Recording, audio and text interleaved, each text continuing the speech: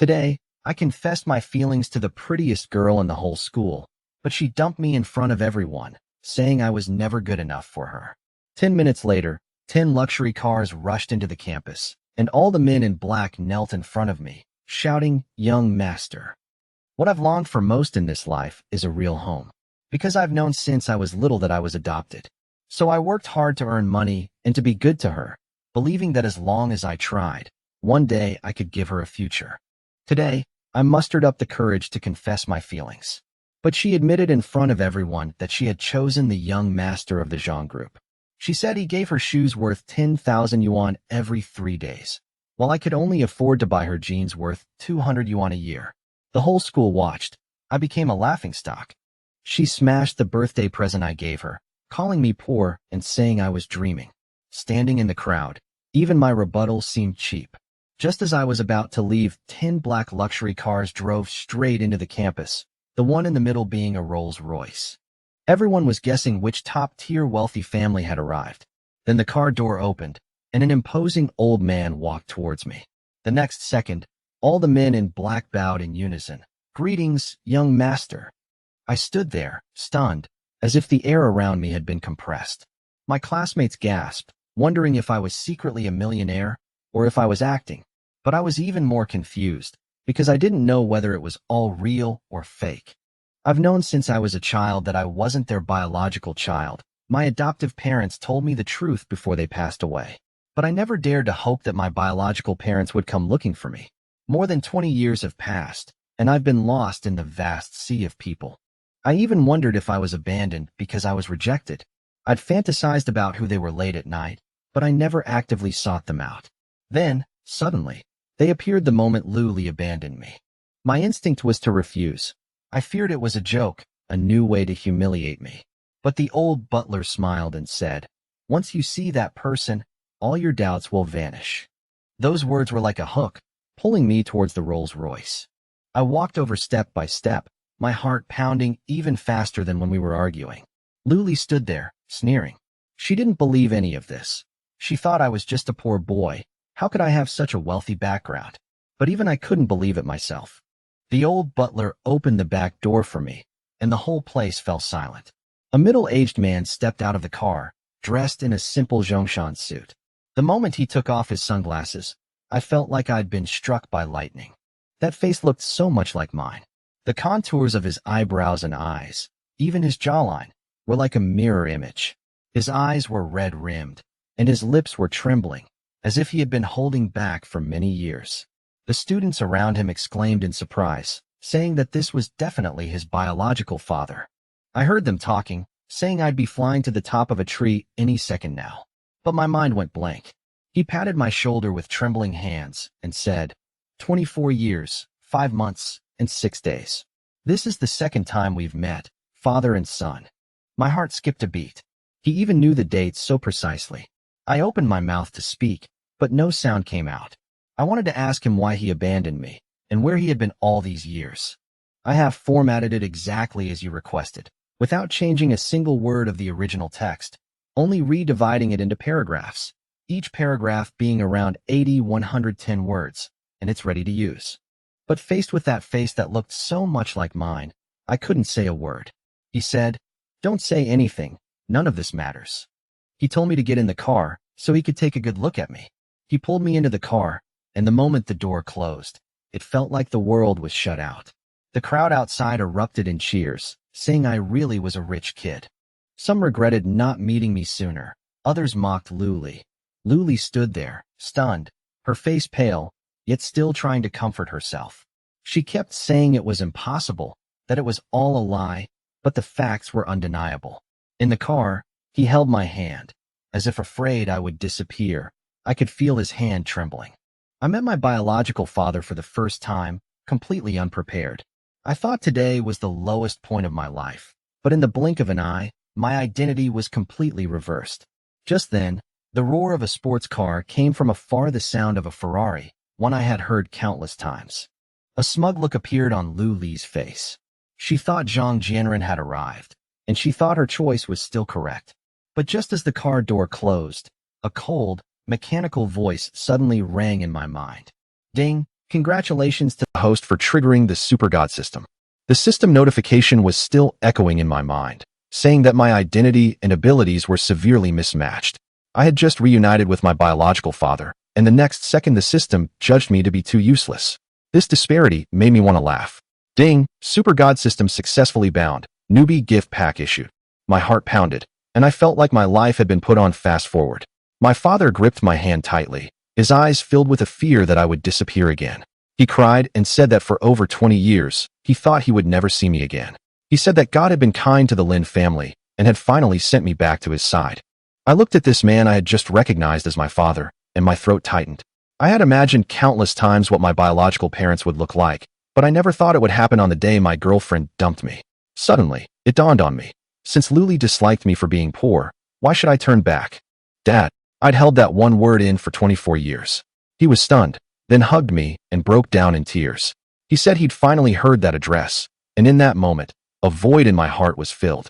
Ding! Newbie gift pack issued. Special Forces Physique, proficient in Wang Shiji's calligraphy, proficient in the Swana. A surge of heat rushed from my dantian to every part of my body. I could clearly feel the power surging within me, instantly filling my previously exhausted body with explosive energy. The moment I clenched my fist, my knuckles cracked slightly. The system explained that as long as I created shock, I would gain shock points. He wanted me to become the center of attention, a male god admired by all. I suddenly realized that the world was about to change. After my father calmed down, he said he would take me home to meet my mother and grandfather. He said that my mother's health had been poor because of my disappearance. Hearing the word mom, my heart skipped a beat. But before I could respond, a piercing voice came from outside the car. Lin Yin, you penniless wretch, come out here. My eyes instantly turned cold. I was already ready to put down, but she was about to kick me while I was down. A cold glint flashed in my father's eyes. He was preparing to intervene personally. I stopped him, saying I would handle it myself. He said that woman was not good enough for me and that I should resolve the matter as soon as possible. He even offered to introduce me to a real heiress from a prestigious family. I nodded, then got out of the car. Luli stood in front of the car, arm in arm with Zhang Jianren. Zhang Jianren had a cigarette dangling from his mouth, looking at me with disdain. She boasted that this was her current boyfriend and told me not to bother him, or I'd end up in the hospital. Zhang Jianren sneered, saying I rented a luxury car to stage a scene to win her back. He said a poor wretch is still a poor wretch. He pressed the Ferrari key, and the roar echoed throughout the campus. The onlookers began to whisper again. Some envied, some scorned, and some mentioned that he had driven a girl to suicide. I listened to these words, but felt strangely calm. The old butler came to my side and asked in a low voice if I needed any help. I asked him a question. Uncle, is my family very rich? He answered without hesitation that our monthly expenses could buy 10 Zhang Group companies. The whole room burst into laughter. Zhang Jianren laughed the loudest, saying I had hired actors to brag. But I looked at his Ferrari and told the butler, call a car that's more expensive. He hesitated for a moment, and I repeated, the more expensive, the better. The command came through the walkie-talkie. 5 minutes later, to everyone's astonishment, an ultra-cool, top-of-the-line sports car slowly drove into the campus. A silver-gray supercar slowly pulled into the dormitory building, its streamlined body gleaming coldly in the sunlight. A deep roar silenced the commotion, its presence overwhelming even the Ferrari. The butterfly doors opened slowly, as if flaunting its innate prestige. A man in black approached me, presenting the keys with both hands, saying, Young master, here's your car. He said his father had ordered it 3 months in advance, just to wait for me to come home. At that moment, a chord deep within me was struck.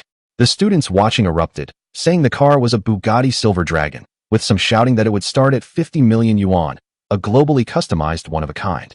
The system frantically alerted me to a surge in shock. I stood in front of the car, experiencing for the first time the feeling of awe in others. Lu Li's face was pale, but she stubbornly refused to admit defeat. She didn't want to admit that the person she had shaken off was stronger than she had imagined. Zhang Jianren's face was grim. He clearly saw that this was no ordinary situation, but in front of everyone, he couldn't back down. Rich kids are most afraid of losing face. Lu Li sneered, saying that the car might be a modified minivan. She said there were Zodi cars online that were modified into Porsches to scam women. Zhang Jianren immediately took the opportunity to criticize me, saying, Stop acting, you poor bastard. He said that I had to work as a food delivery driver for 3 years to afford a 30-square-meter apartment, which wasn't even as big as his bedroom and bathroom. A burst of laughter erupted around me. Suddenly, I felt a little bored. I walked up to his Ferrari, pretending to look at it curiously. Lu Li immediately mocked. Can you afford to pay for it if you break it? I can drive a food delivery truck for at least another 10 years.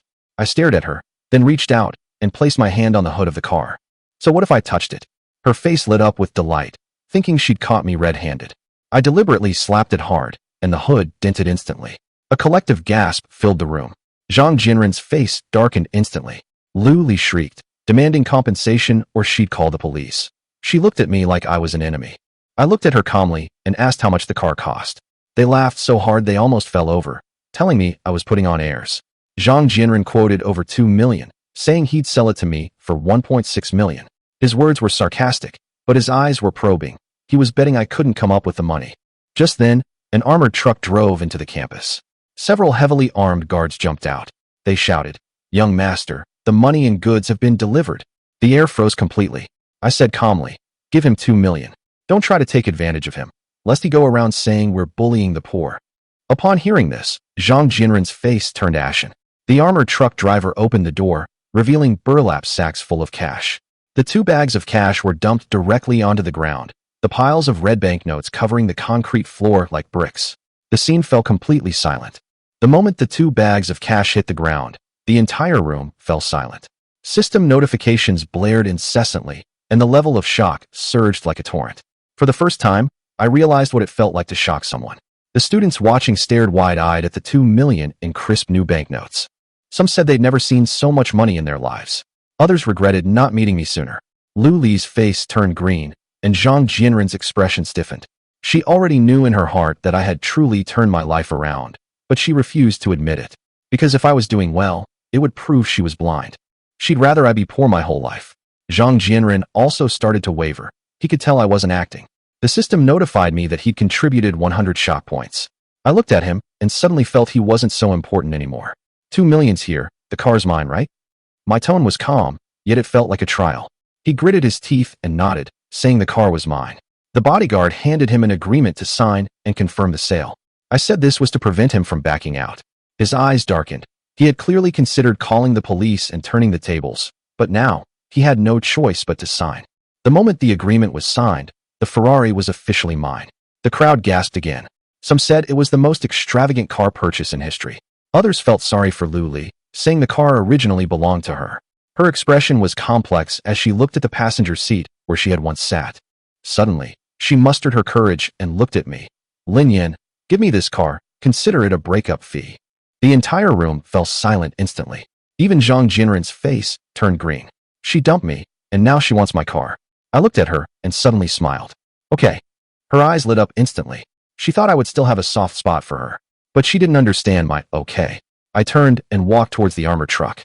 Several bodyguards followed, carrying a giant stone hammer. The air suddenly became oppressive. Her face began to turn pale. Bang! The first hammer blow struck the hood, and the metal instantly crumbled. The sound of breaking parts was clear and piercing. She screamed, as if struck in the heart. She yelled at me, saying I had promised to give it to her. I swung the hammer a second time, smashing the windshield, shards scattering everywhere. I looked at her, my voice icy cold. Give it to you? Are you out of your mind? Or am I crazy? Smash it. Smash it into scrap metal. Your bonus this month is 100,000. The bodyguard swung the hammer wildly, as if he'd been injected with adrenaline. The engine, doors, and rear of the car were all smashed and twisted. The $2 million luxury car was reduced to scrap metal in front of everyone. The crowd went completely mad. Some called me outrageously extravagant. Some said this was what real wealth looked like, and some said I was suppressing too much anger. Lu Li was pale and trembling. She finally realized that I really wasn't going to look back. Zhang Jinren stared intently at me, his eyes filled with complex emotions. The system notifications were flashing wildly. Shock value from the public plus 999. Shock value from Lu Li plus 10. Shock value from Zhang Jinren plus 200. I stared at the pile of scrap metal. This hammer blow wasn't just about smashing the car. It was about shattering the entire past. In front of the whole school, I hammered the Ferrari again and again. Every bang was like a thunderclap. Everyone felt sorry for the car, and the air was filled with gasps of shock. But I knew this wasn't just about smashing the car. It was about smashing the past version of myself that had been trampled underfoot. The moment the hammer fell, my heart was unusually calm, while Lu Li's face gradually paled. She probably never imagined that I, who used to hesitate for ages even to buy her an ice cream, would now smash a luxury car in public. She didn't believe I could turn things around. She was even more afraid that I actually could, because that would make her a laughingstock. She stared at me intently, her eyes filled with resentment, as if she wanted nothing more than to trample me back into the mud. But reality was already laid out before her, and I was determined not to bow my head again today. Zhang Jianren stood to the side, his face grim. He stared at the Ferrari, now smashed to pieces, his fists clenched.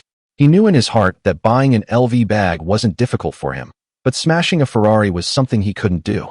I, on the other hand, had done it, and that in itself was a challenge to his status.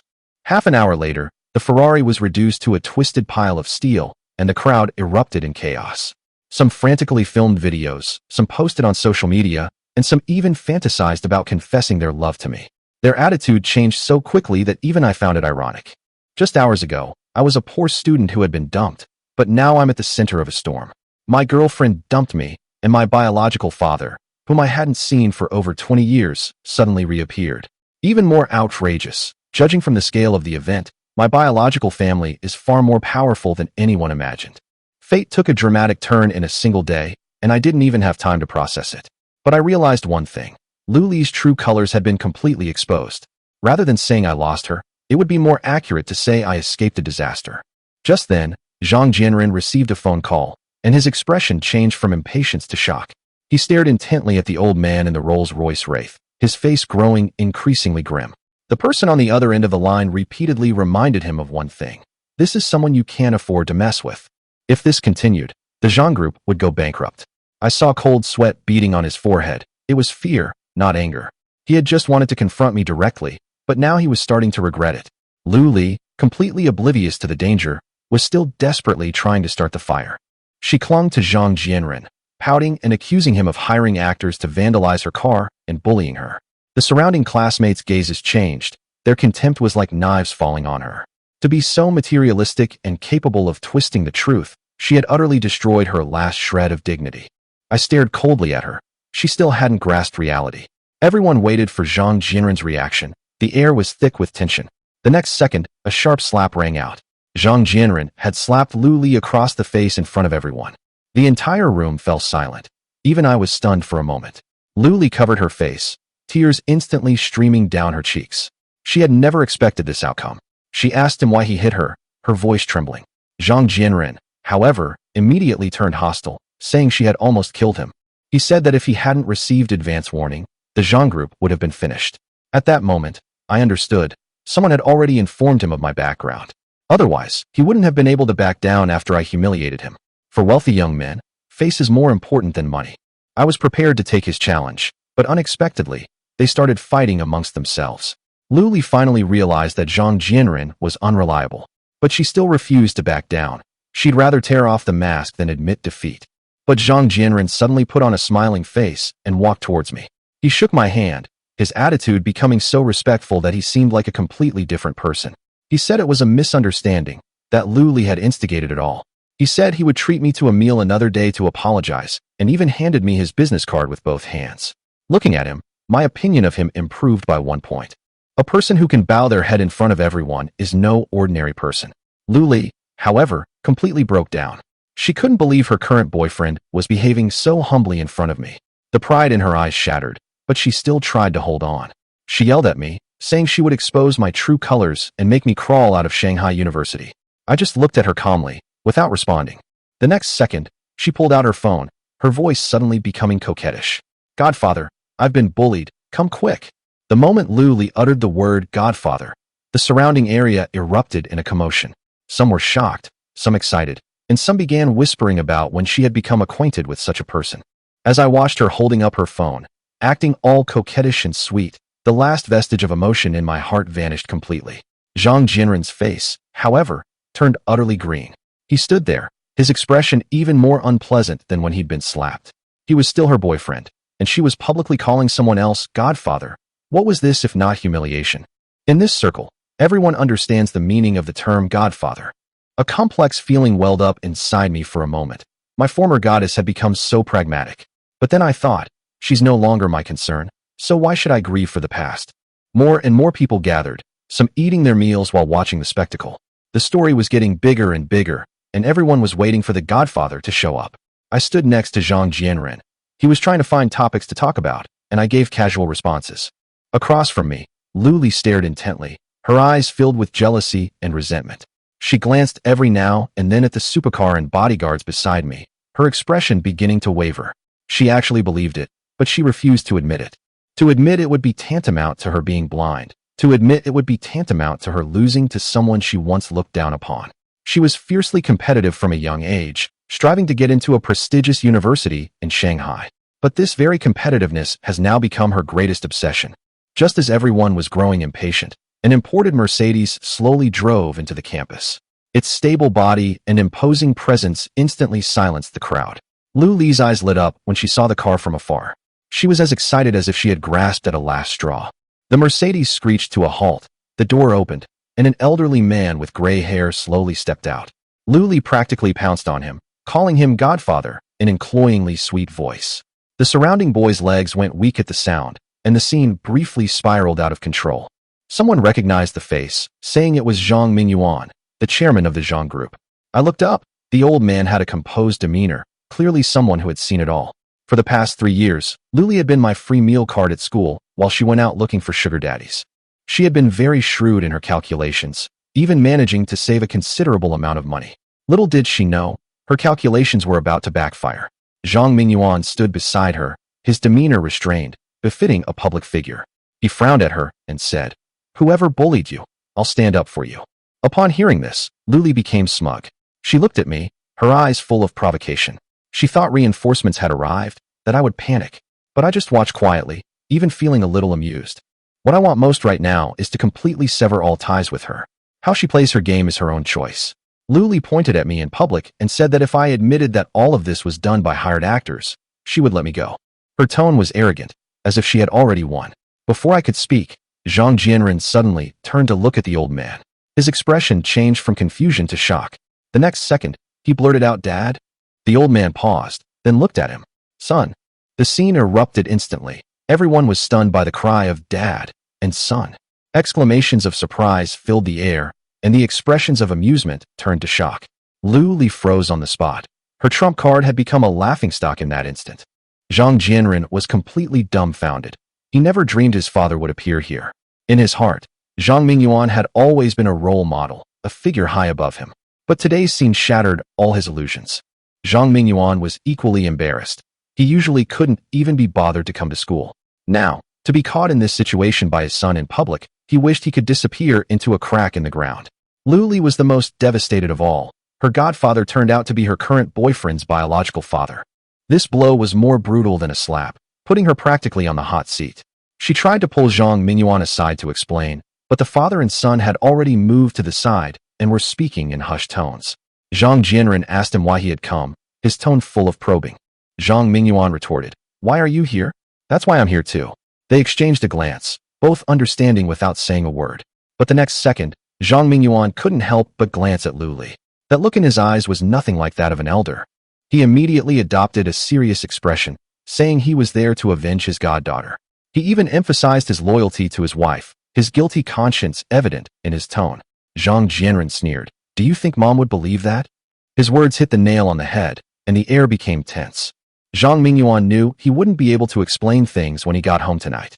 He lowered his voice and stated his terms. "I'll give you 500,000 yuan, just don't tell your mother." Zhang Jianren nodded rapidly, his eyes full of smugness. Father and son reached an agreement, as if nothing had happened. Zhang Mingyuan composed himself and walked back to Lu Li's side. He feigned concern and asked who had bullied her. Lu Li pointed to Zhang Jianren, only to receive a dismissive reply. "That's my son. You know him." Her face paled even more instantly, but she dared not delve any further. She could only turn her anger back on me. She cried, saying that I was harassing her and affecting her studies. Her voice was weak, as if she had suffered a great injustice. Zhang Mingyuan frowned, completely drawn into the emotion. He glanced around at the luxury cars, his gaze finally settling on the Wraith. Even he couldn't afford that kind of car. He was visibly shaken. But to maintain his composure, he still walked up to me. He sized me up, my clothes plain, his eyes filled with disdain. He said a man shouldn't bully a woman, that I was a disgrace. His tone seemed like advice, but it was actually condescending. He tried to pat me on the shoulder, but 2 bodyguards immediately stepped in front of him. He paused for a moment, then smiled, and said the people I hired were quite dedicated. I gestured for the bodyguard to step aside. I wanted to hear him finish. He continued lecturing me, saying that the most important thing for a young person is to make money. With money, you can have any woman you want. He even glanced at Lu Li after saying that. On the surface, he was advising me, but in reality, he was showing off. The meaning was clear. If you don't have money, don't even think about relationships. He was trying to provoke me, so that if I made a move, he would have a reason to punish me. I saw it all clearly. The butler's face turned cold. He had obviously seen through his plan. The old man in the car, however, gently shook his head. He was observing me, to see if I still couldn't let go of this relationship. I laughed. Not a bitter laugh, but a calm one. I looked at Zhang Mingyuan and slowly said, Lu Li's current boyfriend is your son, Zhang Jianren. I was just watching the spectacle, but the next second Zhang Mingyuan's face turned pale, as if the sky had fallen. He turned to look at Zhang Jianren, who nodded, and the scene instantly became utterly absurd. The person he had been mocking for so long turned out to be his own son. Even I found this slap in the face ironic. The onlookers burst into laughter, and the atmosphere exploded. The company CEO tried to put someone down, but ended up getting shut down with just one sentence. That's ruthless, someone quipped in a low voice. His son's girlfriend is his sugar daddy. This plot is more outrageous than any TV drama. Zhang Mingyuan finally looked at Lu Li with a stern face. He wanted to get angry, but seeing her feigning pitifulness, he hesitated. He beckoned Zhang Jianren over, his tone suppressing anger but revealing panic. Zhang Jianren stepped forward, but had no intention of explaining Lu Li's matter. In his eyes, she was merely a pawn to be discarded at any time. The real troublemaker is me. He already knew that the Zhang group couldn't afford to offend me, and he hadn't even had a chance to apologize. He was afraid of my retaliation, because most people who gain power will settle old scores. But he misjudged one thing. I'm not even bothered to get angry right now. I'm just waiting. To my surprise, Zhang Mingyuan still wanted to stand up for Lu Li, which was undoubtedly adding fuel to the fire. Looking at the row of luxury cars, bodyguards, and butlers, he finally realized something was amiss. Who exactly are these people? He whispered to his son. Zhang Jianren gestured for him to look to the side. A pile of scrap metal lay on the ground, his own Ferrari. They bought my car in an armored truck, then smashed it on the spot. The kick to the cash was even more jarring than the smashing of the car. Zhang Mingyuan's expression changed. The money wasn't the problem. It was the sheer force of their actions. He remembered Uncle Zhou's warning. If this wasn't handled properly, the entire Zhang group could be in trouble. At that moment, he finally started to panic. He secretly observed our car and vaguely saw a small flag through the windshield. The driver simply straightened the flag, as if to tell him not to pretend he didn't see it. Beside a white lotus flower, an ancient sword stood silently. His pupils constricted sharply as he finally remembered where he had seen it before. It was the same design on the metal in his father-in-law's study, and his father-in-law was one of the most distinguished generals in the Xia Kingdom.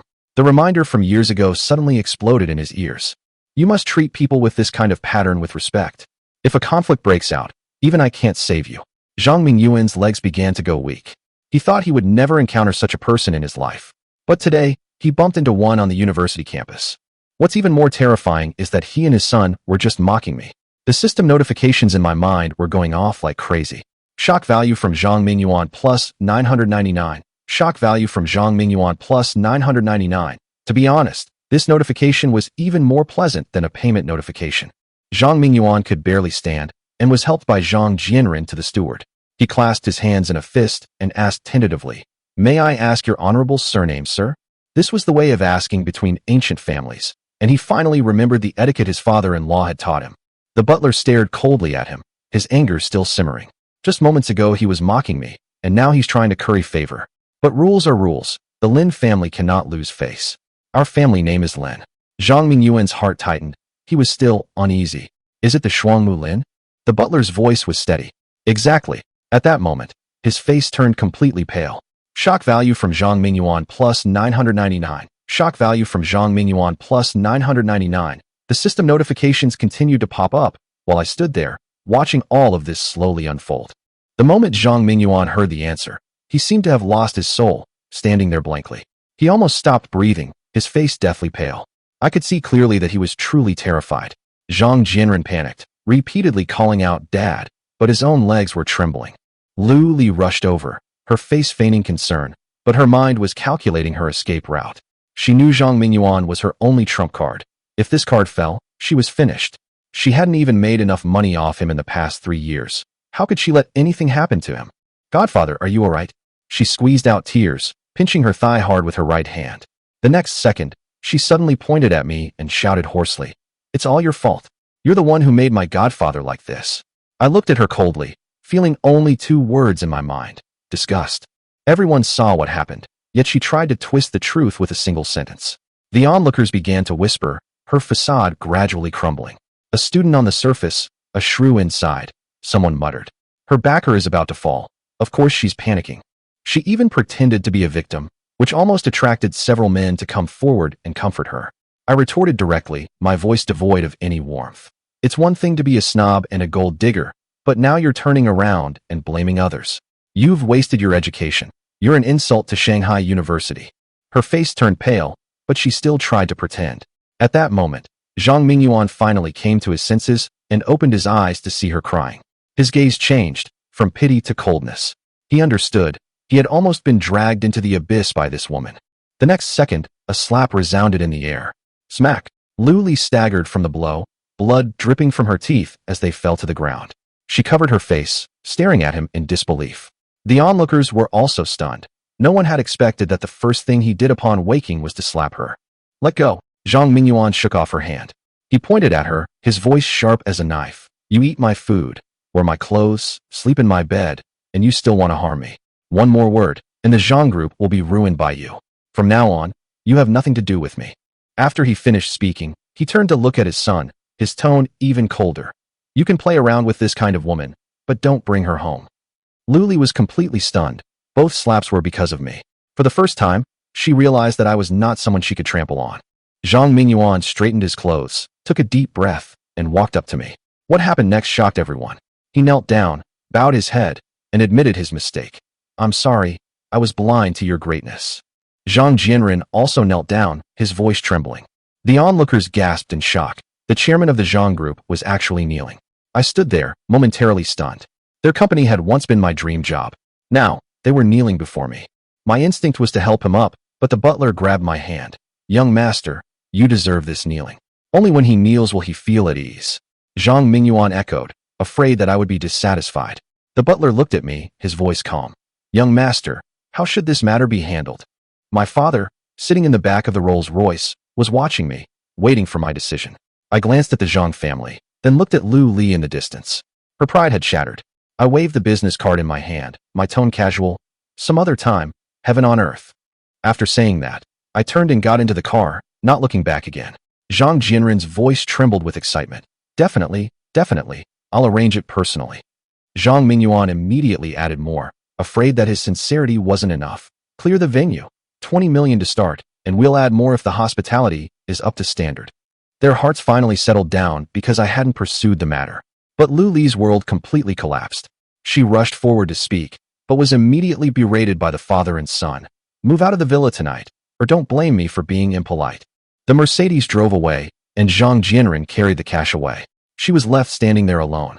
"Lin Yan, I hate you," she screamed hysterically. I sat in the car, completely unmoved.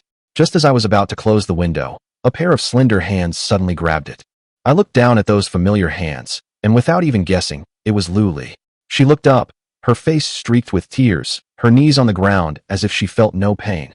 "Lin Yan, listen to me. I know you still love me. Give me another chance, just one more."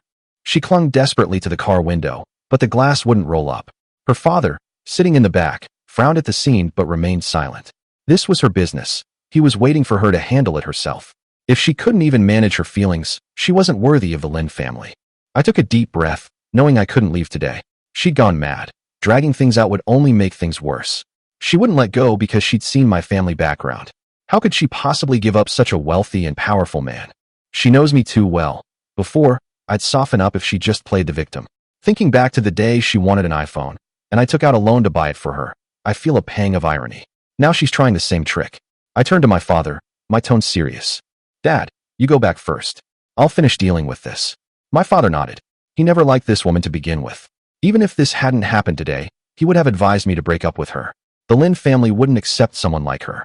The convoy slowly drove away, but I felt uneasy. The sudden appearance of my father, the sudden revelation of my family background, I was actually afraid. The Lin family was so powerful, while I was just a college student delivering food. The gap was like a deep chasm, making me feel insecure. I looked down at Lu Li, who was clinging to my leg, my brow furrowed. "Get up, we're over." She cried even louder, as if trying to wake the entire dormitory building. "We've broken up. Don't you have any self-respect?" She suddenly stood up, wiping away her tears, and said, "I didn't say we broke up, we're still together." A commotion erupted around them. Everyone was stunned. She had left so easily before, but now she said we hadn't broken up. A surge of anger welled up inside me. I kicked her away, my voice as cold as ice. "I didn't want to ruin things, to save face for both of us. But you're clinging to me like this. Do you really think I can't live without you? You can break up with me whenever you want, and get back together whenever you want. What do you take me for?" I pointed at myself, almost yelling. "You've been having an affair behind my back, and you even have someone else as your goddaughter. Those two are father and son. Don't you find that disgusting?" The thought made my stomach churn. I spat, my last bit of patience gone. Zhang Jianren stood to the side, his face embarrassed, but he didn't dare to utter a word. He used to settle everything with money, but now he didn't even dare to interrupt. I raised my hand, wanting to slap her, but she slowly stood up, her eyes suddenly turning strange. "You really don't love me anymore?" She stared at me, her voice low. "Then I'll make a bet. If you win, I'll never bother you again." She paused, a flicker of madness in her eyes. "If you lose." I frowned, watching Lu Li's sudden hardening. What trick was she up to now? If a competition could completely shake her off, I'd be happy to oblige. "I lost. What do you want to do?" I asked her coldly. She cried even harder, but her voice was clenched. "We can't break up." Those words instantly caused an uproar. She had initiated the breakup, and now she wanted to use a competition to tie me back. The onlookers cursed her for being shameless, but I stared into her eyes. What kind of competition? I didn't immediately agree, waiting for her to reveal her hand.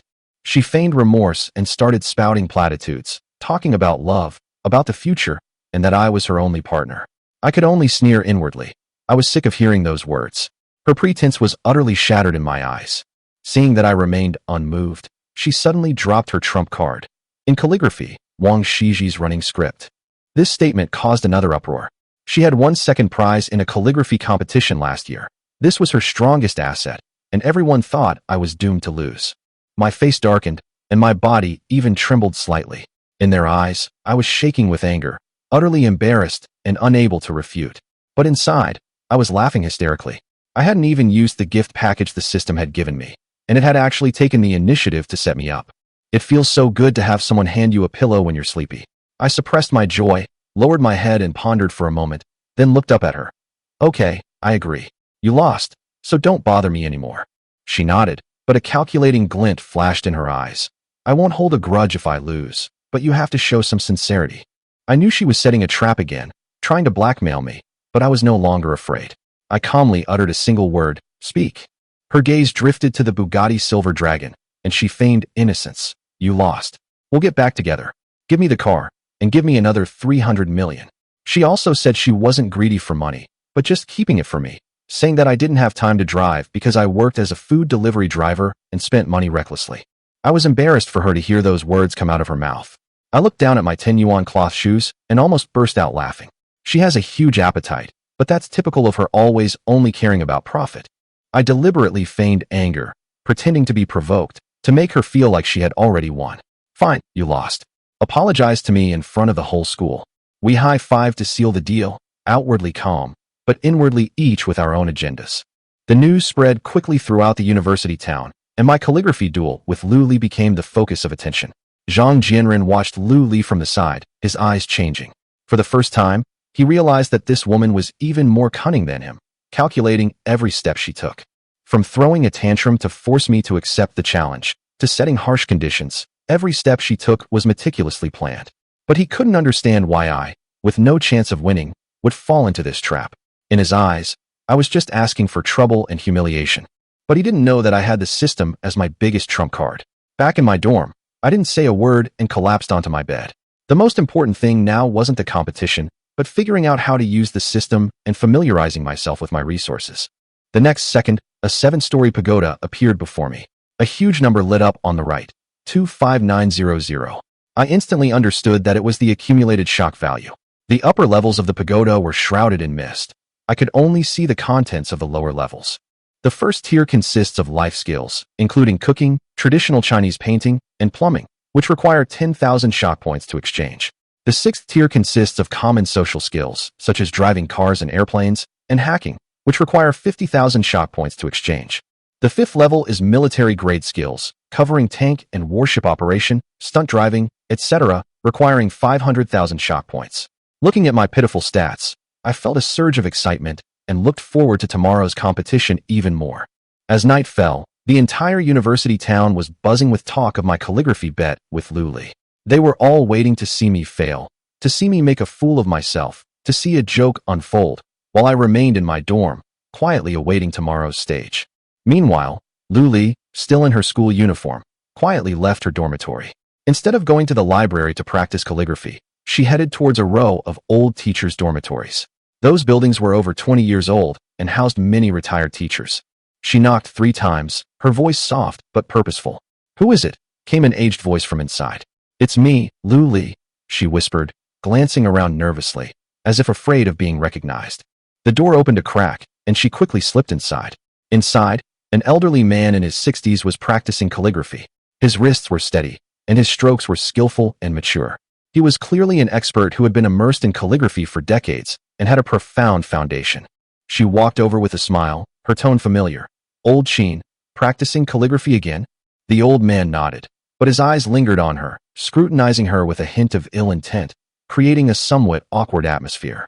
She took off her coat, walked to the desk, and deliberately leaned closer. "I haven't seen you for a few days, and your calligraphy has improved again. Your brushstrokes are becoming more and more elegant." The old man smiled, but his gaze grew increasingly greedy, fixed on her and refusing to look away. She was wearing a V-neck sweater, and the old man's aging eyes almost seemed to pierce through them. "Come on, I'll teach you," the old man said with a smile, his tone clearly probing. She felt a deep sense of disgust, but still forced herself to comply and agree. If it weren't for the bet tomorrow, and her desire to secure a victory by relying on the old man's skills, she wouldn't have bothered coming here at all. She held the calligraphy brush, and the old man pressed himself against her from behind, his hand covering hers, his breath hot against her ear, making her very uncomfortable. Her face flushed, and her body involuntarily went limp, but she forced herself to cooperate despite the discomfort. 10 minutes later, she straightened her clothes, stood up from the bedside, and said respectfully, "I'm counting on you for tomorrow's betting match." As she spoke, she stuffed 100,000 yuan in cash into the blanket. The night was dark, and she dared not linger, leaving quickly for fear of being caught in this shameful scene. She thought her plan was flawless, but little did she know, everything was under my control. The next day, the sky was clear, and the arena was set up in the school's small square. 2 desks were placed opposite each other, complete with writing brushes, ink, paper, and ink stones, resembling a battlefield about to begin, creating a tense atmosphere. More and more people gathered, forming layers upon layers, and even the dormitory buildings started selling spectator seats. Each seat cost 100 yuan, and the boys were scrambling for them like madmen, all eager to witness this seemingly one-sided contest. They claimed they were there to appreciate calligraphy, but each had their own agenda. Some wanted to see me embarrass myself, some wanted to curry favor with Lu Li, and others were simply there for the spectacle. At that moment, Lu Li slowly walked onto the stage, exuding an aura of authority. She changed into a light blue Chong Sam, which perfectly accentuated her figure, exuding a gentle and refined air. Her long black hair cascaded over her shoulders, and her makeup was exquisite, as if she had already celebrated her victory. Many people were stunned by her appearance, forgetting her tantrum the day before. "She's so confident today, you can tell she's got it all figured out," someone whispered, their tone tinged with admiration. "After all, it's a second-place prize in the calligraphy competition. Lin Yan definitely can't beat her. This bet is a foregone conclusion. Lin Yan's going to lose this time." More people sighed. They thought I couldn't do calligraphy, let alone running script. But they didn't know I was prepared. I stepped onto the stage and glanced at her. Her exquisite attire made it even clearer that she was well prepared for this duel and determined to win. "When does it start?" I asked calmly, wanting only to end this farce quickly and get rid of her completely. She spoke softly, her voice as gentle as a docile kitten, but her eyes held a calculating glint. "Every bet needs a referee. Look, here she comes." The crowd parted automatically, and an elderly figure slowly approached. "Elder Qin," someone exclaimed. Elder Qin was the former president of the Shanghai University Calligraphy Association, a figure of immense fame and prestige in the calligraphy world. People were whispering that Lu Li and Old Qin had a close relationship and were seeing each other frequently in private. I instantly understood that she had secretly left the dormitory last night to see Old Sheen. The referee was her man. She was determined to win this round. Old Sheen walked to the center of the arena and sat down, a kind smile on his face. He slowly said, "This competition will be fair, just, and open, and will not favor any side." He spoke in a grand and righteous manner, but no one dared to question him. After all, his status was undeniable. There are no absolute standards in calligraphy. Laymen can only watch the spectacle, unable to discern the true essence. The real winner, in fact, lies in a single sentence from Master Sheen. Whoever he declares the winner is the victor. I stared at Lu Li across from me. Her eyes were filled with undisguised confidence. She thought that as long as she got rid of the referee, she could lock me down and make me lose without a doubt. But little did she know that I already had my trump card. 10 minutes later, the small square was packed with onlookers, 3 or 4 layers deep. Even the walls were full of people, all waiting to see this seemingly one-sided bet. Just as Old Sheen was about to announce the start of the match, a voice rang out from behind the crowd. "Old Sheen, you actually kept the calligraphy competition a secret and didn't even tell us. That's not like you." The voice was old but confident, instantly attracting everyone's attention, and the noisy square gradually quieted down. Following the sound, everyone looked and saw 4 white-haired elderly men walking into the square with vigorous postures and extraordinary bearing. Those who could address Old Sheen by his name and make him appear reserved were certainly no ordinary people. Upon seeing the 4 people, Old Sheen immediately stood up, his kind smile turning somewhat restrained, and his tone unconsciously lowered. "What brings you esteemed guests? You are truly rare guests. Please have a seat." His reaction caused an uproar among the students present. Leading the group was Chairman Zhao, president of the Xiagua Calligraphy Association, considered the foremost master of running script, and a highly influential figure in the national calligraphy world. The other 3 were also core members of the association, possessing profound calligraphic skills and far surpassing those of Elder Sheen. What was originally just a school duel instantly escalated into a grand affair with the arrival of 4 elders. I stood on the stage, a slight smile playing on my lips. Everything was going according to plan. Lu Li's face tightened instantly, her eyes filled with panic. What she feared most was that the situation would spiral out of control and ruin her plans. Old Sheen gave her a reassuring look, and she managed to calm down, forcing herself to appear composed. Chairman Zhao walked to the head of the judges' table and sat down. With a wave of his hand, he said decisively, "The competition topic is set as preface to the poems composed at the Orchid Pavilion. The competition will be conducted using a 5-judges voting system. The judge with the most votes will win. The entire process will be open and transparent, and there will be absolutely no favoritism." The students applauded, feeling that this was a fair rule, and they no longer had to worry about Old Sheen favoring Lu Li. An incense burner was placed in the center of the arena, and a stick of incense slowly burned. The rules stipulated that the writing must be completed before the incense burned out, otherwise the student would lose. Lu Li was the first to pick up her pen. She gently tossed her long hair, her posture elegant, every movement deliberately crafting a gentle and graceful demeanor. Her brushstrokes were fluid and skillful, as if she had rehearsed countless times, displaying complete confidence.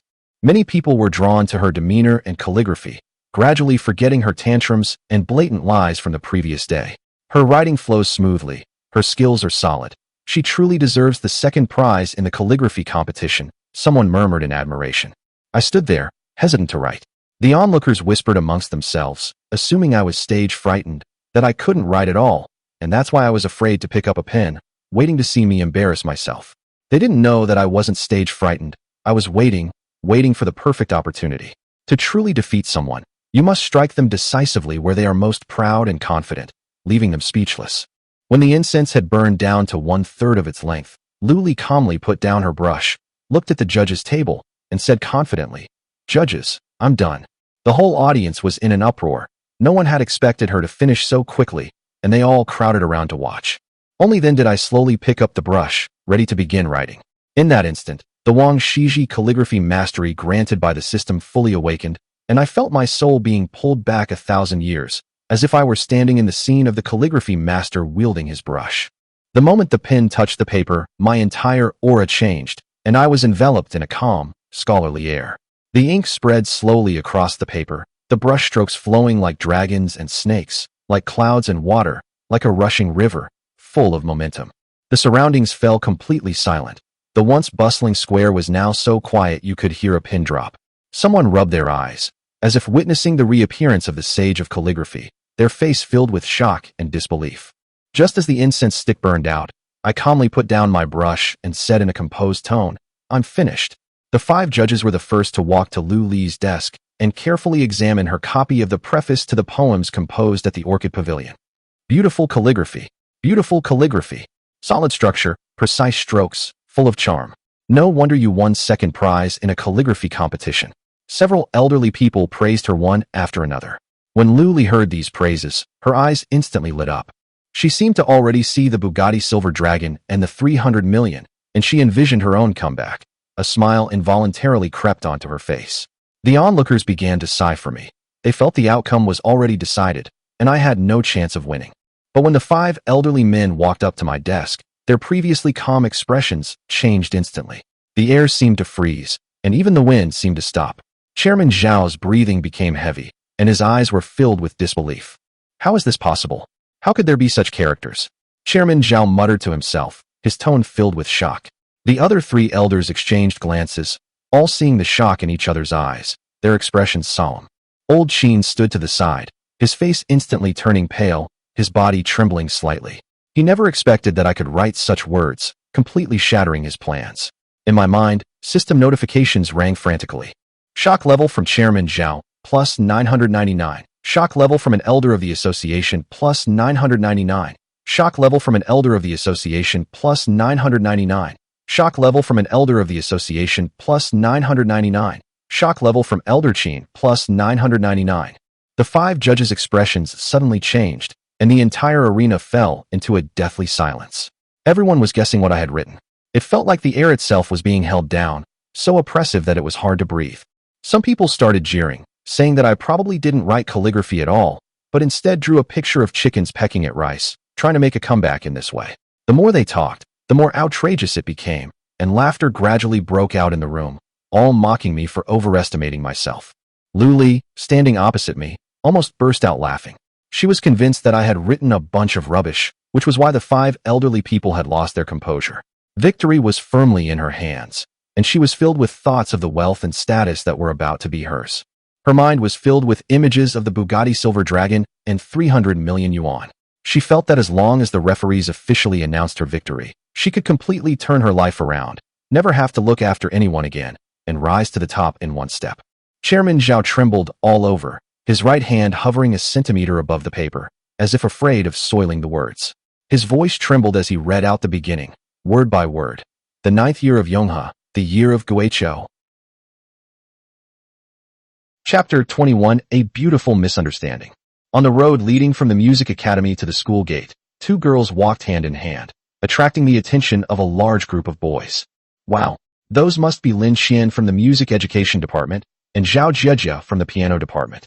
Yes, it's quite a sight to see the 2 most beautiful girls from the department walking together. Sigh, I just wonder which pig will benefit from this. I heard that Wang Lu is planning to confess his feelings to Lin Xian today. Yes, I heard that too. It's around 8 p.m. The 2 listened to the conversations of passers-by, exchanged a smile, and said nothing. They've gotten used to hearing these kinds of comments. Their ears are practically calloused from them. Qianqian, Wang Lu wants to confess his feelings to you. What are your thoughts? At this moment, Zhao Jiejia spoke up and asked. Lin Xian kept glancing towards the school gate, trying to find Lin Yan. I have no feelings for him, and I don't like him. I just want to graduate peacefully, then go home and become a music teacher, teaching music to children. Hearing this, Zhao Jiejia didn't say anything. That's true. Wang Lu seems to be a rich second generation. His family has been involved in music for 3 generations. I heard he's already had several girlfriends. It's good that you think that way.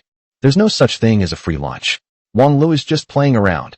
As Lin Xian's best friend, she was relieved to see Lin Xian think this way. After all, nowadays all the girls are throwing themselves into Wang Li's arms, hoping to rise to the top in one step. However, without exception, they broke up in less than a month. A moment later, the 2 arrived at the school gate. Look, my brother's over there. Lin Xian shouted happily and pulled Zhao Jiejia along as they jogged over. At this moment, Zhao Jiejia glanced at Lin Yan's back and instantly felt that his face was familiar, but she just couldn't remember where she had seen him before. Upon hearing the familiar voice beside him, Lin Yan immediately broke into a familiar smile. He turned to look at his sister with a smile, but the person next to her made him tense up again. It's you? So it was you. The two looked at each other in disbelief. After Zhao Jieji finished speaking, she was about to pick up her bag and throw it at Lin Yan. At this moment, Lin Yan wasn't stupid. He immediately hid behind his sister. Pervert, what are you doing here? Why are you asking me this? Is this road your property? You're here, so why can't I be here? You. Fine, I'll beat you to death today. After saying that, the two of them immediately surrounded Lin Xian and started fighting. In an instant, people from all over the school gate gathered around. Wow, I never knew our department's most beautiful girl had this ability. Yeah, I never would have guessed. I always thought she was gentle and virtuous, but now it seems she has a violent streak hidden inside. Who is that man? Although he's only slightly less handsome than me, he's managed to get together with Zhao Jieji. Lin Xian was stunned. She couldn't understand how her brother could know her best friend. Most importantly, judging from the scene, the two seemed to be enemies. All right. Then, Lin Xian let out a loud shout. Stop it, all of you. Seeing that Lin Xian was a little angry, the two stopped and looked at each other with disapproval. Can you tell me why all this is happening? Logically speaking, you two shouldn't know each other. Just as Lin Yan was about to speak, Lin Xian pulled Zhao Jieji aside. You go first. Lin Yan looked at his sister speechlessly. He never expected that once she had a best friend, she would abandon her older brother. For a full 10 minutes, Zhao Jieji recounted the entire process 3 times over. Lin Xian looked at her brother with a strange expression. Based on her understanding of him, he shouldn't be that kind of person. Qian, you have to believe me. I really didn't lie to you. Zhao Jieji said from the side, and after speaking, she did not forget to glare fiercely at Lin Yan. Lin Xian grabbed Lin Yan's hand and walked to the side, looking at Lin Yan. Tell me what's going on. Don't you have a girlfriend?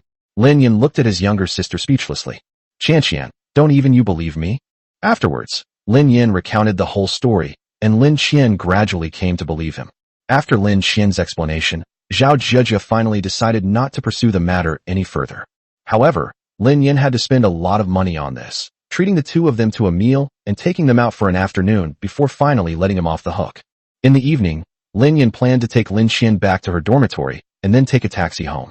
When I arrived at the school gate, I saw many people rushing towards the girls' dormitory. Look quickly. The saxophone prince, Wang Lu, is about to confess his love to Lin Xian.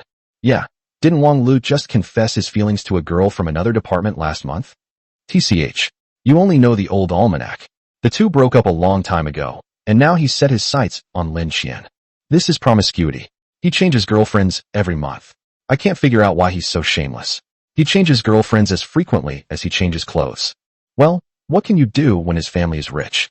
Besides, he won first prize in last year's year-end saxophone competition. He's talented. Every girl would like him. Lin Yan watched everything quietly. At this moment, Lin Xian took Lin Yan's hand and whispered, "Why don't you go back first, brother? I can handle this." "Yes, Lin Yan, why don't you go back first? With me here, Qian won't be bullied." Although Zhao Jieji hasn't gotten over what happened on the bus yet. However, his attitude towards Lin Xian never changed. He always acted like a big sister.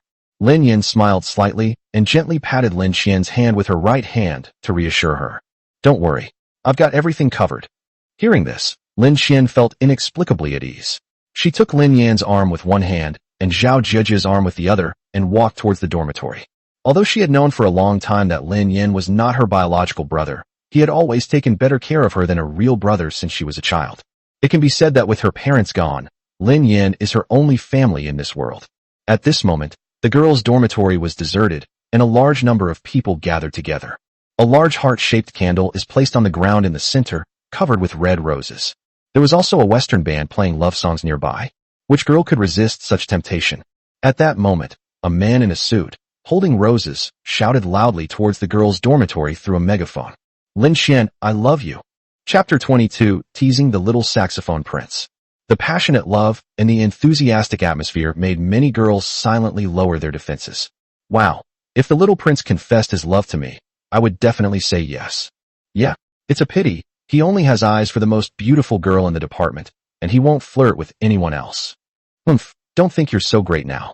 Have you all forgotten that the most beautiful girl in the department got pregnant last month? Didn't he just say he wanted to break up with her? Yes, this kind of scum is absolutely disgusting. Lin Yan frowned as she listened to the discussions around her, and looked at the man holding flowers in the crowd. She felt that he was a second Zhang Jianren. No, this guy is even more arrogant than Zhang Jianren. Elder brother. At this moment, Lin Xian stood beside Lin Yan, nervously watching him. It would be a lie to say she wasn't afraid. Judging from the scale of the crowd, it was clear that Wang Lu had brought a large number of people. Lin Yan smiled slightly and comforted Lin Xian. Stay here and don't move. Wait for me to call you when you come out. Afterwards, Lin Yan straightened his clothes and squeezed into the crowd. Lin Xian, you have to believe me. I will definitely treat you well. Lin Xian, please come down. Forrest. Just as Wang Lu was about to shout again, a tall figure blocked his way and snatched the megaphone from his hand. A cold glint flashed in Wang Li's eyes as he frowned and looked at the newcomer. At the Shanghai Conservatory of Music, no one dared to pluck Wang Li's beard. This person was clearly not from the conservatory. Who are you? You don't look like you're from our college. Lin Yan looked at Wang Lu with great interest. He was damn handsome, and it was no wonder he kept succeeding. Moreover, he came from a musical family. He was extraordinary. Seeing that Lin Yan didn't speak, Wang Lu prepared to grab the loudspeaker back. Wait a minute, do you like Lin Xian? Upon hearing Lin Yan's question, Wang Lu paused for a moment before giving an abrupt answer. So what if it is? And if it isn't, it doesn't really matter. Lin Yan nodded and smiled slightly. Yes, that's good. 10,000 yuan, I'll pay it for you. Wang Lu was stunned. Who is this person? How dare they say such a thing? Could it be that he is very familiar with Lin Xian? That shouldn't be the case. I haven't heard of Lin Xian knowing any boys in over a year. I only heard that she has an older brother who works as a food delivery driver and always wears a yellow jacket when he comes. The guy in front of me shouldn't be Lin Xian's brother. However, Wang Lu thought for a moment and decided that 10,000 was fine, since he had been calling for so long without any response. If he could really get Lin Xian to come down, what harm would it do to give him 10,000? Okay, 10,000 is fine, but you have to promise to get Lin Xian down. If you don't yell it down, I won't let you off the hook. After saying that, he gestured to the people next to him, indicating that if Lin Yan wanted to cheat him out of money, he wouldn't believe him unless he beat him half to death. Okay, transfer the money. Lin Yan smiled and showed his WeChat payment QR code. Without hesitation, Wang Lu transferred 10,000 yuan directly. Lin Yan was overjoyed when he heard that 10,000 yuan had been deposited into his account. Haha, I earned 10,000 yuan just by saying a few words. How could I not be excited? Can we begin now? Wang Lu urged. What's the rush? Let me think for a minute. At this moment, the surrounding classmates were all curious about who this guy was. Who is this person? I've never met him before. Could he be from outside the school? Very likely, but he's quite handsome. It would be great if I could get his WeChat. Oh dear, you silly girl, you're in heat again. You get all alluring just by looking at a man. It's because there are so few boys in our college. I'm planning to go check out Jiangnan University next door another day. I heard they have a lot of boys. A minute later, seeing that the time was almost up, Lin Yan coughed twice and picked up the megaphone to talk to the girls' dormitory. Lin Xian, get down here. Wang Lu was tidying his suit, but after waiting for a long time, there was still no word from him. That's it. It's gone. Lin Yan answered very seriously. Wang Lu was furious. 5 words for 10,000 yuan. That is, 2,000 yuan per word. This is truly a word worth 1,000 pieces of gold. The money was spent, but no one saw it. Where are they? You said you could call her down. Wang Lu was about to grab Lin Yan's collar, but he was shorter than Lin Yan. He gestured with his right hand in front of Lin Yan for a long time, but did not make a move. I'm telling you, if you mess with me, you won't be leaving the academy tonight. Wang Lu took a step back and pointed his right hand menacingly at Lin Yan. At that moment, someone was heard saying something. Look, Lin Xian really came down. Wow, that really is Lin Xian, dressed in a white dress. She looks like a pure white lotus. Oh no, Lin Xian is coming down. How are we going to get away? You know, Wang Lu has been eyeing her for a long time.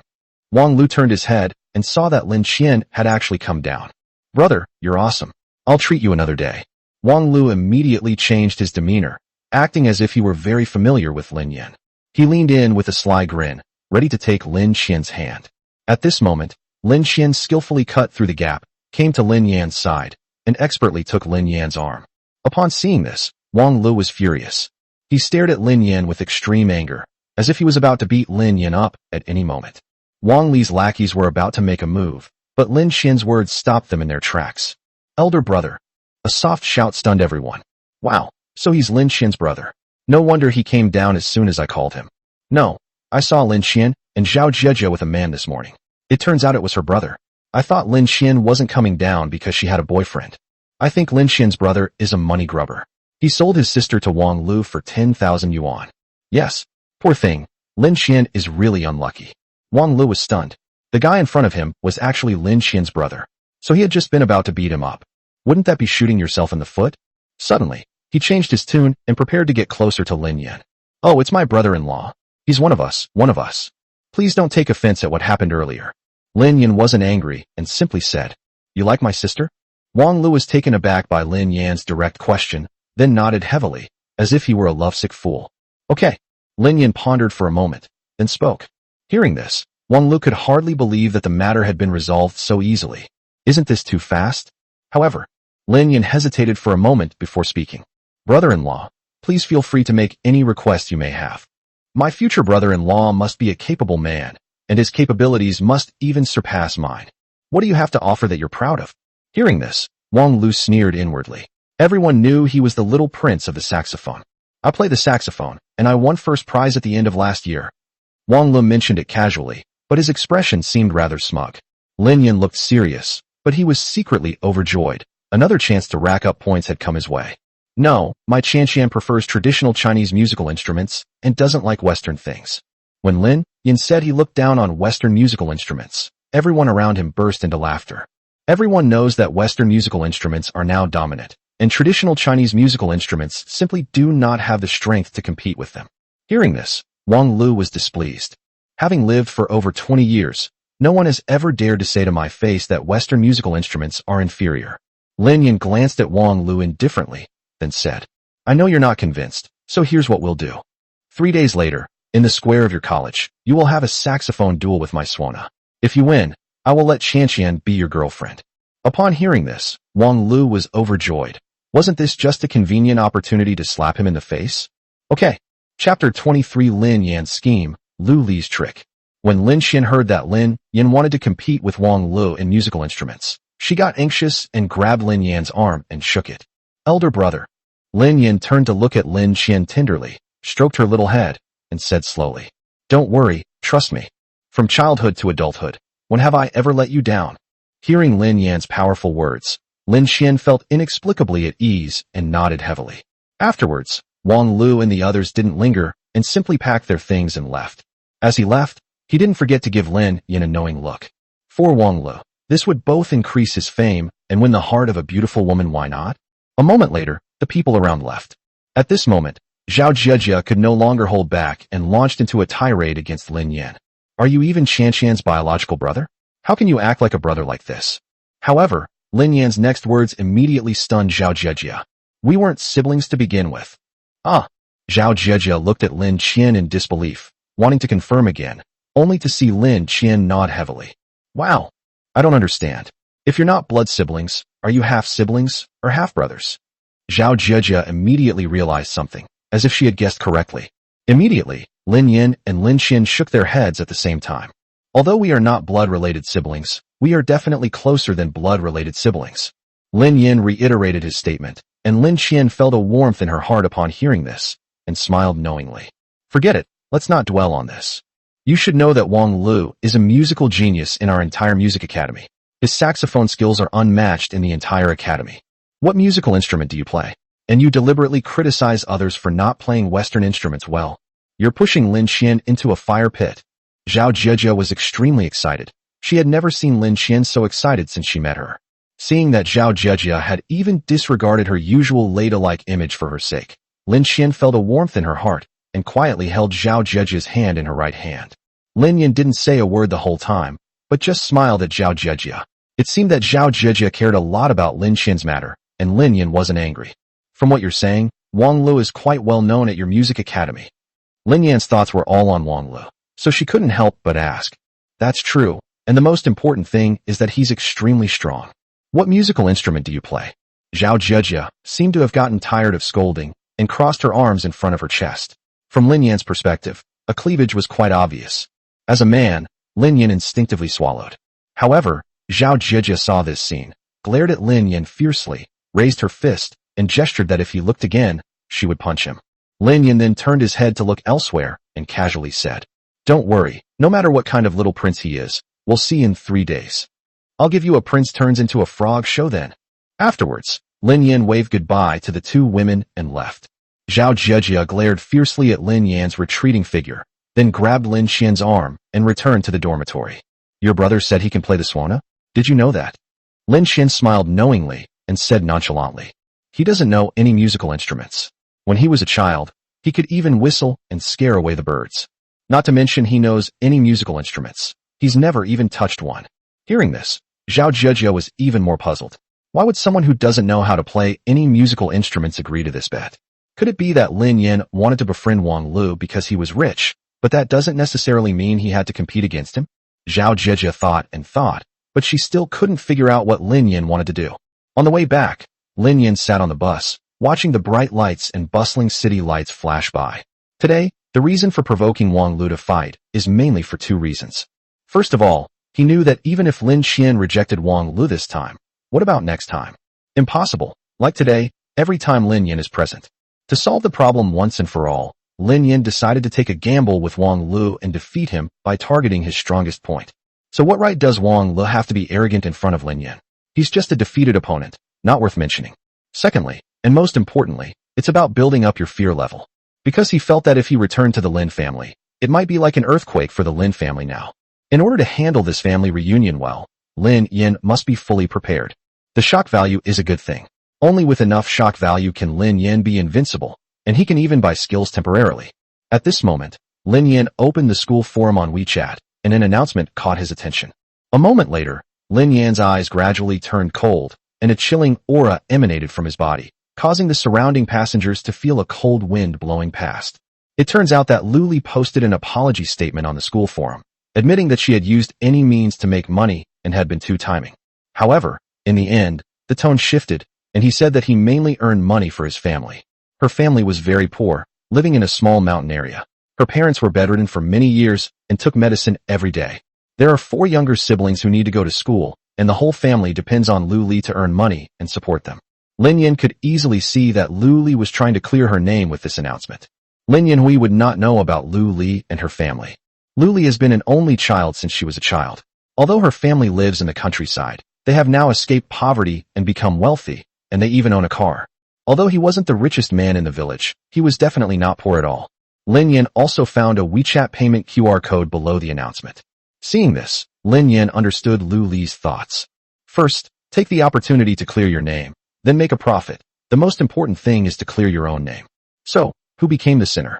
Naturally, it was Lin Yin. In other words, Lin Yin, who originally did nothing wrong, is now seen as a cold-blooded ex-boyfriend. Clearly, Lu Li's move was quite sophisticated. At this moment, the forum exploded. Damn, Lu Li's situation was understandable, but Lin Yin is a real scoundrel. That's right, I could tell just by looking at Lin Yin. He looks decent enough, but he's really not that good looking. Don't let me see Lin Yin again.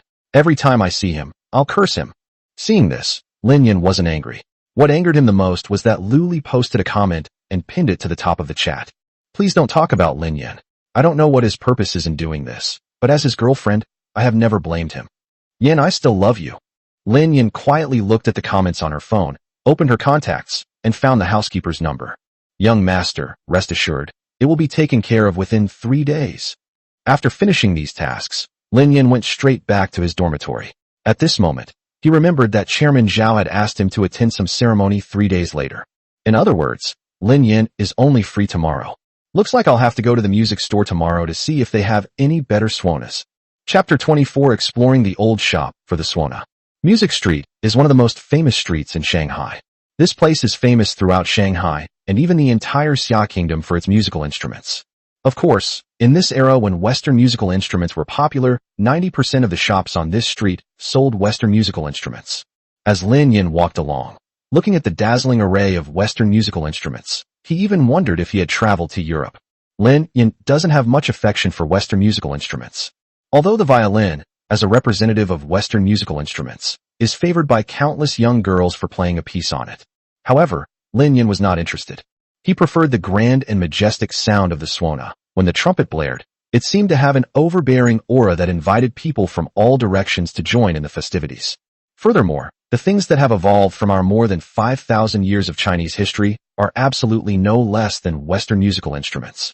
Lin Yin slowly walked from the street into the music district, becoming more and more alarmed and terrified with each step. Because most of the instruments here are Western, and there is very little trace of classical Chinese instruments. Are Chinese musical instruments really so insignificant? Could it be that the musical instruments invented by our ancestors over countless years have simply been abandoned by later generations? Does this mean that classical Chinese musical instruments truly have no future? At this moment, Lin Yin felt deeply heartbroken, and at the same time, he secretly vowed to make Chinese musical instruments stand proudly at the top of the world's musical instruments once again. Half an hour later, Lin Yin had given up the idea of buying the suona.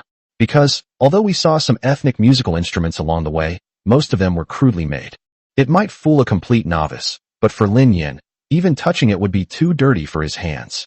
Just as Lin Yin was about to leave, his right eye caught sight of a small alleyway with what appeared to be an old musical instrument shop. Manhwa Musical Instruments. Lin Yin looked at the shop's name. Its sign was hanging vertically on the right side of the door, while a suona, a traditional Chinese wind instrument, hung above the door on the left. Upon seeing this, Lin Yin stopped and slowly walked into the shop. He felt that there must be something he liked in this shop. As soon as Lin Yin entered the shop, he felt an ancient aura wash over him. The shop was filled with all kinds of musical instruments, which dazzled Lin Yin, making him happier and happier as he looked at them. All the musical instruments here are classical Chinese instruments, including the eru, guzheng, large gong, and shao, among others. At this moment, an elderly man slowly walked out of the room. He slightly raised his eyelids, and after seeing Lin Yan's appearance clearly, a glint flashed in his eyes. It's worth noting that very few young people play Chinese musical instruments these days, let alone come to a shop like this. Young man, what would you like to buy? The old man in the gray robe sounded like he was about to die, and Lin Yin couldn't help but worry about whether he could finish the deal. Lin Yin looked around at the dazzling array of musical instruments and said earnestly to the old man, I need a suona. Suona? The old man in the gray robe muttered to himself, asking the question casually. You can play the suona? Upon hearing the gray-robed old man's question, Lin Yin smiled slightly and answered modestly. A tiny bit. A little bit? Oh, the old man in the gray robe sighed deeply, thinking he had met someone who was proficient in playing the suona, but it turned out he was just a suona enthusiast. However, upon thinking of this, the old man in the gray robe smiled self-deprecatingly, realizing that judging from this person's age, it was impossible for him to be proficient in playing the suona. Okay, I'll get you one. Then, the old man in the gray robe slowly walked to the counter, picked up a suona, a traditional Chinese wind instrument, at random, and handed it to Lin Yin. Here you go, 2,000. Lin Yin frowned as he looked at the suona that the old man in the gray robe handed him. He had originally thought that this shop would give him a surprise. But, unexpectedly, it was also a roadside stall. Lin Yin glanced at it, but didn't take it, and prepared to turn and leave. At this moment, the old man in the gray robe looked at Lin Yin with a puzzled expression. This, the suona, you don't want it.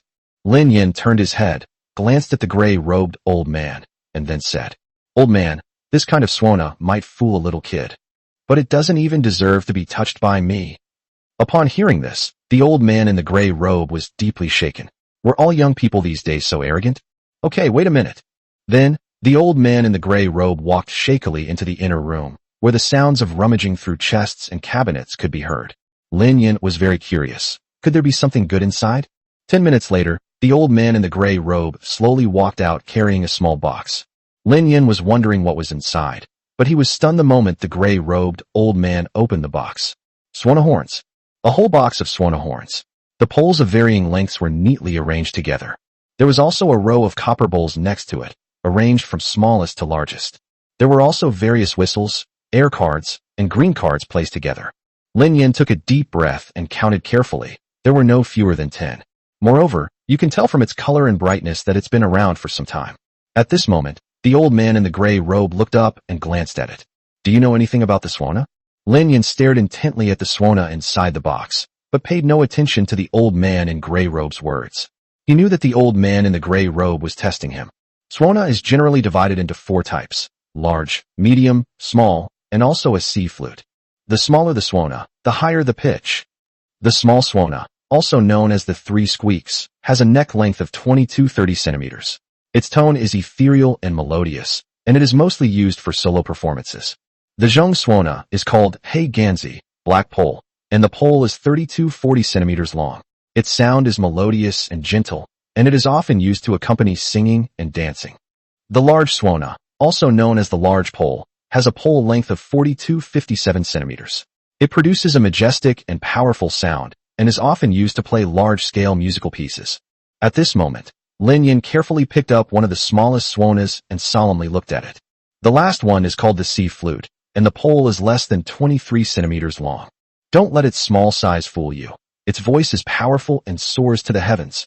The old man in the gray robe stared blankly at Lin Yin, never expecting that this young man knew so much about the suona. For so many years, no one has understood the suona like this. I originally thought it would accompany me to my coffin and be buried underground forever. The old man in the gray robe looked down with deep affection in his two old eyes and gently stroked the rows of suonas inside the box with his wrinkled old hands. Lin Yin felt a pang of sadness upon seeing the old man's appearance. He reached out and firmly grasped the old man's aged hand, saying earnestly, "Old man, believe me, the suona will not be buried in the dust of history.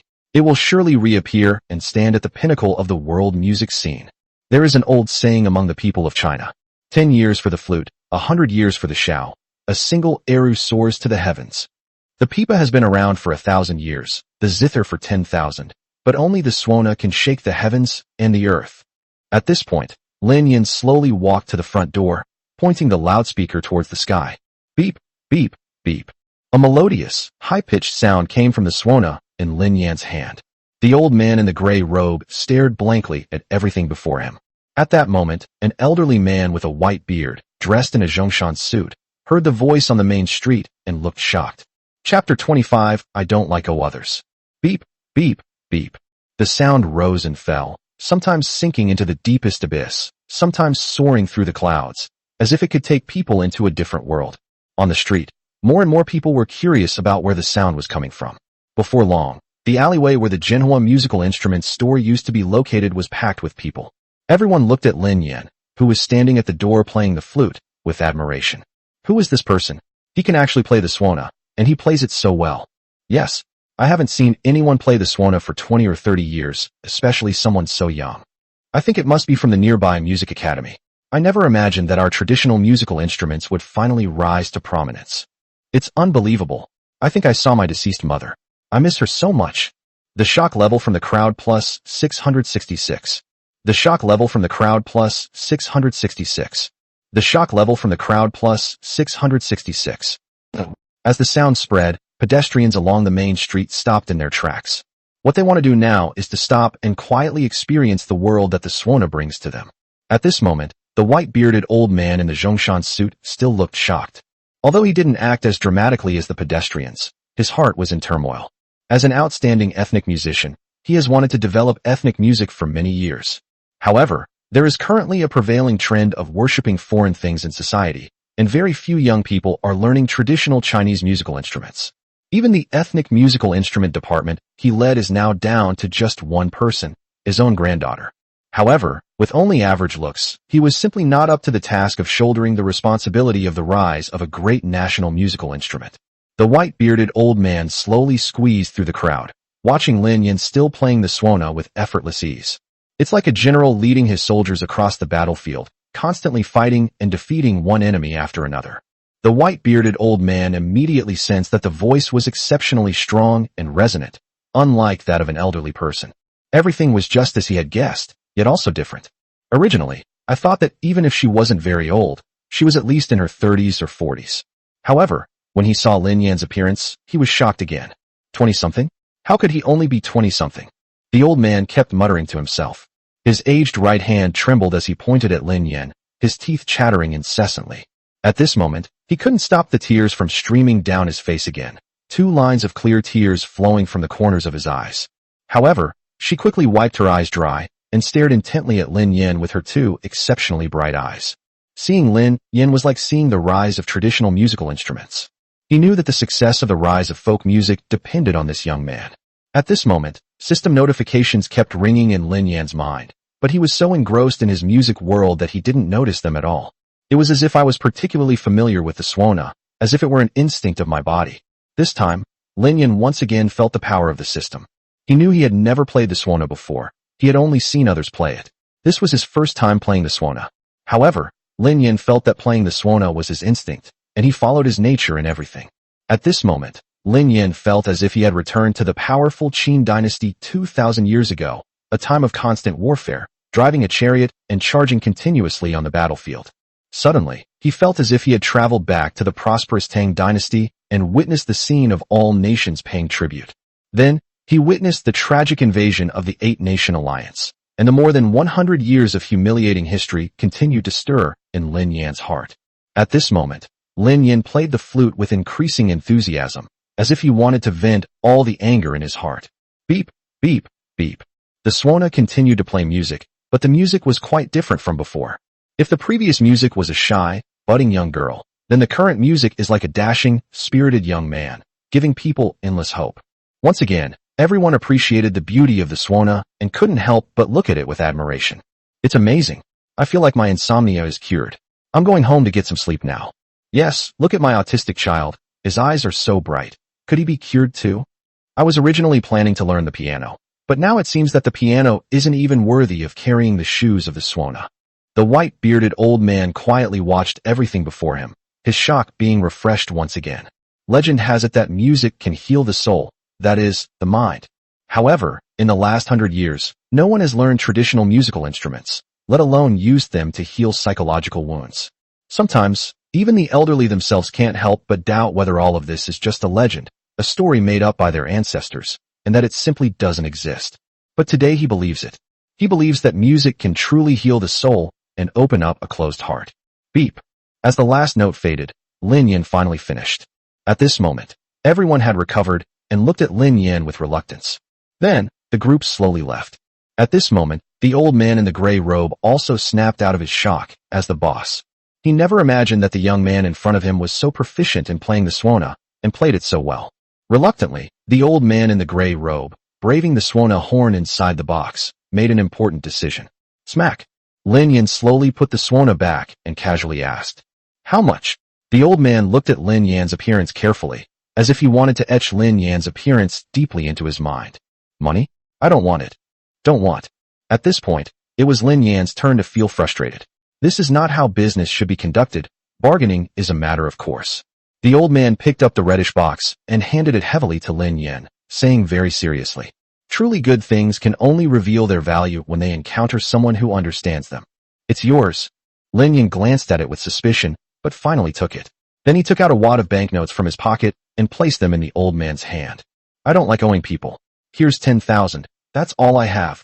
Then, Lin Yan turned around and left.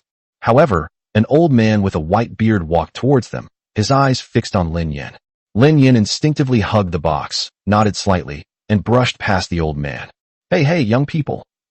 The white-bearded old man quickly called out to Lin Yan, but Lin Yan had already disappeared around the corner of the alley. "Stop shouting, they're all gone." At this moment, the gray-robed boss looked at the white-bearded old man with a grin. "Do you know him? Is he the one who bought that box of Swonas?" The white-bearded old man quickly asked. The gray-robed shop owner slowly walked into the shop and answered leisurely. "Yes, that's right. I was going to give it to him, but he insisted that he didn't like owing people, so he gave me 10,000 yuan instead." The white-bearded old man stared in disbelief at the gray-robed old man, whom he had known for over 20 years. "Every time I wanted to buy that box of Swonas, this old guy wouldn't buy it. And he was also an extremely stingy person. He would calculate every penny, even down to a single yuan. Today, for the first time ever, I gave away that box of treasures. I offered you 1,000,000 to sell it to me, and you wouldn't even budge." At that moment, a voice came from inside the room. "You don't deserve it. The white-bearded old man was immediately enraged. Chapter 26: The Induction Ceremony of the Calligraphy Association. The next day, at 8 o'clock in the morning, Lin Yan took a bus directly to the Calligraphy Association to attend the membership ceremony. As the saying goes, children from poor families learn to be independent early. Moreover, Lin Yan has become even more diligent since starting university. "After all, I used to earn money by delivering food, so there was no such thing as sleeping in late." It's 9 a.m. When Lin Yan saw the sign for the Calligraphy Association, he even wondered if he had come to the wrong place. The Xia State Calligraphy Association in front of me is practically a small garden town, with its quaint courtyards, long corridors, and artificial hills. Lin Yan was overwhelmed by the sights, and even wondered if he had come to the wrong place. Just then, Lin Yan felt as if someone had patted his shoulder. When I turned around and saw the person in front of me, it was actually her. "What are you doing here?" "I should be asking you that. What are you doing here?" A man and a woman stared at each other in disbelief, each believing it was impossible to meet the other, yet they had. Lin Yan and Zhao Jijia stared at each other, wide-eyed. Tell me, what are you doing here? Zhao Jijia looked at Lin Yan suspiciously. In her opinion, Lin Yan should be somewhere learning the Swana at this time, not here. This is the Xia Kingdom Calligraphy Association, a sacred place for calligraphy enthusiasts throughout the Xia Kingdom. This place is home to 80% of the greatest calligraphers in the entire Xia Kingdom. It can be said that it directly represents the level of calligraphy in the entire Xia Kingdom. However, Lin Yan has absolutely nothing to do with calligraphy, so why would this guy come here? This made Zhao Jijia suspicious. Zhao Jijia looked at Lin Yan suspiciously and asked in confusion, "You know calligraphy?" Lin Yan noticed Zhao Jijia's question and, without hiding it, nodded very seriously. "It's all right, I can do a little bit, I quite like it." A little bit. Upon hearing this, Zhao Jijia immediately showed a look of disgust, but after thinking for a moment, her eyes lit up. "You didn't come here specifically because you heard that a great calligrapher is attending the induction ceremony today, did you?" Lin Yan was stunned for a moment, then immediately realized what he meant and nodded. "I heard that guy is from your university, and his calligraphy is even better than the president's. I don't know if you know him or not." "Well, with so many people at Jiangnan University, how could you possibly know him? However, you can't get in without identification." "Fine, since you're Lin Xian's brother and we know each other, I'll take you in." After saying that, Zhao Jijia led the way, and Lin Yan watched as she swayed her slender waist as she cleared the path. "However, it's just right. I was just worried about not being able to find the place, but now that someone is showing me the way, why not? Hey, why isn't Qian with you?" Lin Yan took the opportunity to inquire about his sister's condition. "Qian had class today, so she didn't come with me." Hearing this, Lin Yan didn't say anything more. "By the way, be careful, there are many great calligraphers inside. Otherwise, even if I could save you, it would be very troublesome." Zhao Jijia said very seriously that if Lin Yan were not Lin Xian's brother, she would not care at all. After all, she could tell that Lin Yan was not very bright. Otherwise, why would he use his own sister as a bet? That's ridiculous. After walking down a long corridor, the two saw that there were already many people around. Most of the people were elderly men with white beards, and each of them had a smile on their face. "Grandpa Li, Grandpa Wang, Uncle Zhang." Along the way, Zhao Jijia kept greeting people, which made Lin Yan feel annoyed. Holy crap, who exactly is this Zhao Jijia? She seems to know everyone here. Could it be that she is also a member of the Calligraphy Association? Zhao Jijia seemed to sense Lin Yan's confusion and then explained, "My grandfather is a member of the Calligraphy Association. I come here often, so I know almost everyone here." Upon hearing Zhao Jijia's explanation, Lin Yan nodded in understanding and stopped asking questions, continuing to walk with his head down. A moment later, the two finally arrived at a large hall. This hall is only about the size of a regular conference room. However, a banner was hanging above the lobby. "Wow, the calligraphy master who's joining the club today shares your name. Lin Yan, you're so lucky." Zhao Jijia stared at the name on the list in disbelief, then turned to look at Lin Yan. Lin Yan was surprised to see the name on the list. He hadn't expected Chairman Zhao to be so formal. "I heard he's from your university too. I never imagined there would be someone from your university with the same name as you. That's quite a surprise. I'll definitely get to know you if I have the chance. Who knows, you might be my brother." Zhao Jijia then made a joke, and Lin Yan could only smile helplessly. 10 minutes later, everyone took their seats. Lin Yan and Zhao Jijia also found a seat and sat down in the back. At this moment, Chairman Zhao, dressed in a black robe, slowly walked onto the podium and nodded seriously in Lin Yan's direction. Zhao Jijia waved excitedly, but at that moment, she was puzzled. When she comes to visit, Grandpa won't even glance at her. Today, for the first time ever, he took the initiative to greet me, and most importantly, it seemed to carry a hint of respect. Zhao Jijia felt something was wrong the more she thought about it, but she couldn't figure out what the problem was. At this moment, Chairman Zhao looked completely surprised. He was surprised to find that his granddaughter knew Lin Yan, which made him feel quite proud.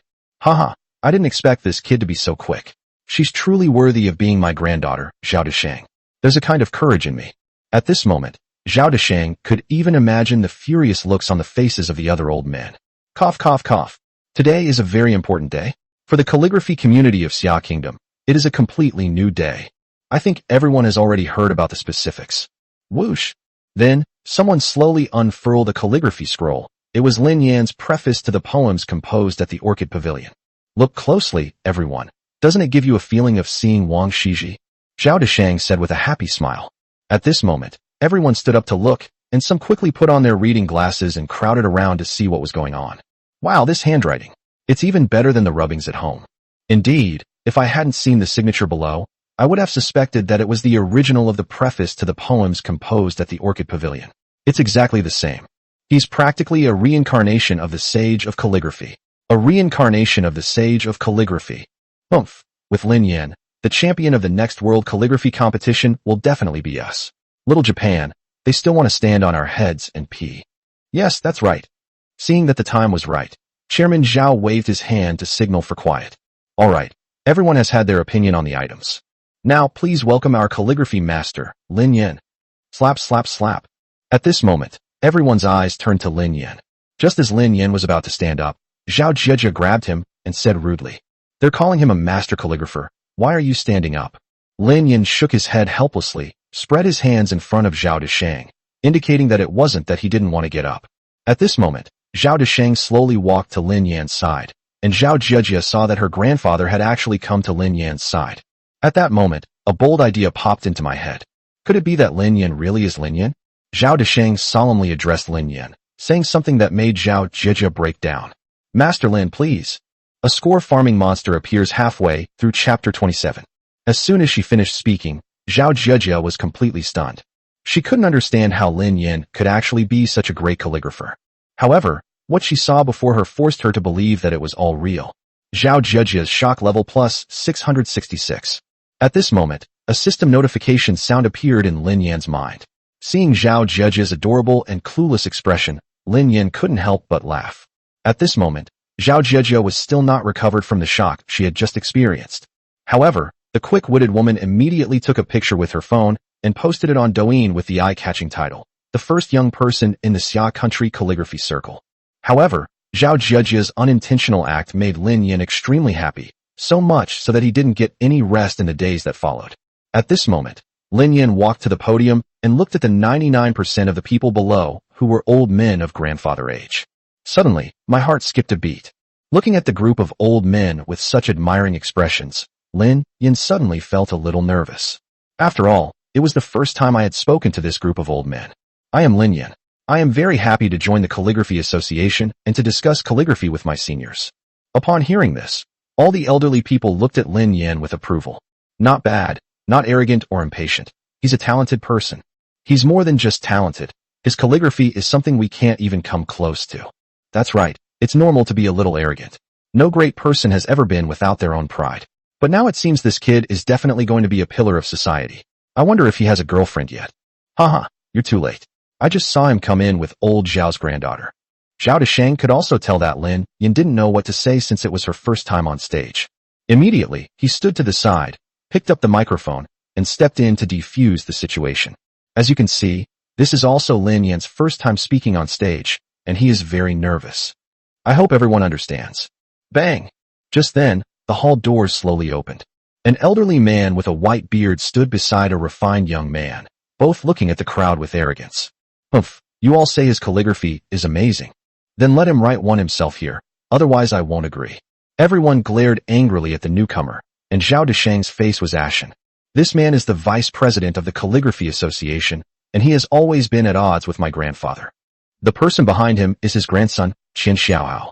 His calligraphy is unparalleled among the younger generation. At this moment, Zhao Jieji came to Lin Yan's side and slowly explained. Lin Yan glanced at it knowingly. It turned out that when gods fought, mortals suffered. "Old Qian, today is an important day. You'd better not cause any trouble. Otherwise, I will absolutely not let you off." Zhao Deshang was unusually serious, trying hard to suppress his anger. "Heh, I'm not looking for trouble." At this moment, the man surnamed Qian said something slightly more conciliatory. "However, I question his calligraphy. What makes him think that his calligraphy has surpassed ours? Besides, we never saw him write that calligraphy in person, so it's possible that someone put it out to fool people." At this moment, the man surnamed Qian looked around. Some of the people present even looked at the words on the document with suspicion, and they all looked at Lin Yan with doubt. "Look at him, everyone. He's only in his 20s. How could he possibly write such beautiful characters? I ask you all here, what level of calligraphy did you reach when you were in your 20s? Then, what makes him capable of achieving that?" At this moment, everyone in the hall stood up. Although he didn't say anything, he agreed with what old man Qian said. At this moment, Zhao Deshang was furious, his whole body trembling, and his old right hand pointed shakily at old man Qian. "You! Let me do it." Lin Yin slowly withdrew Zhao Deshang's hand, gently patted the old man's hand, and handed Zhao Deshang to Zhao Zhejia. I am Lin Yin. I heard you doubted my calligraphy. Lin Yin glanced indifferently at the old man who was a head shorter than her with her cold eyes. Old man Qian was startled, but he mustered his courage and spoke. Young man, you should speak to the elderly with respect. Who taught you to be so disrespectful? Hearing this, Lin Yin let out a cold snort in his heart. Snort. If you want to be respected, you must first respect others. Don't try to act tough just because you're old. Others might fall for that, but I won't. Old man Qian was furious when he heard this. Unexpectedly, the young man in front of me showed no respect whatsoever. Just as he was about to say something, Qian Xiaohao stepped forward and spoke to Lin Yin. I've heard your calligraphy is practically divine, like a reincarnation of the sage of calligraphy. But you don't seem like a sage of calligraphy at all. You're more like a bookworm. After saying that, Qian Xiaohao burst into laughter, and the others almost laughed out loud as well. Lin Yin looked coldly at the guy in front of him, but was overjoyed. Another chance to rack up points has come. They're practically giving him no chance to rest. It seems you're not entirely convinced. How about we have a contest? Upon hearing this, Qian Xiaohao immediately perked up. His purpose in coming here was to climb to the top by stepping on Lin Yan's shoulders.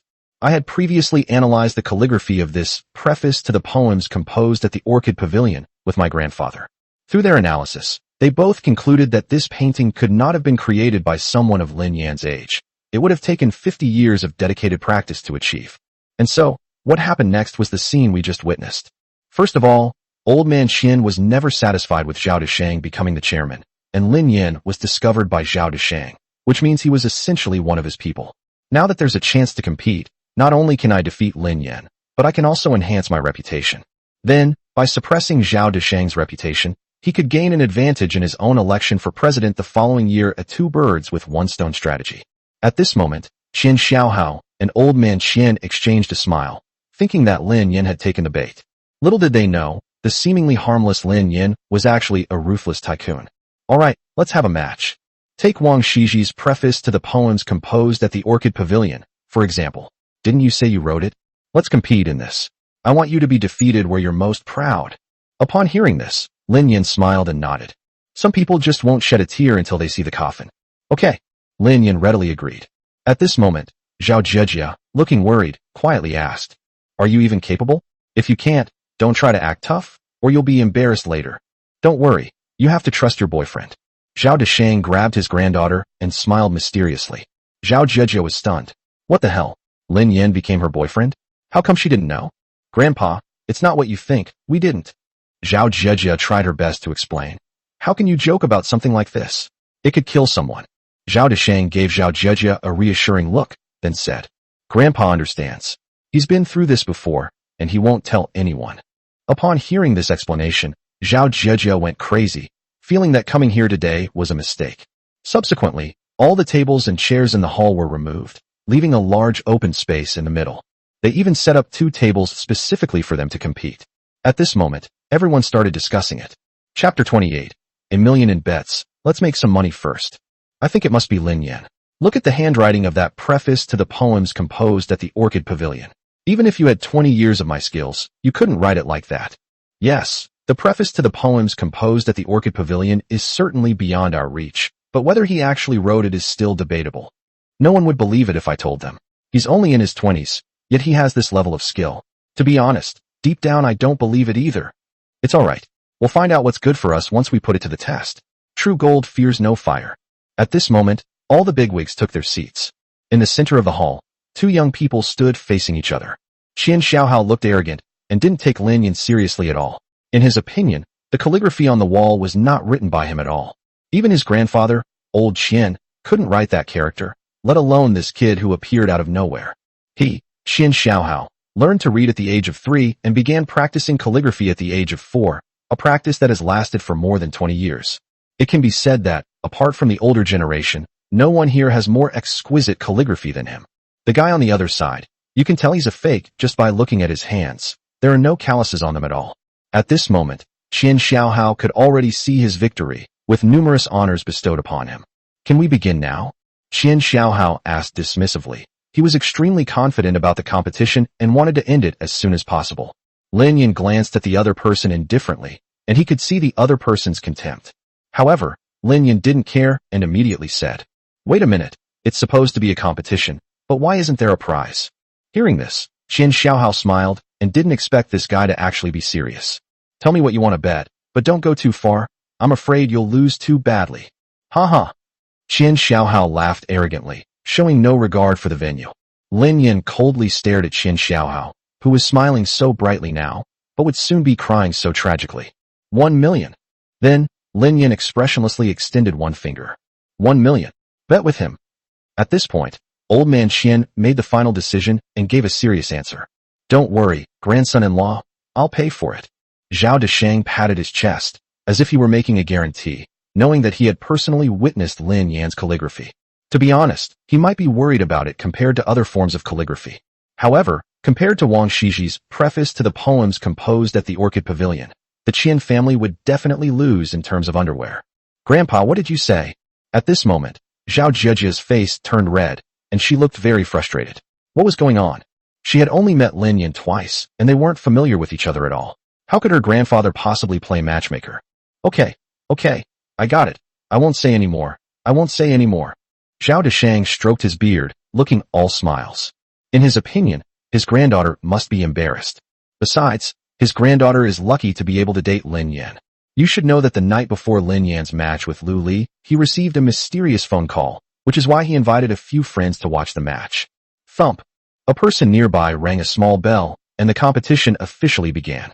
Qian Xiaohao grabbed a brush and began writing rapidly on the rice paper, his brushstrokes flowing like dragons and snakes. Lin Yan continued to sip his tea at a leisurely pace. For him, there was no rush. The entire hall fell silent instantly. Those present were mostly renowned calligraphers from the entire Xia kingdom. Naturally, I also understand that the most important thing when practicing calligraphy is to be quiet. Shua shua shua. The sound of the brush rubbing against the rice paper echoed throughout the hall. Everyone craned their necks to look at Qian Xiaohao's desk. Excellent calligraphy, truly excellent. It shows exceptional skill. Yes, very few of the younger generation have this level of skill. I wonder if that Lin Yan is the real deal. I'm really looking forward to it. At this moment, Zhao Zhejia looked nervous as she heard so many people praising Qian Xiaohao. If things continue like this, Lin Yan might really lose. A moment later, Qian Xiaohao finished writing the last word and was about to check where Lin Yan had left off. However, when he saw that the Qian paper in front of Lin Yan was still clean, he smiled in surprise. "You don't know how to write, do you? Or do you not know the preface to the poems composed at the Orchid Pavilion? How about this? You can just copy this calligraphy of mine." Everyone looked at Lin Yan with disappointment. I originally thought that even if Lin Yan hadn't finished writing it, he had at least written it pretty much. But this guy didn't even touch the brush. How can they compete like this?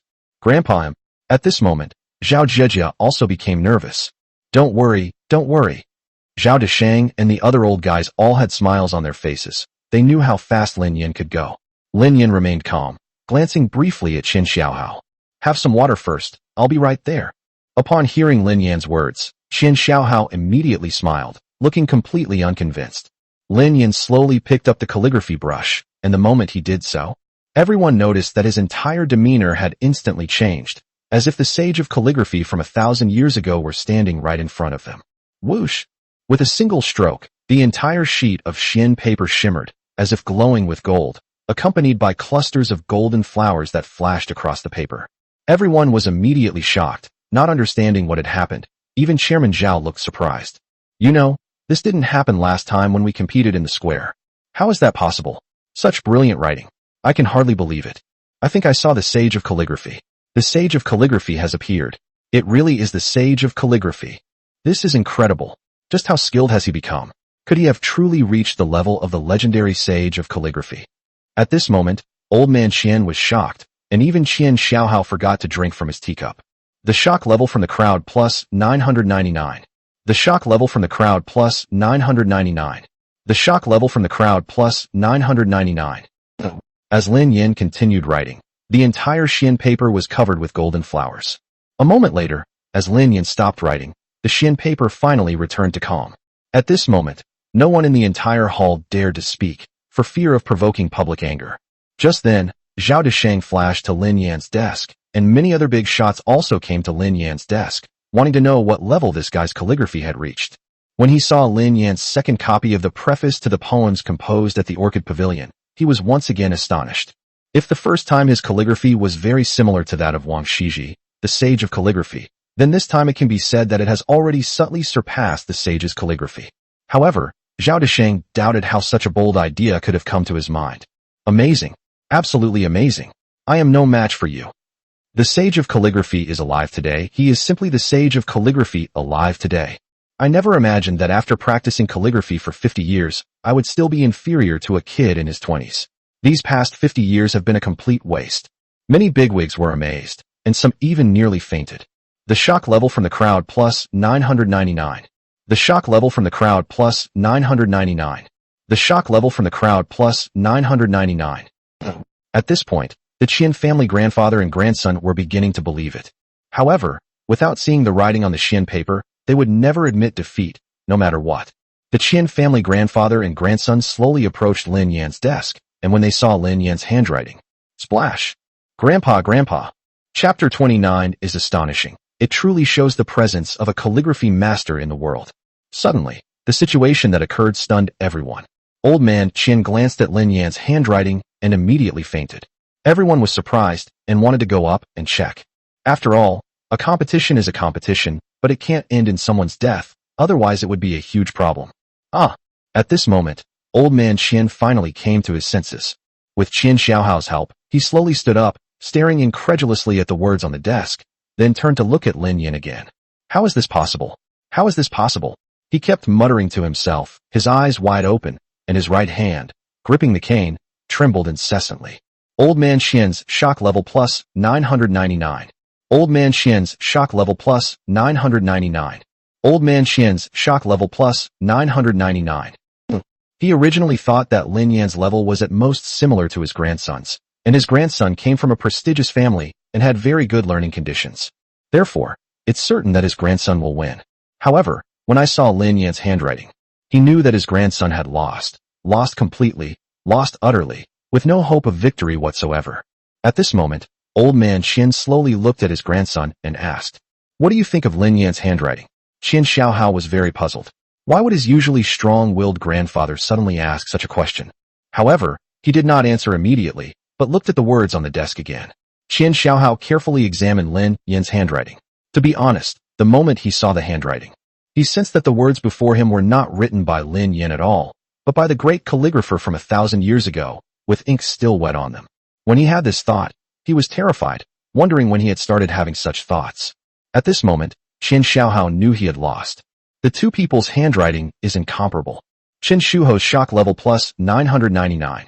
Chen Shuho's shock level plus 999. Chen Shuho's shock level plus 999. Grandpa, I lost. Chen Shuho was not a petty person. Although he is a bit arrogant, he is well-mannered and speaks his mind. He would never lie through his teeth. Old man Qian looked at his grandson with satisfaction. He knew his grandson was a child prodigy, and few young people could rival him in calligraphy. This resulted in an arrogant and self-righteous personality. In fact, besides the two purposes mentioned above, old man Qian had another, more important, purpose for coming here today. That is, if Lin Yan's calligraphy has truly reached an extraordinary level, then he hopes his grandson will experience what failure feels like. He had already figured it out in the previous few years. My grandson's calligraphy has reached a bottleneck, but it is extremely difficult to break through it. In recent years, old man Qian has been taking his grandson to compete with various calligraphy masters. However, although his grandson lost every time, the effect was very small, almost useless. He knew that Qian Xiaohao had no shame in being treated as an elder by his family. Therefore, he didn't feel any pressure.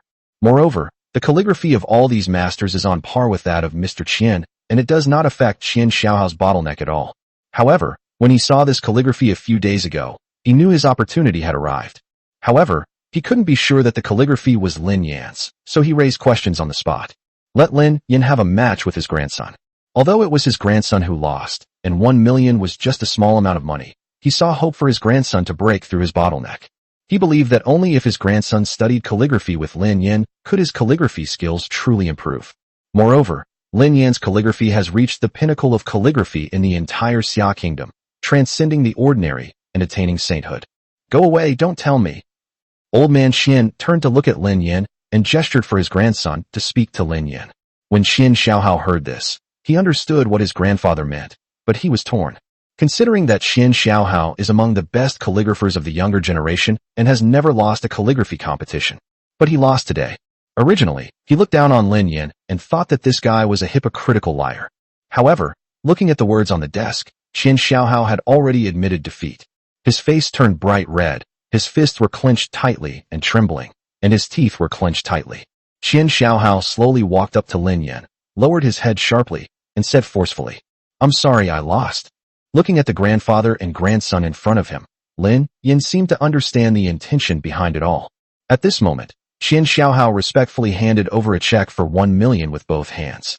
Lin Yan slowly took the check, gently blew on it, and said it was what he deserved. At this moment, Zhao Jiejie was stunned once again. Although she didn't have much of a relationship with Qian Xiaohao, they were about the same age, and she knew this guy.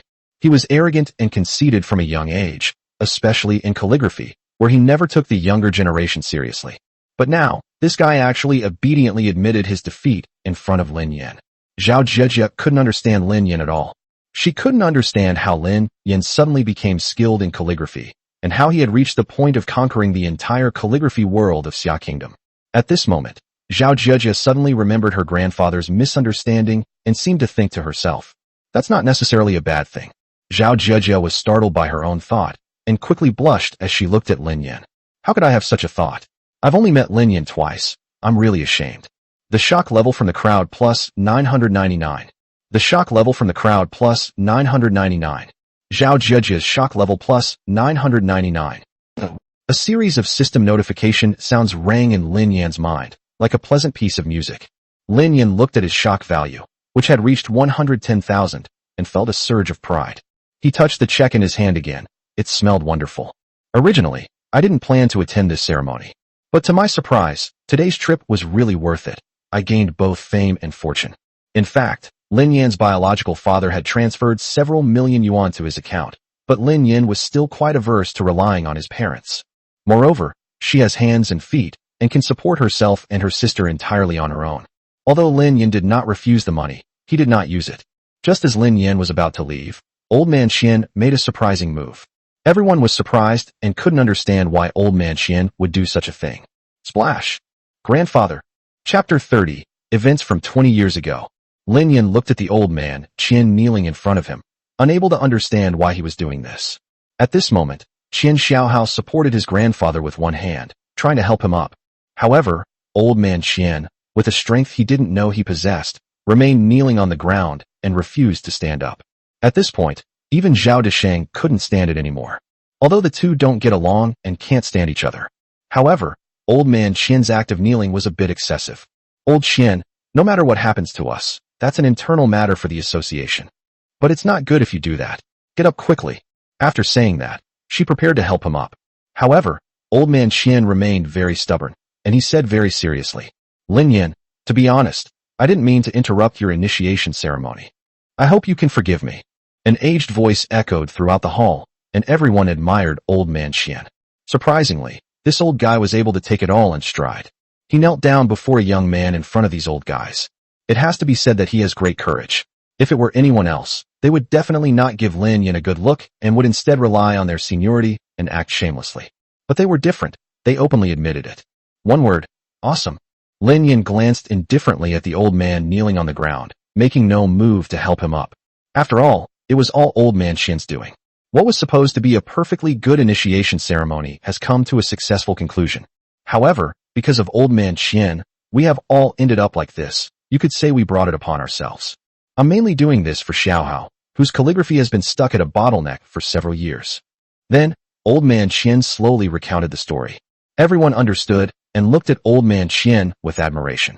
No wonder. This old guy always asks me to spar with his grandson. Old Qian has had a tough time too.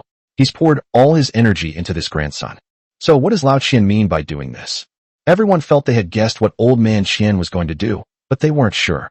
Ultimately, it depends on whether Lin Yan agrees or not. If Lin Yan doesn't agree, even if he kneels down and dies, it won't make a difference. After all, calligraphy is a private art, and whether someone wants to teach it depends on their mood. Upon hearing his grandfather's words, Qian Xiaohao could no longer contain his excitement. Tears streamed down his face. He knew that in recent years, his grandfather had traveled far and wide, pleading with countless people for his calligraphy. However, his calligraphy skills never improved. He knew that his grandfather had high expectations for him, and from a young age he had been taught to study calligraphy diligently with the goal of revitalizing Chinese calligraphy. Because the entire calligraphy world of Xia Kingdom is now suppressed by Japan. They were once arrogant and self-righteous, having inherited the true calligraphy tradition of China, while the people of Xia today have only learned a little bit of it.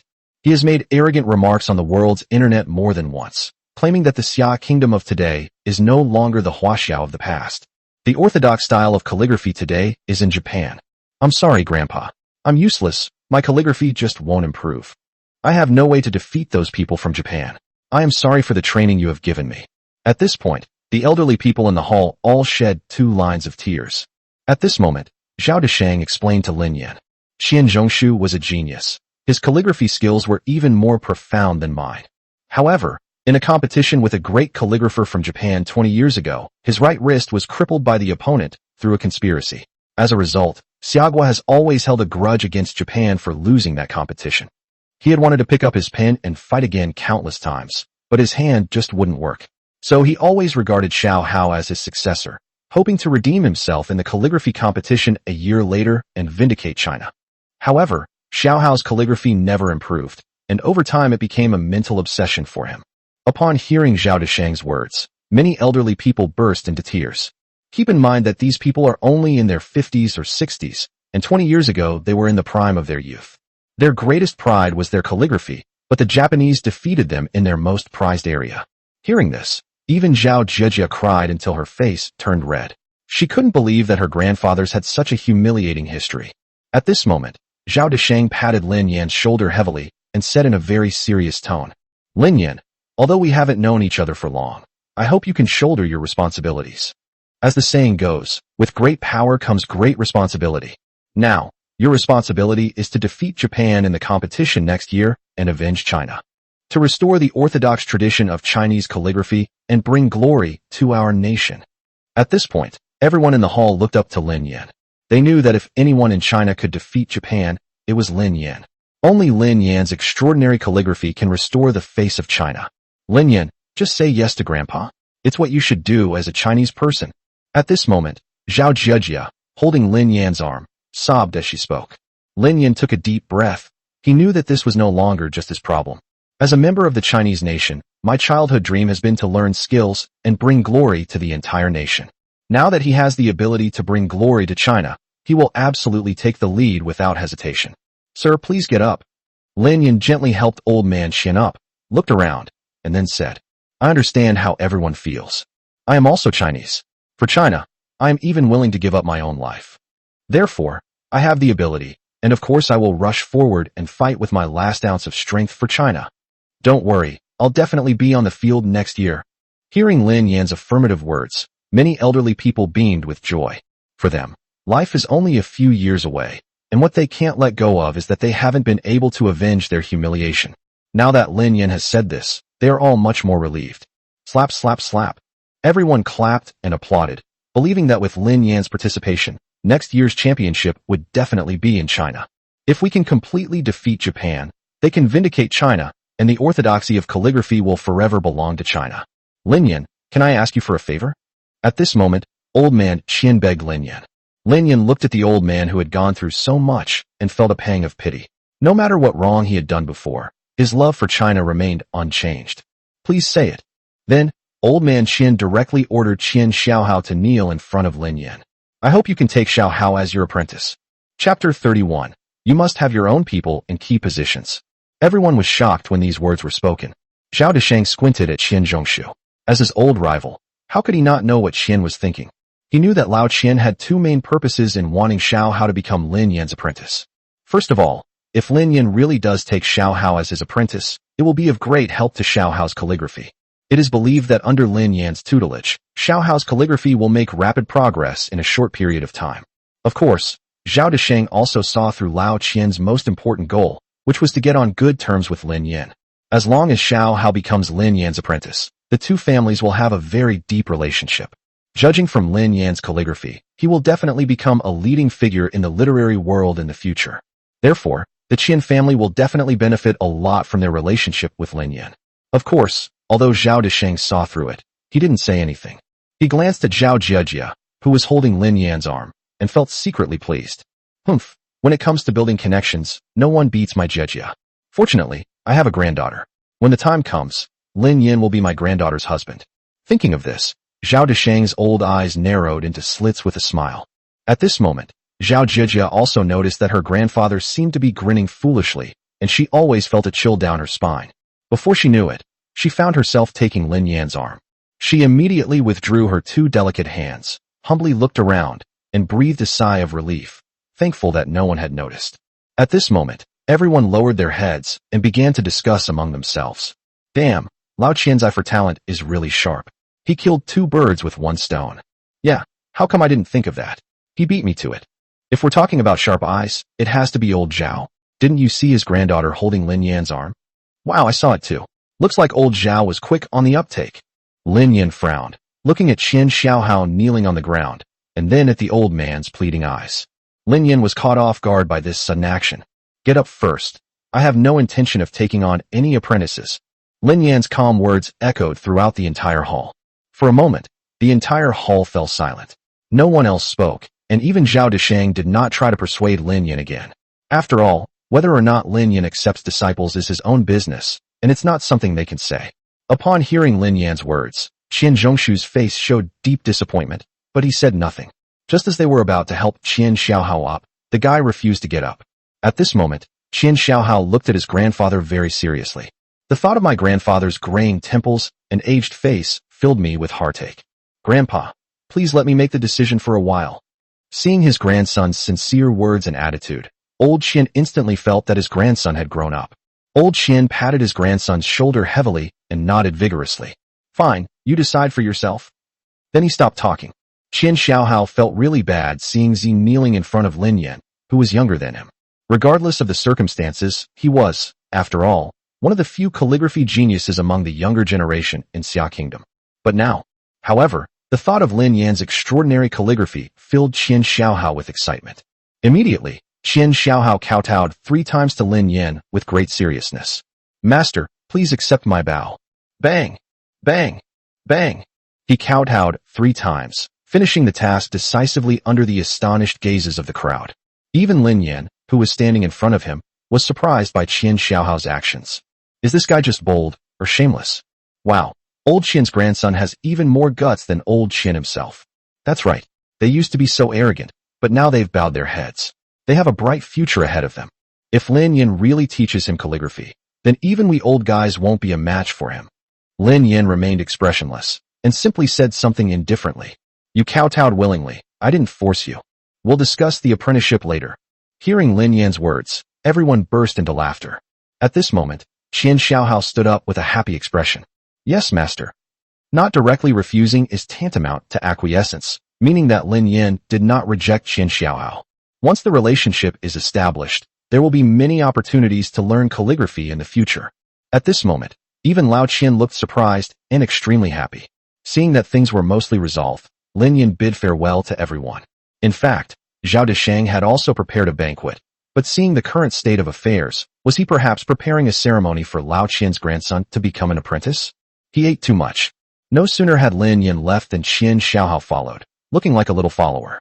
At this moment, Zhao Jieji was about to say goodbye to Zhao Desheng, but her grandfather grabbed her and pulled her aside. Grandpa, what are you doing so mysteriously? Zhao Jieji was very puzzled. What was wrong with her grandfather today? He was whispering to her behind everyone's back. Zhao Desheng glanced at Lin Yan secretly, then looked at his granddaughter with a smile and asked directly, How far have you progressed in your business? Zhao Jieji was stunned. What kind of question was her grandfather asking? Then she saw her grandfather looking at Lin Yan. Instantly, she understood what her grandfather meant by asking the question, and her face turned bright red. Grandpa, what are you asking me? When Zhao Desheng saw that his granddaughter was pretending to be confused, he was furious, but he didn't know what to say. He only gestured to Zhao Jieji by holding her 2 hands together and making a gesture of greeting with his 2 thumbs. When Zhao Jieji saw her grandfather's gesture, she instantly understood what he was going to say, and she was so shy that she almost wanted to disappear into the ground. Grandpa, Lin Yan and I are nothing. Don't overthink it. The more Zhao Desheng looked at his granddaughter, the more certain he became.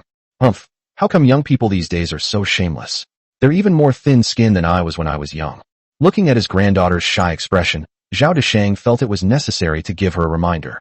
Jia, Lin Yin is a good boy, you must cherish him. Moreover, as you have seen today, Lin Yin has a very bright future, and his future achievements will definitely surpass those of many people. So you must hurry up and make sure you hold on to Lin Yan's heart. The more Zhao Jia listened to her grandfather, the more shy she became. What kind of grandfather would push his granddaughter away? Grandpa, I have to go now. Lin Yin is waiting for me. At this moment, Zhao Jia prepared to find an excuse to leave. However, Zhao Desheng grabbed her and very seriously handed her a black gold card. Take it, and don't ask Grandpa for it again. Be generous when you go on a date with Lin Yin. We also buy him gifts during holidays. Our family isn't short of money. At this moment, Zhao Desheng pointed to Zhao Jiajia's stomach with his right hand and said mysteriously, You must have your own people in key positions. Only then will your position be secure. Go. Zhao Jiajia was confused. What did her grandfather mean by that? However, Zhao didn't give her time to think and pushed her directly to Lin Yan's side, indicating that they could leave. Thinking back, Zhao Jiajia suddenly remembered her grandfather's words and blushed deeply. What did Grandpa say? At this moment, Lin Yan suddenly asked a question. Zhao Jiajia glared at Lin Yan and retorted shyly. Nothing. Chapter 32 I treated you like a best friend, and you actually want to be my sister-in-law. On the bus, the two sat on the same chair. Looking at Lin Yan's profile, Zhao Jiajia noticed that his fair face had such distinct features. She suddenly realized that Lin Yan was actually quite handsome. The most handsome moment of his was when he held a calligraphy brush and freely wielded it on paper, as if he were pointing out the landscape. I originally thought that Lin Yan was just good at studying. However, to her surprise, Lin Yan's calligraphy was so amazing that even her grandfather praised him highly. Previously, when Zhao Jiajia heard her grandfather mention Lin Yan, she thought that this Master Lin should be at least 70 or 80 years old, an old man. However, I never expected that he was a young man in his early 20s. Moreover, she and he did have some kind of relationship. Thinking of this, Zhao Jiajia recalled the scene of their first meeting and how Lin Yan had actually touched her chest. At this moment, Zhao Jiajia felt a mix of shame and indignation, as well as a hint of secret joy. Moreover, she felt a tingling sensation in her left chest, and for a moment, Zhao Jiajia found herself unable to hold on any longer. Her cheeks flushed instantly, and she seemed to slump into the chair, leaning against Lin Yan. The scent emanating from Lin Yan lingered around her nose, captivating her completely. Just as Zhao Jiajia was indulging in her pleasure, Lin Yan turned around and looked at her calmly. Seeing that Lin Yan had caught her red-handed, Zhao Jiajia blushed deeply with embarrassment. Just as they were about to find a place to crawl inside, Lin Yan spoke up. I've arrived. Upon hearing this, Zhao Jiajia realized that they had arrived at Lin Yan's university. He quickly covered up the situation and let Lin Yan leave. Just as Zhao Jiajia was about to say something, Lin Yan had already disappeared from sight. Zhao Jiajia muttered to herself. They left pretty quickly, without even saying goodbye.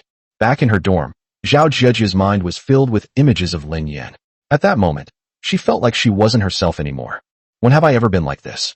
You know, there have been countless men who have pursued me since I was a child. However, Zhao Jiajia didn't like any of them. And now, she actually feels a strong liking for Lin Yan, whom she has only met twice, and that guy even touched her chest. Thinking of this, Zhao Jiajia smiled dreamily. Just then, Lin Xian returned from get out of class. Seeing Zhao Jiajia lying on the bed, grinning foolishly, was quite strange. I had never seen her like this before. Jiajia, what's wrong? Lin Xian quickly came over and looked at her with concern. Only then did Zhao Jiajia realize that her good friend had returned. If my best friend knew I was thinking about her brother, would she beat me to death? The thought of this made Zhao Jiajia feel like a thief. At this moment, Lin Xian reached out and touched Zhao Jiajia's forehead with a smile. Jiajia, do you have a fever? Then he touched his forehead, looking very puzzled. It's not burning. What's going on?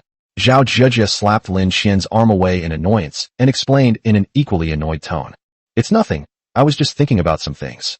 Hearing this, Lin Xian became very curious and sat down next to Zhao Jiajia, asking excitedly, Are you thinking about men? Are you really thinking about men? Zhao Jiajia wanted to explain herself to Lin Xian's question, but she didn't know what to say. Seeing her best friend, she actually didn't say a word. Lin Xian knew that her sister must be in heat and had her eye on some man.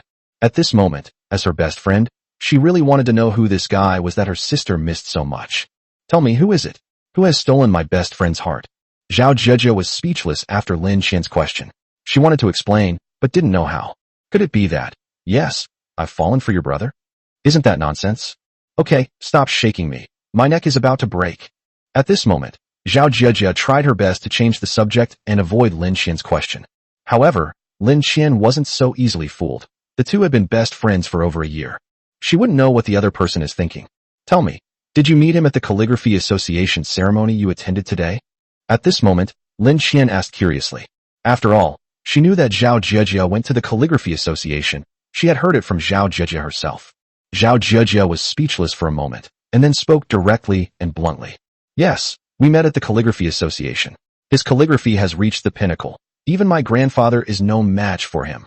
Hearing Zhao Jiejia praise that person so highly, Lin Qian finally realized that her best friend was really like a man. How old is he? He can't be 70 or 80, can he? I've heard you say that people who are skilled in calligraphy tend to get older as they get older. Lin Qian looked at her sister with some suspicion. Could it be that she had really fallen for the old man? Upon hearing Lin Qian's words, Zhao Jiejia spat in annoyance. What did you say? He's only in his early 20s, and he's a student at Jiangnan University. As she said this, Zhao Jiejia looked out the window with her beautiful eyes, as if she could see Lin Yan's face again. Hearing this, Lin Qian couldn't help but wonder who could possibly have captivated her best friend. Okay, I'm done talking. Any news about tomorrow's match? At this moment, Zhao Jiejia deliberately changed the subject, because she knew that if she continued talking, she would give herself away. Upon hearing this, Lin Qian looked worried. Well, Wang Li sent someone to inform us that it will be at the Academy's auditorium at 9 o'clock tomorrow morning. At this point, Lin Qian made a silent vow. If her brother really couldn't do it, she wouldn't let him suffer. Seeing her best friend like this, Zhao Jiejia could tell that she was worried about Lin Yan. At this moment, Zhao Jiejia hugged Lin Qian and comforted her. Don't worry, even if your brother can't, I will protect him. Hey, by the way, is your brother single now? Hearing this, Lin Qian smiled knowingly and answered without hesitation. Yes. Upon hearing this reply, Zhao Jiejia smiled slightly. She felt that the biggest gain from coming to this music academy was meeting her good friend Zhao Jiejia. They always help me without hesitation when I am at my most helpless and down on my luck. If we were to say who else in this world, besides Lin Yan, would be most worthy of Lin Qian's remembrance? So, without a doubt, it's Zhao Jiejia. However, if Lin Qian knew that the man Zhao Jiejia was thinking about was Lin Yan, would she jump up and down in anger? At this moment, Lin Yan had already returned to school, but was shocked by what he saw. Chapter 33 Lu Li's Self-Inflicted Injury. At this moment, the area downstairs in the boys' dormitory was packed with people, shoulder to shoulder. Lin Yan looked at everything in front of her with suspicion. Was someone about to confess their feelings? However, when he got closer, he saw Lu Li standing there holding flowers, her face streaked with tears, looking heartbroken. Behind him, two girls were holding a banner high. When Lin Yan saw the banner clearly, he was immediately furious. Lin Yan, I was wrong. I hope you can forgive me. Seeing the scene before him, Lin Yan even wanted to turn around and leave. At that moment, someone suddenly spotted Lin Yan. Look, Lin Yan is here. I wonder if he will forgive Lu Li. It's hard to say. After all, no man would forgive her. That's not necessarily true. Lu Li has no choice. Her family is poor, so she has to find ways to earn money. According to you, this is all Lin Yan's fault. That's ridiculous, cheating and still acting like it's okay. At this point, the men and women present were basically divided into two factions, with many speaking up for Lu Li. Lu Li's self-inflicted injury was a ruse.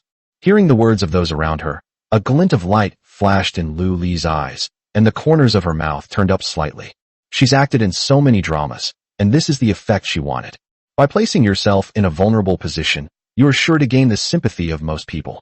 Because many people are jealous of those who are better than themselves, and even more so, they sympathize with those who are more pitiful than themselves.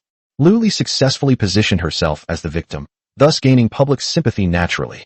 At this moment, Lu Li walked briskly to Lin Yan. Clutching the fresh flowers, her face streaked with tears, she looked at Lin Yan, her voice trembling. Yan, I was wrong. I hope you can forgive me. As long as you forgive me, I will definitely be a good woman. Even if I have to beg on the streets, I will never do such a thing again. Lu Li not only cried her heart out, but also spoke very pitifully, as if she was willing to do anything to win Lin Yan back. At this moment, Lu Li's actions and words were already kept to a minimum. Lin Yan looked around calmly. Many girls were urging Lin Yan to reconcile with Lu Li. After all, Lu Li had no choice. Now that Lin Yan had money, he didn't need to go out to work anymore. The two reconciled, and everyone was happy. Lin Yan looked at Lu Li kneeling on the ground with disgust in his eyes. He knew that it was all an act by Lu Li, who had previously portrayed herself as a vulnerable group on the school forum. Therefore, many people will sympathize with Lu Li's plight and will downplay or even forget about her infidelity. At this point, everyone will only remember that Lu Li was forced to do that, which is understandable. Since the circumstances are understandable, they should not be pursued further, and the matter will be perfectly resolved. Lin Yan coldly stared at Lu Li kneeling on the ground without saying a word. He knew that no matter what he said now, public opinion would label him cold-blooded, heartless, and a scumbag. Seeing Lin Yan's unmoved attitude, Lu Li knew that if she didn't take drastic measures, she might not be able to force Lin Yan to give in. Moreover, what she can rely on now is the power of public opinion. If she waits until everyone has dispersed, she is even less likely to achieve her goal. Rub. Lu Li stood up pitifully, looking at Lin Yan with tears in her eyes, and slowly said, "I know you won't forgive me. I know I'm no longer good enough for you. Then I will die right here in front of you today." Upon hearing this, everyone was deeply shaken. Is Lu Li trying to kill herself? She's not worth it for this heartless man. That's right. Lu Li even knelt on the ground begging him, but he was still unmoved. He's simply cold-blooded and heartless. I have a feeling Lu Li is incredibly scheming. From being universally despised at the beginning, now some people are actually speaking up for her. Does that mean Lin Yan will be the villain tomorrow? Then, Lu Li glared fiercely at the wall next to her and slammed her head against it. Bang! A tremendous crash echoed through the crowd, leaving everyone astonished that Lu Li would prove herself through her death. At this moment, the female classmate who had been holding the banner ran over quickly and helped Lu Li up. When everyone saw Lu Li's forehead, they were immediately shocked. Her forehead was covered in blood, which was still flowing down. Wow, Lu Li is really ruthless. Could it be that she really loves Lin Yan very much? This woman is extraordinary. She actually used her death to prove herself. I wonder what Lin Yan is planning to do now. Lu Li has gone through all this, and he still won't forgive her. Lin Yan looked at Lu Li's actions with surprise. Based on his understanding of Lu Li, this woman would never do such a thing. She values her own face more than her own life. She'll need it to make a living in the future. If her face gets stained, it would be a devastating blow to Lu Li. Lu Li sat helplessly on the ground, secretly glancing at Lin Yan. She knew that if Lin Yan didn't forgive her now, it would be too late. People will definitely talk behind her back, which is exactly what Lu Li wants. She used the power of public opinion to force Lin Yan to forgive her. As long as Lin Yan forgave her, then even if she could not enter the Lin family in the future. Now, we can also make a big deal out of Lin Yan's girlfriend. Moreover, the Lin family's reputation is very useful. That day, Zhang Mingyuan only saw the family crest and knelt down without hesitation. It's easy to imagine how much power the Lin family wields. At this moment, Lin Yan slowly walked up to Lu Li. Seeing this, Lu Li was overjoyed, feeling that she was only one step away from success. Lin Yan, just apologize to her now. So, they will reconcile today, and Lu Li will become Lin Yan's girlfriend again. Just then, Lin Yan received a call from the housekeeper, and soon after, his phone received a lot of photos. Lin Yan looked at the photo in his hand, then stared coldly at Lu Li, a wicked smile playing on his lips.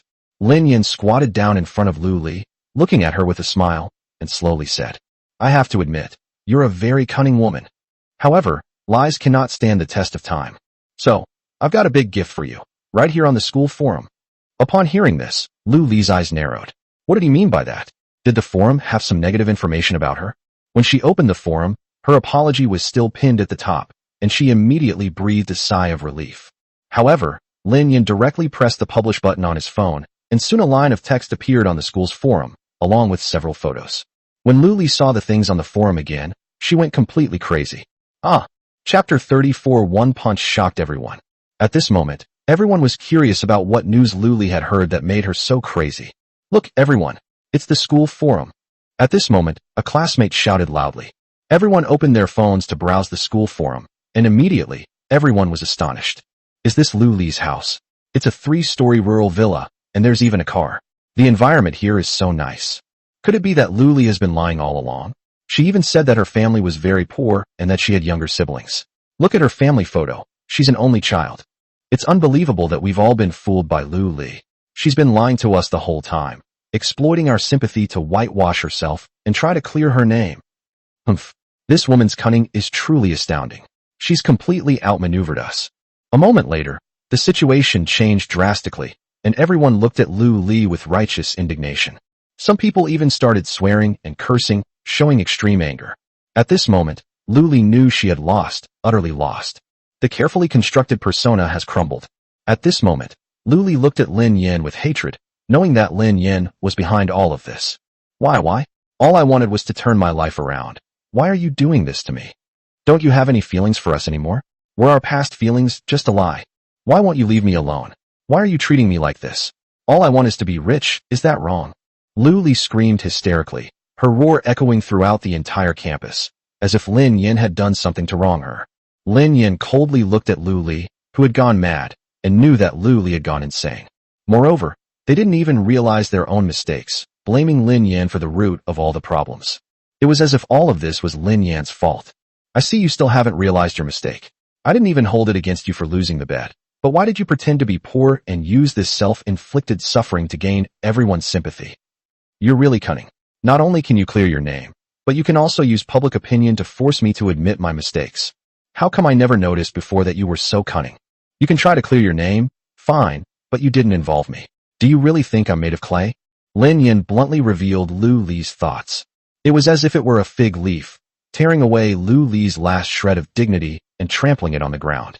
Upon hearing this, everyone felt indignant on Lin Yan's behalf.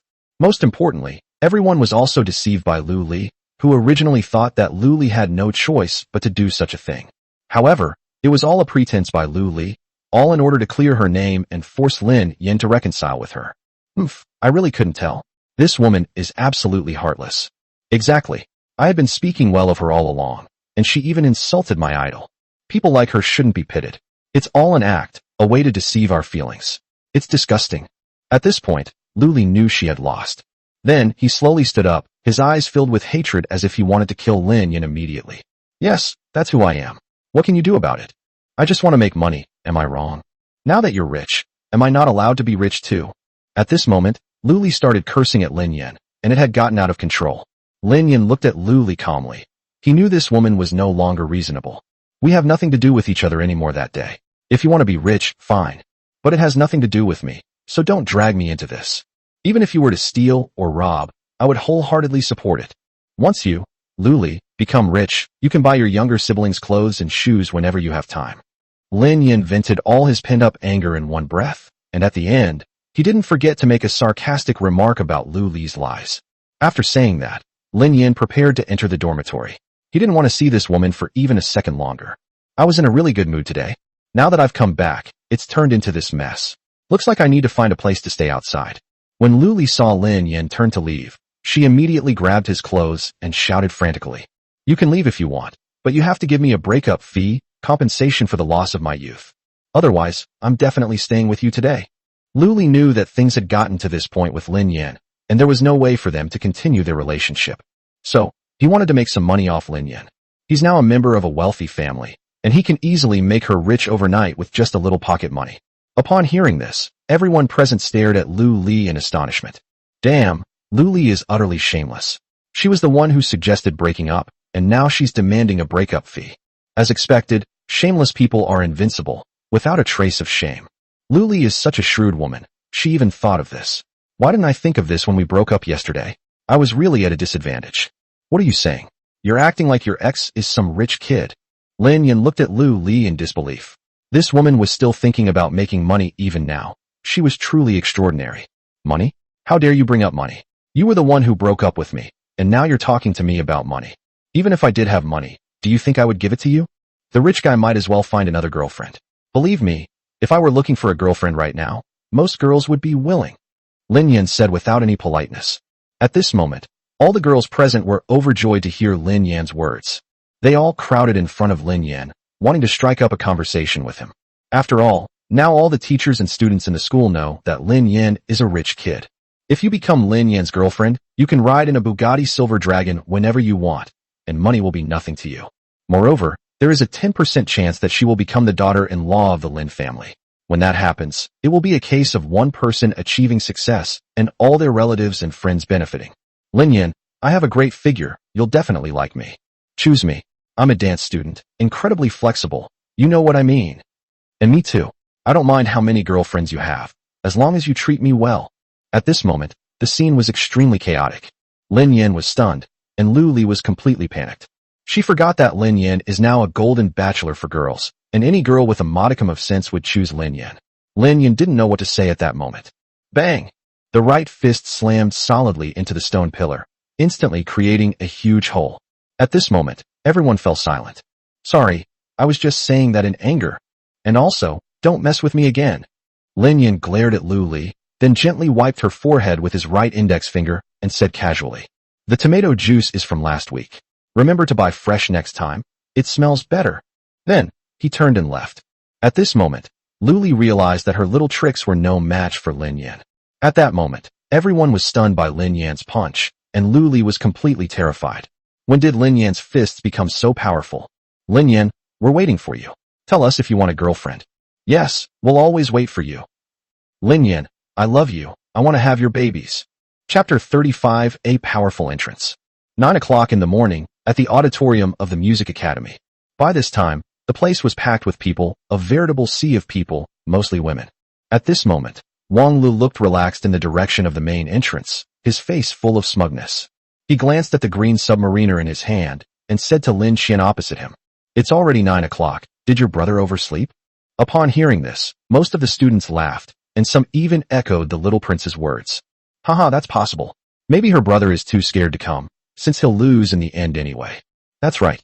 How could someone who has never even touched a musical instrument possibly be a match for our idol? Do you think Lin Xian's brother really ran away and abandoned his own sister? A chorus of mocking voices echoed throughout the auditorium, and Lin Xian glared angrily at everyone. However, for a moment, they were speechless in rebuttal. After all, Lin Yan did not show up, but Lin Xian did not show any worry on her face. From childhood to adulthood, Lin Yan has always been the kind of person who keeps his word in Lin Xian's heart. Shut up. You're all sycophants and clowns. All you do is make snide remarks behind people's backs. If you're so capable, why don't you stand up yourselves? It's hilarious. At this moment, Zhao Jiejia, her best friend, couldn't stand it anymore. Besides, they were talking about Lin Yan, which made Zhao Jiejia even angrier than Lin Xian. Just as everyone was about to retort again, a series of booming sounds echoed throughout the entire music academy. Boom, boom, boom. A tremendous roar reverberated in everyone's ears. As the roar grew closer, everyone realized that the car's destination was the Great Hall of the People. Go out and see who's so arrogant. At this moment, Wang Lu looked displeased. After all, even someone known as the Prince of Music wasn't this arrogant. Judging from the sound, it seems even better than his car. This is incredible. I don't know. Is the Music Academy his territory? The crowd crowded to the entrance of the Great Hall, wondering which rich young master was putting on an act again. In an instant, the entrance to the Great Hall of the People was packed with people, mostly girls. At this moment, a silver-gray supercar slowly appeared from around the corner. Its streamlined appearance and high-tech tires attracted a lot of attention. Boom! The deep, melodious engine sound tells you that it is definitely not ordinary. Then, the butterfly-shaped left and right doors slowly opened, just like a butterfly preparing to take flight. So beautiful. At this moment, many students stared wide-eyed, including Wang Lu. I know this car. It's a Bugatti Silver Dragon, one of only one in the world, worth 50 million. I never thought I would actually see the real thing today. Wow, what kind of family background does someone have to afford to drive this car? Who could it be? Could it be Lin Yan? How could that be? You mean Lin Xian's brother? He looks like a rich man, right? I heard he used to deliver food every day and could make more than 10,000 yuan a month. But his annual income is only enough to wash a car. Everyone unanimously agreed that it could not possibly be Lin Yan. In their eyes, Lin Yan was just an ordinary college student. Compared to those who study music, their family backgrounds are simply incomparable. The displeasure in Wang Li's eyes had vanished. The car in front of him was enough to show that the person who had arrived was definitely no ordinary person. At least, his family doesn't have the financial means to buy that car. Wang Lu was even thinking about how to strike up a conversation with the newcomer. A moment later, a man wearing sunglasses slowly got out of the car. At this moment, everyone was curious about who this person was. Wang Lu squinted at the guy in front of him, feeling that he looked familiar, but he couldn't remember who he was. Wow, he's at least 1.8 meters tall, with a well-proportioned figure. Although he doesn't have explosive muscles, he definitely has abs. So handsome. I wish he could take off his sunglasses. He has such a great body, so his face must be really handsome. I wonder if he has a girlfriend. Wow, he's practically my ideal husband. I wouldn't mind if he had other girlfriends. At this moment, a large group of girls were staring at Lin Yan with infatuation. Wang Lu was no longer appealing to them. After all, in the real world, Talent is something you can only admire but not consume until it's converted into money. The man in front of her looked like someone from a very wealthy family, a rare find even in the entire city of Shanghai. A moment later, a young man got out of the sports car behind and quickly ran to Lin Yan's side, looking very respectful. "Master, we've arrived." Qian Xiaohao was puzzled by Lin Yan's sudden appearance at the music academy, but he didn't dare to refuse. After all, this was the first time his master had asked him to do something, so he had to do it beautifully and perfectly. The appearance of Qin Shuho stunned everyone. "Look, it's Qian Xiaohao, the campus heartthrob of Jiangnan Art Academy. He's so handsome." "That's right. But the guy that Qian Xiaohao calls master must be even better at calligraphy than him." "No, what would someone who studies calligraphy do here at our music academy? Do they want to learn calligraphy? That's ridiculous." At this moment, Lin Qian and Zhao Jijia also came out. However, when Zhao Jijia saw the figure of the man in front of her, and then saw Qian Xiaohao's respectful appearance, she was surprised. She knew that the guy showing off in front of her was definitely Lin Yan. "Yes, Lin Yan." Lin Qian looked at her brother with a puzzled expression. After all, they had been together for over 20 years, and she would recognize him even from behind. "Really, it's my brother. But who is that person next to me? And why is he being so respectful to my brother?" Zhao Jijia smiled gently upon hearing this. He then explained, "That's Qian Xiaohao, the most handsome guy at Jiangnan Art Academy, and now Lin Yan's apprentice." Lin Qian was shocked to hear this. Everyone around burst into laughter, looking at the two with mockery, and Wang Lu looked particularly contemptuous. "Haha, that's hilarious. You actually said this guy is Lin Qian's brother, that guy who can't even play music. This joke isn't funny. After all, if he weren't your own brother, you wouldn't go up and hug him and call him brother, would you? Sigh, now that my own brother isn't coming, even my sister has started lying. When did the quality of students in our college start to decline?" Numerous sarcastic remarks echoed throughout the entrance of the Great Hall of the People. At this moment, many referees also looked over, including the white-bearded old man from that day. Just then, Lin Yan slowly took off his sunglasses, and Qian Xiaohao tactfully put them away. "Hi everyone, I'm Lin Yan." Chapter 36 Classical Beauty, Li Chuyao. At this moment, everyone stared at the guy in front of them in disbelief. This guy really is Lin Qian's brother. I was there that day. How is that possible? How could his brother afford such a car? I don't believe it even if you beat me to death. Yeah, I don't believe it either. Could it be rented? That's impossible. You can't even see a car like that anywhere else, let alone rent it. You're overthinking it. Regardless of whether Lin Qian's brother is musically talented or not, this display of swagger is absolutely perfect. The white-bearded old man standing behind him stared intently at Lin Yan's face, feeling that Lin Yan's face was somewhat familiar, but he just couldn't remember where he had seen him before. At this moment, Lin Yan didn't say anything else, and directly took out an old red box from the passenger seat. At this moment, the red box had been cleaned spotless by Lin Yan, but the traces of time were still so obvious. In many places, the red paint has peeled off, and in some places, you can even see the wooden planks underneath. At this moment, the white-bearded old man was extremely excited, grabbing his old friend beside him and muttering to himself, "I found it. I finally found it." At this moment, his old friend gently comforted him. Ever since he returned that day, he has been talking non-stop about discovering a prodigy who can revitalize Chinese folk music. Of course, my old friend just smiled. By this time, the Great Hall of the People was filled with people again. Everyone turned to look at the two people on the stage. Qian Xiaohao, being quite tactful, plopped down next to Zhao Jijia and greeted Lin Qian warmly. However, Zhao Jijia's words immediately stumped him. "Call her master sister." "What?" Qian Xiaohao was stunned for a moment, looking at Zhao Jijia in confusion, wondering what this was all about. Lin Qian is Lin Yan's younger sister. You call Lin Yan master, so Lin Qian is naturally your master aunt. Upon hearing this, Qian Xiaohao was stunned, but due to his age, he couldn't bring himself to speak. At this moment, Lin Qian stepped in to smooth things over. "It's okay, just call me by my name." Zhao Jijia's eyes darted around, and she said to Qian Xiaohao in a strange way, "Lin Yan dotes on his sister a lot. Besides, Lin Yan hasn't officially acknowledged you as his apprentice yet, so it's hard to say whether he'll even teach you calligraphy." Upon hearing this, Qian Xiaohao's heart skipped a beat, and he quickly said to Lin Qian, "Master Aunt, Xiaohao greets you." Qian Xiaohao's behavior startled Lin Qian, who quickly stood up to return the greeting. At this moment, Zhao Jijia pulled Lin Qian to sit down and said, "You deserve it. He's your brother's apprentice, so it's perfectly normal for him to call you Master Aunt." Hearing Zhao Jijia say this, and Qian Xiaohao insisting on it as well, Lin Qian went back to her original position. "Come here, call me Master Aunt, and let me hear it. Zhao Jijia looked at Qian Xiaohao with amusement. She had been bullied by this guy a lot when she was a child, and now she finally had a chance to get revenge. Qian Xiaohao glanced at Zhao Jijia with a look of disdain. Come on, I won't call you Master Ant. You. Zhao Jijia suddenly jumped up, but then thought about it and sat down, staring fiercely at Qian Xiaohao, silently chanting in her heart. Humph, you won't call me Master Ant now, but I'll make you call me Master's wife from now on. At this point, the competition was ready to begin. On the platform of the Great Hall of the People, Lin Yin and Wang Lu looked at each other with smiles on their faces. Of course, if they both looked down on each other, then who is truly stronger? Just as the host announced the start of the competition, a girl's voice rang out from the audience. Wait. At this moment, everyone looked around, wanting to know who it was. A girl with an oval face, long hair, and wearing a blue dress slowly walked up the steps and onto the stage, carrying a guzheng. As he walked up to Lin Yin was also puzzled as to who this person was. This is Li Chuyao, a classical girl from our college. She has been learning the guzheng, a traditional Chinese musical instrument, since she was a child. Wow, it's so beautiful.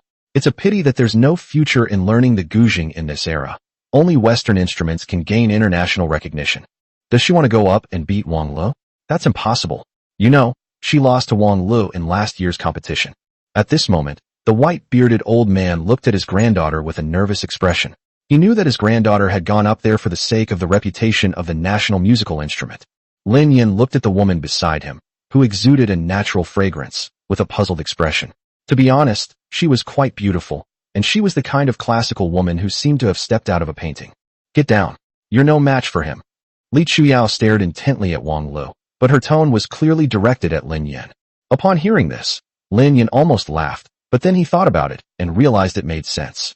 After all, no one knew he could play the suona, so they were absolutely certain he couldn't. Just as Lin Yin was about to step aside, Li Chuyao said something inexplicable without even turning her head, which ignited a fire in Lin Yan's heart. Don't misunderstand, I didn't do this for you. I did it for the honor of national musical instruments. After all, it's extremely important. Hearing this, Lin Yin was furious. It was as if going on stage would preserve national honor. Lin Yin just heard someone say that Li Chuyao was only second last year, and Wang Lu was definitely better than her. Without waiting for Lin Yin to say anything, Li Chuyao looked at Wang Lu with icy eyes and said very seriously, Wang Lu, if you want to compete, what kind of skill is it to bully someone who can't play music? Upon hearing this, Wang Lu smiled, though he was quite enamored with Li Chuyao. However, Li Chuyao had no liking for Wang Lu at all, and disliked Western musical instruments. Every time Wang Lu tried to get close to her, he was slapped in the face by Li Chuyao. Oomph, Li Chuyao is now in a competition between me and Lin Yin. You'd better not get involved, or I'll make you taste defeat again. Upon hearing this, Li Chuyao swayed slightly, and Lin Yin was about to go up and help her up. This shows that the blow was very significant for Li Chuyao. After a moment, Li Chuyao slowly said, I admit I'm not as good as you, but I absolutely will not allow you to trample on traditional musical instruments. I, Li Chuyao, absolutely will not agree to this. At this moment, a spirit of self-sacrifice for the sake of national musical instruments emerged from Li Chuyao. Lin Yin stared intently at Li Chuyao in front of him, feeling that Li Chuyao truly meant what she said. Wang Lu glared at Li Chuyao through gritted teeth. He had previously put a lot of effort into getting to know Li Chuyao. However, this woman was completely unmoved by reason or persuasion. Fine, today I'll let you taste defeat once again. Upon hearing this, Li Chuyao's thin body trembled again, and she uttered words that only Lin Yin could hear. Perhaps I really don't have the talent to revitalize traditional musical instruments. However, it's better to lose by our own hand than to have it all destroyed by that kid. Chapter 37 Exchange Guzheng Skills. No one said anything about Li Chuyao going on stage. After all, Wang Lu had no objections, so the audience members had even less to say. At this moment, Lin Yin also noticed 8 elderly people with white hair and youthful faces walking in the front row. Lin Yin suddenly felt that one of the old men was very familiar, as if he had met the same person on the street that day. The white-bearded old man smiled warmly at Lin Yin, and Lin Yin smiled back. Clang! Li Chuyao sat on a stool with a guzheng in front of her, her hands moving nimbly across the instrument, like a graceful sprite. At this moment, pleasant sounds rang out in the great hall, and everyone showed satisfied smiles. Clearly, this wasn't the first time the students had heard Li Chuyao play the guzheng. In the eyes of most of her classmates, her guzheng playing was definitely the best in the academy.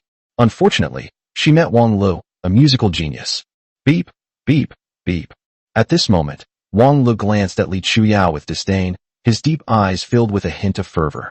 As the saka began to play, the melodious music filled the great hall. Instantly, it completely covered Li Chuyao's guzheng. Upon seeing this, everyone sighed. Sigh? Wang Lu is really Li Chuyao's nemesis. No matter how hard Li Chuyao tries, she just can't beat Wang Lu. That's right. I always see Li Chuyao practice very diligently, but Wang Lu just plays casually and completely defeats her. Wang Lu is truly my idol. Even his sikar's playing sounds so cool. As the saxophone music continued to fill the entire auditorium, everyone's eyes turned to Wang Lu. Only a few people looked at Li Chuyao.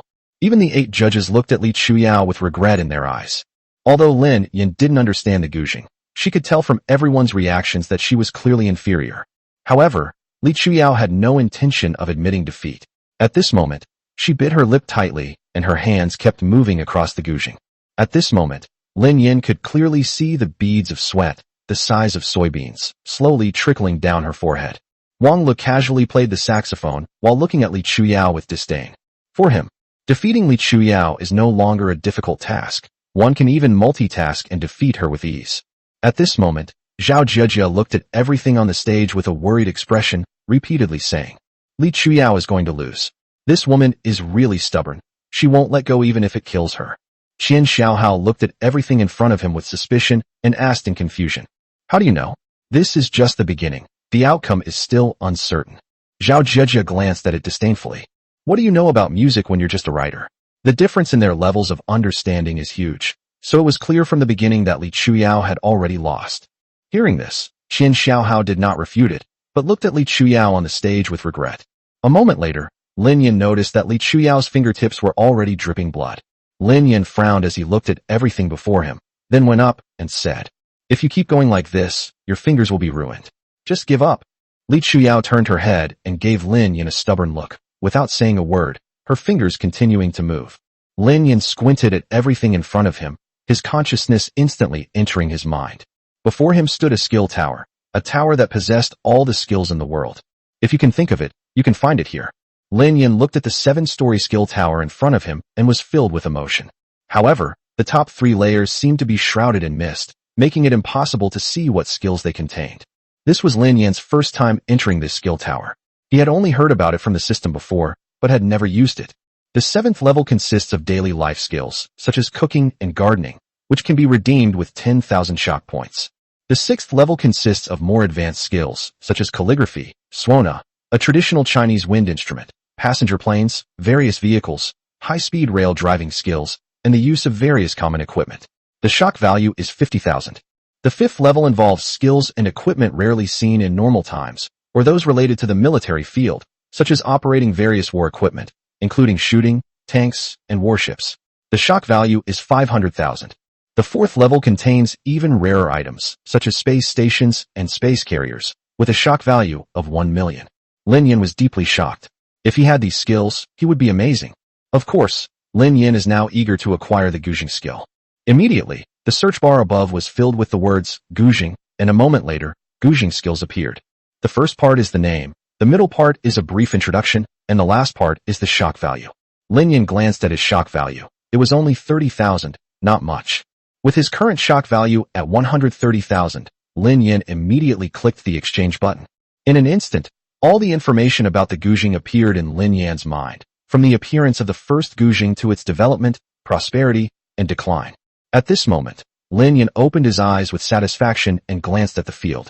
At this moment, everyone was drawn to Wang Li's saxophone, and no one paid attention to Li Chuyao's guzheng anymore. Li Chuyao's back was soaked with sweat. Standing behind her, Lin Yin could clearly see the white underwear underneath through her blue clothes. Her entire S-shaped figure is so clearly defined. Lin Yin coughed awkwardly and looked at Li Chuyao's hands, which were now stained with blood. She bit her lip hard with her pearly teeth, and a trace of blood slowly flowed from the corner of her mouth. At this moment, those who were paying attention had already seen Li Chuyao's condition and felt extremely sorry for her. Look, Li Chuyao is bleeding. How can she push herself so hard? Well, maybe it's this kind of dedication that made her so good at playing the guzheng. What a pity. How can one person compete with the trends of society? Human strength has its limits. The white-bearded old man looked at his granddaughter with a pained expression. Since she was a child, His granddaughter had loved the guzheng and vowed to contribute to the rise of traditional Chinese musical instruments. However, in this era where everyone idolizes foreign things, it is extremely difficult to lead the rise of traditional musical instruments. Lin Yan slowly walked up to Li Chuyao, his body blocking her view. Everyone was puzzled. What was Lin Yan going to do at this moment? Was he going to stop Li Chuyao? What is Lin Yan doing? Is he planning to compete? Of course. Is he going to play? Definitely. He couldn't stand it anymore and wanted to do it himself. Lin Yan stretched out his large, rough hand and placed it directly on the guzheng, uttering words that shook Li Chuyao to her core. That's not how you play the guzheng. Chapter 38. Do you even understand the guzheng? This is how you treat it. Seeing that Lin Yan had placed his hand on the guzheng and stopped playing, Li Chuyao looked at him with a questioning expression and said something coldly. You can. Hearing this, Lin Yan just smiled. Wang Lu looked at Lin Yan with displeasure. He had originally estimated that as long as he defeated Li Chuyao again, if he uses a few more tricks, Li Chuyao will submit to him. At that time, as the school beauty of the music academy, she will be his possession. Lin Yan, what do you mean? Your match hasn't even started yet. Wang Lu shouted angrily. What? Are you looking for death so soon? At this moment, everyone frowned and looked at Wang Lu. Saying such things in this situation was not the demeanor one would expect from a little prince. Lin Yan glanced coldly at Wang Lu and said without any politeness, You stay right there. You. Wang Lu was furious, but Lin Yan went straight to Li Chuyao's side. Li Chuyao frowned immediately and instinctively took a step back. She hated it when strange men were so close to her and felt a strong aversion to it. At this moment, everyone noticed Lin Yan's unusual behavior and was very puzzled. Holy crap, is this guy having a mental breakdown, trying to do that kind of thing in public? That can't be right. She's pretty. She shouldn't lack girlfriends. But Li Chuyao is a school beauty, so it's understandable. It's over. Our college is going to be in scandal. Tomorrow's headlines will be about a man from another school openly harassing the school's most beautiful girl in the music academy. Seeing Li Chuyao take a step back, Lin Yan didn't hesitate and stepped forward. At this moment, Li Chuyao's chest was heaving, clearly indicating that she was in a state of great turmoil. Surprisingly, this guy actually had the nerve to harass her, an injured girl. What a scumbag. At this moment, Qian Xiaohao looked at Lin Yan with a nervous expression and was about to step forward to stop him. What are you doing? Zhao Zhezhe frowned and glanced at Qian Xiaohao, asking in confusion. I have to stop him. I absolutely cannot let my master do such a disgraceful thing. Otherwise, the Chinese calligraphy community will lose all face. At this moment, Qian Xiaohao spoke with righteous indignation.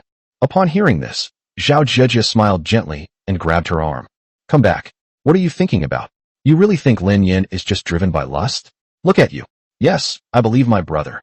After Zhao Zhezhe said that, Qian Xiaohao decided not to go anymore. At this moment, Zhao Zhezhe looked at Li Chuyao with a jealous expression, muttering to herself. Oof, you got off easy. Even Lin Yan didn't treat me like this. At this moment, Lin Yan had already extended his right hand and slowly approached Li Chuyao, looking directly at Li Chuyao's left breast.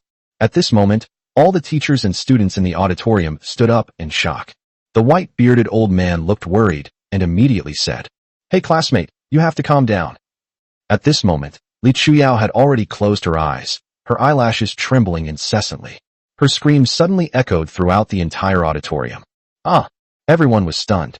A moment later, Li Chuyao felt a pain in her scalp and slowly opened her eyes. Lin Yan was no longer in front of her. Instead, he was fiddling with her guzheng. Seeing that her clothes were still intact, Li Chuyao finally breathed a sigh of relief. At this moment, Lin Yan's calm voice rang out throughout the entire auditorium. Do you know how many strings a guzheng has? Li Chuyao knew that Lin Yan was asking her a question and answered subconsciously. 21 strings, each 1.63 meters long. Seeing this, Lin Yan shook his head, but didn't stop what he was doing. They took 2 strands of hair that had been plucked from Li Chuyao's head, tied them together in a knot, and connected them. Then, she placed the long, thin hair directly in the center of the guzheng and secured both ends with Li Chuyao's hair clips. Legend has it that during the Warring States period, a scholar made a 22-string guzheng to win his wife's favor. His wife loved it after playing it. Later, heaven sighed that the sound of the guzheng was so beautiful that mortals were not qualified to hear it. So it sent down lightning and broke one of the strings, which is why the guzheng exists today. After Lin Yan finished speaking, the guzheng in his hand was also fixed. Everyone stared at the guzheng in front of Lin Yan, their faces full of doubt. Damn, is what this guy is saying true or false? It sounds like a myth. Regardless of whether it's a myth or not, The key question is what he meant by adding a hair on top. Does he think that way he can defeat Wang Lu? That's ridiculous. Someone who knows nothing about the guzheng is messing around with it. I heard this guzheng is worth around 1 million yuan and was Li Chuyao's 18th birthday present. Li Chuyao stared blankly at her guzheng, which was now completely ruined, and then glared angrily at Lin Yan. Do you even understand the guzheng? How can you treat it like this? Do you know that for me, the guzheng is more than just a tool? It's my friend. You touched my guzheng without my permission. What right do you have? Li Chuyao cried hysterically to Lin Yan, completely heartbroken. Not only did he fail to defeat Wang Lu, but his favorite guzheng was also completely destroyed. At this moment, Wang Lu looked at Lin Yan with amusement. If you're incompetent, then keep quiet. You insisted on showing off, and now you've made a mess of things. This is karma. At this moment, a chorus of condemnation against Lin Yan rang out in the hall. Who is this guy? He was partly responsible for Li Chuyao's rise to power, and this guy is causing trouble. That's right. I don't think he has any skills at all. He probably can't even play the suona. This kind of person should be expelled from our college. I'm even starting to suspect that the car he drove here was stolen. At this moment, the white-bearded old man looked at Lin Yan with a suspicious expression. He couldn't believe Lin Yan was like this, but he couldn't understand how Lin Yan could possibly play the guzheng. At this moment, Li Chuyao was heartbroken and took one step at a time, without moving forward. Staring blankly at his guzheng, he slowly sat down. Thinking that her guzheng, which had been with her for several years, had been broken, 2 lines of tears immediately streamed down her face. Her hands trembled as she stroked the guzheng, and when she touched that strand of hair, a strange sensation ran through her fingertips. Li Chuyao stared at her hair in disbelief, wondering if what he said was true. Just then, a few boys prepared to go on stage and drag Lin Yan away. Get out of here. You're not welcome at our academy. That's right, get out of here right now. At this moment, Li Chuyao, still filled with doubts, sat down again and adjusted her mindset. He was carefully moving his right index finger, touching his own hair. Zheng. Suddenly, a soul-stirring voice resounded throughout the entire auditorium, and everyone stared at Li Chuyao in disbelief. To be precise, it should be her guzheng. Chapter 39. Wang Lu was unconvinced and challenged Lin Yan to a suona duel. At this moment, Li Chuyao's 10 fingers, like fireworks from the Tianshan Mountains, moved back and forth on the guzheng. As the sound rang out, everyone stared at Li Chuyao in disbelief. If the sound of Li Chuyao playing the piano just now was merely pleasing to the ear, therefore, the music we hear now can absolutely cleanse our souls and minds. Shock level from Li Chuyao plus 666. Li Chuyao's shock level plus 666. Li Chuyao's shock level plus 666. At this moment, system prompts kept appearing in Lin Yan's mind. Hearing such a pleasant sound, Lin Yan's lips curled up slightly. At this moment, Wang Lu had already noticed something amiss. Although he didn't understand the guzheng, he believed that music was interconnected. He could sense that Li Chuyao had already surpassed him. Beep, beep, beep. Unwilling to give up, Wang Lu picked up his saxophone again and began to play it with all his might. This time, he blew even harder than before, his face turning red and his chest heaving. It's clear that he has exerted his maximum effort. At this moment, everyone in the entire auditorium was immersed in Li Chuyao's guzheng music. Is this Li Chuyao? She seems like a completely different person. If I didn't see her sitting there, I would doubt that she is Li Chuyao. Yes, I can't believe it. Lin Yan just added a single hair, and the music became so beautiful. It's unbelievable. This Lin Yan is no ordinary person. He actually has this talent. It's unbelievable. The white-bearded old man looked at Lin Yan with great excitement. He had originally thought that Lin Yan was only talented in playing the suona, and that he played it well. Unexpectedly, he knows how to play the guzheng. Although I don't know if he can actually play it, at least he can repair it. Originally, the guzheng had 22 strings. This was the first time in his more than 60 years of life that he had heard of such a bizarre thing. However, facts have proven that the sound produced by a 22-string guzheng is hundreds of times better than that of a 21-string guzheng. The shock level from the crowd plus 666. The shock level from the crowd plus 666. The shock level from the crowd plus 666. Lin Yan looked at everything in front of him with a smile on his face.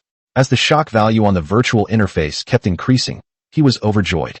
Originally, I thought I would have to go on stage myself, but now it seems that I don't need to perform. I can still garner shock points.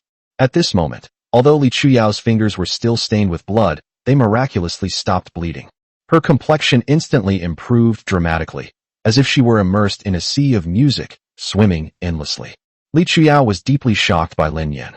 She couldn't understand how Lin Yan could elevate the sound of the guzheng by simply tying up 2 strands of hair. At this moment, Li Chuyao was very curious about Lin Yan. But she didn't know. When a woman is curious about a man, it's a sign that she's falling in love.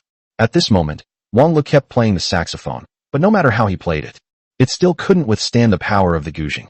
At this moment, a voice deep within Wang Li's heart, one that he was unwilling to acknowledge, resounded. Li Chuyao's guzheng playing is better than her saka. A moment later, the last sound faded away. Li Chuyao finally stopped playing, and at this moment she couldn't wait to thank Lin Yan. However, out of a young lady's modesty, she only nodded slightly to Lin Yan. At this moment, Wang Lu also stopped, but his face was extremely pale. It seems that his duet with Li Chuyao just now had exhausted a lot of his energy. Slap, slap, slap. At this moment, enthusiastic applause rang out throughout the auditorium, and everyone looked at Li Chuyao in disbelief. Unexpectedly, Li Chuyao actually defeated Wang Lu. The white-bearded old man was especially excited, knowing how much motivation this would be for his granddaughter. After deliberation, all the referees unanimously decided that Li Chuyao was the winner. Wait, I disagree. At this moment, Wang Lu looked unhappy. Logically speaking, Li Chuyao already lost the first time, so this victory doesn't count at all. Everyone nodded in agreement with what he said. Everyone turned their attention to Li Chuyao, wanting to hear her say a few words. At this moment, Li Chuyao didn't care at all. Her eyes were fixed on the guzheng, and she was stroking it very gently. Wang Lu has won. Once these words were spoken, everyone understood. In fact, everyone had guessed Li Chuyao's thoughts. In everyone's eyes, Li Chuyao was a very pure person, born entirely for the guzheng.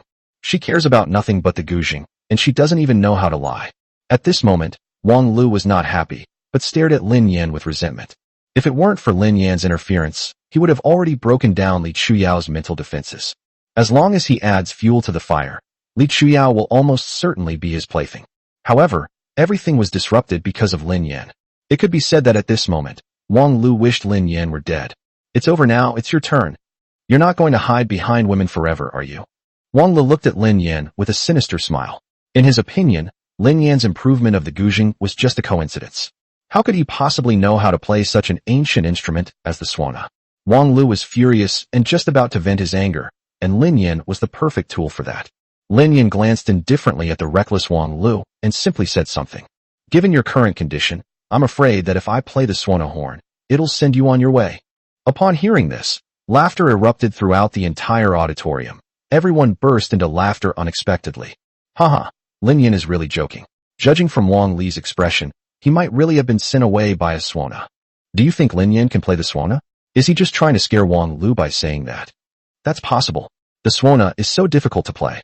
There are hardly any people in our entire music academy who can play it. How could a student from Jiangnan University like him possibly play the suona? At this moment, everyone thought that Lin Yan couldn't play the suona. Wang Lu was so angry after Lin Yan retorted that he was furious. He grabbed a bottle of mineral water, gulped it down, and smashed the bottle on the ground. Pointing at Lin Yan without any politeness, he said, "If you can get rid of me today, then you've got guts. But if you can't send me away, you have to kneel before me and call me Grandpa 3 times. And also, if you lose, your sister is mine." Wang Li's arrogant words echoed throughout the great hall of the people, causing everyone to frown. A cold glint flashed in Lin Yan's eyes. Originally, according to Lin Yan's plan, he had already achieved his goal of reaping shock points today. Fine, we won't compete then, but this Wang Lu is persistent and clingy, and most importantly, he's dragging his sister into it. This is something Lin Yan cannot tolerate. Lin Yan placed the red box on the table, his eyes flashing coldly, and his chilling words echoed throughout the entire auditorium. 10 years for the flute, 100 years for the shao. A single eru soars to the heavens. The people lasts 1,000 years, the zither a 10,000-year-old instrument, but only the suona can shake the heavens and the earth. Chapter 41 Man takes on the entire band. At this moment, Lin Yan's entire demeanor underwent a dramatic change. If Lin Yan was just a handsome young man a moment ago, he is now a wise man bearing the marks of time, as if one can witness miracles through him. Bang! A crisp sound rang out throughout the great hall of the people. Everyone turned their eyes to the red box in front of Lin Yan, the marks of time clearly visible on its surface. At this moment, Lin Yan had already opened the red box, and a dazzling array of suonas instantly came into view. Wow, this is a suona. It looks so old. I thought it was an antique shop. Don't talk nonsense. This is a suona. I didn't expect Lin Yan to actually have a suona, and such a complete one at that. Could it be that Lin Yin really knows how to play the suona? Wang Lu is a genius in our academy. Can he compare to him? The white-bearded old man was the most excited. When he saw Lin Yan's actions, he knew that he would hear music that could cleanse the soul once again.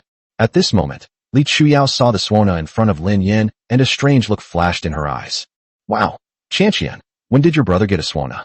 Why didn't you tell me? Zhao Jia grabbed Lin Xian's arm and kept asking questions. Lin Xian looked on with a puzzled expression and slowly shook her head. I don't know either. He doesn't know how to play the suona at all. Did he start learning it recently? At this moment, Qian Xiaohao became even more curious about his master. Wang Shiji's calligraphy was so good. Could his suona also be as legendary as the past and present? Lin Yan slowly picked up the smallest sea whistle and said softly, such a wonderful thing passed down from our ancestors, yet no one knows how to use it. What a pity. You know, when the suona appeared, the ancestor of the saxophone was nowhere to be found. I don't know who gave you the courage to not learn from our ancestors' traditions and instead learn the trashy stuff from outsiders. You unfilial descendant.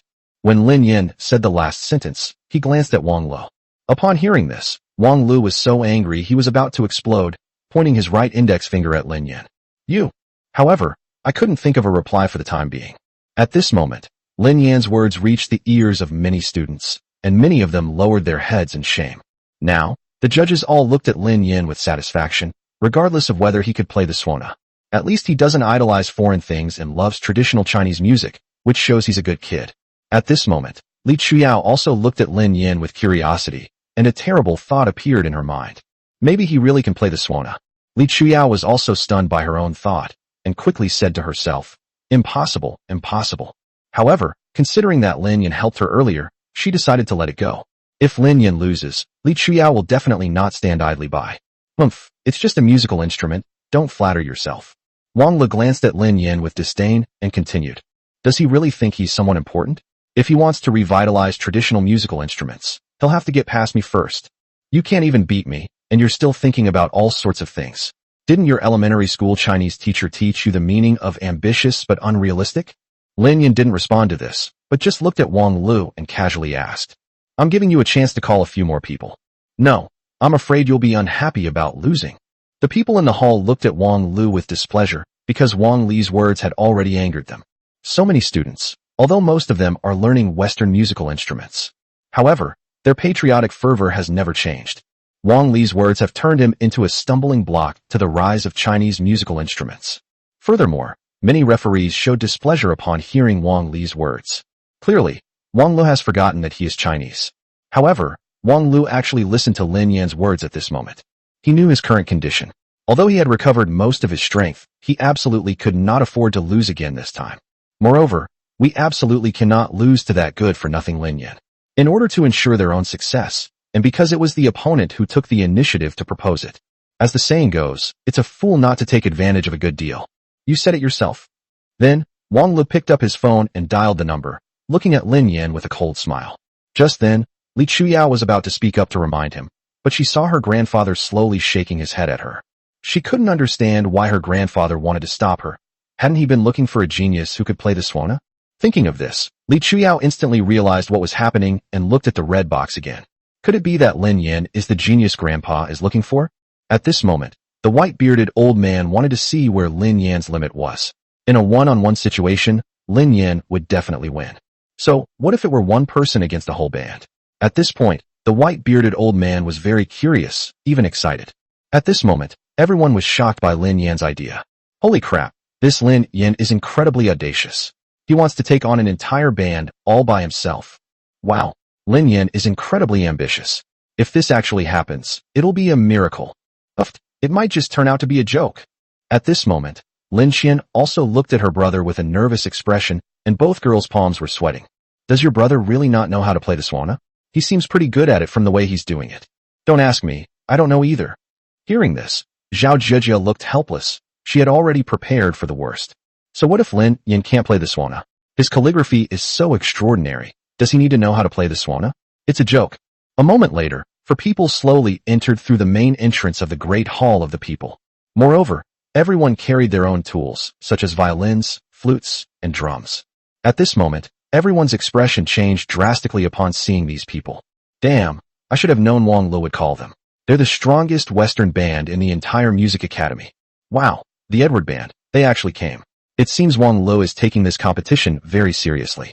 Of course, he lost to Li Chuyao last time, so no matter what, he's going to get his revenge on Lin Yin this time.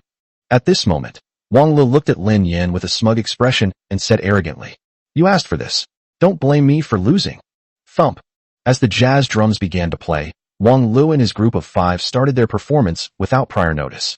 At this moment, Wang Lu and the others were fully immersed in the music. Now, for them, it's not only about defeating Lin Yan, but also about regaining the momentum they lost to Li Chuyao. Lin Yan's gaze sharpened, and he slowly placed the C flute in his hand to his lips. Beep-e, a sound that resounded through the heavens burst forth from the Swana. At that moment, the entire auditorium was completely drowned out by the sound of the Swana horns. Chapter 41. Lin Yan, I hate you. The long, drawn-out sound echoed throughout the entire auditorium, and everyone stared at Lin Yan in shock. The voice seemed to come from the heavens above, or from the netherworld below. It was as if each person spoke a different voice. Upon hearing this voice, Wang Lu and the others were immediately shaken and realized something was wrong. They knew that this music had surpassed the limits of ordinary people, and it could be said that this was the strongest opponent they had encountered in recent years.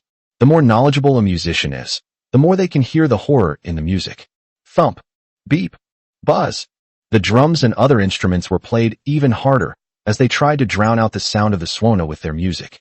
The people sitting in the auditorium all looked at Lin Yan with amazement. Wow, Lin Yan really can play the Swana. Yes, it's incredible. He can play such an ancient instrument so skillfully. However, I feel Wang Liqiang is a bit stronger.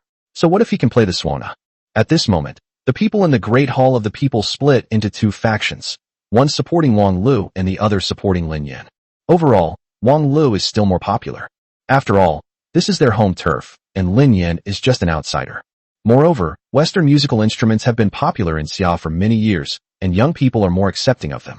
However, these were not difficult tasks for Lin Yan at all.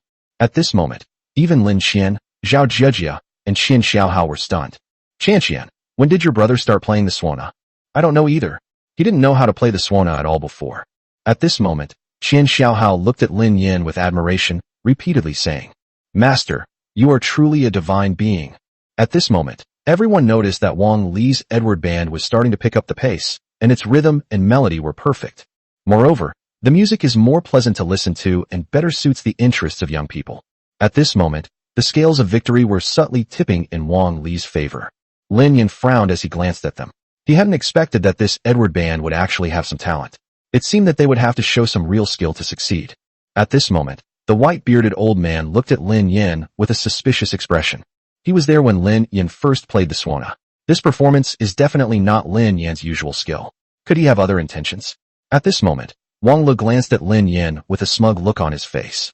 I thought this guy was incredibly strong, but it turns out he's a eunuch. He has nothing down there. At this point, it was clear to most people that Lin Yan was bound to lose if things continued this way. Haha, that's hilarious. Only the first part works. Is he the legendary 3-second guy? Sigh, I thought I could hear some Swana playing, but it turns out they're just a half-baked player. It's over. Lin Yan has really lost face this time. Lin Qian will never be able to hold her head up in the academy again. After calmly surveying everyone, Lin Yan instantly focused his energy in his dantian, and a powerful surge of energy rushed from his chest toward the Swana. Beep! With its soaring momentum, it instantly broke through the limitations of the Great Hall of the People and spread outwards. Suddenly, a light and melodious tune came from the Swana.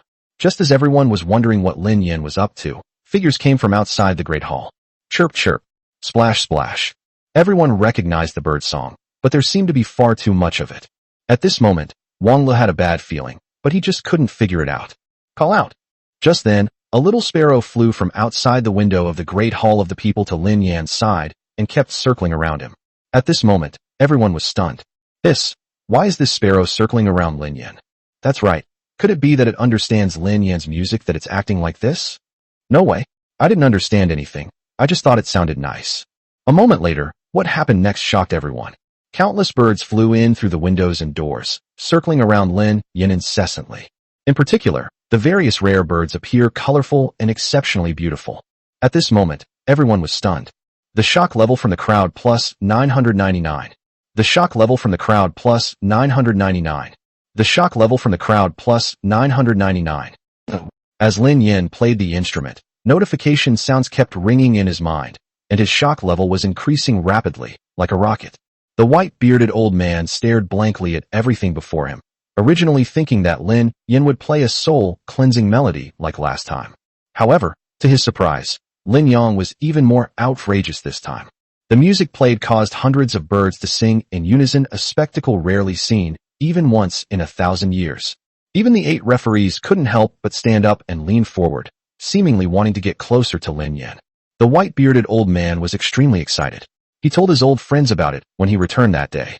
However, none of them believed it, insisting that Whitebeard had developed delusions. At this moment, the white-bearded old man listened while saying to his old companion beside him, "See, I didn't lie to you." At this moment, his old buddies couldn't hear what he was saying. Their eyes were fixed on Lin Yin like those of vicious wolves. Li Chuyao's beautiful eyes seemed to be frozen on Lin Yin. Now it's reversed. Just now Lin Yin was looking at her back. Now, she's looking at Lin Yin's back. She couldn't understand how this guy, who was somewhat handsome, could play the suona, such an ancient instrument. Moreover, the fact that it was described so highly, attracting hundreds of birds to surround it, is simply a rare and extraordinary event throughout history. At this moment, Wang Le glanced at everything on the scene and knew he was doomed to lose. Even if he found 10 bands and practiced for 100 years, he couldn't achieve this level of success. At this moment, the entire Great Hall of the people was almost filled with birds, and some people even took videos and uploaded them to Douyin, TikTok. Beep E. As the last note faded, Lin Yin slowly took the suona out of his mouth. He stared coldly at Wang Lu and slowly said, "You lost." A flat and cold voice echoed throughout the Great Hall of the people, and Wang Lu trembled upon hearing it. He stared at Lin Yin with red eyes, unable to understand why a student from Jiangnan University would know how to play the suona, such an ancient instrument. Why are you still praising it so highly? Why could it attract so many white birds singing?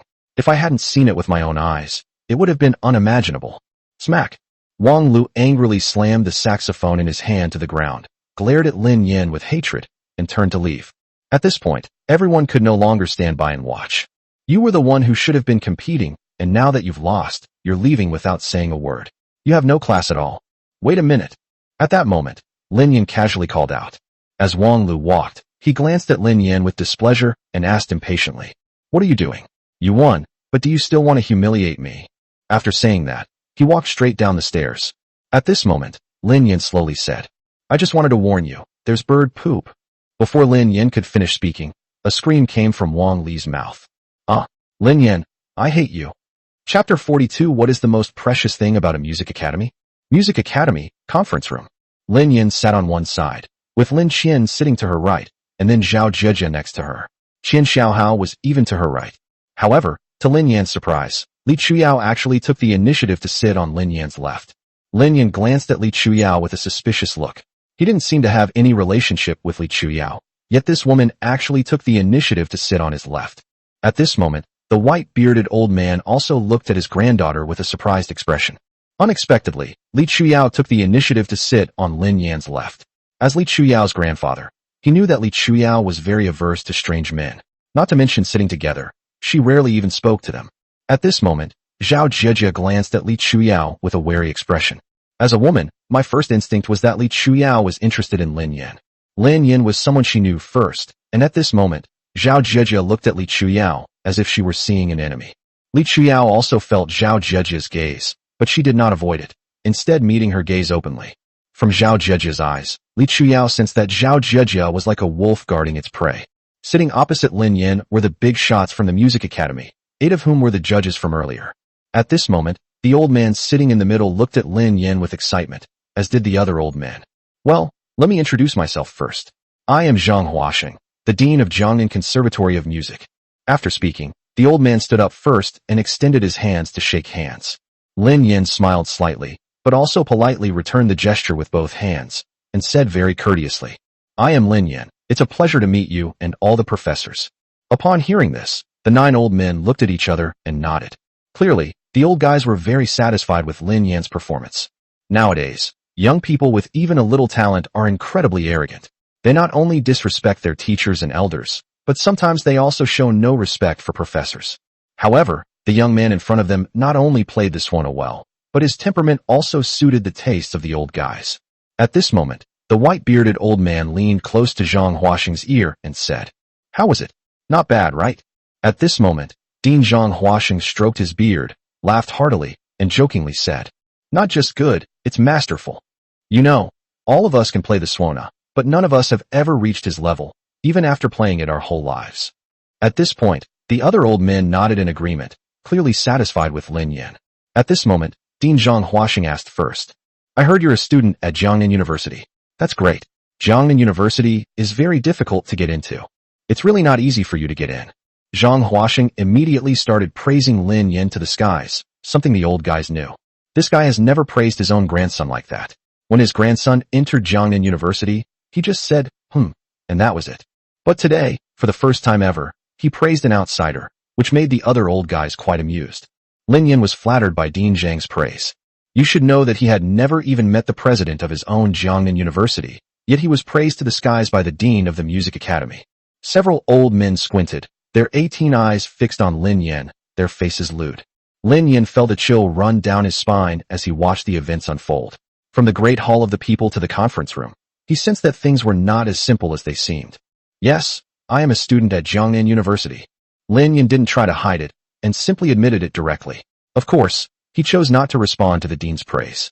Hearing Lin Yan's simple answer, the old men nodded repeatedly, quite satisfied.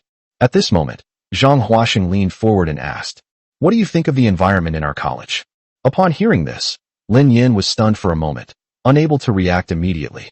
He could only nod subconsciously, repeatedly saying, "Excellent, very good." Upon hearing Lin Yan's words, the old men's faces instantly lit up with smiles. At this moment, Dean Zhang Huaxing leaned over again and asked, "So do you like our college?" Lin Yan didn't hesitate. After all, the music academy was quite good, and his younger sister was studying there. You can't just say in front of everyone that the music academy is no good and rubbish. "It's great, I really like it." Hearing this, Zhang Huaxing was delighted and gestured to the old men. He agreed. At this point, Lin Yan was dumbfounded. He had only offered 2 compliments. What did it mean to agree? There was something he didn't understand. "What do you think the professors and their group want to do?" Zhao Zhejia asked Lin Qian in confusion, noticing that none of them understood what was going on. "What exactly are the dean and professor up to?" "I don't know. I don't understand either. Do they want to keep my brother here?" Hearing this, Lin Qian was surprised that someone had become so bold as to have such thoughts, and that it had even happened to her. Then, Dean Zhang Huaxing took out a contract and a pen from his drawer and placed them in front of Lin Yan. Moreover, he personally turned to the page for signing the contract, then stood up, placed the pen on Lin Yan's right hand, and kept saying, "In that case, let's sign it. From now on, we're colleagues." Lin Yan was stunned, completely stunned this time. Now he understood why these old guys had dragged him to the conference room. It was all for this reason. "Dean, I'm still a student. Isn't it inappropriate for me to do this?" When Zhang Huaxing and a few other old men heard Lin Yan refuse, they quickly stepped forward and said, "Don't worry, your treatment will be the same as mine, with an annual salary of 1 million yuan, and your position will be the vice dean and professor of the Department of Ethnic Music at Jiangnan Conservatory of Music. 1 class per week, any day, as long as students are notified in advance. Moreover, our college provides meals and accommodation. Every professor has a 50 square meter apartment, while vice deans and above have 100 square meter apartments, which would be worth 5 million in Shanghai. So, are these conditions satisfactory to you?" The old guys looked at Lin Yan with confidence. You should know that apart from the dean, half of the 9 of them did not earn an annual salary of 1 million, and their apartments were only 50 square meters. At this moment, Lin Yan was completely stunned. It turned out that he was to become a professor at the academy. Wow, it's for real. They're really going to hire Lin Yan as a professor in our college. Zhao Zhejia looked at Lin Yan with shining eyes. She never expected that this guy would be so capable, managing to win over the dean and several senior professors. Lin Qian stared at her brother in shock, completely speechless. Although Li Chuyao sat calmly, her whole body trembled when she heard the dean, her grandfather, and others say that they wanted to hire Lin Yan as a professor, and specifically as a professor in the Department of Ethnic Music. You should know that the current professor in the Department of Ethnic Music is her grandfather. If Lin Yan becomes that professor. In other words, Lin Yan will be her mentor from now on. Thinking of this, Li Chuyao's cheeks flushed slightly, her breathing became rapid, and her heart raced. The old men became nervous when they saw that Lin Yan remained silent. Lin Yan is a real talent. Not only can he play the suona, but he can also play the guzheng, and he might even be able to play other instruments. Keeping him at the music academy was definitely a wise choice. The dean and several old men became anxious and looked at each other, wanting to keep Lin Yan here. At this moment, the white-bearded old man said to Lin Yan, "I am Li Guosheng. Besides the conditions mentioned above, do you know what else our college values most?" Upon hearing this, Lin Yan pondered for a moment and shook his head slightly. At that moment, a sweet voice rang out in the conference room. "Me too." Chapter 43: The War Between Two Women. At that moment, the entire conference room fell silent. Everyone turned to look in the direction from which the sound came from. Even the 9 old men were surprised. Lin Yan was no exception. He never expected that Li Chuyao, who hadn't said more than 10 words in total, would say such a thing at this moment. Li Chuyao slowly stood up and looked at Lin Yan with a smile. Since uttering those 3 words, he hasn't said anything more. The 9 old men gave Li Chuyao a deep look, then turned to look at Lin Yan. In an instant, I understood what was going on. Li Guosheng frowned as he looked at his granddaughter, then glanced at Lin Yan with a hint of anger. He absolutely adored this granddaughter. From childhood to adulthood, she was treated like a precious gem, and most importantly, she never showed any affection towards boys. Even a music prodigy like Wang Lu never gave him a kind look. Wang Lu had shamelessly pursued Li Chuyao several times, but Li Chuyao always rejected him. But today he realized that his granddaughter was a little different. The first time I looked at the man with a strange gaze. It was the first time I had ever sat next to a strange man. This was the first time he had ever spoken such bold words. If he hadn't heard it with his own ears, he would never have believed that these words had come out of his granddaughter's mouth. At this moment, Zhao Jiejie looked at Li Chuyao with hostility, never expecting that this woman would have the audacity to say such a thing in front of everyone. Zhao Jiejie was so angry that she almost choked. According to her idea, if anyone should be speaking, it should be her. When did it become Li Chuyao's turn to speak? You should know that you and Lin Yan have had physical intimacy. At this moment, Lin Yan was stunned, but he also understood what was going on in an instant. However, even if Lin Yan could see through this situation, he couldn't say it. After all, it's acceptable for a girl to say that in front of a large audience, but a boy shouldn't respond in a similar way. Moreover, there are so many old men here. If you actually show a hungry look, they will definitely despise you in their hearts. Besides, Lin Yan has no interest in thinking about that kind of thing since she was hurt by Lu Li. Therefore, in any case, it's best to avoid it for now. Dean Zhang, is it common practice in your college to give people away as gifts? Upon hearing this, Zhang Huaxing and everyone else were speechless, staring at Lin Yan with blank expressions. Can't you see it yourself? Li Chuyao has feelings for you, yet you're pretending to be crazy. What exactly do you want? Don't you think it's good enough? You know, Li Chuyao is the most beautiful girl in our music academy.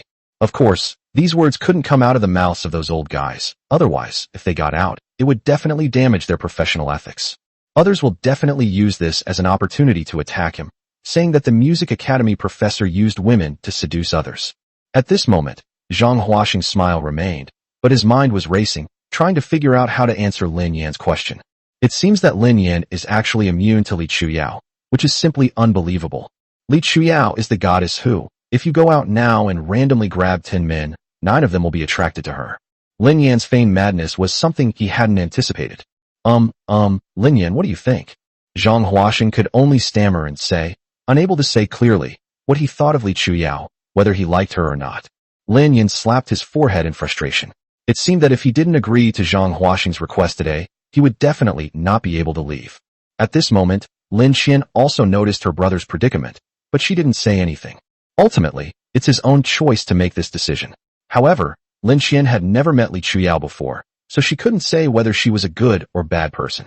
Just as Lin Yan was about to say something, Zhao Jiejie stood up with a serious expression and said, I don't think it's very good. Everyone looked at Zhao Jiejie with confusion, especially Dean Zhang Huaxing and a few old guys, who looked at her with disappointment. In their view, Zhao Jiejie is a student of their college, so it is only natural for her to support the college's work. However, Zhao Jiejie actually stood up to object at this moment. What does this mean? Is she dissatisfied with the college's arrangement? Logically speaking, this is none of your business. Even if you don't help, you shouldn't cause trouble.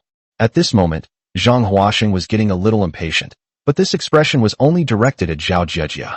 He then said, Zhao Jiejie, you are a student of the college, and I hope you can consider the college's interests. And why are you objecting? Lin Yan didn't say anything. At this moment, Li Chuyao still had a smile on her face, but as a woman, she naturally understood why Zhao Jiejie had stood up for her. However, This time she did not compromise and stood there upright, as if showing off her beautiful figure to Lin Yan. At this moment, Zhao Jijia gritted her teeth, made up her mind, glared fiercely at Li Chuyao, and muttered to herself, I absolutely cannot lose to this woman at this time. Otherwise, Lin Yan will definitely be bewitched by her. Bang! Zhao Jijia stood up straight from the chair, puffing out her chest. I feel that the college includes not only her, but also me. Upon hearing this, everyone finally understood. Originally, Zhao Jijia's opposition was not to the college, but to Li Chuyao. The old men immediately felt relieved. It was good that no one objected. Besides, both girls are students at Jiangnan Conservatory of Music. No matter which one Lin Yan chooses, they will both be from the conservatory. Seeing what was happening before him, Lin Yan was completely bewildered. What on earth was going on? The hiring process was going well, but now the whole atmosphere has changed. Of course, Lin Xian was the most shocked of them all. Zhao Jijia, her best friend, actually had designs on her brother. I treated you like a best friend, and you actually want to be my sister-in-law. At this moment, Lin Xian finally remembered that Zhao Jijia had asked Lin Yan if he had a girlfriend because of her. Seeing the pleading look in Zhao Jijia's eyes, Lin Xian's heart softened. She gently tugged at Lin Yan with her left hand and whispered, Elder brother. At this moment, Qian Xiaohao stared at his master in disbelief, muttering to himself, Master, you truly live up to your reputation. Lin Yan knew what his sister was thinking, so he patted her arm to indicate that she didn't need to worry. He signed the contract with a flourish, and for him, being a professor in the Department of Ethnology wasn't so bad. Moreover, he needs more terror points, and that's one way to achieve that. Then, he quickly pulled Lin Xian away from the conference room. At this moment, Zhao Jijia and Li Chuyao stared at each other, neither willing to give in. I met Lin Yan first. There has to be a first come, first served order. Li Chuyao glanced at Zhao Jijia indifferently and said calmly, I don't understand what you're saying. I just want to keep Professor Lin here, so he can lead our national music to rise again. Finally, Li Chuyao slowly walked out of the conference room. At this moment, her heart was racing and her palms were sweating. She knew that while her words seemed righteous, she actually had ulterior motives. Chapter 44 The Academy is in turmoil, and students are demanding to change departments. At the entrance of the music academy, Lin Yan drove away after Lin Xian saw him off. He knew that once word got out that he was going to teach there, he might not be able to leave today. At this moment, Zhao Jijia also came out and asked Lin Xian, Where's your brother? He didn't leave, did he? I'd also like to ask him how he plays the guzheng. At this moment, Zhao Jijia appeared very calm on the surface, but inside she was panicking terribly. She knew that her performance in the meeting room would definitely not be hidden from her best friend. At this moment, her biggest worry was that Lin Xian would object. If Lin Xian objects, then there is a high probability that Lin Yan will not accept her. After all, Lin Xian was Lin Yan's most beloved younger sister, and Lin Yan didn't care about her at all. Oh, I think I heard that someone studied music composition. When did you start wanting to learn the guzheng? This is such a rare thing. At this moment, Lin Xian said sarcastically. Zhao Jijia could see through Lin Xian's thoughts. This girl was angry with her for not telling her. Xian, don't be angry anymore. I'm sorry, okay? Zhao Jijia skillfully linked arms with Lin Xian and deliberately rubbed her chest against Lin Xian's arm. Please help me, and I'll buy you meals for a week. A month is the most I can go. If that's really not possible, then add a month's worth of washing underwear. Is that all right? At this moment, Lin Xian smiled gently and then said, You little hussy, get your big waves off me. What's the point of rubbing against me? If you're so capable, go rub against my brother. Hearing this, Zhao Jijia looked smug and thought to herself, Your brother has already touched you willingly. Why would I need to rub against him? At this moment, the entire Jiangnan Conservatory of Music was shocked by a piece of news, and everyone was incredulous. What? The dean actually hired Lin Yan as a professor in the college's Department of Ethnic Music? That's unbelievable. Wow, I've met Lin Yan. He's such a handsome guy, and he's a student at Jiangnan University. No way, I want to change my major. I want to go to Lin Yan's department. My idol has become a professor. I want to switch majors too. What a load of rubbish Western musical instruments. At this time, a wave of students changing majors swept through the entire college. In the boys' dormitory, Wang Lu sat on a stool with a gloomy expression, his eyes looking as if he wanted to devour someone. At this moment, a classmate walked in and said anxiously to Wang Lu, Brother Wang, something bad has happened. Many students are clamoring to quit our club. Upon hearing this, Wang Lu couldn't sit still. The Little Prince Club was something he painstakingly set up, all for his own convenience. What? Someone wants to leave the club. At this moment, Wang Lu stood up abruptly from the stool, his entire being filled with extreme anger. Just because I lost to Lin Yan, that guy? They only won by chance with a broken suona, a traditional Chinese wind instrument, and these people are already quitting. They're completely disregarding me. Bang! Wang Lu slammed his right hand on the table with force, the powerful vibration causing his henchman to feel fear. After venting his anger, Wang Lu finally calmed down and casually asked, "How many people are there?" Upon hearing this, the man stammered in response. Yes, there are many." Wang Lu frowned, wanting to know exactly how many there were. He then went straight to the window and was immediately shocked. There, hundreds of people surrounded the entrance to his dormitory, shouting incessantly, "I'm leaving the group. I want to leave the group. What a trashy little prince." Exactly. If they can't even beat a broken suona, they might as well not join this club. Like trash. He used to brag that he could easily beat Lin Yan, but now he's gotten completely thrashed. Upon hearing this, Wang Lu became furious. He had only lost to a suona player. As for such a strong reaction, it's simply unbelievable. Tell me, what is the purpose of this? Wang Lu grabbed the lackey next to him and questioned him. In his opinion, even if he lost to Lin Yan, it shouldn't be enough for someone to leave the group.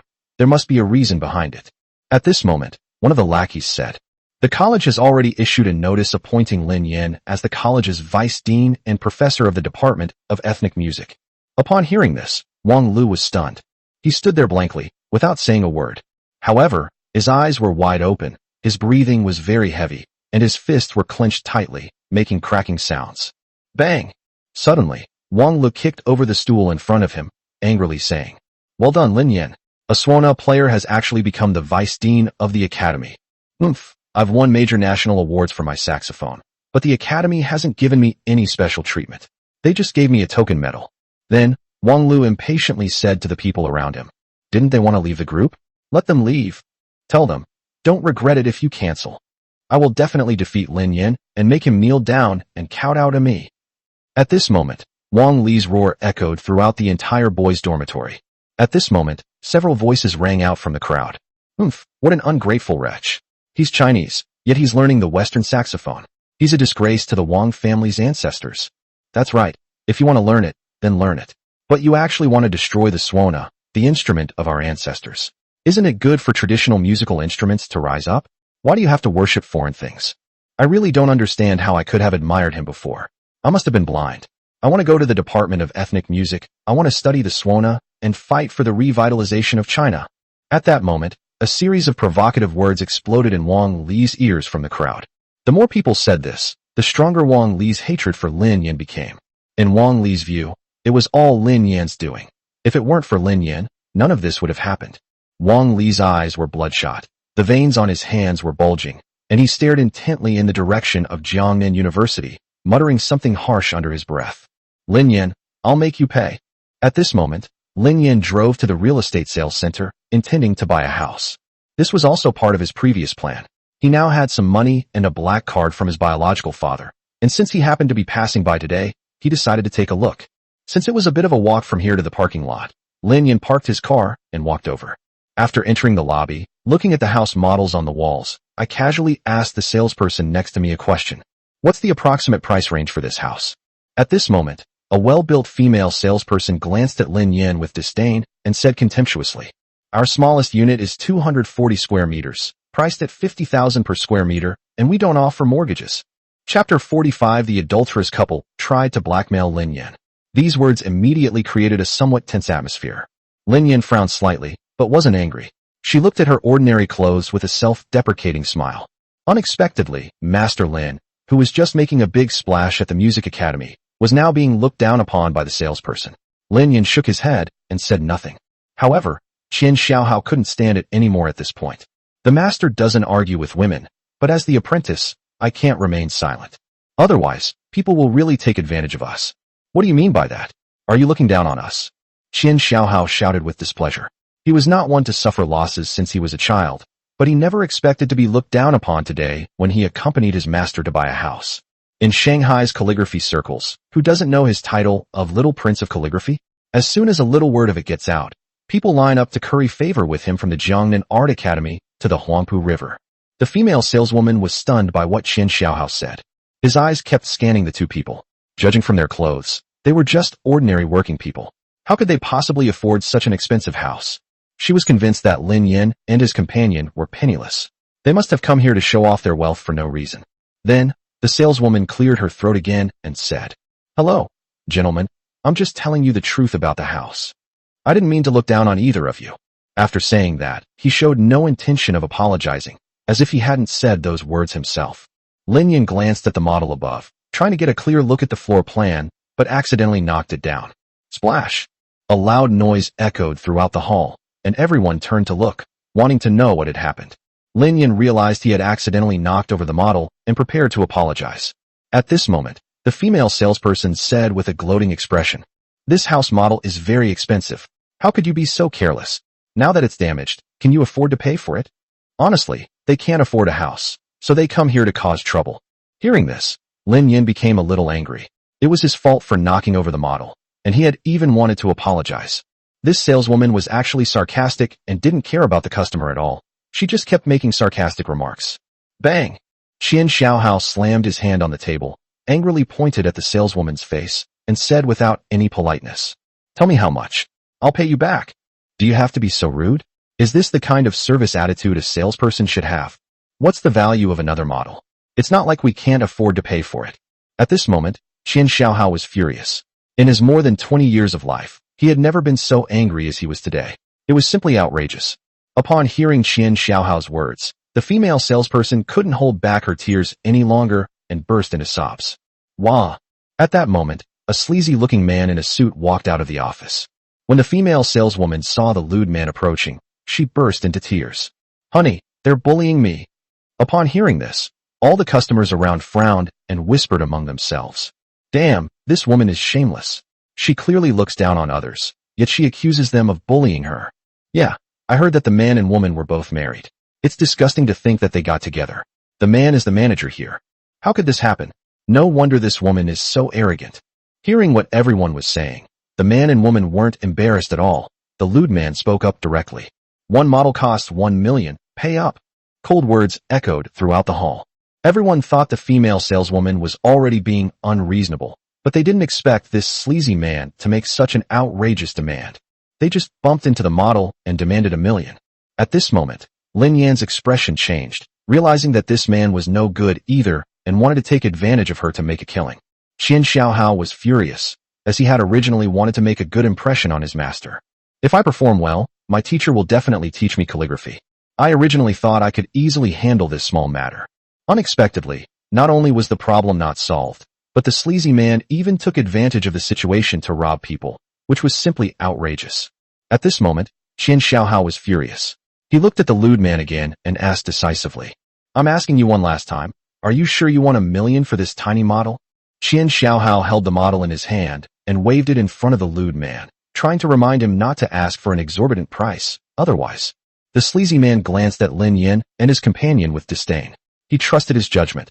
These two were just ordinary working-class people with no power or influence whatsoever. "Yes, that's right, 1 million. If you refuse to pay, I can call the police and have you arrested. Then you'll regret it." After saying that, the lewd man threatened Lin Yin and the other man fiercely. Upon hearing this, all the customers in the hall took a step back, fearing they might accidentally lose $1 million. This is a classic case of a big store bullying its customers. It's utterly lawless. That's right. But what can you do when it's Zhang's Group's real estate? You have to know that Zhang's Group is one of the top-ranked companies in the city. Yes, I've heard about it too. This manager has powerful connections, apparently a vice president, and he's incredibly arrogant. Oh, so you have powerful backers. No wonder. What a pity. Everyone felt sorry for Lin Yin and his companion. They hadn't checked the almanac before going out today and had actually run into such people. It was like they had the worst luck imaginable. Qian Xiaohao was so angry that he almost lost his temper. He took off his coat and rolled up his sleeves. Seeing this, the sleazy man and the female salesperson hurriedly backed away, warning him, "You want to hit someone? Let me tell you, there are security cameras here. We'll send you straight to jail for a few years." While threatening him, the lewd man hurriedly took out his phone to call the police. Just then, a salesperson hurriedly came to the lewd man's ear and whispered something. Immediately, the lewd man's expression changed drastically, and he became extremely flustered. Then, he shouted loudly at all the staff in the hall, "Quickly, line up to welcome the crown prince." He turned and glared fiercely at Lin Yin and the other man, saying, "You're lucky today, otherwise I would have killed you all." Get out of here if you don't want to die. After saying that, he grinned and jogged towards the door, as if to greet some important person. Lin Yin smiled gently and said to Qin Xiaohao, "Since he said that, I'd like to know how he's going to kill me." Then, a dazzling Ferrari slowly drove up to the entrance of the real estate sales center, and a young man in his 20s got out. At this moment, the employees of the real estate sales center, led by the sleazy man, shouted in unison, "Welcome, young master." The man was none other than Zhang Jianren, the heir to the Zhang group. At this moment, Zhang Jianren frowned and did not respond to the shouts of the crowd. In the past few days, he has used up half of his brain cells trying to apologize to Lin Yin. However, in the end, I felt it wasn't working and I was in a very bad mood. Lin Yin glanced at him indifferently. It turned out to be an old acquaintance. He then found a chair and sat down, putting his feet up on the glass table in an extremely arrogant manner. At this moment, the sleazy man cautiously welcomed Zhang Jianren into the hall. Seeing Lin Yan's state, he flew into a rage, slammed his right hand on the table, and shouted angrily, "Slap! Do you guys have a death wish? Get out of here right now." Hearing this, Lin Yan smiled slightly and looked at Zhang Jianren. Zhang Jianren could hardly believe that he had actually run into Lin Yan here. However, he couldn't be happy at all, so he slapped him across the face. Smack! Chapter 46 left the sleazy man completely dumbfounded, and everyone was shocked.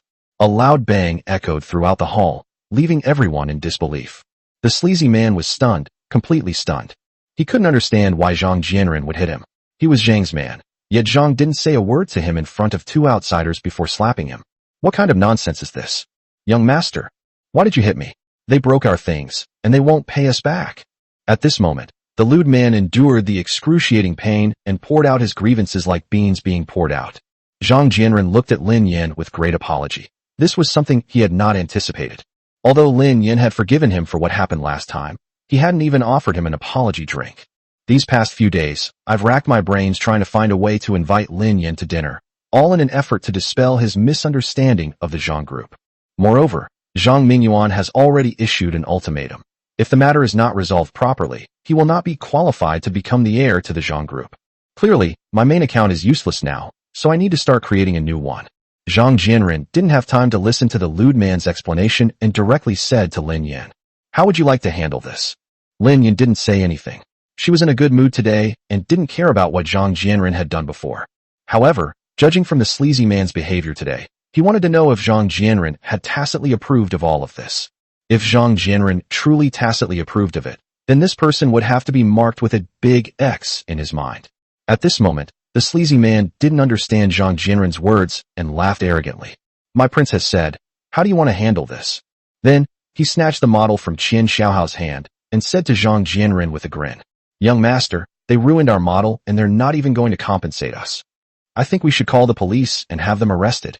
At this moment, Zhang Jianren's face was gloomy, and his expression became increasingly unpleasant. Everyone looked over, and they were all worried about Lin Yan. "This is terrible. We can't afford to offend the heir of the Zhang group." "That's right, they're birds of a feather. Those two young people are going to lose everything. This is utterly lawless. How can they slander someone like this in broad daylight?"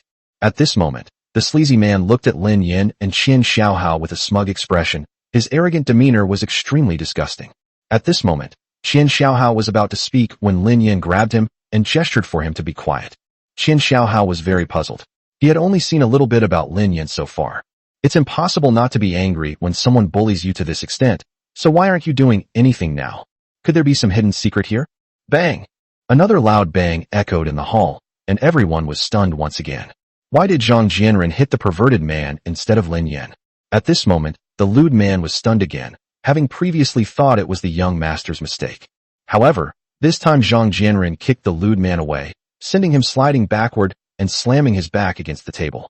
At this moment, the female salesperson was frightened and ran directly to the lewd man's side, saying to Zhang Jianren, "Young master, it's them. Why are you hitting your own people?" At this moment, Zhang Jianren became completely enraged and began to hurl insults at the two men. "That's what I'm doing. You bastard, you're demanding compensation for a tiny model? Are you out of your mind?" Zhang Jianren picked up the model from the ground and questioned the sleazy man. "Tell me, how much money are you planning to make the customer lose on this model?" When confronted with questions, the sleazy man's eyes darted around, seemingly unaffected by Zhang Jianren's two actions. The sleazy man had already figured it out. He absolutely couldn't mention 1 million, Otherwise, he'd definitely be kicked out today. However, he didn't know that the moment he uttered his first words, he had already been erased from Zhang Jianren's heart. At this moment, Qian Xiaohao said something directly. He demanded 1 million yuan in compensation from us, or he would call the police and have us arrested. Upon hearing this, the lewd man tried to explain, but Zhang Jianren rushed forward and began punching and kicking him. Immediately, a chorus of wails filled the entire hall. Zhang Jianren was furious. He never imagined his subordinates could be so heartless. A worthless trinket is being asked for 1 million? That's outrageous. They're obsessed with money. 1 million? Why don't you just rob someone? How dare you even ask for that? You're actually taking a salary from the Zhang Group and tarnishing its reputation. Isn't an annual salary of 500,000 enough for you to live on? And why did you provoke Mr. Lin in the first place? Couldn't you have chosen someone else? I'd kill you. At this moment, Zhang Jianren's roar echoed throughout the hall. All the employees looked at Zhang Jianren in fear. Everyone knew that Zhang Jianren was very strict with work, but he was very kind to his employees. However, today they finally witnessed Zhang Jianren's violent side. He was simply a bloodthirsty madman. A moment later, the lewd man was bruised and swollen, lying on the ground groaning. At this point, Zhang Jianren could no longer control him. He straightened his clothes, slowly approached Lin Yan, and respectfully said, "Mr. Lin, I'm so sorry to have startled you." Lin Yan nodded slightly without refusing. From what had just happened, it was clear that this behavior was the lewd man's own idea and had nothing to do with Zhang Jianren. Moreover, although Zhang Jianren's name is rather obscene, his overall attitude is quite good. Don't worry, I've already taught this guy a lesson. Are you here to buy a house?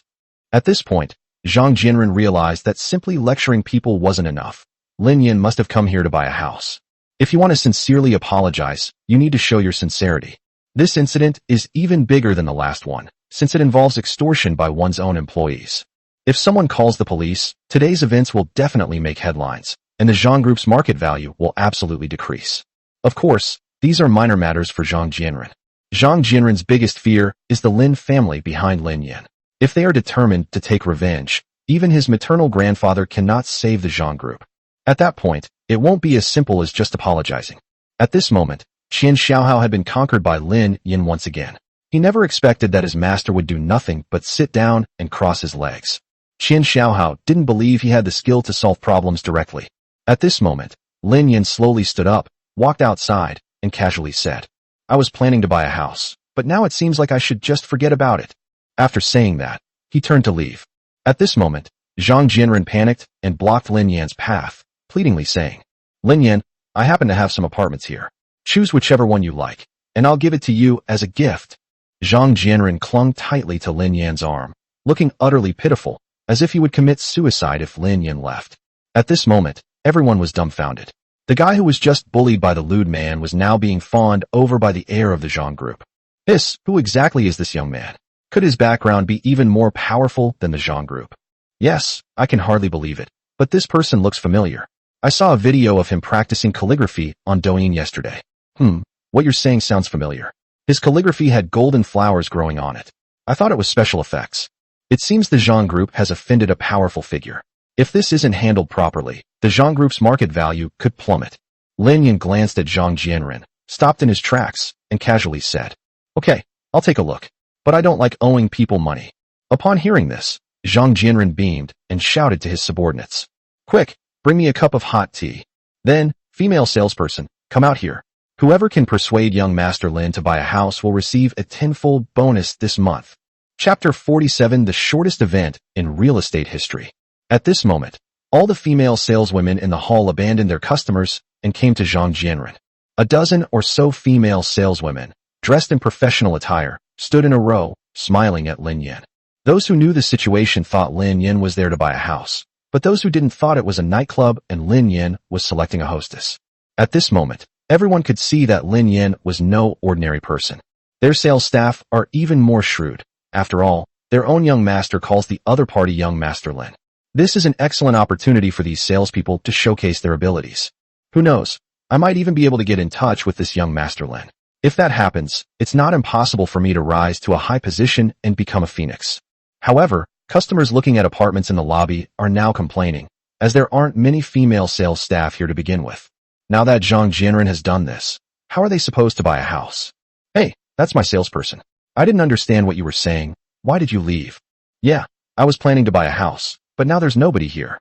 What's going on? Is this the typical service attitude at the Zhang Group's front desk? We're both buying houses. How can there be such a huge difference? At this moment, Zhang Jianren was not angry. He looked at everyone with a smile and said, "First of all, I want to say I'm sorry. To compensate everyone present, all customers who purchase a property at any of Zhang's Group's real estate sales centers today will receive a 50% discount. Of course, this only applies to those of you here today." Then, Zhang Jianren called over a male salesperson to register the others. Upon hearing this, everyone was excited. It's worth noting that the lowest price for a property under the Zhang Group starts at 50,000, meaning that buying a 240 square meter apartment would save you 6 million. Wow, the eldest son of the Zhang family is incredibly wealthy. He's practically a living Buddha. Yeah, I'm so glad I came today. It's like a stroke of luck. No, we benefited from it. We benefited from young Master Lin's influence. Zhang Jianren looked at the row of female saleswomen and said earnestly, "Today is your chance to shine. If you perform well today, I will promote you as appropriate." Moreover, what I just said is absolutely true. As long as young Master Lin buys a house through you, his bonus this month will increase tenfold. Alright, now it's up to you guys. Afterwards, Zhang Jianren naturally added hot tea for Lin Yan, as well as for Qian Xiaohao. Zhang Jianren, born into a merchant family, could tell at a glance that Qian Xiaohao was Lin Yan's man, so naturally he wanted to befriend him. Lin Yan didn't say anything. The purpose of buying this house was to avoid being disturbed. As his fame grew, he became increasingly annoyed by the harassment. Moreover, the property is conveniently located just a half-hour walk from the Music Academy and Jiangnan University, or about a 10-minute drive away. Lin Yan plans to invite her younger sister to come and live with them, since it's more convenient to have your own home. At this point, the salesperson had already begun their presentation. Lin Yan was initially in the mood to listen to a few words. After all, the current terminology used in the real estate industry is very sophisticated. But after listening to a couple of sentences, Lin Yan felt it was all over. This wasn't about buying a house, it was clearly brainwashing. I might impulsively buy it when the time comes. At this moment, Zhang Jianren was carefully serving Lin Yan, but he noticed that Lin Yan's expression changed from listening attentively at the beginning to being impatient now. Clearly, Lin Yan didn't want to hear this kind of ordinary introduction. Zhang Jianren's heart skipped a beat. If things continued to develop like this, forget about buying a house. It would be a miracle if Lin Yan didn't get angry. At this moment, Zhang Jianren felt that he had reached a dilemma. If Lin Yan is willing to accept it, then he can just give him a house. However, Lin Yan just clearly stated that he would pay. If he rashly gave away the villa, would Lin Yan think he was discriminating against him? In that case, things might backfire.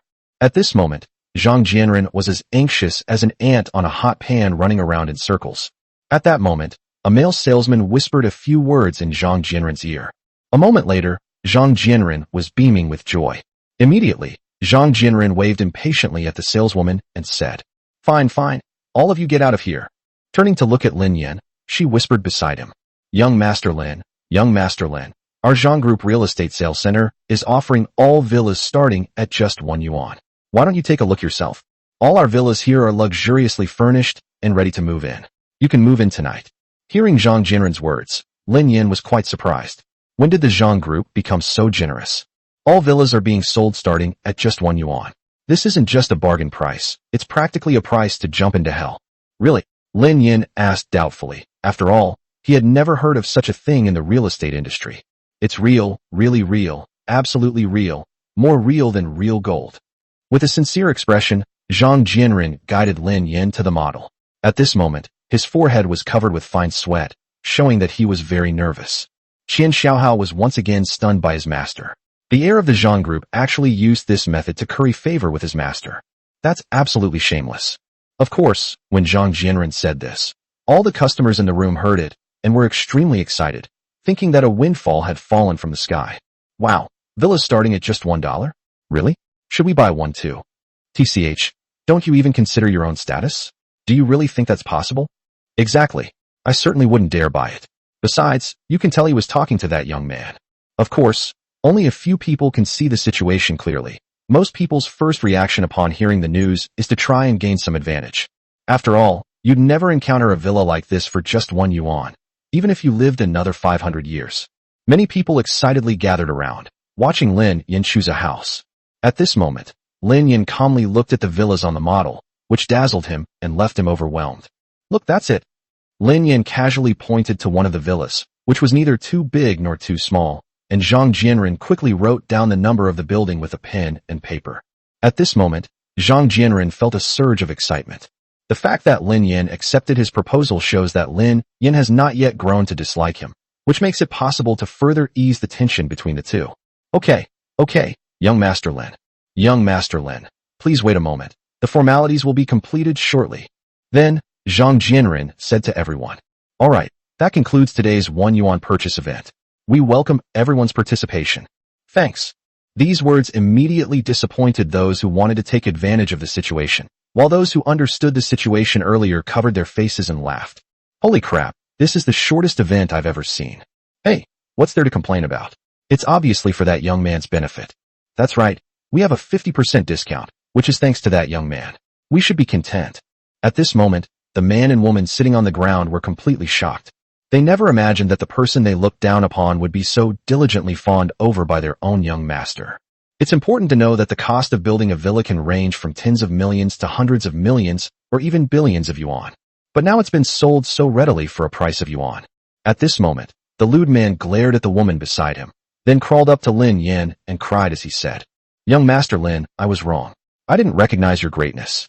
I hope you'll be magnanimous and forgive me, just like a fart.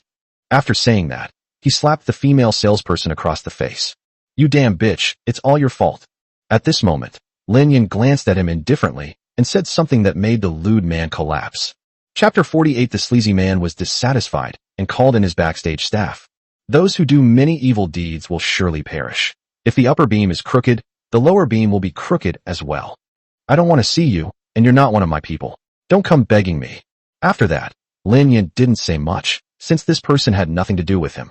Zhang Jianren coldly looked at the sleazy man kneeling on the ground and the female salesperson and said to the people around him, settle their wages in full, then give them another 500,000 yuan and let them go.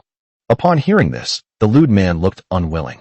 It's worth noting that as the manager of the real estate sales center, his annual salary is 500,000 yuan, plus other perks, bringing his total annual income to over 1 million yuan. But now Zhang Jianren is actually throwing 500,000 yuan at him, wanting him to leave. Is this how you treat a beggar? Then, the sleazy man slowly stood up, looking at Zhang Jianren and Lin Yan with a fierce expression. I'm kneeling down to beg you because I'm giving you face. Now you're actually trying to discard them after they've served their purpose. How can you do this? After saying this, the lewd man spat at Zhang Jianren, and the spit landed squarely on Zhang Jianren's leather shoes. At that moment, everyone in the hall turned to look. Holy crap, is this a sign of things going to get messy? Of course, it's just a matter of who will lose. Let's just watch the show. This is a battle of gods, and mortals suffer. Zhang Jianren glared angrily at the lewd man, never expecting that this sleazy fellow would refuse to leave. Smack! Zhang Jianren slammed his hand on the table, pointed at the sleazy man with his right hand, and shouted, Chen Dong, in my capacity as general manager of Zhang's group, I hereby announce that you are fired. Lin Yan frowned as he looked at everything before him, never expecting that this guy named Chen Dong would still refuse to give up. Hearing this, Chen Dong was not surprised, and even looked at Zhang Jianren with an arrogant expression. General Manager Zhang, have you forgotten that I am the head of the real estate sales center in this region? To fire me, you need the signatures of 3 people at the vice president level or above. Do you really think you can remove me just because I'm a general manager? Aren't you being incredibly naive? Upon hearing this, Zhang Jianren was instantly furious. Bang! He forcefully flung the teacup in his hand onto the ground. Zhang Jianren has gone mad. He originally thought that by making Lin Yan happy today, he could not only apologize but also build a good relationship with Lin Yan. But now, there's this reckless person who's actually acting wildly in front of him. This is absolutely intolerable. At that moment, a light, airy voice drifted in from outside the hall. What's wrong? Why is our young Master Zhang so angry? He deserves to die. Upon hearing this, everyone turned to look at the main entrance. There stood a man in his 60s, dressed in a black suit, smiling at Zhang Jianren. However, his gaze fell on Lin Yan. Lin Yan also stared intently at the middle-aged man, a feeling of disgust rising from the bottom of his heart. At this moment, Chen Dong quickly ran up to the middle-aged man, bowing and scraping as he said, Mr. Wang, you've finally arrived. Did you know that General Manager Zhang actually sold our company's villa to an ordinary person for just 1 yuan? Do you know how much money our group will lose? Hundreds of millions. And look, he actually hit me. Taking advantage of the opportunity, Chun Dong poured out his grievances and directly reported Zhang Jianren's actions to the old man in front of him. At this moment, Zhang Jianren finally understood that Chun Dong must have secretly sent him the message.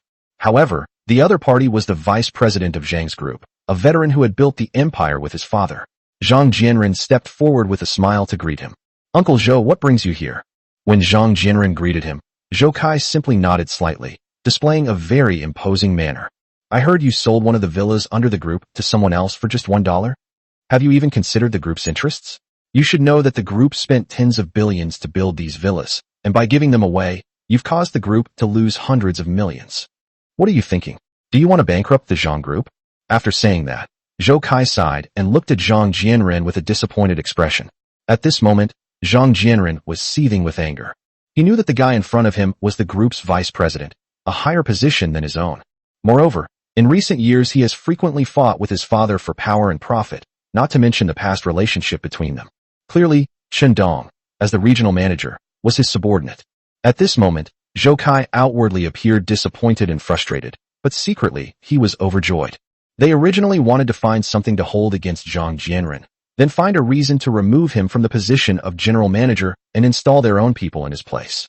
But I couldn't find it for a long time, and I never expected it to come to me today. At this moment, Zhou Kai glanced at Lin Yan indifferently, stepped forward and said, "Originally, we thought that the person who gave the villa to our general manager Zhang was a very important figure. I never expected him to be such an ordinary kid. Tell me, why do you, a young man, have to learn to lie? There are so many good things to learn." Zhou Kai spoke in a condescending tone, as if he believed that Lin Yan was deceiving Zhang Jianren. At this moment, Lin Yan frowned and glanced at Zhou Kai, feeling disgusted with him from the bottom of his heart. Whether he's a scammer or not seems to be none of your business. Besides, at your age you should be enjoying your retirement at home. What are you doing out here? There aren't many days left, so eat and drink more when you have time. It's not safe outside. Lin Yan retorted without hesitation. He had never been polite to people he disliked. Upon hearing this, everyone stared at Lin Yan in disbelief. Wow, this guy doesn't even respect the president of the Zhang group. Yes, you know, he even gave the crown prince a severe scolding. Damn it, this guy doesn't respect the president. The Zhang group might call the police to arrest him. At this moment, Zhou Kai was so angry at Lin Yan's words that he trembled all over. He never expected that this guy in front of him would not take him seriously at all. Okay. I can't believe that young people these days dare to threaten me like this. When I was conquering the world, you were still breastfeeding. Now you don't even know any manners. At this moment, Zhang Jianren knew in his heart that he was no longer capable of fighting against Zhou Kai. At this moment, Zhou Kai slowly glanced at the two of them. General Manager Zhang, I'll ask you one more time. Who exactly ordered you to sell a villa worth over 100 million yuan for just 1 yuan? Then, Zhou Kai pointed at Lin Yan and asked, "Is it him? If it is, I'll call the police and have him arrested right away." Lin Yan had already figured out what the old man meant.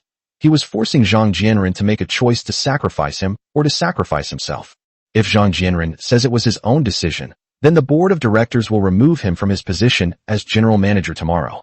If Zhang Jianren says it's Lin Yan, then regardless of whether it's Lin Yan or not, the two of them will definitely become enemies. Moreover, Zhou Kai had already realized that Zhang Jianren wanted to befriend Lin Yan, so now he was directly sabotaging their relationship. After all, the friend of the enemy is the enemy.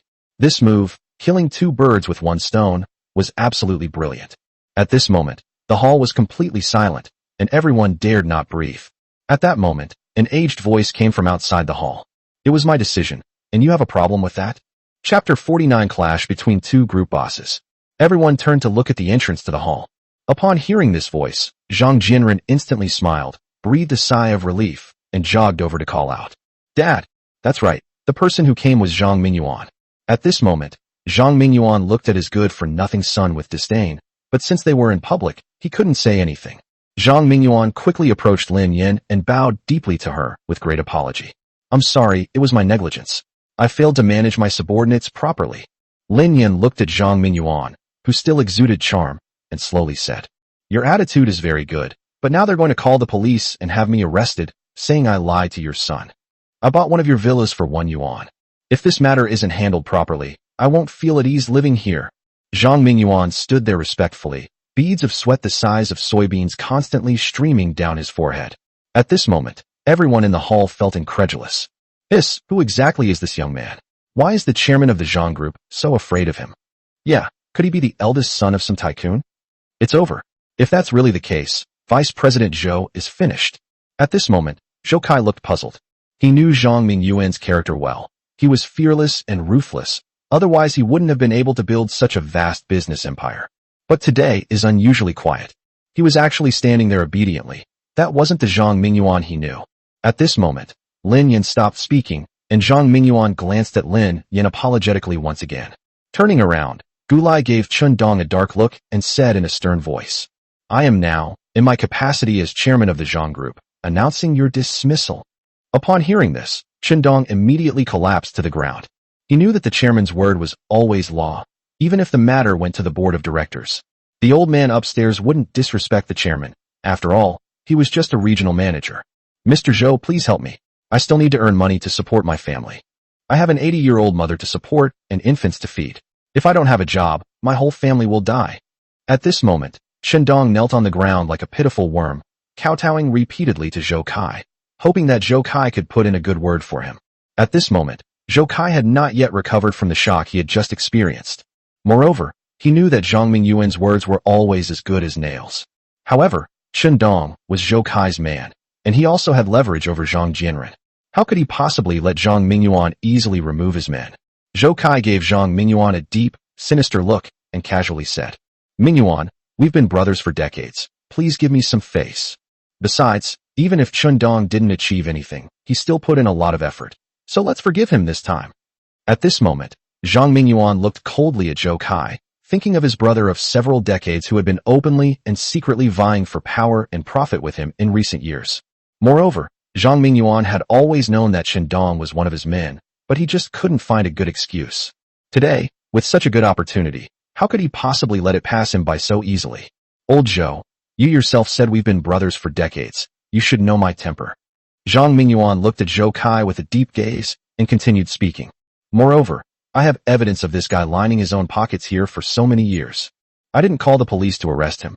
I'm doing you a favor. His biggest mistake was offending Mr. Lin Yan. After saying that, Zhang Mingyuan quickly lit a cigarette and took a deep drag. By this time, Zhou Kai had already heard the deeper meaning behind Zhang Mingyuan's words. I know Chun Dong is one of your men, and I haven't touched him all these years because of you. Moreover, I also have evidence of your secret dealings. If you don't want to escalate things, it's best not to say anything more. In these words, Zhang Mingyuan also revealed that Lin Yan had a very powerful background, and even he dared not offend him. At this moment, Zhou Kai knew that if he didn't stand up for himself today, his subordinates might really be fired. Mingyuan, Jianren actually sold a villa worth hundreds of millions to that guy for just 1 yuan. I don't care about his identity, but Jianren's actions have clearly harmed the group's interests. Let's see how you explain this to the board of directors. At this point, Zhou Kai brought up the board of directors, believing that Zhang Mingyuan would definitely back down. Because he has 6 of the 10 board members, he controls the majority of the voting rights. Originally, they wanted to take advantage of the large crowd to knock Zhang Mingyuan down. However, the group's profits have increased significantly in recent years, and Zhang Mingyuan has not made any major mistakes, so he has never had an opportunity. But today he knows that this is a golden opportunity. As long as this matter is brought to the board of directors, even if it doesn't bring Zhang Mingyuan down, it's still possible. Zhang Jianren will definitely step down from his position as general manager. When that happens, we can just put our own people in the position. It's a win-win situation. At this moment, Zhang Mingyuan's face was ashen and blood red.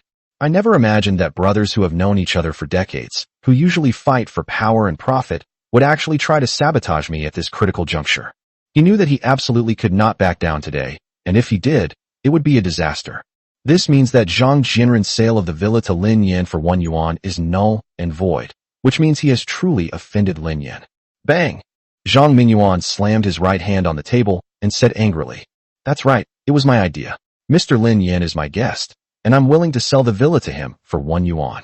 Go ahead and sue me at the board meeting. Then, Zhang Mingyuan turned his head and showed the back of his head to Zhou Kai. Zhou Kai was quite surprised at this moment. He never expected that Zhang Mingyuan would rather offend the board of directors than offend Lin Yan. This made him even more curious about Lin Yan's identity. However, Zhang Mingyuan's choice brought a blush to his face. Fine, you just wait for the board to hold you accountable. Then, he took a deep look at Lin Yan's appearance, and then turned and left. At this moment, Zhang Mingyuan was about to kneel down in front of Lin Yin again, but Lin Yin helped him up. Young Master Lin, I'm so sorry, you must have found this amusing. Would you like to come over to my place for a bit?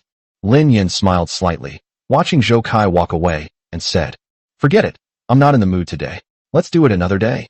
Then, Lin Yin prepared to leave. At this moment, Zhang Mingyuan caught up with him and said, Young Master Lin, you'd better be careful.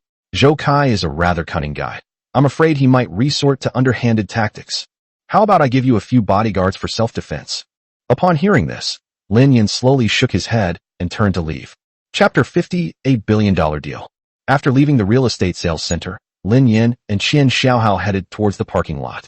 At this moment, the parking lot was quiet, and Lin Yin frowned as he looked at everything in front of him.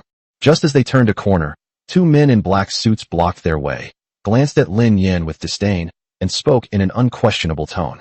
Our boss wants to see you. Lin Yin glanced indifferently at the two tall and burly men. Clearly, they were bodyguards. At this point, Qian Xiaohao refused to accept it. Who are you? Tell my master to go see him, and make him come out on his own. Before Qian Xiaohao could speak, one of the bodyguards shoved him aside. Just as Qian Xiaohao was about to roll up his sleeves and get to work, Lin Yin slowly said, Wait for me here. Lin Yin remained calm. After all, he possessed the special forces physique rewarded by the system, so even if two more burly men came, he wouldn't be afraid.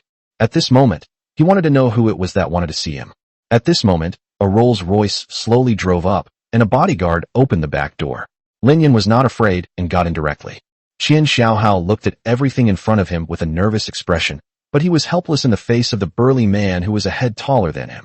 However, the phone screen was already lit up, and the emergency number had been entered. As soon as the situation seemed wrong, the call to the police would be made immediately. At this moment, Lin Yin had just entered the car and was surprised to see the person sitting inside. He didn't expect it to be him. So it was you. Lin Yin was slightly surprised, but then sat down without any hesitation. Upon hearing this, Zhou Kai smiled without getting angry, but a glint of shrewdness flashed in his eyes. At this moment, Zhou Kai carefully examined Lin Yin. Only then did they realize that this young man was no ordinary person. From the sales center just now to here, he still maintained an expression that remained unchanged even if Mount Tai collapsed in front of him. Moreover, even when facing a big shot like him, Lin Yin did not show any unusual behavior, nor did he have any intention of currying favor. It's not simple, it's really not simple. He thought Lin Yin was just a smokescreen put out by Zhang Mingyuan to mislead him. However, it now seems that this young man may have a very important background. Of course, this is just his guess, since it has not been actually verified. Hello, I'm Zhou Kai. Zhou Kai extended his right hand with a friendly expression, ready to shake hands with Lin Yin. He felt that Lin Yin was different from ordinary young people. However, everyone must be excited. After all, he is the vice president of Zhang's group. Taking the initiative to shake hands with him is a way of giving him face. Lin Yin glanced indifferently at Zhou Kai's aged right hand, let out a cold snort, but made no move whatsoever. I don't like shaking hands with people I don't know well. If there's nothing else, I'll be going now. After saying that, he prepared to open the car door and leave. At this moment, a flash of anger appeared in Zhou Kai's eyes. He couldn't believe that he had been so shameless in his pursuit of him. This guy actually refused, as if I were begging him. However, thinking of his plan, Zhou Kai took a deep breath and suppressed his anger. Young man, don't go yet. I have a big business deal to discuss with you. Upon hearing this, Lin Yin turned to look at Zhou Kai with a puzzled expression. I'm really puzzled. I don't even know him, so what business could we be doing? It's ridiculous. However, Lin Yin was curious about what Zhou Kai wanted to say. Zhou Kai looked at Lin Yin with a smile, but his heart was full of contempt. As expected, he was just an ordinary person. If you're willing to do me a favor, I'll give you 500 million if you succeed. Upon hearing this, Zhou Kai looked at Lin Yin with a smug expression.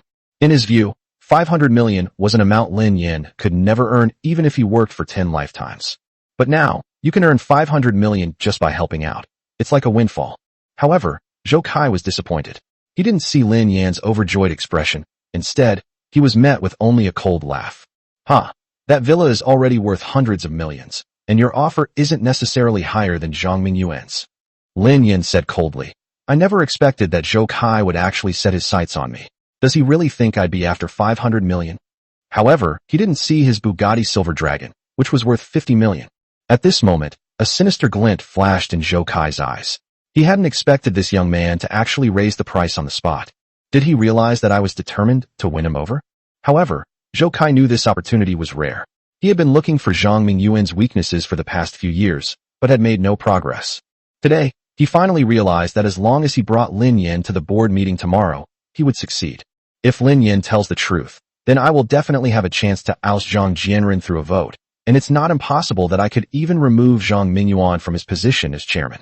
Zhou Kai took a deep breath and slowly said, "You think it's too little? Fine, here's $1 billion." At this point, Zhou Kai simply raised the price to $1 billion, believing that even Lin Yan wouldn't have that much money to buy lottery tickets. $1 billion, that's the most you can give. You need to know that this might be your only chance to turn your life around. Just say a few words for me, and $1 billion will be deposited into my account immediately. You have to understand, even for celebrities, earning $1 billion yuan is not an easy thing. They have to deal with all sorts of unspoken rules. Zhou Kai explained slowly, confidently believing that anyone with a slightly normal mind would know how to choose. Lin Yan glanced at Zhou Kai in surprise. He hadn't expected Zhou Kai to be so generous, offering 1 billion yuan to defeat Zhang Mingyuan. This shows just how much he wanted to get rid of Zhang Mingyuan and his son. However, he failed to see through Lin Yan. Money was the most useless thing to Lin Yan.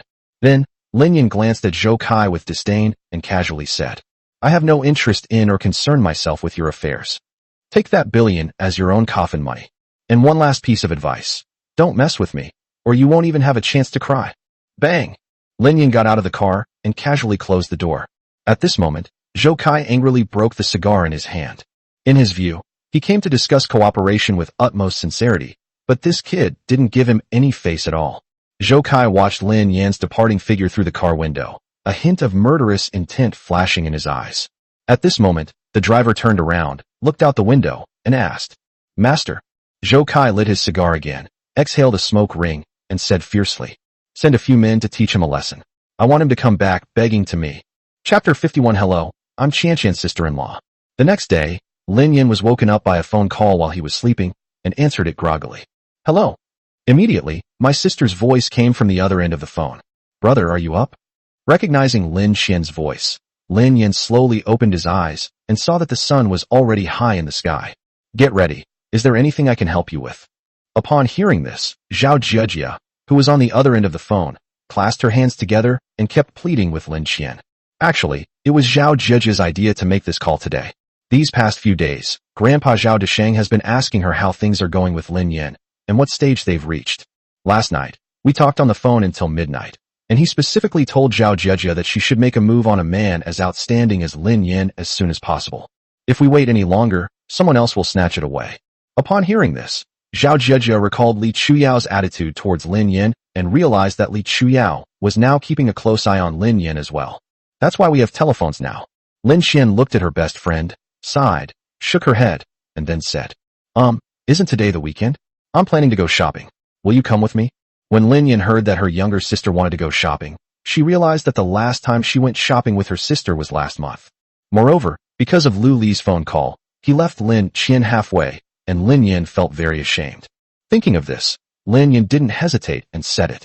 "Okay, I also have something to give you. Is it just the two of us?" Upon hearing this question, Zhao Jiejia's heart leaped into her throat. She clasped her hands together again and pleaded with Lin Qian. Lin Qian smiled slightly and gave her a reassuring look. "And Jiejia too, the two of us together. Your car is too small, but she has one.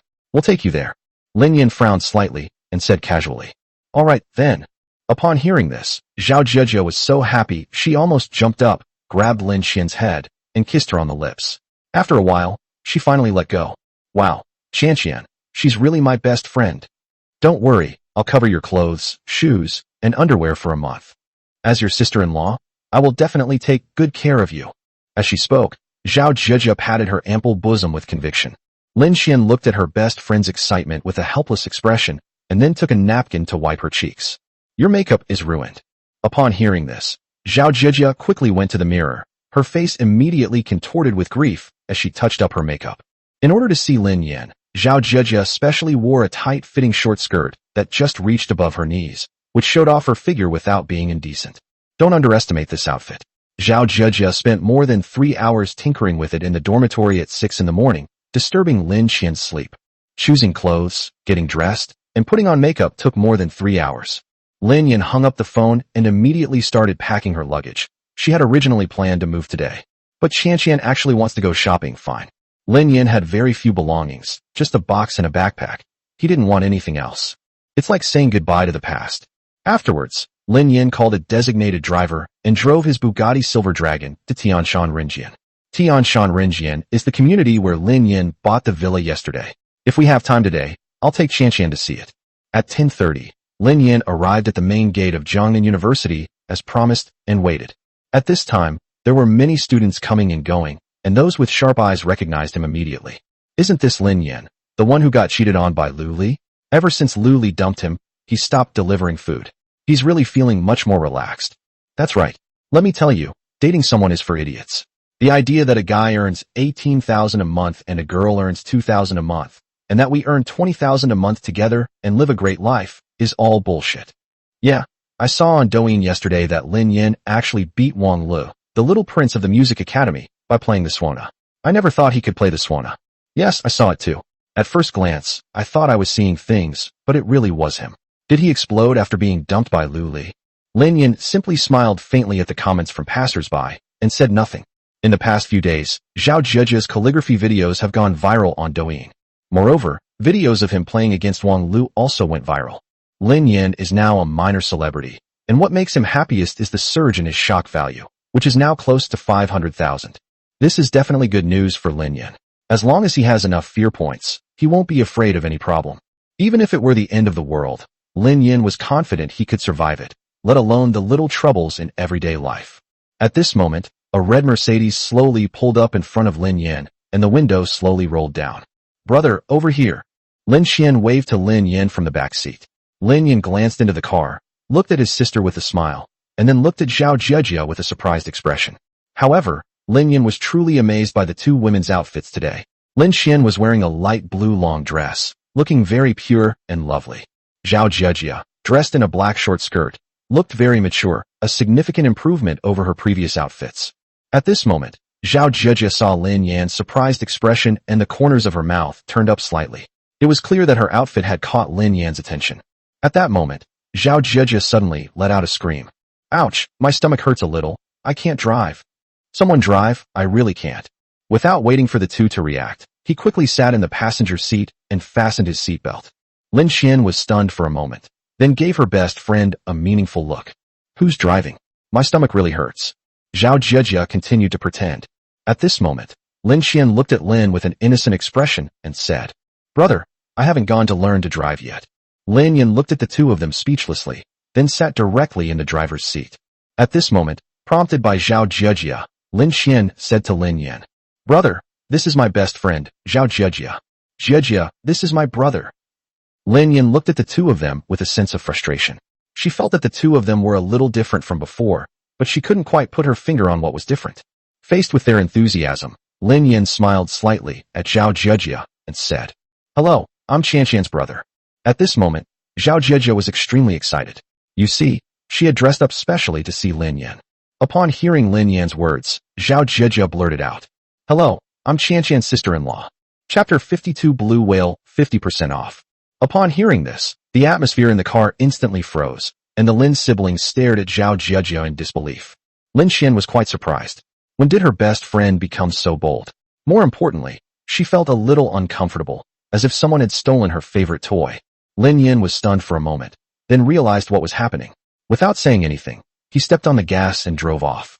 At that moment, Zhao Zhejia realized that she had said the wrong thing. The key point was that she was in front of Lin Yin, and Zhao Zhejia suddenly felt like she wanted to die because she had suddenly said such a thing. This isn't like her at all.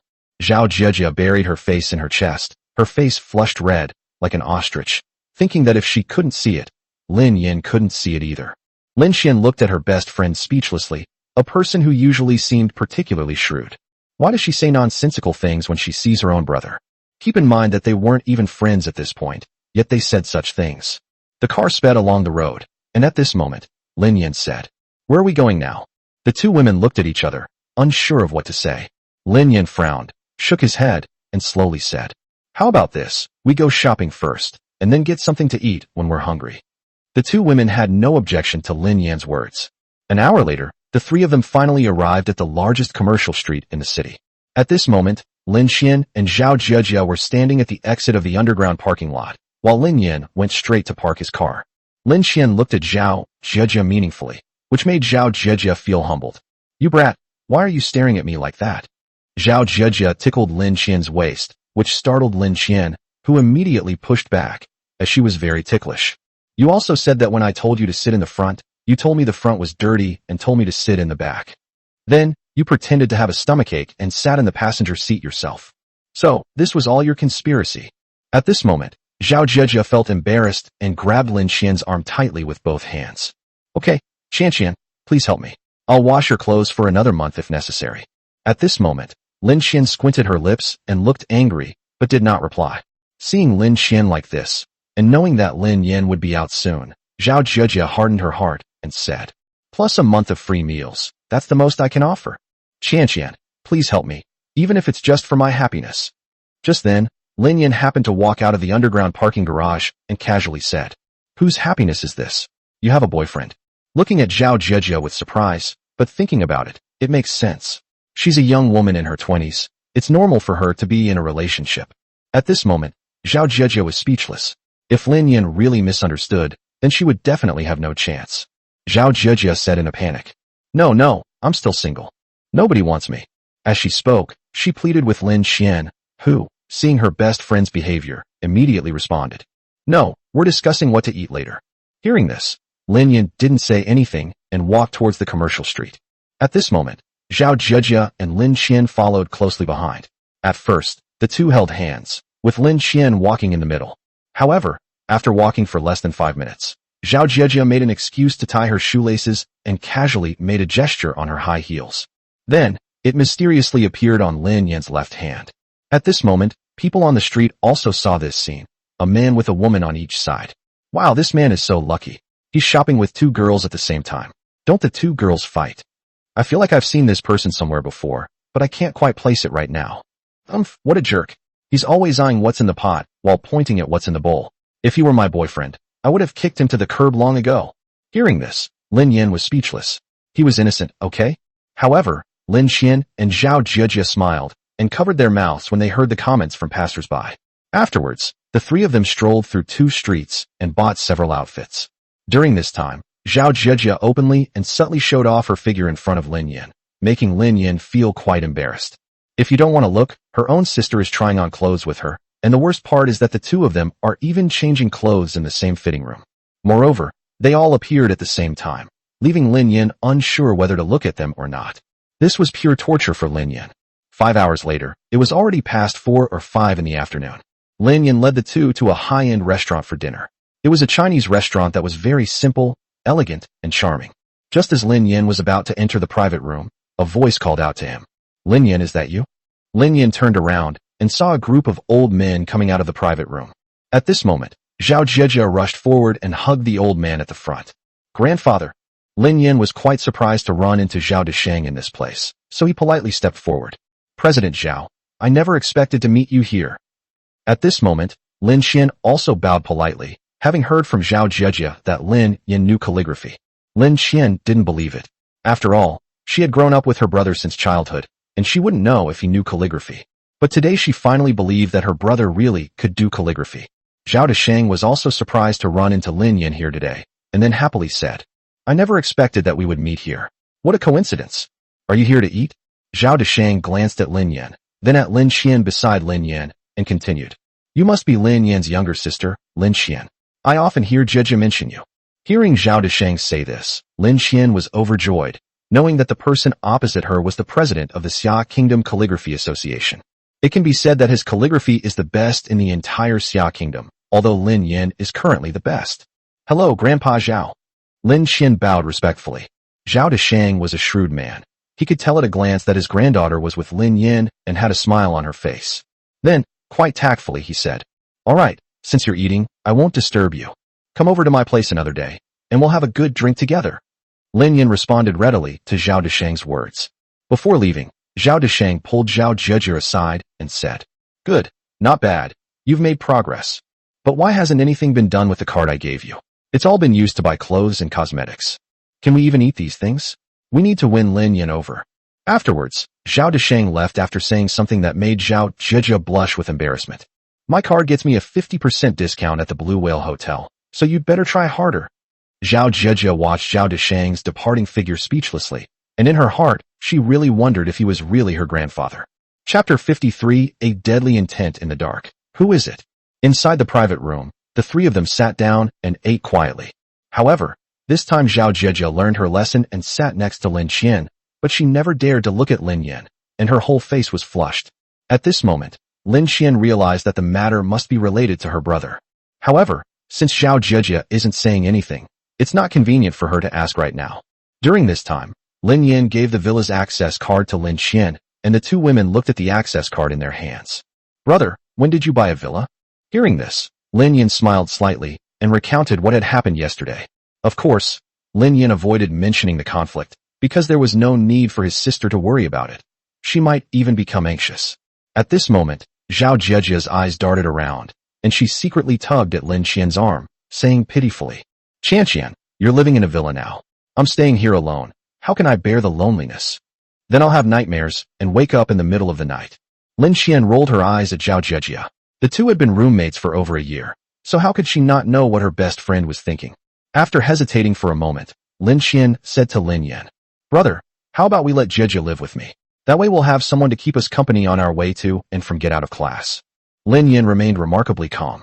After a moment's hesitation, he casually remarked, Fine, that's your own business. I have no objection.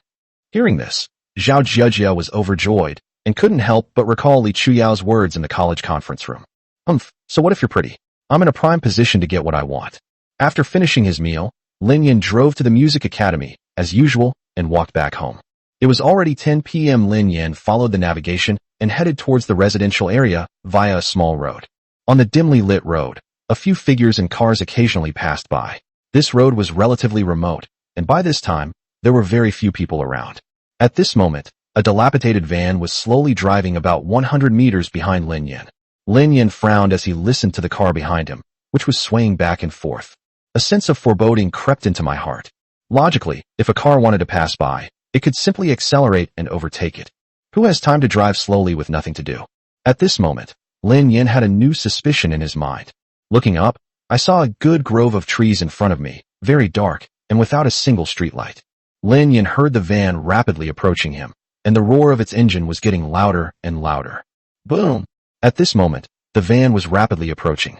Lin Yan slowly walked to the side, just in case. Right now? Sizzle. The van braked suddenly and stopped in front of Lin Yan, the door opening directly. Bang! A fierce-looking bald man with tattoos on his arms got out of the car quickly, a cigarette dangling from his mouth, and stared at Lin Yan with a menacing expression. You must be Lin Yan. After saying that, he took a deep drag of his cigarette, tilted his head, and said towards the car. That's him. Guys, let's get to work. Whoosh, whoosh, whoosh. After he finished speaking, a large group of burly men got out of the van. Lin Yan glanced at them briefly and counted about 10 people. At this moment, Lin Yan smiled slightly and casually said, That's right, I am Lin Yan. I just don't understand. How can 10 strong men squeeze into a 6-seater minivan? Are you all supposed to be stacked on top of each other? After saying that, Lin Yan laughed heartily. Several men were stacked on top of each other, with one man sitting on another man's lap. It was quite an eyesore. Shut up. Originally, I just wanted to teach you a lesson, but it seems you really deserve it. Superior. The bald man took a deep drag on his cigarette, stomped the cigarette butt on the ground, and gave orders to the crowd. Boom! At this moment, apart from the bald man, the other 9 people all turned and attacked Lin Yan with the weapons in their hands. Lin Yan coldly surveyed everything, then dodged the attack from several steel pipes with a quick movement. Then, his right hand gripped one person's arm tightly like a vice, causing the person to scream in pain. Bang! Just then, Lin Yan used that person as a shield, and most of the attacks landed on that person. A moment later, the guy who was used as a scapegoat collapsed to the ground in pain. At this moment, everyone looked at Lin Yan in disbelief. Even the bald man looked astonished. Isn't it said that he's just a college student? How could he possibly have such skills? Brother, it must be a coincidence. That's 100,000. Yeah, there are 9 of us. Are we afraid of him being alone? Hearing this, the bald man nodded to himself, agreeing. Moreover, the brothers spent 100,000 yuan over several days. Superior. After saying that, the crowd surrounded Lin Yan again, preparing to make another move. Lin Yan slowly took off his coat and threw it onto the car mirror, a slight smile on his face. That was just a warm-up. Now the real work begins. At this moment, Lin Yin was extremely excited, although he was actually a little worried at first. Although the system's features had been verified before and were very effective. But this time it's different. This is a fight. You could get beaten up in the next second. However, after the activity just now, he knew that he already possessed abilities beyond those of ordinary people. With the physique of a special forces soldier, even if 10 or 8 more people joined the fray, it wouldn't be a problem for Lin Yin. Boom! Immediately, Lin Yin moved with his will, circling left and right, then circling again. Before long, the remaining 8 burly men were all knocked down by Lin Yin, howling in pain on the ground. At this moment, the bald man looked at Zhong Lin Yin with a horrified expression, shouting incessantly, "Don't come any closer, I have a knife. Otherwise, if we end up with blood on our hands and knives, that's no joke." Shock level from the thugs plus 466. Shock level from the thugs plus 466. Shock level from the thugs plus 466. At this moment, system notifications kept ringing in Lin Yan's mind, but what frustrated Lin Yan was, why is the shock value so low? Does the system also rely on the data reported by the user? Of course, at this moment, Lin Yan smiled slightly and walked towards the bald man without stopping. Rub. At this moment, the bald man's forehead was covered in fine sweat, and a fruit knife appeared in his right hand, flashing a cold light in the night sky. Lin Yan looked at the fruit knife in the bald man's hand and glanced at the steel pipe, which was about the thickness of a wrist, right at his feet. Smack! Lin Yan deftly stepped onto the steel pipe, forcefully pulled his foot back, and used his toes to lift the steel pipe up, allowing the thick steel pipe to land steadily in his hand. Ah! At this moment, a fierce glint flashed in the bald man's eyes as he brandished a fruit knife and charged toward Lin Yan. Bang! Lin Yan smiled faintly, and with lightning speed, slammed his fist into the bald man's right wrist. He wouldn't hold back at this moment, since these people were there to teach him a lesson, and to be soft-hearted at this time would be cruel to himself. Ah! A tremendous scream rang out in the night sky, just as a line of police cars sped up from a distance. The bald man's right wrist immediately swelled up into a large lump, and he knelt on the ground, writhing in pain. Shortly afterward, police cars arrived nearby. Lin Yan frowned as he looked at everything before him. He had originally wanted to press the mastermind behind it all, but it seemed he had no chance now. Chapter 54. Lin Yan is attacked, and the old master is furious. The capital city, in the suburbs. This is at the foot of the famous Great Wall, where you can see one of China's greatest historical buildings just by looking up. At the foot of the mountain, there is a simple and elegant Chinese-style courtyard house, with ivy climbing all over the mottled walls. It looks very clean and tidy, but there are few people around. In the hall, an elderly man with white hair and a youthful face, nearing 70, sat silently in a grand chair, coldly looking at the middle-aged man kneeling on the ground. At this moment, a middle-aged man knelt obediently on the cold blue stone, as if he had made a mistake. Looking closer, the two men's faces were remarkably similar, with about 70% resemblance, and the middle-aged man kneeling on the ground looked exactly like Lin Yan. Bang! The old man slammed his hand on the table in anger, startling the middle-aged man who trembled all over. "Where's our grandson? Didn't you repeatedly promise before you went that you'd bring him back? Where are they?" The old man raised his booming voice again and roared at the middle-aged man. The middle-aged man kneeling on the ground looked helpless. Facing his father, even if he had 1,000 reasons, he had nowhere to speak. Well, Yenner said he has something to take care of. He'll come in person another day. At this point, the old man became even more furious and shouted at the middle-aged man. "What do you mean by personally visiting? This is his home. This is home. Is it because you, as his father, aren't paying enough attention? I heard he was bullied at school." Upon hearing this, the middle-aged man immediately realized something was wrong. He hadn't expected the old man to know. Then, he mumbled something under his breath. "Well, it's nothing much. It's just that his girlfriend cheated on him with another man." The middle-aged man glanced up slightly at the old man, afraid that the old man would be angry. At this moment, the old man's face turned ashen, but then he beamed with joy. "Haha, if you want to make a living, you have to wear a green hat. It's nothing."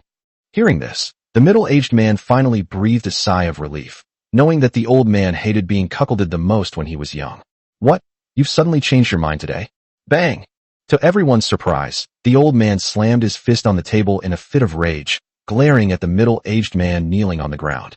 "Humph! How can the men of the Lin family tolerate such humiliation? How can you be such a father? You should take the initiative to deal with this kind of thing. Now, the thought of my poor grandson being bullied makes me so angry." After saying that, The old man stood up and looked around, as if looking for something. At this moment, the middle-aged man quickly stood up and asked curiously, "Dad, what are you looking for? I'll help you find it." "I'm looking for a whip. I won't feel comfortable unless I give you a few lashes." Upon hearing this, the middle-aged man immediately deflated. "What kind of nonsense is this?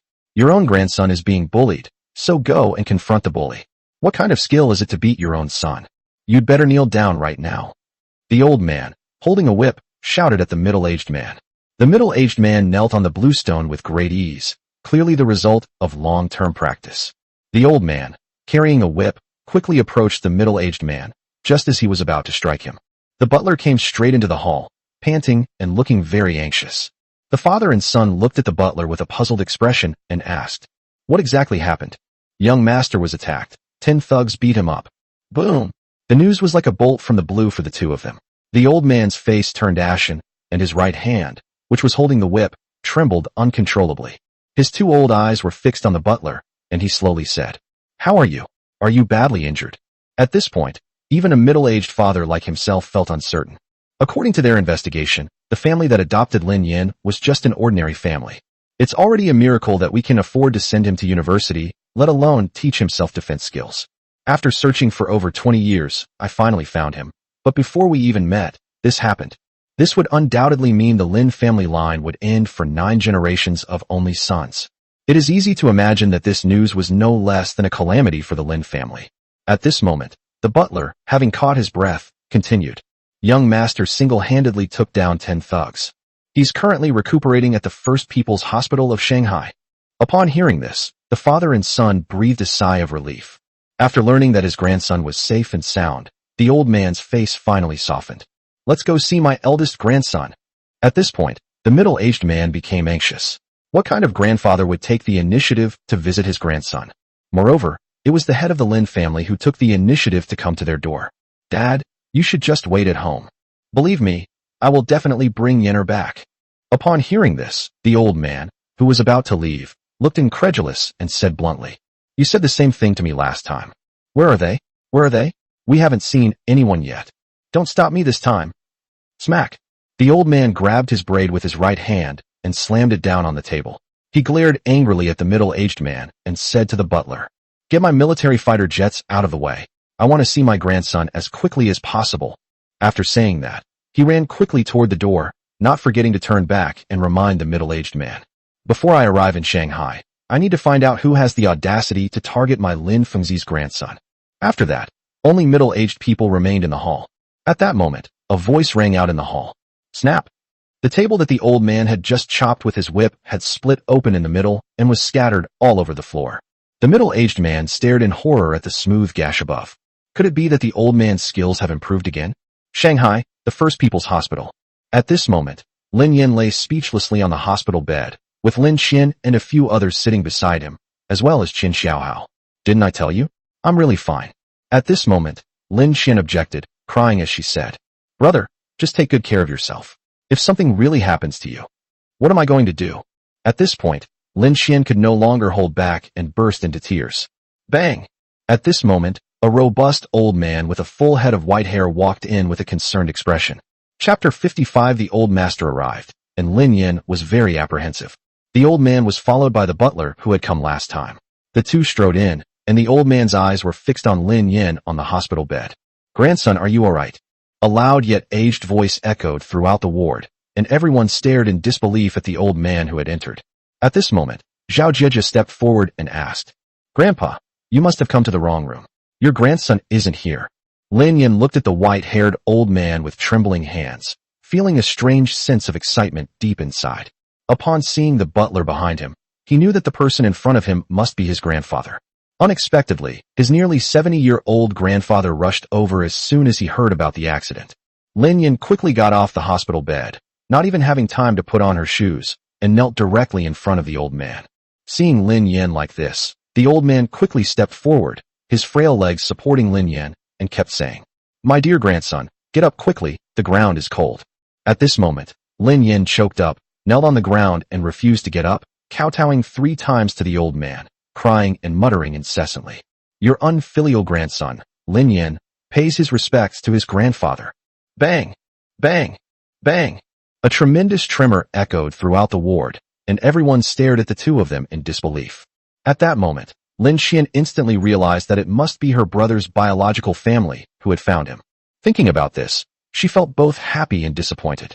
The good thing is that my brother will have someone to rely on now, and he won't have to work so hard all by himself anymore. What's disheartening is that his brother's biological family has found him. So what does that make him? Thinking of this, Lin Xian's face darkened considerably. The old man was so excited he didn't know what to say. When Lin Yan called him grandpa, he was speechless, and tears streamed down his face. For over 20 years, a full 20 years, I've finally seen my own grandson. I finally heard my grandson call me grandpa. At this moment, the old man helped Lin Yan up, but his two old hands sensed that Lin Yan's physical condition was extraordinary, and a glint flashed in his eyes. He insisted on helping Lin Yan to bed and said very seriously, "You need to rest now. Go and lie down properly. Health is the foundation of everything, so you must take good care of yourself." Hearing his grandfather's words, Lin Yan did not refuse and obediently returned to his hospital bed. At this moment, Qian Xiaohao wisely moved a chair and placed it under the old man's bottom. Without the slightest hesitation, the old man took the seat with great stride. At this moment, the old man looked around at the group, and Lin Yan immediately began to introduce them. "Grandpa, this is my younger sister, Lin Xian." Upon hearing this, the old man realized that this was Lin Yan's adoptive parent's daughter, and he stood up with great excitement. "You must be the daughter of Mr. and Mrs. Lin Yud, right? Good. If it weren't for your parents collecting the messages back then, my grandson and I might never have had the chance to meet again in our entire lives. Sometimes, when you have time, take me to your parents' graves to pay my respects. I want to properly thank them." Upon hearing this, the butler behind him immediately became nervous. Who was their patriarch? No one in the entire Xia kingdom was qualified to receive his courtesy, let alone an ordinary citizen. "Grandpa, you mustn't." Upon hearing this, the old man frowned and replied impatiently, "They deserve it. You know what finding Yenner means to the entire Lin family, and even the entire Xia kingdom." The old man's booming voice echoed throughout the ward, and everyone except the butler looked at him with confusion. Hearing the old man say that, the butler said nothing more. The old man looked at Lin Xin again and smiled happily. "From now on, you are a member of the Lin family, and we are your relatives." Upon hearing this, Lin Yan immediately pushed his younger sister. "Quickly call him grandpa." Lin Xian was a little confused at this moment, but out of trust in Lin Yan, she bowed to the old man as well. Lin Xian greets grandpa. Okay, get up now." The old man laughed heartily, looking at Lin Yan with a kind expression, then at Lin Xian, and kept saying. Unexpectedly, on his deathbed, he not only found his grandson, but also gained a granddaughter. It's truly a joyous occasion. Lin Yan then introduced Zhao Zhejia and Qian Xiaohao. "Hello, Grandpa." "Greetings, Grand Tutor." At this moment, the butler looked at the old master with tears in his eyes and said, "For more than 20 years, the old man has never been as happy as he is today. Young master, for over 20 years, the old master has been searching for you. Now, heaven has eyes and we have found it."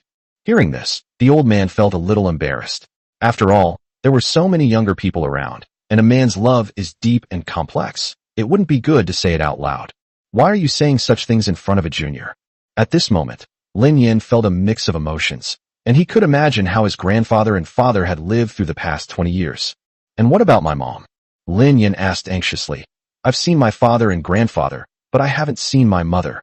Upon hearing Lin Yan's words, the old man's smile immediately vanished, and he forced a smile as he said, "Your mother is fine. I'll tell you the details when you get back." At this moment, the butler chimed in. "Yes, young master, just listen to the old master." Hearing this, Lin Yan didn't know what to say. Then, after receiving a signal from the old master, the butler called out towards the door. "You can come in now." At this moment, Lin Yan and the others looked curiously at the door of the ward, wondering what God had brought with him. Then, one by one, maids in uniforms and bodyguards carrying large and small bags walked in. The old man walked forward happily, pointed to the box in a bodyguard's hand, and said, "These are 3 old ginseng roots from northeast China, all over 100 years old, and they are wild. And this one, it's a blackish purple from a mysterious tribe in Africa, and it's very effective for physical recovery. Look at this, it's ambergris. You should know that it's very effective at calming the mind and focusing the spirit." At this moment, Zhao Zhejia and the others were all astonished by the old man's extravagant gesture. This is something that even wealthy people, let alone ordinary people, may not be able to buy. Lin Yan was speechless. He was perfectly fine, Yet his grandfather brought so many tonics. Was he trying to kill him with them? Just as Lin Yan was about to speak, a voice rang out from the doorway. Dad! Chapter 56 Lin Yan's Decision, the Old Master's Joy. Upon hearing that voice, Lin Yan knew it was his biological father's voice. However, since Grandpa was the most important person here, and he was calling him Grandpa, Lin Yan didn't say anything. Upon hearing this voice, the old man let out a cold snort, clearly displeased with the visitor. However, the old man thought that today was the first time he would see his grandson, and it was a day of great joy. So the old man sat back down in his chair with an air of authority and said in a low voice, "Come in." At this moment, a middle-aged man in his 50s, wearing a Zhongshan suit, walked in from outside. That's right, this person is Lin Yan's biological father Lin Jigua. Lin Jigua looked at the hospital bed with concern. When he saw Lin Yan lying there unharmed and looking fine, he breathed a sigh of relief. "Yan, are you alright?" Perhaps out of caution, he asked again anxiously. Upon hearing this, Lin Yan didn't say anything, but simply stretched his body to indicate that he was completely useless. Lin Jigua was relieved to see his son lively and energetic. Just then, the old man, with a long face, casually said, "You're a little late." Upon hearing this, Lin Jigua quickly took out an envelope from his pocket and respectfully handed it to the old man. Everyone was very curious about what the envelope in Lin Jigua's hand was. Lin Yan realized that his biological father was terrified of his grandfather, just like a mouse is afraid of a cat. Just as everyone was wondering what was going on, a violent aura emanated from the old man. In an instant, everyone seemed to see mountains of corpses and seas of blood, with endless floating corpses drifting in the Red Sea. However, this aura came and went quickly, as if it happened in an instant. Bang! The old man slammed the letter in his hand on the table in anger, his white beard trembling incessantly. What a clown! He actually dared to play dirty tricks. Lin Yan was very puzzled. Had his father already found out who was behind the attack on him? "Grandpa, I want to see." The old man was still angry, but upon hearing Lin Yan's words, he immediately handed the letter to Lin Yan with a smile. At this moment, Lin Jigua wanted to say something, but the old man said, "This is his own business. Let's see what he thinks before we talk about it. Besides, as a descendant of the Lin family, he will inevitably come into contact with these conspiracies and schemes sooner or later. She's in her 20s now, so she can start making contact." Hearing his father say this, Lin Jigua didn't say anything, even though he had only just found his son. However, being missing for more than 20 years also means that he is far behind young people of the same level. On Earth, young people at the same level as the Lin family are already considered the elite of a nation. However, Lin Yan is currently just an unknown college student. There were also reports that he was skilled in calligraphy and playing the suona, a traditional Chinese wind instrument. If Lin Yan were still the same Lin Yan as before, these things would be enough to ensure he would never have to worry about food or drink for the rest of his life. But things are different now. He is a descendant of the Lin family, the grandson of Lin Dingtian. His future is destined to be extraordinary, even if he only knows calligraphy and playing the suona. Therefore, he is destined to be ridiculed for the rest of his life. The Lin family's descendants are all useless. All they can do is write and play the suona. At this moment, Lin Dingtian and his son looked at Lin Yan nervously, wanting to know what information Lin Yan had seen inside. What should your first reaction be? Should you try to handle it yourself, or ask them for help? At this moment, Lin Yan calmly opened the letter and saw the portrait and other details on it. Lin Yan's lips curled up slightly as he slowly said, "So it was him." "That's right. The person above is Zhou Kai, the vice president of Zhang's group." Lin Yan took a closer look at the detailed information on it. It even recorded what color underwear he was wearing today, and he discovered that this guy was not clean at all. Even now, as the vice president of the Zhang group, he still frequently engages in illegal activities. Having thought this through, Lin Yan had already made up his mind. If a mad dog bites you, you can't bite back, but you can kill the mad dog. And it has to be completely killed. Only then can it be guaranteed. What Lin Yan feared most was that if he didn't retaliate this time, would Lin Xian take action against him next time? If something really happens to Lin Xian at that time, how will I explain it to my deceased parents? At this moment, everyone looked at Lin Yan, wanting to know what he was thinking. Lin Yan casually placed the letter on the table, looked at Lin Dingtian, and said casually, "Grandpa, is it possible to collect evidence of his crimes?" Upon hearing this, Lin Dingtian and the butler exchanged a smile, and the butler confidently said, "Young master, there is nothing in Xia Kingdom that my Lin family cannot accomplish. Moreover, you should ask if we have any evidence against him. Collecting it is only a matter of time." Upon hearing this, everyone's hearts tightened, and even Lin Yan was very curious. What kind of existence does the Lin family have in Xia Kingdom that a mere steward would utter such arrogant words? He's right, but I'd like to know what you think, or if there's anything you need Grandpa's help with. Just tell me. At this moment, Lin Dingtian smiled kindly at Lin Yin. Lin Dingtian doted on his grandson immensely, even lowering his expectations of him. As long as his grandson asks, he will do it immediately without hesitation. Only Lin Jigua looked worried. He didn't want his son to be a good-for-nothing who only knew how to rely on his family. Hearing his grandfather say this, Lin Yin felt a long-lost warmth, and then slowly said, "He's just a minor vice president. It's not worth it for you, Grandpa, to take action. As long as I have evidence of his crimes, I have the ability to make him beg for mercy on the ground." At this point, a fierce glint flashed in Lin Yan's eyes. Lin Yan's principle of life is very simple. I will not offend others unless they offend me. If they offend me, I will retaliate. No matter who you are, I'll still bring you down. Hearing Lin Yan's words, Lin Dingtian felt gratified. It seemed that he was still a member of the Lin family after all. Okay, don't worry. The items will be handed over to you in the next couple of days, and you can do with them however you like. However, I only have one condition. It must be legal. Even the Lin family cannot transgress the laws of Xia Kingdom. Alright, take good care of yourself these next few days. I'm going back now. After saying that, the old man got up and walked towards the door, followed by Lin Jigua and the butler. At this moment, Zhao Zhejia quickly stood up and asked enthusiastically, "Grandpa, do you want me to walk you home? How are you going to get back?" Upon hearing this, the old man's hearty laughter came from outside the door. "I came by military fighter jet, very quickly."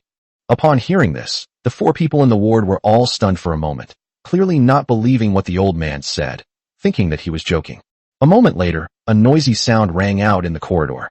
Chapter 57. Two women clash. Lin Yin feels like he's going to die. Just as Lin Yin was about to lie down and take a nap, the door was pushed open again by the crowd. Lin Yin thought it was her grandfather returning again, so she quickly sat up. However, the sheer number of people who came was beyond his imagination. "Lin Yin, I heard you were attacked by thugs, so I came to see you on behalf of Jiangnan Conservatory of Music." "Yes, are you alright?" "Chu Yao heard you were injured and insisted on coming over." At this moment, Zhang Huasheng, the dean of the music academy, and Professor Li Guosheng came to Lin Yan's bedside to visit him. You know, Lin Yan is now a darling of Jiangnan Conservatory of Music. The old guys at the conservatory are counting on him to shine at the music festival in the second half of the year. How could they possibly get hurt? That's unacceptable to them. At this moment, Li Chuyao, dressed in a pink dress, slowly walked to Lin Yan's bedside, her eyes fixed on Lin Yan. After hesitating for a long time, a clear voice rang out in the ward. "Lin Yan, are you alright?" Upon hearing this, Lin Yin responded politely, spreading his hands. "Yes, it's great." At this moment, Zhao Zhejia frowned, a sense of crisis rising in her heart. Without realizing it, he picked up a fruit knife and an apple, and glared at Li Chuyao resentfully.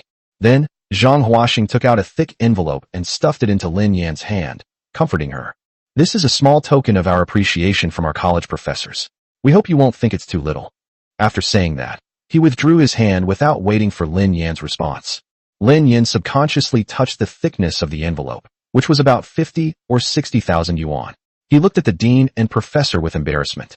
"I really don't have anything from this dean. I don't need these things." Upon hearing this, Dean Zhang Huasheng became displeased and pretended to be angry. "Hey, Lin Yin, what are you saying? You need to know that you no longer belong to yourself alone. You are now a professor at Jiangnan Conservatory of Music. You should take good care of yourself for the sake of Jiangnan Conservatory of Music." Upon hearing this, Lin Yin knew that he couldn't refuse the gift and would have to find another way to return it. At this moment, Li Guosheng pushed Li Chuyao to Lin Yan's bedside and said with a smile, "During your recovery period, let Chuyao take care of your daily life. If there's anything inconvenient, just let Chuyao do it for you." Hearing this, Lin Yin was stunned, and everyone else was also shocked. Lin Xian looked at Professor Li Guosheng and the graceful Li Chuyao in disbelief. You should know that Li Chuyao is a campus beauty. 90% of the male students in the college regard Li Chuyao as their goddess. However, now the goddess's grandfather actually wants Li Chuyao to take care of Lin Yin's daily life. This is practically humiliating the other guys by crushing them. Upon hearing this, Lin Yin was immediately at his wit's end and quickly explained, "Professor Li, I'll be discharged tomorrow. I really don't need it. And look, I can manage on my own right now." Lin Yin even got out of bed and took a couple of steps in front of everyone to show that he was perfectly fine and acted like a normal person. Li Guosheng ignored Lin Yan's explanation, pressed him down onto the hospital bed, and said sternly, Lin Yin, you need to know that this is the Academy's decision. It's always more convenient to have a woman by your side, whether it's serving tea or water. Yes, please don't refuse. At this moment, Dean Zhang Huaxing also chimed in. Qian Xiaohao was stunned. His master's romantic encounter was too incredible. Lin Yin glanced at Zhao Jejia beside him, who was staring at him with murderous intent, and suddenly felt like he was facing two people at once. One woman was already annoying enough for him, and now another one has come along. The worst part is that these women were forced upon him by several old guys, and he couldn't refuse them no matter what. Just then, an old voice rang out from outside the door. Oldly, your granddaughter is the school beauty. How can she do the work of a nanny? Let my granddaughter do this kind of thing. She does it at home all the time. At this moment, everyone peeked out the door. Zhao Jejia was overjoyed. She knew that the voice belonged to her grandfather. Upon hearing that sound, Lin Yin felt like dying. These two old guys haven't been dealt with yet, and now another group of old guys has arrived. It's really a headache. Lin Yin can't wait to be discharged from the hospital. Then, Zhao Desheng and Qian Zhongshu walked in, carrying large and small bags. Looking at Lin Yin with concern, he said, Lin Yin, are you alright? We're relieved to see you're alright. At this moment, Zhao Desheng and Qian Zhongshu put down their things and went to the other side of the hospital bed to visit Lin Yin. At this moment, a strange scene unfolded in the ward. Lin Yin had Li Guosheng and two others standing to her left, and Zhao Desheng and three others standing to her right. Only her closest sister was squeezed to the foot of the bed. Before Lin Yin could speak, Zhao Desheng pulled out two thick envelopes, placed them in Lin Yin's hand, and gave Li Guosheng a provocative look. Lin Yin, this is a token of appreciation from some old guys in the calligraphy association. We hope you won't refuse it. It's only 100,000 yuan in total. It's not a lot of money, but you should still accept it. These words immediately enraged Zhang Huaxing, the dean of Jiangnan Conservatory of Music, and Li Guosheng, causing their mustaches to tremble violently. Clearly, Zhao Desheng overheard their conversation at the door, which is why he added an envelope at the last minute. However, it's not something I can say. At this moment, Zhao Jejia gently handed the peeled apple to Lin Yin. Here you go. I've peeled it for you, eat up. Lin Yin looked at the apple in Zhao Jejia's hand. He hadn't eaten anything since last night, and was indeed a little hungry. He hesitated for a moment before taking it. Just then Li Guosheng said, Chu Yao, Lin Yin is hungry. Peel a banana for him. Li Chuyao knew that now was not the time to pretend to be reserved, so she quickly peeled the banana and placed it in front of Lin Yin. At this moment, everyone in the room was looking at Lin Yin, especially the two women. No matter which side you accept, the other side will definitely be angry, meaning that no matter what you choose, it will be a mistake. At this moment, Lin Yin felt like dying. He wished he could just faint and all this would be over. Just then, Qian Xiaohao swiftly handed the cup to Lin Yin and casually said, Master, I haven't had any water all night. Please moisten your throat first. Yes, yes, yes. Lin Yin looked at his apprentice with gratitude. It was this apprentice who was truly useful in this crucial moment. My younger sister, Lin Qian, just stood there dumbfounded, not even trying to help me out of this predicament. I was so angry.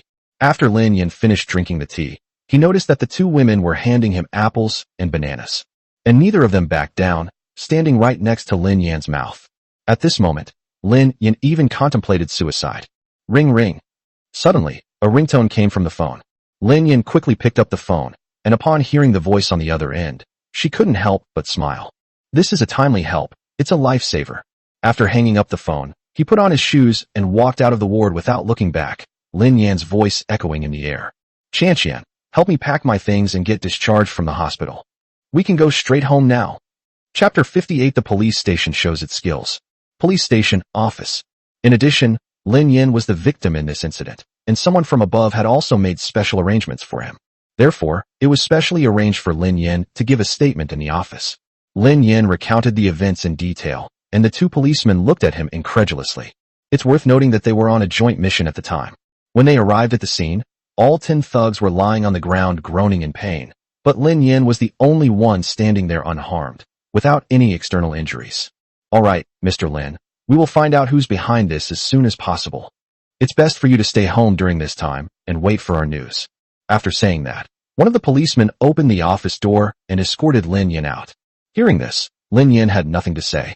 After all, the police investigation takes time, and since he already knew who was behind it, the outcome of the police investigation was no longer important. Lin Yin also got up, went out with the police, and prepared to go home. In the corridor, a young policeman approached from the opposite direction, carrying a wad of banknotes in his hand. At this moment, the policeman who was leading Lin Yin greeted the junior policeman. Shaoli, are these all counterfeit bills? How did you find them so quickly? Upon hearing this, the young policeman opposite him immediately looked bitter. Brother Wong, you're oversimplifying things. Our team of 6 searched all night and only managed to find 6. He simply handed the banknotes in his hand to the 2 of them and continued. Look, there are so many that it's impossible to tell whether they're real or fake. Even the experts brought in from above yesterday couldn't figure it out. Lin Yin was also drawn in by their conversation and looked over curiously. Just as the young policeman finished speaking and was about to withdraw his hand, an unexpected incident occurred. Splash! The banknotes he was holding were scattered all over the ground because he didn't hold them properly. At this moment, the 2 quickly squatted down to pick up the banknotes, and Lin Yin joined in. When Lin Yin touched the banknotes, out of curiosity, his entire consciousness immediately entered the male god skill tower. He searched for banknote identification skills and was immediately startled after taking a look. 50,000 shock points, and most importantly, this money skill is actually divided into 3 volumes, upper, middle, and lower. This made Lin Yin feel frustrated, and he kept cursing in his mind. Damn it, a banknote authentication skill is made to be almost like the Nining manual. However, despite his complaints, Lin Yin directly spent 150,000 shock points to exchange for the banknote appraisal skill. In an instant, Lin Yin realized the banknotes in his hand were counterfeit. He calmly held up the real banknotes and said, "This banknote has a weak watermark. It's fake." He picked up a few more bills from the ground and continued speaking to the 2 policemen. These sheets are made of very good paper, but they are fake. The 2 policemen were stunned when they heard this, but neither of them believed it. The older policeman patted Lin Yin on the shoulder and said, "Young man, these banknotes are so valuable that even experts using specialized equipment can't identify them. How can you tell it's fake just by touching it with your hand? Stop arguing, I'll see you to the front door. I'll let you know if there's any news about the case." At this moment, the young policeman also looked at Lin Yin with disbelief. Don't get involved in these kinds of professional matters if you don't understand them. Lin Yin simply shook his head at their conversation and said nothing more. After Lin Yin left, a policeman who was nearly 50 years old slowly looked at Lin Yin's back through the window next to him, a deep light flashing in his eyes. After leaving the police station, Lin Yin looked back and his intuition told him that he would come back. Lin Yin smiled confidently and prepared to take a bus back. Elder brother. At this moment, Lin Xian's voice rang out from the front. Upon hearing this voice, Lin Yin immediately glanced around nervously. Sure enough, Zhao Jieji waved to him from the driver's seat. Moreover, not far away, Li Chuyao was driving a pink supercar, smiling at Lin Yin. Clearly, both of them were there to pick up Lin Yin. At this moment, Lin Yin turned around and walked directly into the police station. At this moment, the old man guarding the gate calmly stopped Lin Yin. He had figured it out. "Young man, what are you doing? Do you still want to go in?"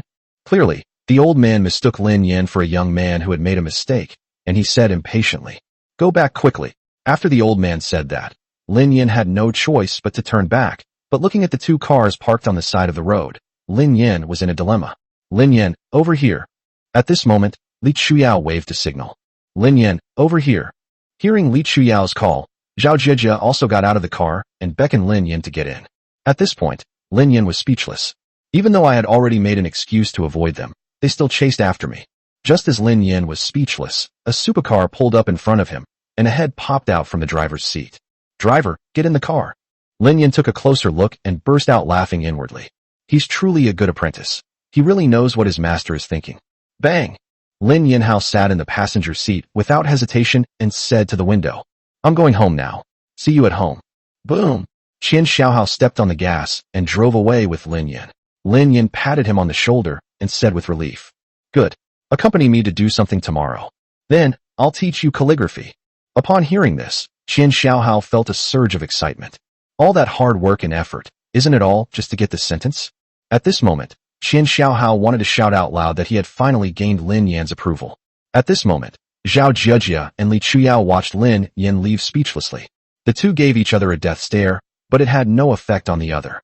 They drove away together, and Lin Qian watched it all without saying anything. Inside a luxury villa. What? 10 people can't even handle 1 college student. Are you people eating shit? Bang! At this moment, Zhou Kai angrily picked up the ashtray on the table and slammed it against the wall, instantly creating a large hole in the wall. I didn't expect that. It's quite a surprise that an ordinary college student would have such skills. Zhou Kai lit a cigar and stared fiercely at the city outside. Boss, should we send a few more people? At this moment, the bodyguard standing to the side asked. After a moment, Zhou Kai raised his hand in denial and said confidently, wait a couple of days, and while you're at it, investigate his background. I want to know, is this guy just acting, or is he really not tempted by $1 billion? Just then, a phone rang. Zhou Kai picked it up suspiciously, and a voice came from the other end. Hello, I am Lin Yan. Upon hearing this, a faint smile appeared on Zhou Kai's face. Chapter 59 Contacting Zhou Kai, Pretending to Cooperate. A villa in the Tianshan Mountains. Lin Yan sat calmly on the sofa, while Zhang Mingyuan and his son sat opposite him, both of them sitting there in fear. At that moment, Zhou Kai's confident voice came from the other end of the phone. You're quite pragmatic. It seems you've figured things out. At this moment, Lin Yan glanced at the Zhang family father and son opposite him, then pretended to have come to a realization and said, Yes, I was confused before. Please forgive me. Give me another chance. I promise I'll listen to you this time. At this moment, Zhou Kai on the other end of the phone looked smug. So what if you're a tough kid? You'll still obediently bow down and submit. Okay, as long as you do as I say, the reward will definitely be substantial. At this moment, Lin Yan pretended to hesitate for a moment before carefully saying, Mr. Zhou, could you pay me in advance?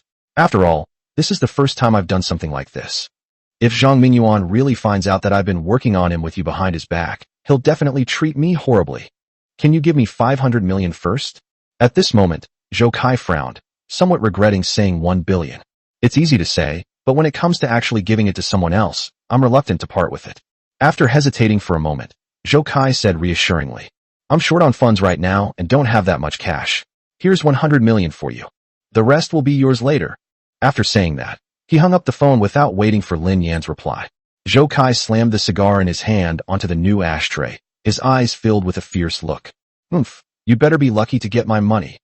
Once I oust Zhang Mingyuan from office tomorrow, I'll make you cough up that 100 million yuan. After saying that, Zhou Kai walked out of the study with a smile on his face. Lin Yan looked at Zhou Kai, who had suddenly hung up the phone, and gave a cold smile. A short while later, the phone showed that it had received a transfer of 100 million yuan from Zhou Kai. Lin Yan said to the Zhang family father and son, Look how much Zhou Kai wants to get rid of you, just as much as I want to get rid of him. The Zhang father and son wore forced smiles, unable to understand why Lin Yan wanted to make peace with Zhou Kai. Logically speaking, since Zhou Kai was the mastermind behind this attack, Lin Yan should hold him accountable. At this moment, Lin Yan suddenly asked, I heard you went back to the hospital to look for me. Upon hearing Lin Yan's question, Zhang Mingyuan gave a very serious explanation. Originally, the two went to the hospital to see Lin Yan, but when they arrived, they were told that Lin Yan had been discharged. So the two of them rushed to the villa and met Lin Yan. When they saw that Lin Yan was unharmed, they finally breathed a sigh of relief. You should know that when Zhang Mingyuan received the call this morning that Lin Yan had been attacked, he felt like he wanted to die. He knew very well how powerful Lin Yan's background was. If something really happens to Lin Yan, even his father-in-law might not be able to save him. After meeting Lin Yan last time, Zhang Mingyuan even made a special trip to see his father-in-law. I learned from my father-in-law that the Lin family had only one son for 9 generations, and Lin Yan was the only male heir. It's easy to imagine that if something really happened to Lin Yan, the entire Xia kingdom would be thrown into turmoil. At this moment, Zhang Mingyuan and his son sat there anxiously. They had heard Lin Yan and Zhou Kai's conversation very clearly. I don't like bullying others, and I especially don't like being bullied. Since Zhou Kai is courting death, then I won't be polite. Hearing this, Zhang Mingyuan and his son did not calm down from their worries. Lin Yan, I'm really sorry. It's all my fault for not managing my subordinates properly, which has led to this situation. I'm calling the police right now to have him arrested. After saying that, he took out his phone, ready to make a call. At this moment, Lin Yan said impatiently, Stop, that's enough. I'm a pretty open-minded person. I won't hold a grudge against others. Hearing this, Zhang Mingyuan and his son exchanged a glance and finally breathed a sigh of relief. After a moment, Zhang Mingyuan stood up with a serious expression and said, May I ask, what does Lin Yan need from my son and me? We will give our all, even unto death. At this moment, Lin Yan looked at the Zhang family father and son speechlessly and waved his hand impatiently. Sit down, all of you sit down. What are you doing? Do you expect me to sacrifice myself for you? Is it really necessary? Upon hearing this, the Zhang father and son awkwardly sat down again. You all heard what we just talked about. Just follow my plan at tomorrow's board meeting. Instead of enjoying his retirement at home, this old fellow is out wandering around. Since you want to die, then I'll grant your wish. Then, he casually tossed a bag in front of Zhang Mingyuan, gesturing for him to open it and take a look. Zhang Mingyuan was very puzzled about what was in the bag. He slowly opened the bag, and when he saw what was inside, he immediately flew into a rage. That bastard, after all these years, he still can't change his ways. At this moment, Zhang Jianren also looked at the contents of the document with a look of horror. The above lists all of Zhou Kai's criminal records over the years, and there is a great deal of evidence. Originally, I thought he just liked the chairman's position and wanted to compete with me for power. I can't believe he would dare to do such illegal things. This is absolutely outrageous. Zhang Mingyuan even considered calling the police to have him arrested, but looking at Lin Yan across from him, he hesitated and asked, "Now that the evidence is conclusive, we can call the police and have him arrested." Upon hearing this, Lin Yan gave a cold laugh. Hasn't he always wanted your position, to get his hands on the Zhang group? Then let him fulfill his wish. Otherwise he won't be content even if he goes to jail. Besides, don't you think it's a meaningful thing to elevate someone to great heights and then bring them down? At this moment, Zhang Mingyuan looked at Lin Yan with a shocked expression. Who would have thought that someone in their early 20s would have such a deep and calculating mind? Truly a descendant of the Lin family. At this moment, Zhang Mingyuan felt a deep sense of fear and secretly warned himself that he must maintain a good relationship with Lin Yan. Alright, you can go back now, but remember to use the back door. The real show begins tomorrow. The Zhang father and son quickly left the villa through the back door. Seeing Zhang Jianren shoveling into the car, Zhang Mingyuan was furious and kicked him. Bang! Dad, why did you kick me? Zhang Mingyuan remained silent, looking at Zhang Jianren with a disappointed expression. Both in their 20s, Lin Yan has such a deep mind, while her son only knows how to eat, drink, and chase girls. At most, they'll flatter and fawn over others, but that's all they do. They're not exactly shrewd or calculating. They're lucky if they don't sink to the bottom. Drive. Chapter 60, An Unexpected Move at the Board Meeting. The following day, at the Zhang Group building. After getting out of the car, Lin Yan looked at the towering skyscraper and felt a surge of pride. According to his original life plan, his greatest hope was to work for the Zhang Group after graduation, which would be his life's destiny. The Zhang Group is a powerful and well-paid company with excellent benefits, and everyone considers it an honor to work for the Zhang Group. Even a security guard in the Zhang Group has a much higher status than those in other organizations. However, Lin Yan entered the building today under a different identity. It can be said that everything today will change the landscape of the Zhang Group's top management, and Lin Yan is both the driving force and the terminator of this entire change. Let's go. Lin Yan breathed a sigh of relief and said to Qian Xiaohao beside him. As soon as the two entered the building, a burly man led them to the top-floor conference room. At this moment, in the conference room, bang! A loud bang echoed throughout the conference room. Zhang Mingyuan slammed his fist on the table in extreme anger, his eyes bloodshot, but he stared intently at Zhou Kai. Zhou Kai, don't make false accusations. Zhang Jianren, who was standing to the side, was also extremely angry. Haha. Seeing Zhang Mingyuan's anger, Zhou Kai felt extremely pleased. Snort. Zhang Mingyuan, your son sold the villa to someone else for 1 yuan. Is that really true? Right now, the entire group is discussing this matter. As the chairman, are you still going to cover it up? Then, Zhou Kai looked around and continued. Fellow shareholders, look at this. This is the chairman we elected. He disregards the interests of the group and even tries to cover up the truth. At this moment, 8 elderly men with white hair, dressed in bright clothes and looking very wealthy, sat on either side of an oval table in the very center. They were the shareholders of the Zhang Group. Many shareholders stared at Zhang Mingyuan in disbelief, pointing their fingers and discussing the matter with displeasure. Mingyuan, as the chairman of the group, how could you do such a thing? Do you know that this will cause the group to lose hundreds of millions? Yes, you sold the villa to someone else for $1 as a favor, but our money is still involved in it. I don't think your son is general manager material. Let him step down and let someone else do the job. Yes, he managed to sell the villa for $1 yesterday. He might sell the whole company for $100 tomorrow. We can't afford to play that game. That's right. At this moment, the atmosphere in the board of directors was one of condemnation of the Zhang family father and son. Zhang Mingyuan looked around in astonishment. He never expected that Zhou Kai had managed to persuade most of the shareholders in just one night. At this moment, Zhang Mingyuan looked at Zhou Kai with a fierce expression. You say I sold the villa to someone else for $1. Do you have any proof? Show me the evidence. Zhang Mingyuan's roar echoed throughout the conference room. At this moment, Zhou Kai looked at Zhang Mingyuan with a smile. After so many years, Zhou Kai was overjoyed. He kept reminding himself to restrain himself at the last moment. If today passes, the Zhang Group will be renamed the Zhou Group, and from then on he will be the sole owner of the group. Good. You want evidence? I'll give it to you. I want you to give up. Smack. After saying that, Zhou Kai slammed a contract onto the table. The client's signature on it was Lin Yan. When Zhang Mingyuan saw the contract, he felt dizzy and involuntarily took a step back. Fortunately, Zhang Jinren caught him at the crucial moment. Dad, I'm fine. Zhang Mingyuan took a deep breath and spoke slowly. At this moment, the entire conference room was shaken as the contract was passed around among all the shareholders. TSK. This is utterly ridiculous. A villa worth hundreds of millions, sold for a mere $1. It's simply outrageous. This is not just nonsense, it's a complete disregard for our money. The gifts you gave us are indeed a favor to us. Where's the favor in this? I heard he's a poor college student with no family connections whatsoever. It's unbelievable. At this moment, all the shareholders erupted in curses, shaking the entire building 3 times. Haha.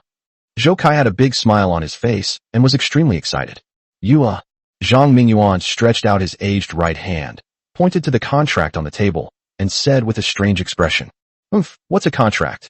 It's quite possible that you, Zhou Kai, had someone do it. You could have just found anyone to sign it. Do you really think you can fool me with such a simple trick? Zhou Kai looked at Zhang Mingyuan with a smile, knowing that Zhang Mingyuan would deny everything. However, he was not afraid. Otherwise, he would not have tried so hard to win over Lin Yan in order to defeat Zhang Mingyuan. I knew you wouldn't admit it. So come in. Zhou Kai smiled smugly at the Zhang family father and son and called out towards the door of the conference room. Upon hearing Zhou Kai's shout, everyone looked over curiously, wondering if the person who had arrived was the only evidence that could ultimately bring the Zhang family father and son to their deaths. Bang! A security guard opened the conference room door, and a figure appeared before everyone. Lin Yan looked calmly at everyone inside, and even gave Zhou Kai a special smile. At this moment, Zhou Kai looked smug, but a cold glint flashed in his eyes. If we defeat the Zhang family father and son today, then Lin Yan will be of no use. If he's sensible, he'll just return the 100 million. If he's not, then he won't mind having another corpse sinking to the bottom of the Huangpu River. Lin Yan. At this moment, Zhang Mingyuan pretended to be horrified, but Zhou Kai became more and more excited. Lin Yan, I've treated you well. How could you do this to me? Zhang Mingyuan was trembling all over, and his face was extremely pale. Lin Yan was worried. What if he had a sudden heart attack and passed away? That would be a huge disaster. Upon hearing Zhang Mingyuan's words, Lin Yan shrugged, indicating that he had no other choice. Mr. Zhou, even if you gave me $1 billion, I wouldn't want this. Upon hearing this, Zhang Mingyuan coughed up a mouthful of blood and slumped into his chair, gasping for breath. At this moment, Zhou Kai pushed Zhang Mingyuan aside, plopped down in the chairman's seat, and said arrogantly, "From this day forward, I, Zhou Kai, am the chairman of the group."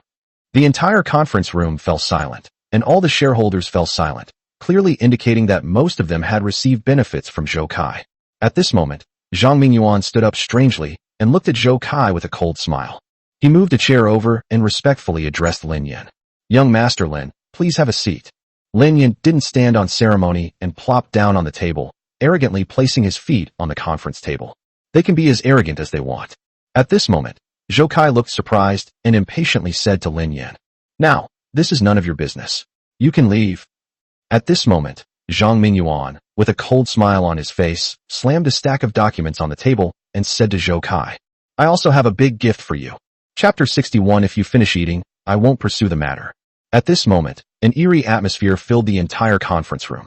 According to the original plot, Zhang Mingyuan and his son should have obediently left the conference room by now. But now Zhang Mingyuan is acting unusually arrogantly, which is completely wrong. Zhou Kai stared intently at the file folder on the table, a vague sense of unease creeping into his heart. At this moment, the numerous shareholders suspiciously opened the document bag. After reading it, everyone's expression changed drastically, and they all looked at Zhou Kai in disbelief. A moment later, all the shareholders had finished reading and began to comment. "I can't believe you've done so many illegal things." Now, I have absolutely no connection with Zhou Kai. I was not involved in any of his illegal activities. This kind of person is actually a director. He's a disgrace to our group. At this moment, Zhou Kai heard the shareholders' discussion and looked a little flustered. He scrambled onto the table, grabbed the file folder, quickly opened it, and stared intently at the documents in his hand. A moment later, his expression changed drastically, and beads of sweat the size of soybeans kept dripping from his forehead. My entire back was instantly soaked with sweat, as if I had just been pulled out of the water. You all. At this moment, Zhou Kai's face was extremely flustered. He knew that what was recorded here were all facts of his illegal and criminal activities, and the key was that they were so clear, even clearer than he himself knew. He himself was unaware of some of the illegal and criminal activities, yet they were listed here. It's simply unbelievable. At this moment, Zhang Mingyuan, with a smug look on his face, said with a smile, "You really think Lin Yin would be interested in your mere 100 million? Aren't you being incredibly naive? Moreover, after knowing you for over 30 years, I have never obtained any evidence of your crimes. Don't you find it strange that so much evidence has suddenly appeared today?" Upon hearing this, Zhou Kai immediately realized what was going on. If it were just Zhang Mingyuan alone, he wouldn't be afraid at all. After all, Zhang Mingyuan had been unable to do anything to him for so many years. The main problem is that we haven't obtained evidence of his crime. But today, Zhang Mingyuan actually dug up all his past secrets, which is simply unbelievable. At that moment, Zhou Kai instantly thought of something. The only variable so far is Lin Yin, who is sitting in the chair. Zhou Kai looked at Lin Yin with disbelief, his whole body trembling and his teeth chattering. "So it was you." Lin Yin looked coldly at Zhou Kai opposite her and let out a cold snort. "Snort? Originally, I had no interest in getting involved in your affairs. But you actually had the misfortune of provoking me, so if I don't respond, do you really think I'm a pushover?" At this moment, Zhou Kai was utterly shaken. He couldn't believe that the poor kid he had always looked down on actually had such power to get so much information about him. It was simply unbelievable. Zhou Kai's face turned deathly pale, and he asked in a trembling voice, "Who exactly are you?" Zhang Mingyuan and his son exchanged a smile and casually said, "Young Master Lin is not a big shot you can get close to. You can only blame your own poor eyesight for daring to send someone to attack young Master Lin. That's like an old man eating poison. You're asking for trouble. If this were abroad, you'd be drowned in the sea by now. You really think you have any right to stand here and speak to our young Master Lin? Bah, you piece of trash." At this moment, Zhang Mingyuan no longer cared about maintaining the demeanor of a chairman and vented his anger to the fullest. Zhou Kai saw Zhang Mingyuan roaring wildly, his right hand gripping the document so tightly it was deformed. As he looked at the documents in his hand, a cold glint flashed in his eyes, and then he made an unbelievable move. Snap, snap! In the conference room, Zhou Kai took the documents in his hand and began stuffing them into his mouth. His mouth was stretched wide open, and as he looked at the dwindling number of documents in his hand, a smile slowly blossomed on his face. "Haha, evidence. There's no evidence here at all. Haha." At this moment, Zhou Kai's laughter grew increasingly maniacal, as if he had already won. At this moment, the Zhang father and son immediately became nervous. That document was evidence against Zhou Kai, but now that Zhou Kai has smuggled it in, what can they use to sue him? Without evidence, there's nothing we can do about him, and the evidence Zhang Mingyuan has is only enough to scratch Zhou Kai's itch. At this moment, Zhou Kai's laughter filled the entire conference room. "Where's the evidence? Without any evidence, let's see what you have to use to sue me." Haha. Upon hearing this, the Zhang father and son were extremely annoyed that they hadn't protected the evidence in time. Snort. "Do you really think that just because you ate the evidence, there's no more evidence?" Lin Yin spoke to Zhou Kai in a strange tone, his whole demeanor unusually confident, as if he possessed something that Zhou Kai feared. "Snort. Do you have any other evidence?" Zhou Kai's face was full of confidence, but he was terrified inside. He was really scared of Lin Yin and his other criminal evidence. He said that only to test Lin Yin. If there was any other evidence, he would present it and take it all at once. Lin Yin smiled slightly. He had already guessed Zhou Kai's thoughts. "Are you planning to swallow the evidence again after I produce it?" Upon hearing this, Zhou Kai panicked at first, then pretended to be calm and said, That's right. I'll eat as much as you give me." Hearing Zhou Kai's answer, Lin Yan's smile widened. "Okay, you said it. If you don't eat it then, I'll have someone stuff it into your mouth." After saying that, he nodded to Qin Xiaohao. Qin Xiaohao walked out of the conference room. At this moment, everyone in the conference room was puzzled. Did Lin Yin really have other evidence? At this moment, Zhou Kai was the most nervous, as he was genuinely afraid that there was other evidence.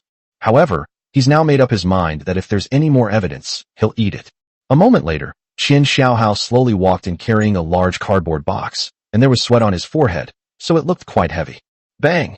Qian Xiaohao placed the cardboard box directly on the table and quickly opened it. When everyone saw what was inside, they were stunned. The entire box of evidence was identical, and it was clear that it had just been copied, as it still smelled of ink.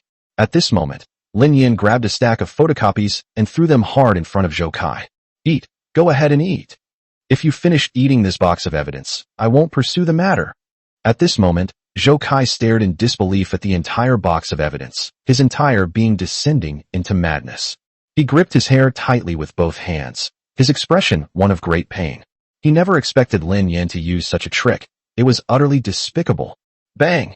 At that moment, the conference room door opened, and two policemen entered, staring at Zhou Kai expressionlessly. Zhou Kai, you are suspected of multiple illegal activities. Come with us. Chapter 62 Zhang Mingyuan's Thoughts, Lin Yan's Warning.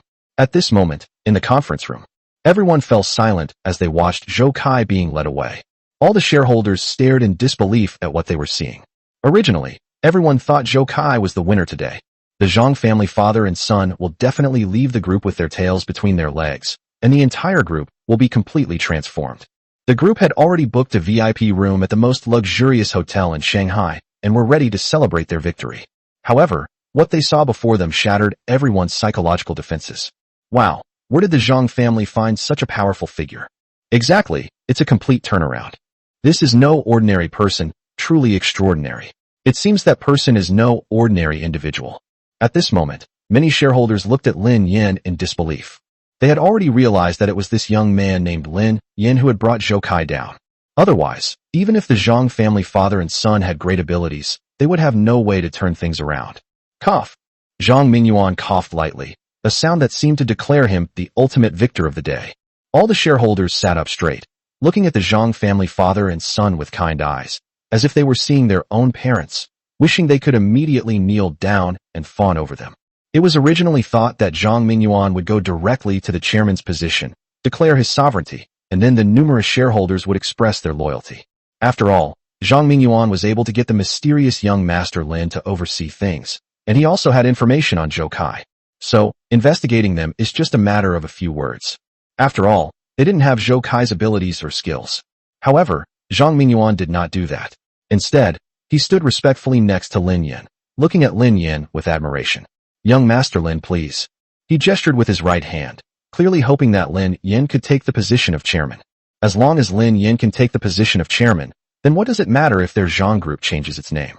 It should be noted that from this point on, the Zhang family will be considered subordinates of young Master Lin, relying closely on the powerful Lin family. At least within Xia, he rose rapidly and took off. By then, the Zhang group could even challenge for a place among the top 10 companies in Xia Kingdom, enjoying immense prestige. At this moment, Zhang Jianren also respectfully invited Lin Yin to sit down, clearly indicating that the father and son had already discussed it. Young Master Lin, please don't refuse. That's right, young Master Lin. Without you, my son and I might be sleeping on the streets by now. Zhang Mingyuan further advised that Lin Yin should be kept in the Zhang group no matter what. If Lin Yin is kept in the Zhang group will definitely rise several levels. That's right, young Master Lin. Please don't refuse, this is what you deserve. When Lin Yin saw the Zhang family father and son, a glint of light flashed in his eyes. He knew what the Zhang family father and son were thinking. On the one hand, they wanted to repay his kindness, and on the other hand, they wanted to take the opportunity to tie him to the Zhang group's chariot. At that time, we can leverage his reputation, or rather, the reputation of the Lin family behind him, to develop the group. At this moment, Lin Yin had to admire the Zhang family father and son's shrewdness, or more accurately, Zhang Mingyuan's foresight. After all, in Lin Yan's opinion, Zhang Jianren was an incompetent fool who had no foresight whatsoever. On the surface, Zhang Mingyuan suffered a loss, even though he defeated Zhou Kai and won. However, if Lin Yin were to be promoted to the position of chairman of the Zhang group, the Zhang family's interests would definitely be harmed, or even shrunk significantly. However, Zhang Mingyuan had a very long-term vision. He knew that Lin Yan's future would definitely not be limited to the Zhang group. At that time, the Zhang group will actually rise to great heights by taking advantage of Lin Yan's success. Lin Yin looked at Zhang Mingyuan calmly, a half-smile on his face. Zhang Mingyuan was terrified. At this moment, he even regretted his cleverness. A voice inside him kept telling him that Lin Yin had seen through his thoughts, but just hadn't said it. At this moment, the entire conference room was eerily silent. Everyone turned to look at Lin Yin, and no one dared to say a word, because Zhou Kai was already a cautionary tale. After all, scions of such large families are known for their eccentric temperaments, and a single careless remark could easily offend someone. Moreover, these shareholders are all shrewd people. They saw that the Zhang family father and son were trying to comfort Lin Xiao, but he didn't say anything. We outsiders have even less right to speak, so it's best to remain silent at this point. After a moment, Lin Yan smiled slightly, and then shook his head. Hee, never mind, I'm not interested in money. These words immediately embarrassed the bigwigs in the meeting. For a moment, Zhang Mingyuan felt uneasy. He didn't know if Lin Yan was just putting on a show, or if she was really thinking. It's worth noting that many big shots say they're not interested in money, but they're making money every day. Do you think they really don't like money? However, if Lin Yan's words were just an excuse, then Zhang Mingyuan should have simply sat down in the chairman's seat. Isn't this just trying to make Lin Yan look bad? Lin Yan was probably cursing Zhang Mingyuan in his mind. Damn it, I'm lying, can't you tell? But what if Lin Yan is telling the truth, and he really isn't interested in money? If Zhang Mingyuan tries to persuade him again, will it only anger Lin Yan further? At this moment, Zhang Mingyuan felt as if he were standing at a crossroads, unsure of which direction to take. At this moment, Zhang Jianren also noticed his father's dilemma, so he simply walked onto the stage and spoke in a serious tone. Since young Master Lin is not interested in this position, then Comrade Zhang Mingyuan will continue to serve as chairman. At this moment, Zhang Mingyuan looked horrified upon hearing his son's words. Before Lin Yan could even speak, his son announced the results. Wasn't that just asking for trouble? At this moment, none of the shareholders clapped. Instead, they looked on with amusement, watching Lin Yan's reaction as if he wanted to know what he was. Slap, slap, slap. However, Lin Yan's reaction surprised them. Lin Yan was the first to raise his hands and clap, with a smile on his face. Clearly, Lin Yan was very satisfied with the result announced by Zhang Jianren. At this moment, Zhang Mingyuan finally felt relieved. However, he knew that although Lin Yan was the absolute chairman of the group, he still had to give him the benefits he was entitled to. Otherwise, not only would Lin Yan be unhappy, but how could they also bind Lin Yan to the Zhang group's cause? Alright, now I'm announcing a decision. All the group shares originally belonging to Zhou Kai will be unconditionally transferred to young Master Lin, plus my half of the group shares. Upon hearing this, all the shareholders were stunned and stared at Zhang Mingyuan in disbelief. It's important to know that Zhou Kai is the second largest shareholder of the group, and with Zhang Mingyuan's half of the shares, Lin Yan's shareholding has now reached 70%, making him arguably the largest shareholder of the entire Zhang group. Upon hearing this, Lin Yan's expression remained unchanged. Alright, that's all for today. I'm leaving now. Then, Lin Yan walked straight out the door, and the Zhang father and son quickly ran to see him off. On the side of the road, Zhang Mingyuan respectfully opened the car door for Lin Yan. Lin Yan walked to the back seat expressionlessly, opened the car window, and looked at Zhang Mingyuan indifferently. Her eyes were quite terrifying. I don't like people below me making decisions for me, especially those who show off their cleverness. I hope this is the first and last time. Boom! The vehicle then slowly drove away. Chapter 63 Major Counterfeit Currency Cases. At this moment, Zhang Mingyuan's entire back was soaked with sweat, and he looked at the departing vehicle with a look of terror on his face. He originally thought that Lin Yan was very satisfied with his performance and would praise him privately. However, the result was beyond his expectations.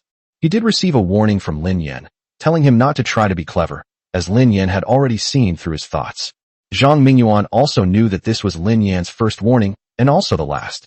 If something like this happens again, you might not just receive a warning, you could be kicked out. From then on, Zhang Mingyuan could no longer use the Lin family's reputation to advance his group, and even seeing Lin Yan became very difficult. However, to his relief, Lin Yan did not refuse the offer of shares, which made Zhang Mingyuan quite happy. At this moment, Zhang Jianren walked over with an innocent look on his face and looked at the departing vehicle. At this moment, Zhang Mingyuan glanced at Zhang Jianren and then thought of Lin Yan's words. I was furious. They're all young people in their 20s, how come there's such a big difference between them? Lin Yan already exudes the aura of someone in a superior position, and even he was intimidated by Lin Yan. However, her son still looked naive and could only play with things that were not respectable. She really regretted not shooting him against the wall back then. Thinking of this, Zhang Mingyuan kicked him directly. Bang! Dad, why did you kick me? Zhang Mingyuan remained silent, looking at Zhang Jianren with a disappointed expression. Let's go back.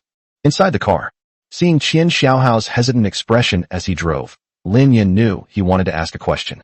Ask away, what do you want to know? Upon hearing Lin Yan's words, Qian Xiaohao immediately eased off the accelerator, and the car's speed noticeably decreased. At this moment, Qian Xiaohao knew that his master was speaking to him, so he hesitated and asked, "Master, may I really ask?" Lin Yan smiled faintly and nodded. "I will definitely tell you anything I can." Hearing this, Qian Xiaohao was overjoyed. He knew that his master's words meant he already considered him one of his own, so how could he not be excited? Master, I just wanted to ask, why did you say those things to Zhang Mingyuan before you got in the car? Wasn't it a good thing that he gave you the chairman's position?" Hearing this, Lin Yan shook his head and said slowly, "That's right. In your opinion, I got a huge advantage by handing over the chairmanship to him. But isn't his purpose obvious? He wants to use the name of my Lin family to propel his Zhang group to new heights. He did nothing wrong, and I benefited from it too. But don't you think a subordinate could make this decision for me? Don't you think he's incredibly bold?" Upon hearing this, Qian Xiaohao seemed to recall some of the things he had heard about. "What my mentor means is that if he helps you get to the chairman's position today, he might do something even bigger tomorrow without consulting you." At this moment, Lin Yan looked at Qian Xiaohao with a gratified expression. He hadn't expected this guy to have such a high level of understanding. He was a promising young man, right? If you don't give this kind of person a warning, they'll become increasingly unruly, and eventually they might be very difficult to control. So, today I'm giving him a warning, but also an opportunity. Hearing this, Qian Xiaohao felt deeply frightened by Lin Yan's cunning. They're both in their 20s, so why is there such a big difference? Look at myself, I'm only focused on calligraphy, and I want to surpass Lin Yan in calligraphy. However, Lin Yan is actually controlling people's hearts, which is simply terrifying. After a moment, silence fell over the car. Shanghai Police Station. At this moment, the conference room was filled with police officers, all of whom had serious expressions, and no one dared to show a smile. Sitting at the head of the table was a middle-aged man in his 50s with a full head of black hair, slightly mixed with white hair. At this moment, the man's face was ashen, terrifyingly gloomy, like a volcano about to erupt, ready to unleash tremendous power. A moment later, a tremendous sound shook the entire conference room. Bang! The middle-aged man slammed his fist on the table and began cursing at the group of police officers below. More than a dozen people have been working on it for half a month, and there's still no substantial progress in the case. Tell me, what are you all good for? Is this how you become good police officers? The deafening roar shook the entire conference room, and everyone below lowered their heads, refusing to speak. At this moment, the next young policeman said in a low voice, "You can't blame us. It's just that the technology used to make those banknotes is too advanced. We simply can't tell which bills are real and which are counterfeit." At this moment, Wang Shi, who was sitting to the side, nudged the young policeman with his hand, signaling him to stop talking. At this point, the bureau chief was furious. He grabbed the few counterfeit bills that had been identified next to him and started cursing at everyone again. To blame others for being too skilled when you can't identify it yourself, what kind of logic is that? It's just making excuses for your own incompetence. You dozen or so people have only identified a dozen or so cases in half a month. If this gets out, it will be a slap in the face for me, Wu Zhenghua. After saying that, the bureau chief slapped his face hard, which terrified those below. Tell me, what other methods are there to authenticate this batch of banknotes? At this moment, the entire conference room was completely silent. Everyone was quiet. If there really is a way, they already used it. They wouldn't come to this meeting room to get scolded. Seeing the silence of everyone, the bureau chief felt a chill in his heart. Is the entire Shanghai Police Department going to fall victim to this counterfeit money case? It should be noted that the police station led by Wu Zhenghua has consistently had the highest crime-solving rate in the entire Xiaoguo province, at the municipal level. The entire police station is now stumped by a pile of cash. It's an absolute disgrace. Moreover, a new minister will be selected in the second half of the year. If this case cannot be solved, then he will definitely lose the ministerial position. At this moment, Wang Shi looked at the pile of banknotes and fell into deep thought, the scene in the corridor that day suddenly flashing into his mind. Chief, I have someone in mind. He should be able to identify counterfeit money. Upon hearing this, Director Wu's eyes lit up as he looked at Wang Shi. Quickly tell me who. That young man who came to our police station last time. He'll definitely do it. Chapter 64. The first lesson at Jiangnan Conservatory of Music. Jiangnan Conservatory of Music. The entire college was shaken. News had spread that Lin Yan had fought off 10 thugs, and all the students found it unbelievable. Wow, Professor Lin, who looks so refined, is actually a martial arts expert. Yeah, I never would have guessed. He's practically my ideal guy. He can play the suona and knows martial arts. He's the perfect boyfriend. Oh, I heard Professor Lin is in the hospital. I really want to go see him. I wonder if he's injured. You're behind the times. I heard Professor Lin is coming to the college to teach today, at the same auditorium as last time.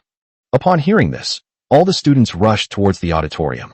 Keep in mind that the entire music academy has 5,000 or 6,000 students, while the auditorium can only accommodate a maximum of 4,000 people. In other words, if 1,000 or 2,000 people want to attend class, they will have to stand. At this moment, from the air, one could see a large number of students heading towards the auditorium. A moment later, an extremely cool Bugatti Silver Dragon slowly drove into the music academy and headed directly towards the auditorium. Smack! Today, Lin Yan even wore a brand new shirt, dress pants, and leather shoes. After all, today is my first day of class, and these things are absolutely essential. At this moment, the great hall was noisy and crowded with people, and the sound of talking could be heard everywhere. Lin Yan, why aren't you here yet? We've been waiting for ages. Hey, we should call him Professor Lin. He's a professor now. TCH, I'd like to develop a relationship with Lin Yan. From now on, you'll all have to call me Master's wife. These words immediately drew disdain from the girls around him. Look, Lin Yan is here. At this moment, everyone looked up at the gate. Bang! At this moment, the doors of the great hall of the people slowly opened. Lin Yan stood tall and straight at the entrance, dressed in clean white, instantly stunning everyone present. Wow, he's so handsome. He's totally my ideal guy. No, that's my husband. Husband, I love you. So handsome. I thought he was handsome because he played the Swana, but I didn't expect that he could outshine all the boys in the college just by dressing up casually. No, I'm afraid I'll be alone for the rest of my life. No one can understand me better than Professor Lin. At this moment, Zhao Jiejia, sitting in her seat, stared intently at Lin Yan with her beautiful eyes gleaming green, as if she were about to devour him at any moment. You're going to die, you little brat. Aren't you ashamed to look at my brother like that? At this moment, Lin Qian slapped Zhao Jiejia's butt. Zhao Jiejia stared at Lin Yan with a love-struck expression, while tightly hugging Lin Qian with both hands. Is this my fault? Look at the other girls, they're even crazier than me. Also, Li Chuyao seems to be here to compete for favor today, dressed so brightly. To be honest, I'm envious. Meanwhile, on the other side, Li Chuyao was wearing a light blue cheongsam, her figure curvaceous and very attractive to men. Unfortunately, there are far more girls than boys at this music academy. Lin Yan stared blankly at everything in the hall, stunned by the scene before him. Originally, I thought that not many people would attend his classes. I had asked Li Guosheng before, and he said that his granddaughter, Li Chuyao, was the only student in the department of ethnic music. But now it's a huge, dark mass. It's not just one place, it looks like an entire college. Lin Yan even suspected that Dean Zhang Huasheng had cancelled all the other departments in the college, leaving only the department of ethnic music, which was quite a surprise. At this moment, applause erupted throughout the great hall of the people. Lin Yan, Lin Yan, Lin Yan. A deafening sound echoed throughout the entire auditorium, and everyone stared at Lin Yan in a frenzy, mostly girls. At this moment, in a corner of the great hall of the people, Wang Lu coldly observed everything before him. Big brother, what do we do? This guy's popularity is even higher than we thought. Wang Lu snorted coldly. Snort. Let him be smug for a while. Once my brother returns from his studies abroad, he'll definitely bring him down to earth. Does he really think he's something special just because he can play the Swana? Lin Yan took another look, exhaled deeply, and slowly walked towards the podium. At this moment, Dean Zhang Huasheng came over, along with Li Guosheng. Haha, look how popular your ethnic music department is. At this moment, Lin Yan smiled awkwardly and asked in confusion. Dean, didn't you say that there are very few students in the department of ethnic music? But today. Upon hearing this, the two old men exchanged a smile. Haha, you didn't know that. You have to start from the day you performed at the great hall of the people. At this moment, the two old men watched what happened next with great interest, leaving Lin Yan stunned. Changing majors is simply unheard of. This actually happened at the Jiangnan Conservatory of Music, and the key point is that the school leaders did not object. At this moment, Li Huasheng patted Lin Yan's shoulder heavily. Lin Yan, the revitalization of Chinese national music depends on you. We old guys are just here to lend a hand. Yes, I really want to see you shine at international music festivals. After saying that, the two old men slowly left with their hands behind their backs. Looking at the two elderly people's hunched backs, Lin Yan's nose suddenly stung with tears. For many years, countless predecessors have dedicated themselves to revitalizing national musical instruments, one generation after another. It is conceivable that some of them went from youth to old age, and some even died in melancholy, never seeing this day. Suddenly, Lin Yan felt the burden on his shoulders grow even heavier. A moment later, Lin Yan calmed himself down and slowly walked to the front of the podium, looking at the densely packed students below. Hello everyone, I'm Lin Yan. Before he could finish speaking, thunderous applause erupted throughout the auditorium, and some girls even shouted his name wildly. Slap, slap, slap. Lin Yan, I love you. Looking at the crazy girls, Lin Yan felt a little scared. He even felt that facing so many girls was not as good as facing an equal number of thugs. Today is my first class, and I'm so glad everyone came. First of all, thank you everyone.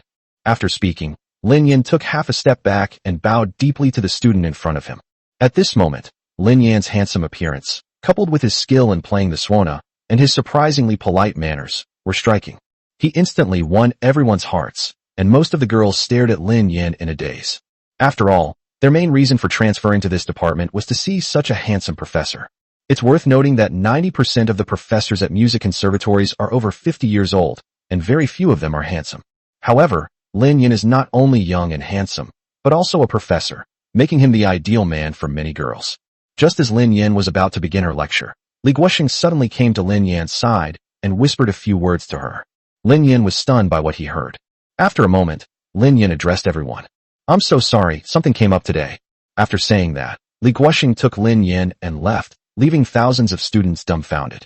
Chapter 65. The police arrive, Lin Yan's decision. At this moment, the entire Great Hall was in chaos.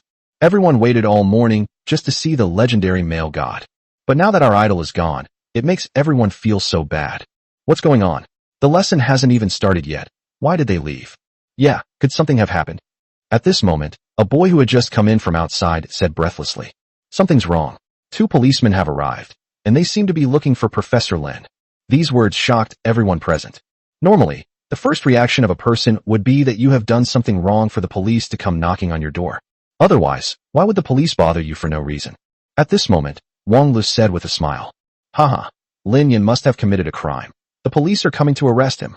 Exactly. Someone like that wanting to be a professor at our Jiangnan Conservatory of Music is a disgrace to our institution. That's right, we should expel Lin Yan. This kind of scum, this kind of person, should absolutely not be allowed to stay in our academy. At this moment, the students learning Western musical instruments in the academy kept shouting, as if Lin Yan had become an unforgivable criminal in their eyes. Jejia, what should we do? Has my brother really done something wrong? At this moment, Lin Xian was extremely nervous and completely lost. Zhao Jejia grabbed Lin Xian's shoulder, her eyes resolute, and then spoke. Let's go, I'm going to the dean's office. Li Chuyao frowned as she watched the discussion in the auditorium, then turned and ran straight to the dean's office. In the dean's conference room, as soon as Lin Yan entered, he saw 2 policemen chatting happily with the dean. However, he recognized one of the policemen as the one who had taken his statement that day. At this moment, Dean Zhang Huaxing saw Lin Yan enter, immediately stood up, went to Lin Yan, and said to the 2 policemen, here you are, this is Lin Yan, the man you've been looking for. At this moment, Zhang Huaxing said in a slightly more tactful way, could you 2 officers tell me what Lin Yan did wrong? If he did something wrong? I, as the dean, will take responsibility for him, but he absolutely cannot go in. Upon hearing what the dean said, the atmosphere in the dean's office became somewhat heavy, and Li Guoxing also spoke up from the side. Yes, Lin Yan is a good kid. He would never do anything illegal. You must believe me. Yes, he's crucial to the rise of our Chinese national music over the past 5,000 years. He absolutely cannot be harmed.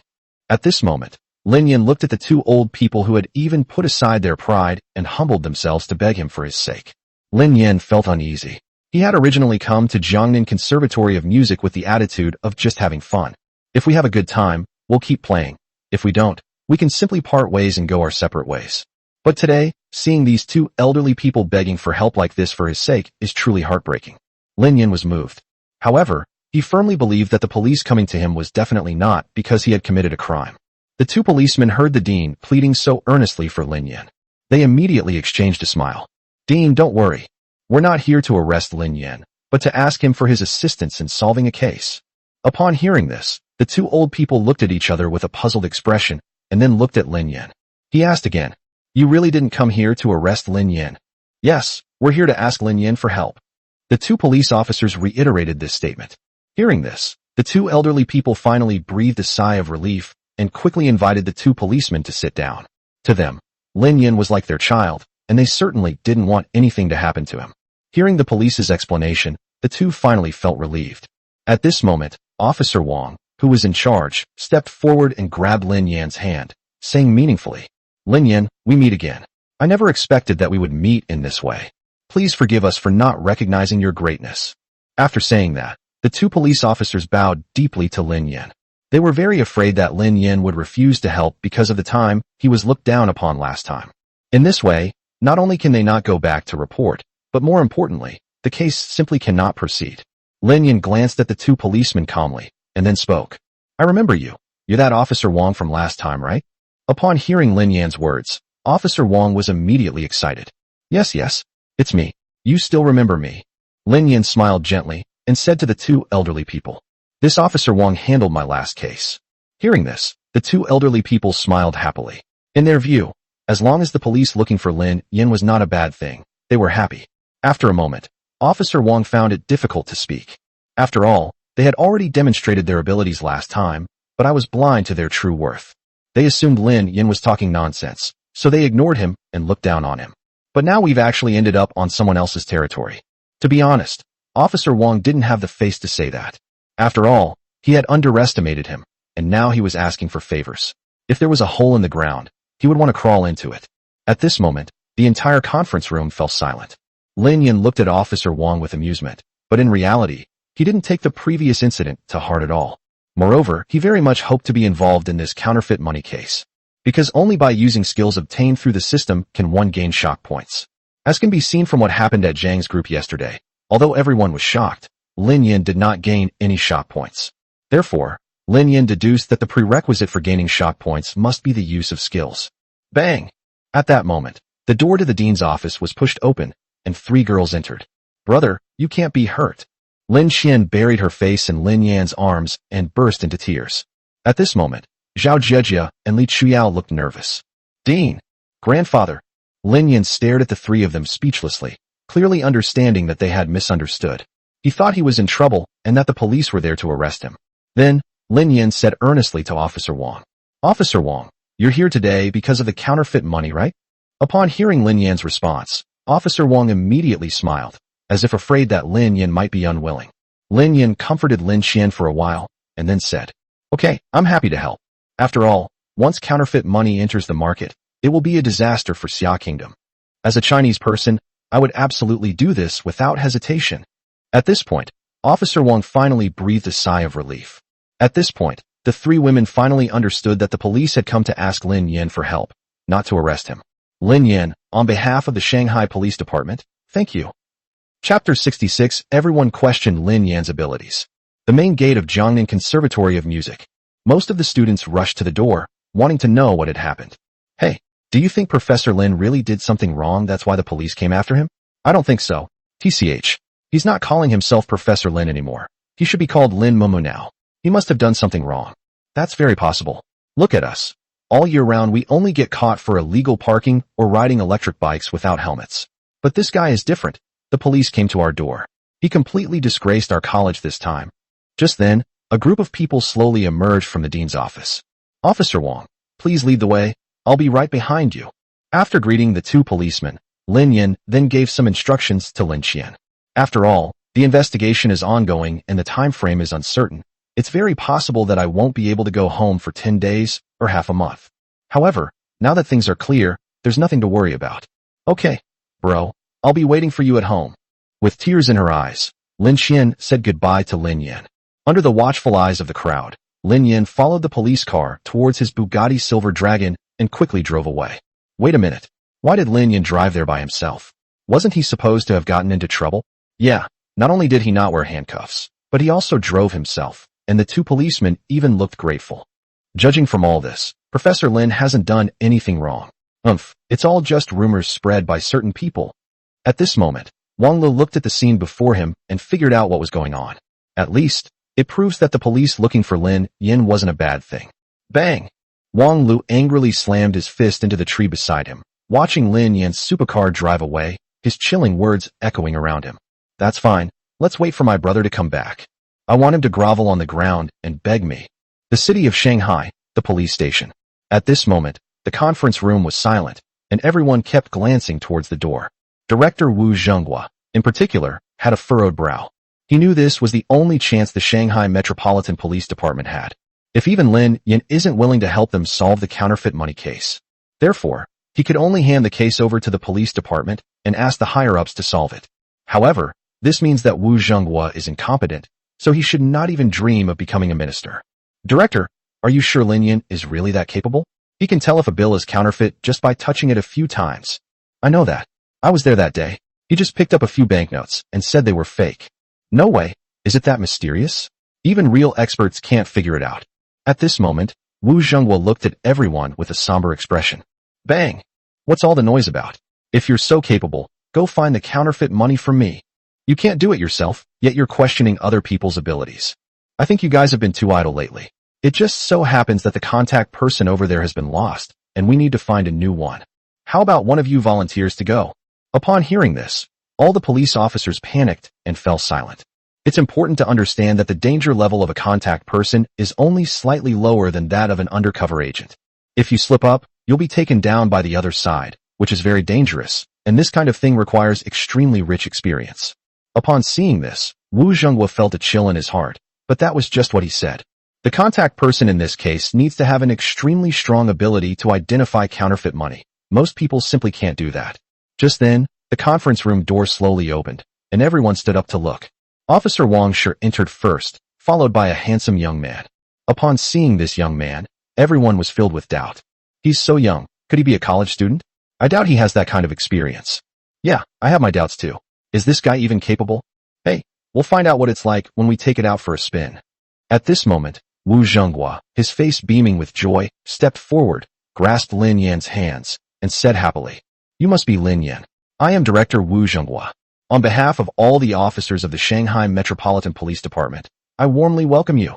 Hearing this, Lin Yan retorted, Director, you're too kind. You all work so hard for the people. Hearing this, Wu Zhenghua looked pleased. I originally thought that the young man would be a bit arrogant and speak in a very immature way. However, looking at the young man in front of me, he was very polite and didn't have that arrogant attitude. He was quite unusual. Okay, you're very good. You're much better than some of my officers. I heard you're a student at Jiangnan University. Wu Zhenghua pulled Lin Yan to sit down, trying to get closer to her with polite words. Lin Yan remained calm, plopped down, and began talking to Wu Zhenghua. His speech was calm and measured, as if he had forgotten that he was the director of the Shanghai Metropolitan City Bureau. Lin Yan became more and more satisfied with Wu Zhenghua. You should know that even if ordinary young people were to stand and talk to him, their voices would tremble, let alone have a pleasant conversation. Moreover, Lin Yan's behavior was very unusual, as if he didn't care about his identity at all. Lin Yan, you should know why we invited you here today, right? Wu Zhenghua finally got to the point, because the case couldn't be delayed any longer. The longer it dragged on, the worse it would be. Upon hearing this, Lin Yan prepared to reply. However, at that moment, an unpleasant voice rang out in the conference room. Director, how about we witness Lin Yan's superb skills? Exactly. How will we know he can spot counterfeit money if we don't test him? That's right. As the saying goes, true gold fears no fire. Let's put it to the test and see what it's made of. We'll all know then. Bang! At this moment, Wu Zhenghua became very angry, slammed his fist on the table, and pointed at the police officer next to him, cursing loudly. People like you are just bored and have nothing better to do. Lin Yan came here specifically to help us. What are you all doing, questioning someone's abilities? If you're so capable, why don't you try it yourselves? If you're incompetent, shut up and stop nagging me all day long. After saying that, he kept apologizing. Hey, Lin Yan, don't worry about it. I just haven't been strict enough with them. Lin Yan smiled faintly. He had figured it out. In the entire conference room, the police chief played the good cop while the other officers played the bad cop. Their back and forth was like a double act. Lin Yan knew that if he didn't demonstrate his abilities, even the chief of police was probably worried, let alone the other officers. However, Lin Yan had no objections. After all, as long as you can gain shock points, everything else is trivial. Then, Lin Yan smiled faintly and said to everyone, Fine, give me the money. Chapter 67 Identifying Counterfeit Money shocks the entire audience. These words immediately caused a stir in the conference room. Then, a policewoman took out 3 stacks of banknotes from the side and quietly placed them in front of Lin Yan. At this moment, the bureau chief frowned. That's right, he secretly instructed his subordinates to do this test. This was to test Lin Yan's ability to identify counterfeit money, since this kind of thing is no joke. Therefore, just to be on the safe side, it was decided to conduct a test on Lin Yan. However, as the bureau chief, he felt awkward about questioning the person's abilities since he had invited them. What if they have real skills but a bad temper?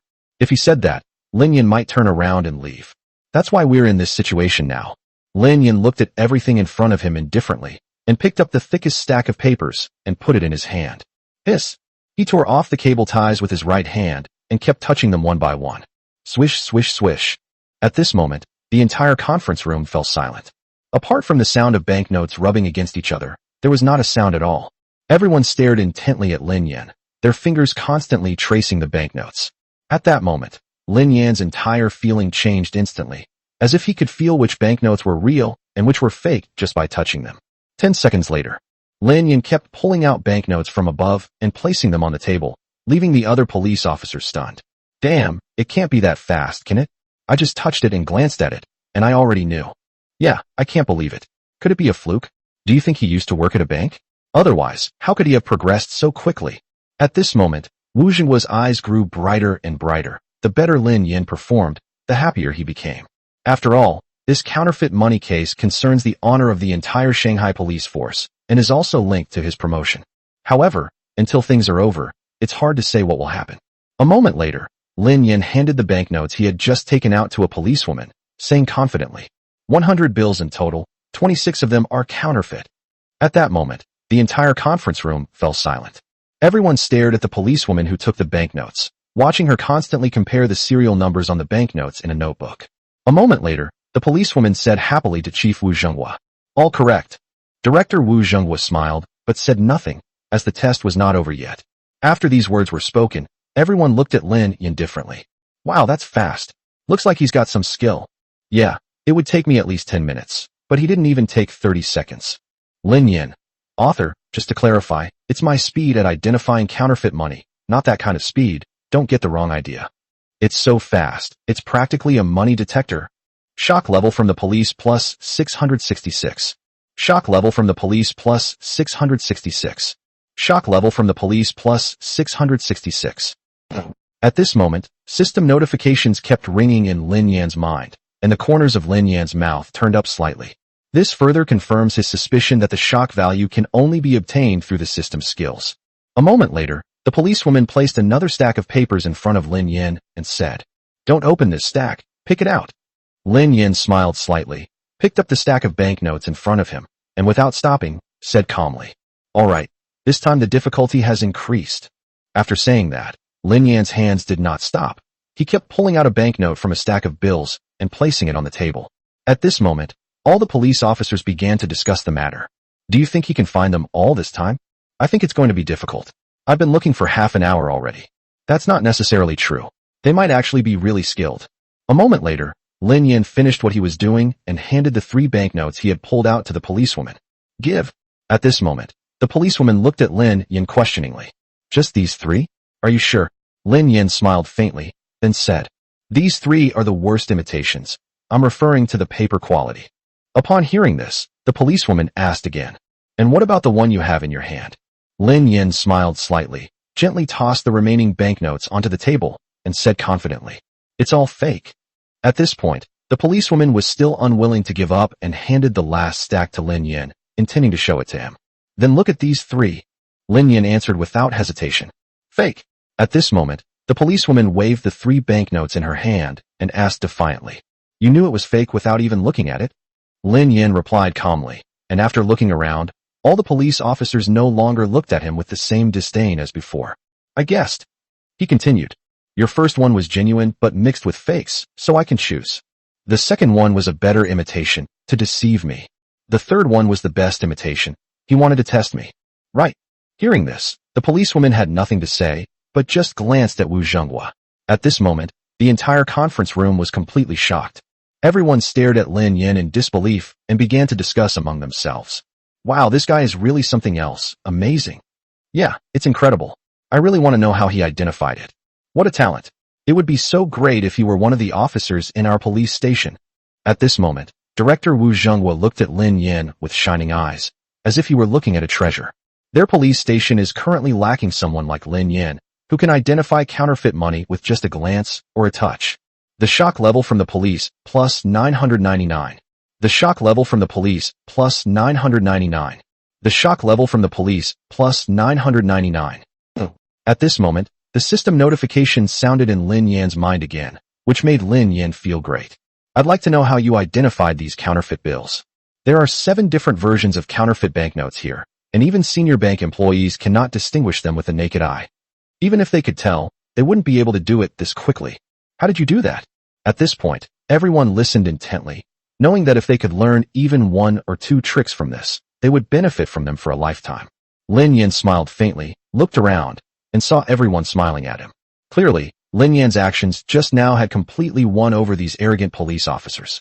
Moreover, the policewoman in front of Lin Yan was looking at him with a gleam in her eyes. Actually, I don't know where the money is fake. But, as soon as it passes through my hands, just by touching it, I know whether the money is real or not. Upon hearing this, everyone shook their heads. Intuition is the most mysterious thing, and it can't be learned at all. Haha, great.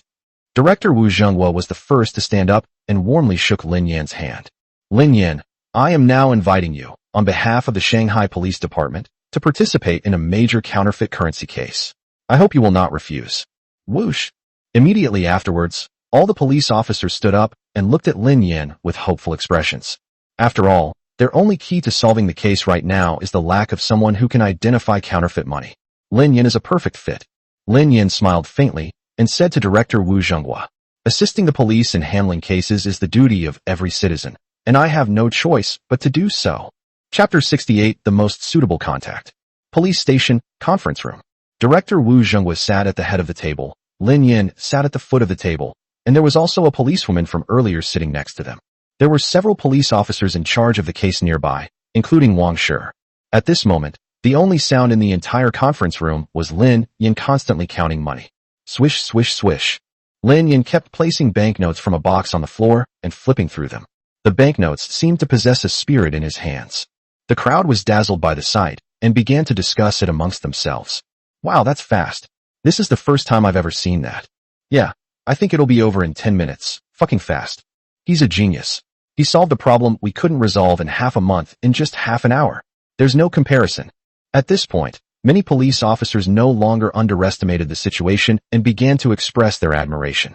After all, the better Lin Yan performs, the more helpful he will be to the case. Smack. After Lin Yan distributed the last banknote, he immediately addressed the crowd. There are 3,500 bills in total, 3,000 of which are counterfeit, and the other 500 are genuine. These words immediately silenced the entire conference room. All the police officers, including Chief Wu Zhenghua, frowned. At this moment, one of the police officers spoke up. Chief, this amount is far too large. This gang must be dismantled. We definitely have to fight. The key is how. That's right. Acting rashly will only alert the enemy. At this moment, Wu Zhenghua slowly stood up and paced around the conference room. This operation is very troublesome. We need a contact person to connect with the counterfeit money gang. However, this contact person needs to be able to identify counterfeit money and handle it with ease. Upon hearing this, all the police officers around turned their eyes to Lin Yan. If we're talking about who among us can easily identify counterfeit money, then it's only Lin Yan. At this moment, Lin Yan frowned as he looked around at everything, then innocently touched his nose. Chief, all I know how to do is handle banknotes. I really don't know anything else. Upon hearing this, the other police officers all agreed wholeheartedly. After all, he's just a college student. He rarely even sees any hooligans. If he were really to go out and confront the counterfeit money gang on the street, then, who knows, he might be killed by the counterfeit money gang the next moment, and his body might be sunk into the Huangpu River. At this moment, Director Wu Zhenghua plopped down next to Lin Yan, looking at him with shining eyes. I heard you took down 10 thugs all by yourself a few days ago. Although Wu Zhenghua used the word, I heard, Lin Yan could tell from his tone that it was true. Lin Yan gave an awkward smile, then said, that was a coincidence. They weren't very skilled, so I managed to handle it. Many police officers looked at Lin Yan with disbelief, and Officer Wang Shi even said, Chief, the bald guy who's the leader of those thugs is a ruthless man. He has several lives on his hands. It would take 3 or 5 policemen to handle him. Yes, I saw it with my own eyes. That bald guy is indeed a ruthless person. Wow. So according to you guys, Lin Yin actually took down 10 thugs all by himself. Hearing this, Lin Yin was speechless. This was like forcing a duck onto a shelf. The director's gaze toward Lin Yin grew increasingly fervent, as if he were looking at a rare treasure. Lin Yin, I think you're perfect for this. Not only can you identify counterfeit money, but you're also incredibly skilled. 3 to 5 ordinary people are no match for you. Having said all that, Lin Yin already knew what was going on. Isn't this bureau chief being far too hasty? As you know, I'm just a college student, and I've never had any experience meeting with gangs before. My safety is a minor matter, but if we alert the counterfeit money gang, that would be disastrous. Hearing this, the bureau chief waved his hand, patted Lin Yin's shoulder forcefully, and said earnestly, "Don't worry, you're not going alone. I'll find an extremely experienced police officer to go with you. Come on, take Lin Yin to change his clothes." After saying that, the 2 policemen, without further ado, dragged Lin Yin to the office next door. Hey, I haven't agreed yet. Didn't we agree on the salary beforehand? Are there any bonuses? We can't work for free. Lin Yin's last act of defiance echoed down the corridor. Director Wu Zhenghua watched Lin Yin walk away with a smile on his face, his eyes full of amusement. Dad, you're not really going to let him go, are you? At this moment, the policewoman leaned over and said. Wu Zhenghua, with a serious expression, glared at her and then said, "Snort, do you really think I'm senile and just randomly pick someone to go?" As he spoke, he stood up abruptly, his right hand trembling as he pointed at the police officers surrounding him. "Humph, if you were all reliable, would I have let some young guy take the field? Look at you, aren't you ashamed? People in their 30s and 40s, the youngest person here is older than Lin Yin. Now, we're actually relying on a college student to solve our cases. Don't you guys feel ashamed at all?"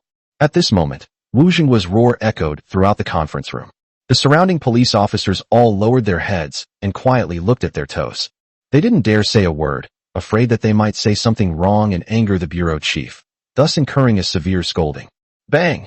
A moment later, the conference room door was slowly opened. Outside the gate stood a young man who was 1.8 meters tall, with his black hair swept back and wearing a black suit. A pair of reflective sunglasses sat quietly on his nose, a large gold chain adorned his neck, and he wore a watch on his left wrist and Buddhist prayer beads on his right. At first glance, he was clearly a member of the underworld. Then, the sunglasses were slowly removed, revealing Lin Yan's handsome face to everyone. Lin Yan's roguish demeanor completely stunned the audience. At this moment, everyone in the conference room was shocked. It looks just like him, so much like him. If I hadn't known beforehand, I would have thought he was some thug. TCH, that's nothing. I was already getting ready to grab the handcuffs. Now that you mention it, I'm all set to go up for the routine check. Upon hearing this, Wu Zhenghua was first surprised, then overjoyed. Excellent, truly excellent. At this moment, Lin Yin looked at his outfit with an innocent expression, especially the big gold chain around his neck. To make the acting more realistic, they even went to a jewelry store to rent a real necklace, which was really heavy. Lin Yin felt like his neck was about to be bent over. Director, what about your partner? You're not lying to me, are you? Upon hearing this, Wu Zhenghua smiled slightly and then clapped his hands. Then, a woman slowly walked in from outside the door. Chapter 69, Everything is ready. Slap, slap, slap. A moment later, a woman slowly appeared before the crowd. The woman was wearing a black trench coat, and the top was made of mesh above the chest. She was wearing black high heels, had long, wavy, brownish-yellow hair, and her lips were clearly painted with lipstick. At this moment, Director Wu Zhenghua stood up, walked up to the 2 men, and said to Lin Yin, "This is Comrade Zhang Fengwan, who has the most combat experience in our bureau. And this is Lin Yin, your partner this time." Lin Yin glanced at the older sister beside him with some reluctance. The older sister immediately reached out to greet Lin Yin. "Hello. Hello." Seeing that the woman in front of him was taking such a proactive approach to showing goodwill, Lin Yin had no choice but to respond by shaking her hand. However, Lin Yin found himself holding Zhang Fengjuan's hand tightly, which made him feel quite embarrassed. After all, this was in a conference room, and it was very awkward with so many people watching. Lin Yin tried to pull her hand away, but Zhang Fengjuan held it tightly, then smiled gently and let go. Seeing this, everyone smiled, surprised that Lin Yin remained so calm and composed in front of the bureau chief. It's surprising to see her so shy. All right, Lin Yin, I had no choice but to accept this case. Director Wu Zhenghua looked at Lin Yin meaningfully again, patted Lin Yin's shoulder forcefully, and continued speaking. If I had even one person here who knew how to identify counterfeit money, I wouldn't let you take the risk. As he spoke, he pointed with his right hand at the police officers standing around him. Upon hearing the bureau chief's words, everyone stopped smiling and lowered their heads. Lin Yin could also tell that this bureau chief was an extremely concerned person with his reputation. Otherwise, he wouldn't have said such things. This chief. Just as Lin Yin was about to say something, Wu Zhenghua grabbed Lin Yan's hand and said very seriously, "Don't worry, you'll receive the full amount of treatment you're entitled to, down to the highest possible level. Furthermore, after the case is closed, I will award you a medal for outstanding citizenship. By then, the entire city of Shanghai, and even the whole of China, will know of your heroic deeds." At this moment, Lin Yin was indeed somewhat tempted. After all, this would indirectly promote him, and the level of shock would definitely skyrocket. It should be noted that Zhao Jiejia's filming of his contest with Qin Xiaohao had caused his level of shock to rise continuously. Of course, Lin Yin doesn't care about reputation. Right now, only the shock value matters. As long as he has enough shock points, he can acquire countless skills. With skills in hand, I have the world at my fingertips. Okay. With your words, Director, I feel relieved. Hearing Lin Yan's answer, Wu Zhenghua was very pleased, and then turned to the surrounding police officers. Look at yourselves, then look at Lin Yan. I don't want to say anything more. A moment later, the slides in the conference room were turned on. Then, the image of a stranger appeared on it. This time, Director Wu Zhenghua personally provided the explanation. Lin Yan, this time you will be playing him, nicknamed Nyo-san, real name Chen Go. Of course, don't worry. This person has been taken into custody. Besides, the contact person has never seen him before, so you don't need to worry about being recognized. Hearing the director say that, Lin Yan had nothing more to say. At this moment, the bureau chief came to Lin Yan again and looked at him very seriously. Our investigation revealed that these counterfeiters are extremely cunning. Moreover, they only sell to experts, that is, industry insiders. Ordinary people don't even have the chance to see counterfeit money. Also, they will try to read people's expressions at first, but once they sense something is wrong, they will disappear immediately. Therefore, when you meet them, you must be careful and cautious, and the more carefree you appear, the better. At this moment, Director Wu Zhenghua gave Lin Yan a last-minute tutoring session. After all, Lin Yan's performance directly determined the success or failure of this case. If Lin Yan had shown even the slightest slip-up in front of the counterfeit money gang, the case would have certainly ended in failure. Moreover, this incident will surely prevent the counterfeit money gang from being fooled again. Therefore, it will be difficult to find the mastermind behind this again. Lin Yan, understanding the seriousness of the matter, said very earnestly, "Chief, don't worry. I will do my best to be a genuine buyer of counterfeit money." Hearing this, Wu Zhenghua felt a surge of joy. The more he looked at Lin Yan, the more pleasing he became, feeling that this young man was much better than his subordinates. He is capable, responsible, and has a strong sense of justice. He exudes an air of self-assurance. After saying that, Director Wu Zhenghua patted Lin Yan's shoulder forcefully and slowly walked out of the conference room. Lin Yan knew what Wu Zhenghua meant. After all, the entire police station couldn't find anyone who could identify counterfeit money, so they had to force a college student to be the contact person. There was no other way this time. Finally, Zhang Fengwan was called into the director's office. "Fengwan, no matter the outcome, even if the operation fails, you must protect Lin Yan's safety. After all, he came to help out of kindness. If something really happens to him, well, I really feel bad about it. Get out." After saying that, Wu Zhenghua walked directly to the window. To be honest, Wu Zhenghua himself had no idea what to expect from this operation. Even if Lin Yan can identify counterfeit money, he is still a college student after all. Although, it looks pretty good so far. However, dealing with counterfeit money gangs is not so simple, once something seems amiss. At best, the other party will disappear immediately. At worst, both sides may have to go to war. There are reports that the counterfeit money gang also has handguns on their person. In a bungalow in the city of Shanghai. "Big brother, I have news. That Nyo-san we talked about last time wants to buy something." At that moment, a man in his 30s walked up to the second floor with his mobile phone in his hand. Upon hearing this, the young man standing by the window, without turning around, slowly said, "Then you go and make contact with the bald guy. Be very careful. The cops are cracking down hard lately. Furthermore, we must observe carefully, and if we find anything amiss, we must leave immediately." Upon hearing this, the bald man and the man in the suit nodded vigorously. After all, the worst thing about being in this underworld is getting caught by the cops. Everyone lives with their head on the line, so naturally they keep this kind of thing in mind. Go. Chapter 70: The First Encounter with the Counterfeit Money Gang. A small restaurant in the suburbs of Shanghai. A very ordinary car slowly pulled up in front of the tavern, and a man and a woman got out. The man had a roguish air about him, looking like a nouveau riche, especially with his black hair all slicked back and a large gold chain around his neck. As the saying goes, if a man wants to succeed, he must slick his hair back. The woman next to me looks like the type of woman from the night. That's right. The people who came down were Lin Yin and Zhang Fengwan. Lin Yin kept stirring the toothpick in his mouth, glancing sideways at the shop name on it. This is the restaurant. There's someone here. Then, the two looked at each other and slowly walked inside. When Lin Yin and his companion entered the restaurant, they found it completely quiet, as if no one was there. However, Lin Yin still caught a glimpse of someone peeking through the curtains inside. Smack! Lin Yin slammed his briefcase on the table, plopped down, crossed his legs, and arrogantly shouted. Where are they? Are they all dead? Nobody's here for a meal. What a disappointment. A tremendous roar echoed throughout the restaurant, as if he were the king of the place. Anyone who didn't know better would think some thug had come to bully them again. At this moment, the two people who were peeking from the inner room exchanged a glance and nodded to each other. Nyo-san, you guys are too slow. At this moment, a cheerful voice came from the inner room. Lin Yin immediately realized what was happening upon hearing the voice. Haha, Baldy, it's not that we were slow, you guys were fast. Lin Yin said with a smile, trying to get close to him in a familiar way. At this moment, the man in the suit glanced at Zhang Fengwan next to Lin Yin and casually said, This must be my sister-in-law. Hearing this, Lin Yin knew that this was a test. According to intelligence from the police station, this Nyo-san, also known as Zhang Ergu, is a bachelor who has never been married and has no wife.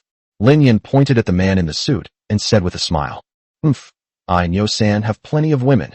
This is just one of my lovers. After saying that, he didn't forget to slap Zhang Fengwan's, but hard, which made Zhang Fengwan give Lin Yin a wink. However, in his heart, he cursed Lin Yan's ancestors for 18 generations. He was shy even shaking hands in the police station meeting room, but now he's patting his own, but in public. It's just pretentious. Upon hearing Lin Yan's words, the bald man and the man in the suit exchanged a glance. Then, the bald man said something very politely. Come, everyone sit down. At this moment, Lin Yin smiled but didn't say anything.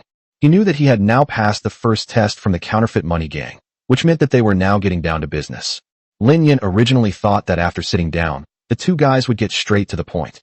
However, these two guys kept rambling on and on about floods here and droughts there, without mentioning the counterfeit money at all. Lin Yin was furious at the sight, and finally, she couldn't take it anymore. Bang! Lin Yin stood up abruptly, slammed his hand on the table, and arrogantly pointed at the two of them with his right hand. My older brother sent me to buy things, not to listen to your news. I'd rather go to a spa to get a scrub than waste that time. Let's go. Then, he simply kicked the door open and prepared to leave. Seeing this, not only were the two members of the counterfeit money gang nervous, but more importantly, Wu Zhenghua in the van a kilometer away was also nervous. If those two people really don't try to stop them, then should Lin Yin and his companion stay or leave? If they really leave, then today's operation will be considered a failure. If they don't leave, those two will definitely notice something amiss, and all their previous efforts might be in vain. The operation would fail, since the mastermind behind it all hasn't appeared yet. Thump, thump, thump. The distinct sound of footsteps echoed throughout the restaurant, making Zhang Fengwan, a veteran police officer, extremely nervous. After all, this was the first time she had ever seen someone take the initiative like this. At this moment, Lin Yin didn't turn his head and walked straight outside. He knew that the battle against the counterfeit money gang had already begun when he stepped into the restaurant. This is a crucial moment. He's gambling that these two guys will try to keep him. If someone tries to persuade the other person to stay, it means that most of their wariness has been eliminated. At this moment, the bald man and the man in the suit exchanged a smile and shook their heads. Clearly, they had not yet realized that Lin Yin was an imposter. Just as Lin Yin dared to step out the door with his left foot, the bald man strode forward and grabbed him. Brother Nyo, calm down, it was our fault. Afterwards, they invited Lin Yin back to his seat, but Lin Yin still acted rudely, pointing arrogantly at the two of them. Fine, I'll give you face today for my brother's sake. Upon hearing this, the two men's faces lit up with smiles, completely unconcerned about Lin Yan's arrogance. At this moment, Zhang Fengwan felt a sense of relief and looked at Lin Yin with disbelief. Could it be that this guy had already seen through the two of them? That was close. Sitting in the car, Wu Zhenghua wiped away his sweat and muttered to himself. He originally thought today's operation had failed, but unexpectedly there was a turning point. He even suspected that Lin Yin had done it on purpose, but considering that the other party was only a college student in his 20s, it was unbelievable that he had such a clever and quick mind. Okay, put the things out. I have things to do back home. Lin Yan spoke to the two of them without any politeness. At this moment, the two looked at each other, and then the bald man took out a few banknotes from his pocket and placed them in front of Lin Yan. Brother Nyo, the cops have been cracking down lately, so they only brought these out. Would you like to take a look? Lin Yan squinted at the few banknotes on the table. He knew the real test was about to begin. However, he wasn't worried at all. He has systematic counterfeit money identification skills. The few bills in front of him aren't even enough for him to warm up. Then, Lin Yan quickly picked up the banknotes on the table and kept touching them in his hands. At this moment, the atmosphere in the private room of the restaurant was unusually heavy. Zhang Fengwan knew that this was the most important test, and if she failed, a fight would definitely break out. Moreover, the bald man and the man in the suit were also looking at Lin Yan with serious expressions. If Lin Yan can't see the secret behind this, it means he's not someone in the industry. Therefore, there is only one possibility. He must have been sent by the police. At this moment, even Wu Zhenghua, who was sitting in the car, looked nervous. No matter how well you behave at the police station, you're putting on an act in front of a counterfeit money gang. If even the slightest mistake is made, all previous efforts will be in vain. Suddenly, a loud bang rang out on the dining table. Bang! Chapter 71 Determining the Transaction Time. The Cunning of the Counterfeit Money Gang. Bang! A loud noise immediately echoed throughout the restaurant, even overturning the wine glasses on the tables. Lin Yan gave the two of them a cold look, then slammed the banknotes on the table. Baldy, you're really cunning. Looks like my brother was right. You even dare to fool your own brother. Upon hearing Lin Yan's words, the bald man's eyes immediately lit up. 2 of these 7 are from a year ago, and I've used them. 2 of them were from out of town and have been out of stock for a long time. I really admire you for still having them here. At this moment, the bald man no longer dared to look at Lin Yan and kept rubbing his mustache with his fingers. Lin Yan picked up the last 3 cards and waved them in front of the 2 of them. And these 3 are genuine. What are you doing? Selling real ones as fakes? You've got some nerve. Upon hearing this, both of them fell silent, and for a moment the entire private room was completely quiet. Inside the van, Wu Zhenghua looked pleased, as one of the policemen remarked. Chief, did this kid sell counterfeit money before? Should we investigate him? Yeah, when I heard that, I felt like there was something wrong with this kid. That's right. If we weren't familiar with him, I would really suspect that this kid has a criminal record. Hearing his subordinate say this, Wu Zhenghua's face turned serious. If you're so capable, then come and get me. Stop your endless chatter. After Wu Zhenghua said that, the entire van fell silent. At this point, Wu Zhenghua grew to like this kid more and more. He was exceptionally outstanding. Inside the private room, the 2 were immediately embarrassed by Lin Yan's words. I'm so sorry. Brother Nyo, look at me, I'm getting old. Doing this for so long has made my eyesight blurry, and I can't even tell the difference between real and fake anymore. Lin Yan listened coldly to the other party's apology, knowing in her heart that she had passed the other party's test. At this moment, Zhang Fengwan looked at Lin Yan with disbelief. From the moment she entered the room until now, she had managed to lead the 2 guys by the nose, with Lin Yan basically in control. Afterwards, the bald man and the man in the suit even took the initiative to raise their glasses and apologize to Lin Yan. Their attitude seemed very sincere and earnest. Of course, at this point, Lin Yan knew he had said enough. Once this glass of wine is drunk, the negotiation phase will officially begin. Come on, Brother Nyo, let me toast you. The 4 of them raised their glasses and drank, creating a very peaceful atmosphere. After a few rounds of drinks, Lin Yan took the initiative to start talking. Baldy, as your brother, I can actually understand what you're doing. After all, we're all in this together, constantly risking our lives, so we all have to be careful. At this point, the 2 nodded in agreement. The man in the suit patted Lin Yan on the shoulder and said, Brother, I'm very pleased to hear you say that. In fact, many people were very opposed to our approach before. But what can we do? We only have one head, so we have to be careful to avoid disaster. A moment later, the 3 men, each with their own ulterior motives, became sworn brothers, as if everything that had just happened was a dream. At this moment, the bald man tentatively asked, Brother Nyo, how much stock are you buying this time? Hearing this, Lin Yan glanced at the 2 of them and then said, That depends on how much stock you have, Baldy. How much do you have? That's how much I want. Upon hearing this, the bald man and the man in the suit exchanged a smile, their eyes filled with amusement. After all, previous buyers had only placed small orders, which wasn't enough to satisfy their needs. Unexpectedly, this Nyo-san was so bold as to finish the whole meal. After a moment, the bald man scratched his head awkwardly and said to Lin Yan, Brother, it's not that I don't want to help you. but the police are checking closely during the new year. Even though I have so much stock, my brother is only thinking about your safety. At this moment, Lin Yan picked up a peanut with his chopsticks, slowly put it in his mouth, and didn't say a word. Zhang Fengwan, Lin Yan's partner, was also a little confused, wondering what Lin Yan was up to. A moment later, another loud bang came from the private room. Bang! Lin Yan slammed his hand on the table, breaking the chopsticks in his hand. Baldy, I came all this way to buy goods, and you're telling me you don't have that many? Are you guys deliberately messing with me? At this moment, the entire private room was filled with Lin Yan's anger. The two guys were completely taken aback. They were just saying they didn't have that much stock, not that they weren't going to deliver it, yet they got so angry. However, seeing Lin Yan like this, the two guys were unsure of themselves. If we really anger Lin Yan and she stops buying, wouldn't we suffer a huge loss? After all, people in their line of work rarely encounter such wealthy and powerful buyers, let alone regular customers. Hey, Brother Nyo-san, please don't be angry. We simply don't have that much stock. It's not like we're refusing to sell to you.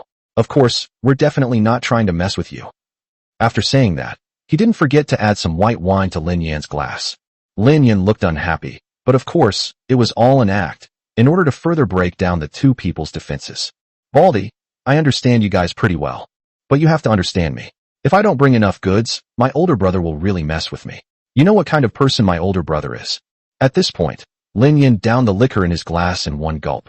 At this moment, the bald man and the man in the suit exchanged a glance, and then the man in the suit said, Okay, this is the most we'll offer. Then, he held up 3 fingers in front of Lin Yan. Lin Yan glanced at them, and a disdainful expression appeared on his lips. Only 300,000. That's barely enough to eat. You can take it home and use it as a pillow. After saying that, he prepared to get up and leave. At this moment, the bald man suddenly pressed Lin Yan down into his seat, repeatedly saying, Brother, we're talking about 3 million. 3 million? That's for sure, Lin Yan said with a look of disbelief. At this moment, the two of them spoke. Sure. Hearing this, Lin Yan sat down again, playing with his lighter, and glanced at the two of them. Just tell me how many locations you're offering. At this point, the bald man and the man in the suit exchanged a glance, and then spoke. 7 points. Hearing this, Lin Yan shook his head, thinking it was too deliberate. Too expensive, 5% at most. Upon hearing this, the man in the suit pondered for a moment. Fine, I'll take the loss. We can't lower it by 6 points, or we'll lose our business. Lin Yan pouted and looked at the two of them with sharp eyes. Baldy, you need to know that your goods have serious problems. The ink smell is too strong, and the braille dots are not raised enough. How dare you ask for 6 dots? 5 points at most. Any more, and I'll go to another place. After Lin Yan said that, the two of them were speechless. After all, they were experts. However, she is still a bit too inexperienced compared to Lin Yan. The man in the suit's expression hardened for a moment. Then he looked at Lin Yan with a smile. Okay, 5 points. That's the lowest we can go. Otherwise, we'll really be starving. Upon hearing this, Lin Yan knew that the bargaining was about over. Okay, 5 points it is. Please specify the time and place. The bald man and the man in the suit exchanged a glance and immediately breathed a sigh of relief, even though it was cheaper than usual at 5 o'clock. However, large volumes can still be profitable. Lin Yan also knew that the closer they got to the final step, the more careful they had to be. Especially sellers who do this kind of business, they won't reveal the specific location to the other party until the very last minute. We'll call you at 1 a.m. tonight. After saying that, the man in the suit led the bald man away from the restaurant. Chapter 72 Mining Deal, Operation Exposed. The entrance to the Blue Whale Hotel. Whether you go or not, I'm a woman and I'm not afraid. What are you afraid of? Zhang Fengwan looked at Lin Yan with disdain. She couldn't believe that the guy who had just been acting tough with the counterfeit money gang was now standing at the hotel entrance, too afraid to go in. No, Sister Zhang, there's no need for this. If word gets out, it'll have a really bad impact. Lin Yan looked at Zhang Fengwan with a helpless expression, his feet firmly planted on the ground. Besides, I'm a young, handsome guy. My girlfriend should at least be a woman in her 20s. Look at yourself. At this moment, Lin Yan showed a look of disgust on his face. Upon hearing this, Zhang Fengwan became furious. I'm a married woman, and I don't care about this. I never expected that I would be looked down upon by a young man today. I'm telling you one last time, that counterfeit money gang is very likely watching us from nearby. I'm going all out to complete this mission. What are you, a single guy, afraid of? It's not like we're really doing it. After saying that, without waiting for Lin Yan to speak, She grabbed his clothes and walked towards the hotel lobby. At that moment, about 20 meters apart on the roadside, the two men exchanged a glance and then left. In the suite. Puff. Lin Yin was pushed onto the bed by Zhang Fengwan, who gave Lin Yin a flirtatious look. Then, she turned around in front of Lin Yin, slowly took off her trench coat, and went into the bathroom. The bathroom glass is frosted, and you can see a blurry figure from the bed. At this moment, Lin Yan's face was filled with fear. No way. Could it be that I really lost my virginity to a woman in her 30s today? Thinking of this, Lin Yin felt a pang of bitterness. Just then, Zhang Fengwan came out of the bathroom, dressed neatly, but with both sleeves rolled up. What are you thinking? Then, she looked at Lin Yin with a smile. At this moment, Lin Yin felt a chill run down his spine. He realized he had indeed been overthinking things. No, it's nothing. At this moment, Zhang Fengwan plopped down in the chair opposite her and looked at Lin Yin with surprise. I just can't believe you have this ability. You have those two people under your thumb. To be honest, you're the first person I can't see through. Hearing Zhang Fengwan say this, Lin Yin smiled slightly. I learned all of this from movies. After all, people in this industry are insecure. The more arrogant you act, the more they will believe you. Besides, if we really started fighting, two people wouldn't even be enough for me to warm up. Upon hearing this, Zhang Fengwan raised an eyebrow. To be honest, I'm even a little bit smitten with someone as outstanding as you. What a pity, I'm already married. Otherwise, I could introduce you to my cousin. Just as Lin Yin was about to reply, the landline in the room rang. Lin Yin didn't need to think too much to know that it was Director Wu Zhenghua calling. To ensure the mission was completed flawlessly, both men handed over their cell phones before the operation began. At 1 o'clock in the morning, the phone rang. Lin Yin picked up his phone, his voice very low. Hello. Abandoned mines in the east of the city. The call was then disconnected. Lin Yin knew this was the transaction location mentioned by the counterfeit money gang, so he put on his clothes, and Zhang Fengwan followed him out. Half an hour later, Lin Yin and his companion drove slowly to the mine and, sure enough, saw the 4 people in the car standing there quietly. 4 people in one car is simply not enough to hold 3 million. Hearing Zhang Fengwan say this, Lin Yin knew that this counterfeit money gang had no intention of making a deal this time. Lin Yin calmly got out of the car, lit a cigarette, and arrogantly said to the bald man, Baldy, this setup is even bigger than escorting real money. I almost turned around and ran away. Hearing Lin Yin say that, the bald man gave a sinister smile. Brother, you understand us, we had no other choice. After all, there are too many of them. If we don't send more people, I'll really have a hard time explaining if the goods get lost. Lin Yin took a deep drag on his cigarette and impatiently waved his hand. All right. I don't want to hear your nonsense. Did you bring the goods? Let's finish quickly and go home. At this moment, the entire mine was silent, as if there was no one else besides the 2 groups of people. However, the bald man did not make a move in response to Lin Yan's words. Moreover, he looked at Lin Yan without any politeness. We need to see payment before we deliver the goods. Upon hearing this, Lin Yan's gaze sharpened, and he stared at the bald man with murderous intent. Hey bald guy, are you planning to break the rules of the industry? You should know that in this industry, it has always been the case that you inspect the goods first and then pay. Those who break the rules of the game usually meet a terrible end. At this moment, Lin Yin was facing 4 people alone, and surprisingly, he had the upper hand in terms of momentum. At this moment, the bald man said with a troubled expression, Oh dear, brother Nyo, I have no choice. We're still rushing to finish the last batch. Lin Yin ignored his nonsense and turned to walk towards her car. After all, at this point, it's all about psychological warfare. If Lin Yin and the other person show even the slightest abnormality, the deal will end in failure. Even though Director Wu Zhenghua had already led his men to ambush near the mine. However, there was no evidence at the scene, so it didn't matter to these guys. Moreover, the mastermind behind this has not yet appeared. Just as Lin Yin was about to get into the car, the bald man gave a signal to one of his men, and then said to Lin Yin, Brother Nyo, you're here? This time you're really here. Lin Yin slowly turned his head and saw a dilapidated van slowly driving towards him. Smack! Lin Yin slammed the car door shut and walked over with Zhang Fengwan. He knew that the real battle was about to begin.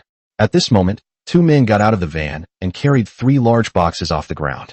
Brother Nyo, I didn't lie to you, did I? Can I see the money first? As long as I see the money, I'll inspect the goods as I please. At this point, the bald man acted unusually generously, and they also hoped to finish the transaction as soon as possible. Lin Yin looked at the 3 large boxes on the ground, a faint smell of ink wafting from them. It's obvious that the box contains counterfeit money. Okay. Then, the bald man followed Lin Yan to the trunk of the car. Click! Lin Yan deftly and quickly opened the box of money. The bald man stared wide-eyed at the box of money. However, having been in the underworld for so long, he still cautiously drew a few cards to verify them. After all, it would be all over if Lin Yan tricked them. If someone uses counterfeit money to buy counterfeit money, the boss will shoot him when he gets back. Okay. After the inspection, the bald man was relieved and led Lin Yan to his goods, preparing to have his men open them so that Lin Yan could inspect them. Just then, the bald man's phone rang, and a deep voice came from the other end. It's the cops, let's go. Chapter 73 The Mysterious Black Gun. Lin Yan is enraged. Upon hearing this voice, the bald man was terrified and stared at Lin Yan in disbelief. Unexpectedly, after calling each other brother for so long, Lin Yan, who looked more like a gangster than him, turned out to be a policeman. At this moment, a surge of ruthlessness rose within the bald man, and he shouted at the remaining 5 people. They're cops, let's go. After saying that, the thugs ran towards the 3 boxes, intending to take them with them and leave. At this moment, Lin Yan knocked down several thugs with just 3 punches and 2 kicks. Lin Yan heard the voice on the other end of the phone while the bald man was answering it. Moreover, Lin Yan's skills were far beyond what a few thugs could defeat. He was dealt with in no time. At this point, 3 thugs were already lying on the ground. Just as Lin Yan was about to reap the spoils, a sharp voice rang out from nearby. Put it down, step back. At this moment, the bald man pressed a dagger directly against Zhang Fengzhuan's throat, its cold light gleaming in the darkness, and a chilling aura emanating from it. At this moment, Lin Yan glared at the bald man and angrily kicked the thug on the ground. Dude, you're amazing. So, after all this time, you're actually a cop. Okay, very good. The bald man was very agitated. After all, people in his line of work are most afraid of encountering the police. At this moment, Lin Yan vaguely saw a little blood slowly flowing down Zhang Fengzhuan's neck.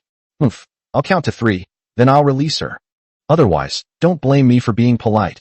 At this moment, Lin Yan was no longer deflated. In fact, he became even more arrogant. And do you really think it's just the 2 of us? The entire mine is now under police surveillance. You can't escape. After he finished speaking, police sirens blared throughout the entire mine. The 3 people who heard this immediately panicked. At this moment, the bald man quickly said, What's the panic? We have hostages. Besides, it will take them at least 5 more minutes to get up here. At this moment, Lin Yan picked up a rock from the ground and hurled it at the bald man. Bang! A fist-sized rock smashed directly into the bald man's face, and a scream came from his mouth. Ah! Immediately afterwards, the dagger in the bald man's hand fell to the ground. Seeing this, Zhang Fengwan elbowed him in the chest with her right hand, causing the bald man to stagger backward. At this moment, Lin Yan went straight up and threw 2 punches, knocking the other 2 thugs to the ground. He grabbed the bald man by the collar with his right hand and glared at him fiercely. You're so tough now, huh? Now you show me how tough you can be. He kept slapping the bald man with his left hand, saying repeatedly, Why did you have to answer the phone like that? Wouldn't it have been better if I had just caught you? Why did you have to pull this stunt? You made me sweat all over. You know, these clothes were borrowed. I have to return them. How am I supposed to return it to them after you've made me do this? At this moment, the bald man was stunned by Lin Yan's attack. I've been hitting myself for ages, and it turns out it's just a piece of clothing. Does that mean my life isn't even worth as much as a piece of clothing? I'll pay, okay. At this moment, the bald man knelt on the ground, his voice hoarse. Just as Lin Yan was about to handcuff the bald man, a voice rang out behind him, accompanied by his daughter's scream. Hands up! Lin Yan slowly turned around, and the scene before him made his expression change instantly. At this moment, a young man in a black suit, wearing a mask, escorted Zhang Fengwan. He pressed the pistol in his right hand directly against Zhang Fengzhuan's head, his eyes sharply fixed on Lin Yan. You thought you were pretty good at fighting? Now, try turning it sideways. At this moment, Lin Yan looked at everything in front of him and was at a loss. Even if he has the physique of a special forces soldier, he can't be faster than a bullet. Moreover, Zhang Fengwan is still in his hands, so he doesn't dare to do anything reckless now. However, Lin Yan glanced indifferently at the man in black in front of him. You must be the mastermind behind it all. I can't believe you dare show up today. There are so many police officers down the mountain. Do you think you can escape? Lin Yan's words echoed throughout the entire mine, and the sound of police sirens grew closer and closer, indicating that they would arrive in a short while. The young man glanced coldly at Lin Yan and said to the bald man, Run! Afterwards, the 2 of them, along with Zhang Fengwan, slowly left under Lin Yan's watchful gaze. At this moment, The young man turned around and glanced at Lin Yan. Your name is Lin Yan, right? Go back and see if you can still get through to your sister on the phone. Remember to wait for my call. After saying that, the three disappeared into the night sky. Upon hearing this, Lin Yan was shocked. Had something happened to his sister? At this moment, police cars arrived one after another and saw a mess on the ground. There were 4 other thugs, and Wu Zhenghua had overheard the conversation.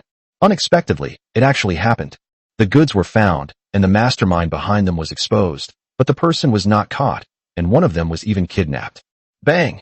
Lin Yan slammed his right hand hard on the hood of the police car, coldly watching Wu Zhenghua whisper in his ear. My sister has been arrested. There's a mole in the police station. Afterwards, Lin Yan drove directly to Jiangnan Conservatory of Music to confirm whether what that person said was true. At this moment, Wu Zhenghua realized the seriousness of the situation, and his eyes flashed with anger. Fall back. Police station, conference room. Wu Zhenghua coldly looked at the dozen or so police officers who were carrying out the operation and knew the plan. If there's a mole, then everyone here is a suspect. The thought of the mole sent chills down Wu Zhenghua's spine. Meeting adjourned. Suddenly, Wu Zhenghua's words stunned everyone. He had been called in and hadn't said a word for a long time, and now he was like this. However, because Wu Zhenghua was in a fit of anger, no one dared to speak, and they slowly left the meeting room. At this moment, Wu Zhenghua, with a cigarette dangling from his mouth and a furrowed brow, sat in the conference room. He knew the situation was extremely critical, if the mole wasn't caught in time. Therefore, their next move will still be discovered by the mastermind behind the scenes. Immediately, Wu Zhenghua took out his phone and dialed the name on it. Hey, old Li, I need to borrow someone. At this moment, Lin Yan had already driven towards the location of Jiangnan Conservatory of Music, his right hand constantly scrolling through his phone. The list contains over 20 phone numbers belonging to Zhao Jejia, all from today. Lin Yan grew increasingly anxious. Numerous signs indicated that Lin Qian had indeed been kidnapped. Hello, is this Lin Yan? Qian has disappeared. Chapter 74. Wu Zhenghua is stunned, acting alone. At this moment, Lin Yan felt as if his heart was being burned by a raging fire, feeling extremely uncomfortable and indignant. Bang! Lin Yan slammed his right hand on the steering wheel, his eyes filled with murderous intent, and said fiercely, If even a single hair on my sister's head is lost, I will make you wish you were dead. At this point, Lin Yan's car was already traveling at 100 miles per hour, speeding erratically throughout the suburbs, prompting numerous traffic police officers to give chase. However, he could never catch up with Lin Yan's speed. Sizzle. Lin Yan drifted straight to the dormitory of Jiangnan Conservatory of Music and rushed in, ignoring the dormitory supervisor's attempts to stop him. Seeing Lin Yan's hurried appearance, everyone started to discuss among themselves. Wow, why is Professor Lin rushing to the girls' dormitory?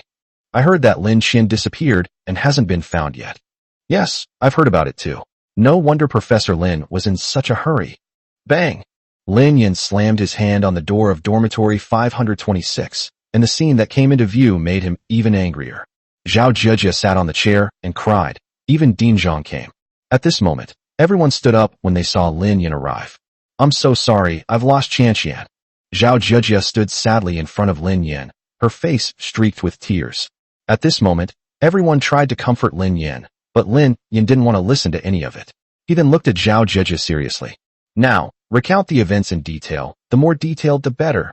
Half an hour later, Lin Yan sat silently in a chair, the floor littered with cigarette butts, the entire dormitory reeking of smoke. Lin Yan angrily threw the cigarette in his hand on the ground, then stomped it out with his right foot. He stood up abruptly and walked outside without looking back. At this moment, Ding Zhang Huasheng said to Lin Yan, Lin Yan, don't be impulsive. We've already called the police. Upon hearing this, Lin Yan gave a cold smile, but did not reply and drove away. Police station. Director Wu Zhenghua sat in his chair with a somber expression, his cigarette never leaving his hand. He knew the situation was extremely serious. Not only were there spies within the organization, but 2 people had also been kidnapped. In other words, they were completely on the defensive and had to listen to the counterfeit money gang no matter what. At this moment, Wu Zhenghua knew that if this matter was not handled properly, the 2 hostages would be in danger. Moreover, if the spies aren't caught, the entire police station becomes a sieve, and the counterfeit money gang can know their every move at any time. More importantly, his own official position would also be in jeopardy. Bang! Just then, the door to the director's office was kicked open. Numerous police officers tried to stop Lin Yan at the entrance, but they were unable to. Wu Zhenghua looked at everything in front of him with a serious expression and then said, "You all get out first." At this moment, everyone realized that something was wrong. Seeing that the two of them were no longer speaking, everyone left the office. Lin Yin stared coldly at Wu Zhenghua, his eyes bloodshot and frightening, his hands bulging with veins, like an angry beast. At this moment, looking at Lin Yin, Wu Zhenghua suddenly felt a sense of fear. Then, he shook his head vigorously, stood up, and said awkwardly, "It was my negligence. They actually had people at the police station. It's my fault your sister got arrested. Don't worry, I've already asked my superiors to transfer police from other areas to carry out the operation." At this moment, Lin Yin didn't have time to listen to Wu Zhenghua's explanation and casually said, "I don't want to hear your explanation. Give me a weapon, and I'll handle my own affairs. Also, you'd better find the rats in the bureau before I get back." Upon hearing this, Wu Zhenghua was immediately put in a difficult position. After all, Lin Yin wasn't a police officer and had no right to carry a gun. If he rashly handed the gun to Lin Yin, he would be subject to severe disciplinary action. At this moment, Wu Zhenghua looked at Lin Yin with a troubled expression. "I understand how you feel, but you don't know how to use a gun at all. Moreover, we don't even know how many of them there are. Even if you're a great fighter, you can't win alone." Wu Zhenghua's earnest words echoed in the office. He was trying to save Lin Yin. After all, in his opinion, even if Lin Yin was very good at fighting, if the other side had a gun and he didn't know how to fight, what could he use to fight the other side?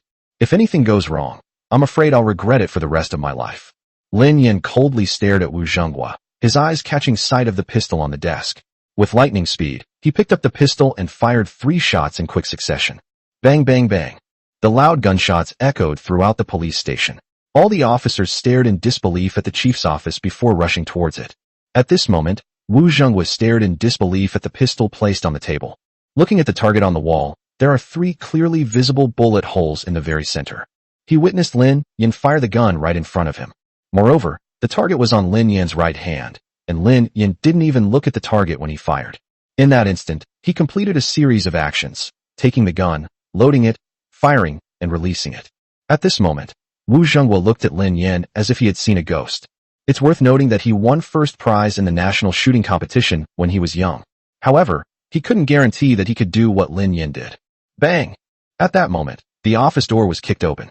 All the police officers looked anxiously into the office, wanting to know what had happened. After all, gunfire is not a good thing. At this moment, Wu Zhenghua looked at everyone with a serious expression. "What are you looking at? Get out of here!" Wu Zhenghua roared, startling all the police officers who fled the office. At this moment, Wu Zhenghua glanced at Lin Yin and knew that it was no use saying anything now. Then, he took 2 magazines from the drawer and placed them next to the pistol, and then took out a black electronic device from another drawer. "This is a GPS tracking device. Once you find it, turn it on, and I'll bring people with me immediately." Then, Wu Zhenghua stood with his hands behind his back, looking at the target on the wall. Lin Yin quickly put away his pistol. He knew that no matter what the outcome, Wu Zhenghua's time as director was over. Such a serious incident has occurred, and he was even given a pistol. Regardless of the reason, he must step down. However, Lin Yin felt extremely grateful that Wu Zhenghua had taken such a great risk to give him the gun. "I will pay you back." Then, Lin Yin walked straight out of the office. At that moment, a system notification sounded in Lin Yan's mind. Shock level from Wu Zhenghua plus 1,000. At the same time, Lin Yan's phone rang. "Noon, Blind Man's Island. Also, bring 5 million. Remember, don't call the police, or you'll be collecting your sister's corpse." Chapter 75 Lin Dingtian's Speculation, Blind Man Island. The Lin family villa. 2 elderly people with white hair, who looked to be at least 70 or 80 years old, sat by a small pond. "Move out. Fire." The 2 old men were locked in a fierce battle on the chessboard, their faces grim, as if they were fighting on a real battlefield. Every now and then, there was the sound of chess pieces hitting the chessboard, and there was even a scene of 2 old men fighting each other. "Hey, Lin the Madman, you're still a leopard that can't change its spots. You actually took back your move." "Oomph, what do you mean by take back a move? My piece hasn't even touched the board yet. You old geezer." The 2 old men played chess while cursing each other, their expressions suggesting they wished the other would die immediately. Bang! Smack! Both sides gripped the chessboard, their 4 old eyes glaring at each other, each wanting the other to concede defeat. Just then, footsteps came from outside. Whoosh! The 2 elderly people immediately resumed their usual serious demeanor, and from the outside they appeared to be very friendly, taking turns walking. The back and forth exchanges were very harmonious. "Sir, something terrible has happened. Miss Lin Qian has been kidnapped." Upon hearing this, Lin Dingtian's eyes narrowed, and he realized something was wrong. It's important to know that Lin Yin treats Lin Qian like his own younger sister. Now that Lin Qian is in trouble, her grandson Lin Yin must be very anxious. Just then, a telephone rang from the stone bench next to us. The butler looked down and said to Lin Dingtian, "It's the young master's call." Just as the butler picked up the phone, preparing to hand it to Lin Dingtian, Lin Dingtian made a decision and waved his hand to indicate that he would not accept the offer. The butler was puzzled when he heard the master say that, but he did not hesitate. "Hey, young master Lin Yin. You want information about Blind Man Island?" The butler observed Lin Dingtian's actions, and after a moment's contemplation, Lin Dingtian nodded directly. "Okay, sure. An extra 5 million, is that right?" "Sure. I'll send it to you in an hour." Lin Dingtian listened to the conversation and looked at the old man opposite him with a smile. "So what? In the end, you're still a member of the Lin family. You've got guts. One man, one gun, daring to storm Blind Man's Island." Upon hearing this, the old man opposite him lit up, even though he found the man's appearance extremely annoying. However, Lin Yan's courage alone far surpasses that of his peers. "That's true, but don't forget that Blind Man's Island is a den of thieves. There are at least 100 people in there, even if your grandson manages to get to the island. But taking 2 women away won't be an easy task." At this point, Lin Dingtian paused for a moment while holding the chess piece. "I know that I originally planned to keep it for training special forces on Blind Island. But since my grandson wants to save people, then let's just flatten it." As he spoke, a powerful aura emanated from Lin Dingtian's body. In his eyes, even a massive Blind Man's Island was nothing more than a matter of a word from him. It exudes an air of effortless power, as if a fleeting conversation could obliterate enemy ships and towers. This shows that in Lin Dingtian's eyes, Blind Island was nothing but a fart. Upon hearing this, the old man opposite him leaned over and looked at Lin Dingtian with amusement. "From what you're saying, you're planning to use connections to get your grandson in school. That's not like you at all." Lin Dingtian slowly stood up, put his hands behind his back, looked at the fish in the pond, and said calmly, "Necessary training is still necessary, especially since he grew up in an ordinary family and has never been exposed to real conspiracies. I just wanted to see if he had potential, but judging from his performance last time, he was pretty good. However, I wonder where he got his skills and where he learned such superb shooting skills." At this moment, a piece of intelligence about Lin Yin firing 3 shots in the police chief's office appeared on the chessboard. The old man opposite him looked at the intelligence report with a suspicious expression. He knew a lot about Lin Dingtian's grandson. After all, he had been helping with the search for over 20 years.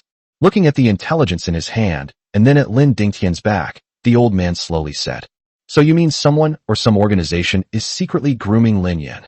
Upon thinking of this, the old man opposite him gasped. "Hiss. If that's the case, then things are much more serious. To put it more bluntly, someone is manipulating Lin Yin behind the scenes." The 2 old men by the pond were horrified at the thought. After all, they knew that Lin Yin would eventually reach the level of Lin Dingtian. That mastermind behind it all must be terrifying. After a moment, Lin Dingtian slowly turned around, glanced at the old man, and then said, "Of course, this is all just my guess. After all, he's been behaving very strangely lately.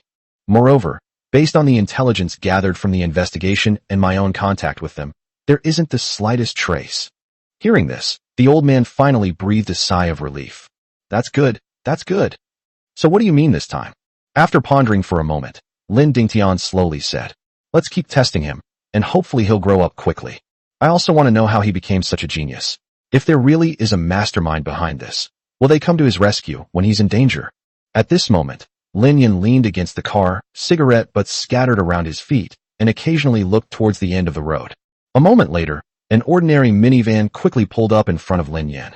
Lin Yin didn't say anything, but simply took the intelligence report and 5 million in cash. To save time, Lin Yin drove his van away quickly. While driving, Lin Yin flipped through information about Blind Man Island. Beforehand, Lin Yin had already imagined Blind Island to be very powerful. However, he was still shocked when he saw the preparation information on Blind Man Island. Blind Man Island is located in the East China Sea, about 200 miles from the mainland. The entire island is about the size of 20 football fields. There are about 100 people on it. The young man leading the group was nicknamed Young Master, and no one had ever seen his true face. Smack! Lin Yin slammed the intelligence report in his hand onto the passenger seat and said fiercely, "Young Master, the next time we meet, you'll be a slave." Chapter 76, A Shocking Plan, Infiltrating Blind Island. The sky was overcast, and a light drizzle was falling. On the coastal highway, a dilapidated van sped along, constantly overtaking the luxury vehicles around it. Seeing so many drivers cursing and swearing, they seemed to be in a hurry to be reborn. What should have been an hour's journey, Lin Yin completed in a full half hour. Looking at the bustling dock, Lin Yin had no mood to appreciate it at all. A moment later, Lin Yin spent 50,000 yuan to buy a dilapidated fishing boat. Boom! Then, a loud roar. Lin Yin steered the fishing boat at high speed toward Blind Man Island, while simultaneously activating the location device that director Wu Zhenghua had given him. As the fishing boats drifted further and further from the shore, the rain intensified.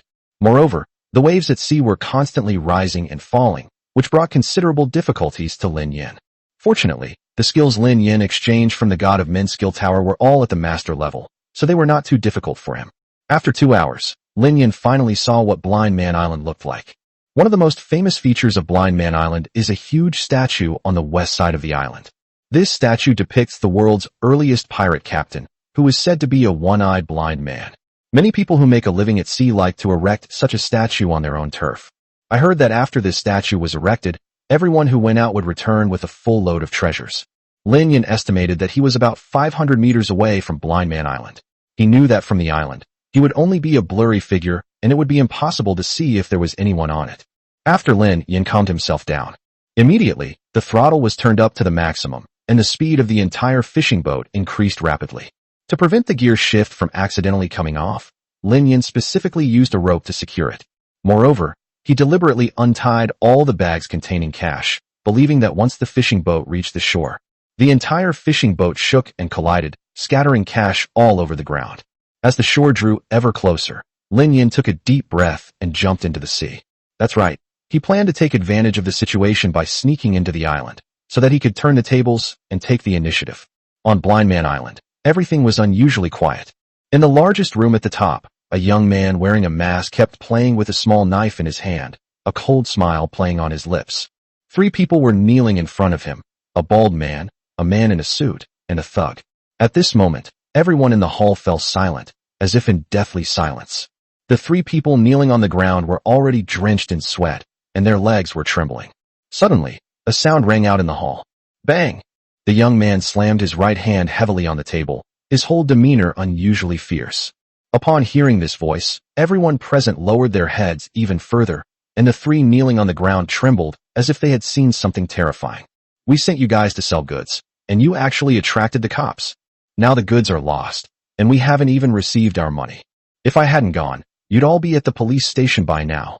At that moment, a cold wind seemed to suddenly sweep through the entire hall, and everyone instinctively covered themselves with their clothes. The young man stared coldly at the bald man and the man in the suit. Tell me, did you actually conduct the test when I told you to? Upon hearing this, both the bald man and the man in the suit nearly cried, their voices trembling as they said, Boss, we really did test him. We started by asking if that woman was his wife. Then, they tested it again with counterfeit money. But, the young man looked at the bald man and asked in a low voice. But what? Have you discovered something? At this moment, the bald man nudged the man in the suit with his hand, signaling him to speak. The man in the suit quickly looked up at the young man, meeting his icy gaze. A shiver ran through him, and he slowly said, But we found that this guy is more experienced than us. We've always thought this guy was involved in the underworld. Who would have thought this guy was a cop? Upon hearing this, the young man was furious and grabbed a teacup, slapping it at the bald man. Bang! Are you 2 cowards? The 2 of you are almost 100 years old combined, and you can't even beat a young man in his 20s. How am I supposed to survive in this underworld after this? People will laugh at me if they find out.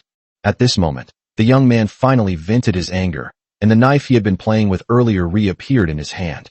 Everyone in the hall held their breath, afraid of getting into trouble, and they knew that what followed was the important part. Making mistakes must be punished. That's the rule on Blind Island. The young man slowly scanned the 3 of them, his voice icy. As the 2 people in charge of this matter, you not only lost the goods, but you also failed to bring back the money. 1 person, 1 finger. As soon as he finished speaking, the bald man and the man in the suit were terrified. They crawled directly in front of the young man, each taking one of his legs, and embraced him, weeping bitterly. Brother, we know we were wrong. Please spare us. The young man looked calmly at the 2 people clinging to his legs, then glanced around. On Blind Man's Island, Mistakes must be punished. That's the rule. Moreover, you've made such a huge mistake this time. You'll definitely have to suffer the pain of having your fingers cut off. Guards, carry out the execution. No sooner had he finished speaking than several burly men appeared, pinned the two men down, and forcefully stabbed their little fingers. Ah! Ah! After two screams, both of them fainted. The young man glanced at it indifferently, then said, "Take him away and bandage him up. The other man will go hungry for 3 days." Upon hearing this, the thug kneeling on the ground was overjoyed and kept kowtowing in gratitude. "Thank you, boss. Thank you, boss." Just then, a thug quickly entered the hall and shouted, "Boss, a lot of cash has appeared on the beach, at least several million." Upon hearing this, the young man became suspicious and rushed out of the hall, heading towards the seaside. Upon hearing the news of a large amount of cash, everyone rushed over. In an instant, everyone on the entire island knew about the cash. On the other side of the island, the terrain is rugged and easy to defend, making it virtually uninhabitable. At this moment, a figure slowly climbed up the damp mountain wall, and soon the man arrived at the island. Chapter 77: Rescuing the Two Women. What are the next plans? In a bungalow on an island. Ouch, that hurts so much.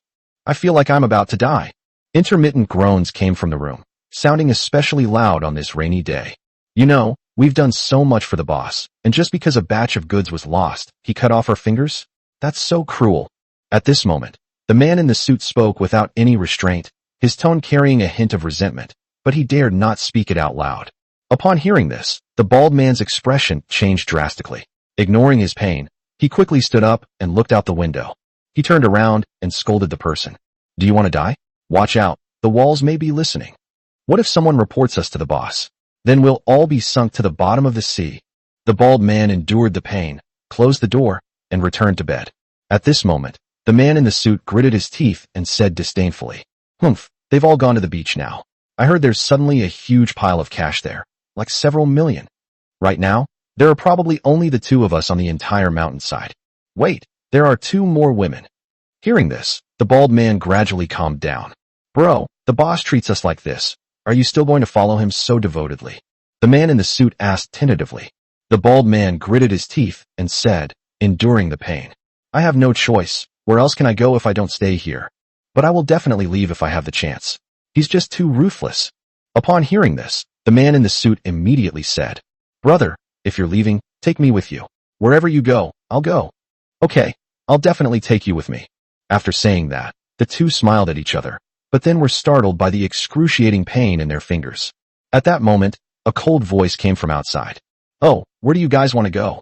Upon hearing this, the two forgot the pain in their fingers, rolled off the bed, grabbed stools, and looked at the door warily. "Who says you can hide your true colors and be a hero?" At this moment, the two men exchanged a glance, their faces fierce and their hands bulging with veins. Once that person comes in, there's absolutely no way they can leave alive. If their conversation today were to reach the boss's ears, both of them would be dead. So, without further ado, deal with the person in front of you first, and then leave as quickly as possible. Squeak! The wooden door was slowly pushed open, and the person who appeared before them surprised the two of them greatly. Lin Yen, it's you."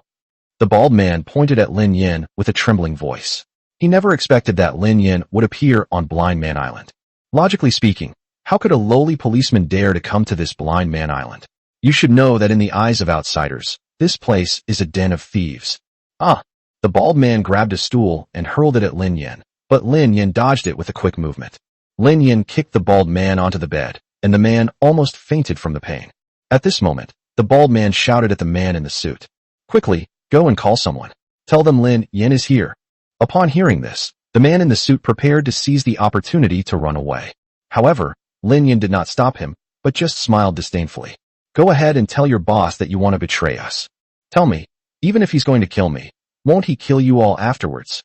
Lin Yen glanced at the two of them indifferently, then leaned closer to the bald man and gave a cold smile.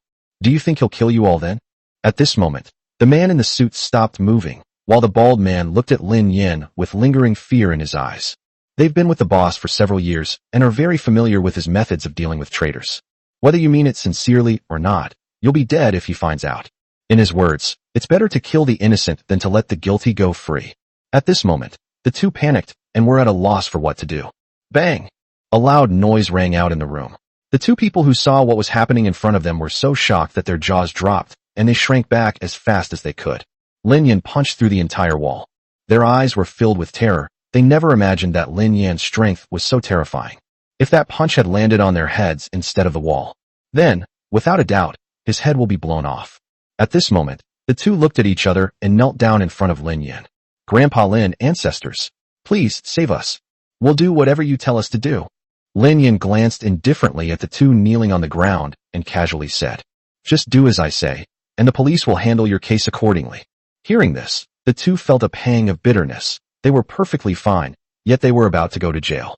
Lin Yan also knew that the two of them were unwilling. You're not satisfied? Fine, go now. Then I guarantee you'll all die here right now. Finally, Lin Yan's voice, filled with murderous intent, permeated the entire room.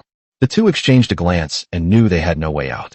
Lin Yan didn't wait for the two to speak before walking outside. Take me there. Find the two people being held captive. Upon hearing this, the two quickly ran ahead to lead the way. By this time, they had already walked all the way to the end with Lin Yan. 10 minutes later, Lin Yan finally saw Lin Qian, who was being held captive, and Zhang Fengwan, elder brother. At this moment, Lin Qian was somewhat disoriented, but she still recognized Lin Yan. The two hugged tightly, and after a moment, Lin Yan forcefully handed Lin Qian over to Zhang Fengwan. Okay, you guys go back first. I'll be back later. Following the bald man's directions, Lin Yan found a speedboat for the two of them. At this moment, the bald man and the man in the suit also wanted to get on the speedboat. Just then Lin Yan's calm voice came. If you dare go up there, I'll kill you all here. Upon hearing this, neither of them dared to move. They knew that their lives were now entirely in Lin Yan's hands. Lin Yan watched the speedboat leave quietly, then directed the two men to cut all the mooring lines of all the boats. Watching the ship slowly drift away, the two shouted anxiously. The ship has drifted away. What are we going to do? Upon hearing this, Lin Yan gave a cold laugh. A boat? We don't need a boat. The city of Shanghai, the police station. At this moment, Wu Zhenghua stared anxiously at the screen in front of his computer. Suddenly, a 3D map appeared on the screen with a red dot flashing on it. Wu Zhenghua felt a huge weight lifted off his shoulders and was overjoyed. Finally found it. You have to hold on. Then, he picked up the phone and dialed. Assemble the team immediately and prepare for action. Then, he grabbed a contract from beside him and quickly left the office. The contract was for a police officer appointment, and there was a large Lin character in the lower right corner. Chapter 78. No need to look anymore. I'm all alone.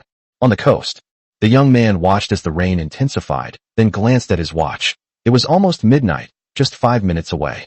Looking at the cash that his subordinates had collected, he had a premonition that Lin Yan had already arrived on the island. However, when he thought of Lin Yan's resume, he shook his head. I would never believe that a college student who only knows a little calligraphy and plays the suona could have the ability to come to this blind man's island. Boss, 5 million in cash. Upon hearing the number, the young man responded casually, but then thought about it. 5 million. That's exactly the 5 million he asked Lin Yan to prepare. What a coincidence. At this moment, the young man finally believed his inner guess. Lin Yan had already arrived on the island. If Lin Yan has already reached the shore, then have the police arrived as well? Thinking about this, he felt uneasy. If the police do find this place, then the entire Blind Man Island is surrounded by the sea, and there is nowhere to escape. But if the police really went to the island, why haven't they made any moves yet? Quickly, someone, go check the surrounding area for any suspicious vessels or personnel entering the island. Upon hearing this sound, everyone sprang into action. Something that could make their boss so nervous must be quite significant. Just as everyone was about to leave, a cold voice appeared in the sky above Blind Man Island. No need to look anymore. I'm all alone. Everyone looked in the direction from which the sound came, and saw a figure appear on the high place. Who the hell is that? Are they looking for death? How dare they say such a thing here, with the boss here? Yeah, this guy looks unfamiliar. Newcomers are all so arrogant these days. We should teach him a lesson. Hey guys, go up there and pull him down. Make him beg for forgiveness in front of the boss. After saying that, the thugs rushed towards Lin Yan's direction. At this moment, the young man was horrified, although I had already suspected it before. However, when he saw Lin Yan standing alive in front of him, he was filled with immense fear. However, he wasn't afraid of Lin Yan. In his eyes, Lin Yan was just a young man who knew a little kung fu but couldn't even use a gun. He had a gun on him, so why would he be afraid of a mere college student? What he fears most now is that a large number of police officers have arrived and surrounded the entire island. If that were the case, then there would truly be no way out. At this moment, Lin Yin calmly watched the 5 thugs run towards him without making any move, then said to those behind him, "It's your turn. Do you expect me to deal with these 2 small fry too?" Upon hearing this, everyone looked at Lin Yin with lingering fear. Could it be that this guy didn't come alone, but with a group? At this moment, the young man looked around very warily, his right hand slowly reaching towards his waist, gripping the pistol tightly. Bang! Suddenly, 2 people jumped out from behind Lin Yin and started beating the 5 thugs who had come up to him mercilessly. In no time at all, the 5 men were dealt with. Everyone was surprised to see this, and then it dawned on them. It's those 2 bald guys. They're betraying the boss. Oof, you traitor. You can't even do your job properly, and you actually want to betray the boss. Everyone, charge. Let's grab them all and make them kneel before the boss and regret it. Just as everyone was about to go up, a thug quickly ran up to the young man. Boss, no police are coming. Upon hearing this, the young man breathed a sigh of relief, and his gaze toward Lin Yin gradually turned cold. Humph, Lin Yin, you're a college student. Why aren't you studying properly at school? Why are you running around handling cases at the police station? The worst part is, you even traced it back to me. You're asking for it. Then, the young man slowly took out his pistol, lightly blew on it, and said, However, I heard that you are particularly good at identifying counterfeit money. How about this? If you agree to come with me, I won't kill you today. After saying that, the young man smiled smugly at Lin Yin. In his view, no matter how good Lin Yan's skills were, he was no match for a gun. Lin Yin glanced calmly at the smug young man below, then said, I'm willing to do things for you, but how do you want the salary? I'm a very greedy person. Hearing this, the young man felt extremely proud. Today, I not only received 5 million in cash, but also gained a talented person. It's truly a double blessing. Then, with a wave of his hand, he said readily, Name your price. As long as you stay, everything else is negotiable. At this moment, everyone was shocked and looked at Lin Yin in disbelief. Unexpectedly, the boss went to such lengths to keep Lin Yin. It should be noted that none of them received such generous treatment. Upon hearing this, the bald man and the man in the suit trembled involuntarily and instinctively stepped back. At this moment, neither of them could believe Lin Yin. After all, in the underworld, the only person you can truly trust is yourself. If Lin Yin really agrees to the boss's conditions, then the 2 of them will definitely be chopped up and thrown into the sea to feed the fish. Just as everyone was wondering what conditions Lin Yin would propose, the young man was shocked by Lin Yan's words and almost exploded with anger. Okay, the annual salary isn't much, 100 million will do. In addition, there are other luxury cars, mansions, and beautiful women, all indispensable. Upon hearing this, the young man realized that Lin Yin was playing a trick on him. Whoosh! He pointed the dark muzzle of his pistol at Lin Yin and grinned maliciously. Humph, I kindly invited you to make big money together, but you didn't appreciate it. Do you really think I wouldn't dare kill you? You should know that you're all alone on this island right now. Do you think you can escape? There are so many people here. One person's pee could drown you. At this moment, the young man was speaking smugly about profound truths. Actually, it's very simple. You either follow me or you die. There's no other choice. Lin Yin looked at the large, dark crowd below, and a slight smile appeared on his lips. That's right, you outnumber them. And you have guns. But do you think I came alone? No sooner had the words left his mouth than a deafening sound suddenly rang out from the sea. Wah! Wah! At this moment, everyone panicked. This is a Coast Guard vessel. How could they have found this place? It's over, run. At this moment, the entire island was in chaos. The young man's face was cold. He hadn't expected the police to actually come. Don't panic, everyone. We still have a boat. We can escape before the police arrive. Upon hearing this, Lin Yin gave a disdainful laugh. Are you guys cowards? Ask the people around here if they've seen a boat. I've cut all your ships in half. They've all drifted out to sea. At this moment, everyone was shocked. Without a boat, they had no chance of escaping. At this moment, after recovering, the young man pointed at Lin Yin and said, Grab him, take him hostage, we still have a chance. After saying that, everyone rushed towards Lin Yin frantically, each of them putting all their strength into trying to grab him. At this moment, more than a dozen police boats were rapidly heading towards Blind Man Island. Wu Zhenghua looked towards Blind Man Island through binoculars, muttering to himself, Kid, you absolutely mustn't get hurt. Chapter 79, Sign it, and you'll be a hero to our police station. Bang! At this moment, hundreds of people from the entire island surged toward Lin Yin, like a towering wave. Lin Yin kicked one person away with each kick. No one could withstand his power. Of course, the 2 who fought the hardest were the bald guy and his companion. After all, the 2 of them are now considered the leaders of the betrayal. If Lin Yan loses, then they will definitely not have a good ending. Therefore, they were both fighting back frantically, and driven by the will to survive. Their fighting power was off the charts, sweeping all in their path. Even those who were usually more skilled than them were stunned by the two of them and were no match for them. 10 minutes later, 50 or 60 people were lying on the ground, and the ground was full of people hugging themselves and groaning. Lin Yan stood quietly in the crowd, looking calmly at the young man, and slowly said, "What other tricks do you have up your sleeve? Even if you can't figure them out. The police will be here in 10 minutes, and then you won't have a chance." Upon hearing this, everyone panicked. They all looked at the young man, hoping he could come up with a solution. The young man had a fierce look on his face, his eyes seeming as if he wanted to devour Lin Yan alive. "Go. Don't be afraid. Only by catching him can we negotiate with the police." Hearing what the leader said, everyone hesitated. After all, half of them are now lying on the ground groaning in pain, with broken hands or feet. It's a truly tragic sight. Seeing that everyone hesitated and dared not step forward, the young man spoke again. "You need to understand that if you get caught by the police, the sentence is at least 10 years. Would you rather lie in bed for 6 months, or spend your whole life in prison?" At this point, the eldest brother explained the pros and cons. Upon hearing this, everyone understood, and their expressions gradually turned fierce. They knew that if they didn't catch Lin Yan within 10 minutes, so they were the ones who got arrested. Charge. Superior. Everyone surrounded Lin Yan and his companions, and their actions seemed even more ferocious than before. Moments later, both the bald man and the man in the suit were tackled to the ground. Before long, the two men were unconscious and seriously injured. Bang! On the entire coastline, only Lin Yan was constantly making moves, and with each move, someone fell. Moreover, Lin Yan didn't hold back at all this time. Everyone suffered fractures to varying degrees and collapsed to the ground, groaning in pain. 8 minutes later, everyone had been dealt with by Lin Yan. Only Lin Yan and the young man stood facing each other. At this moment, the young man's entire eyelid twitched violently. He admitted that Lin Yan was very strong in individual combat, but looking at the thugs all over the mountain, not a single one of them could stand up. He knew he had underestimated Lin Yan's fighting prowess. Lin Yan was practically a human bulldozer. Wherever they went, the land was devastated and barren. Tap, tap, tap.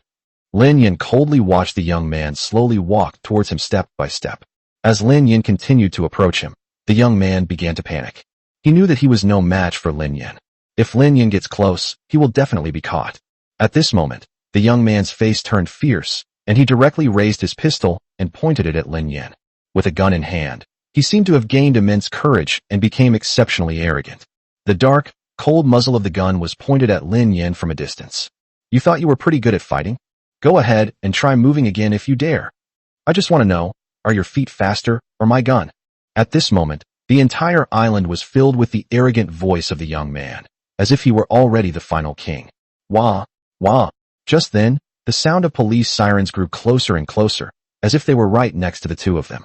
Upon hearing the deafening sound, a cold glint flashed in the young man's eyes.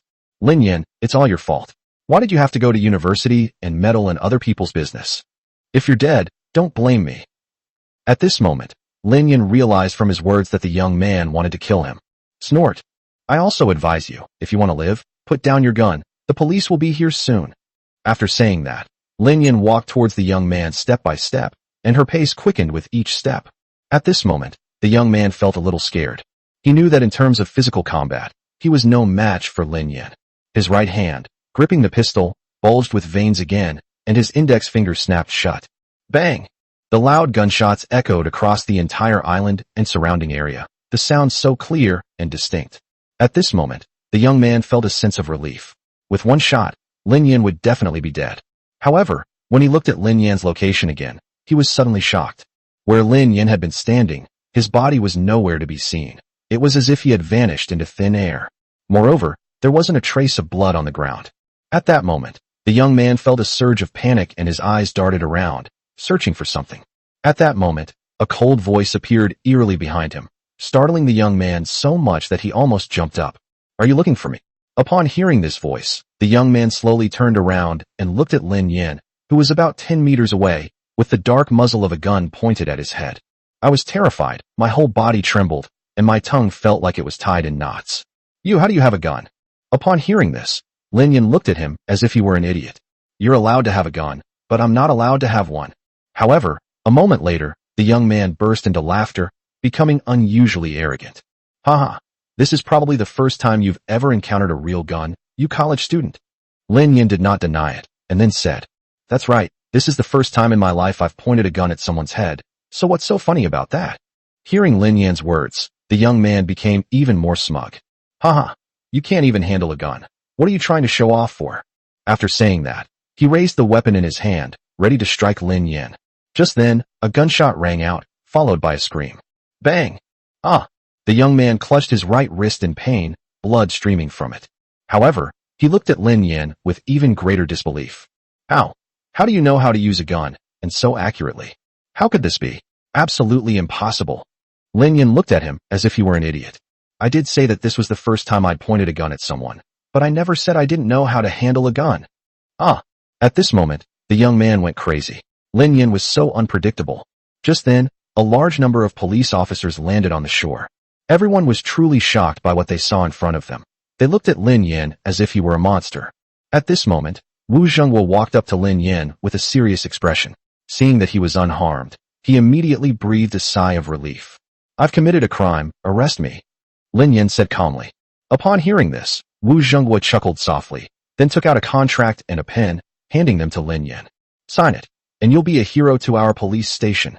Lin Yin stared blankly at the police employment contract in his hand, momentarily stunned. At this moment, system notifications kept appearing in Lin Yan's mind. Young Master shock level plus 999. Shock level from Wu Zhenghua plus 1000. The shock level from the police plus 999. Chapter 80 Wu Zhenghua's persuasion, the minister's astonishment. The shock level from the crowd plus 666. The shock level from the crowd plus 666. The shock level from the crowd plus 666. At this moment, the system notification sound in Lin Yan's mind has never stopped since that moment.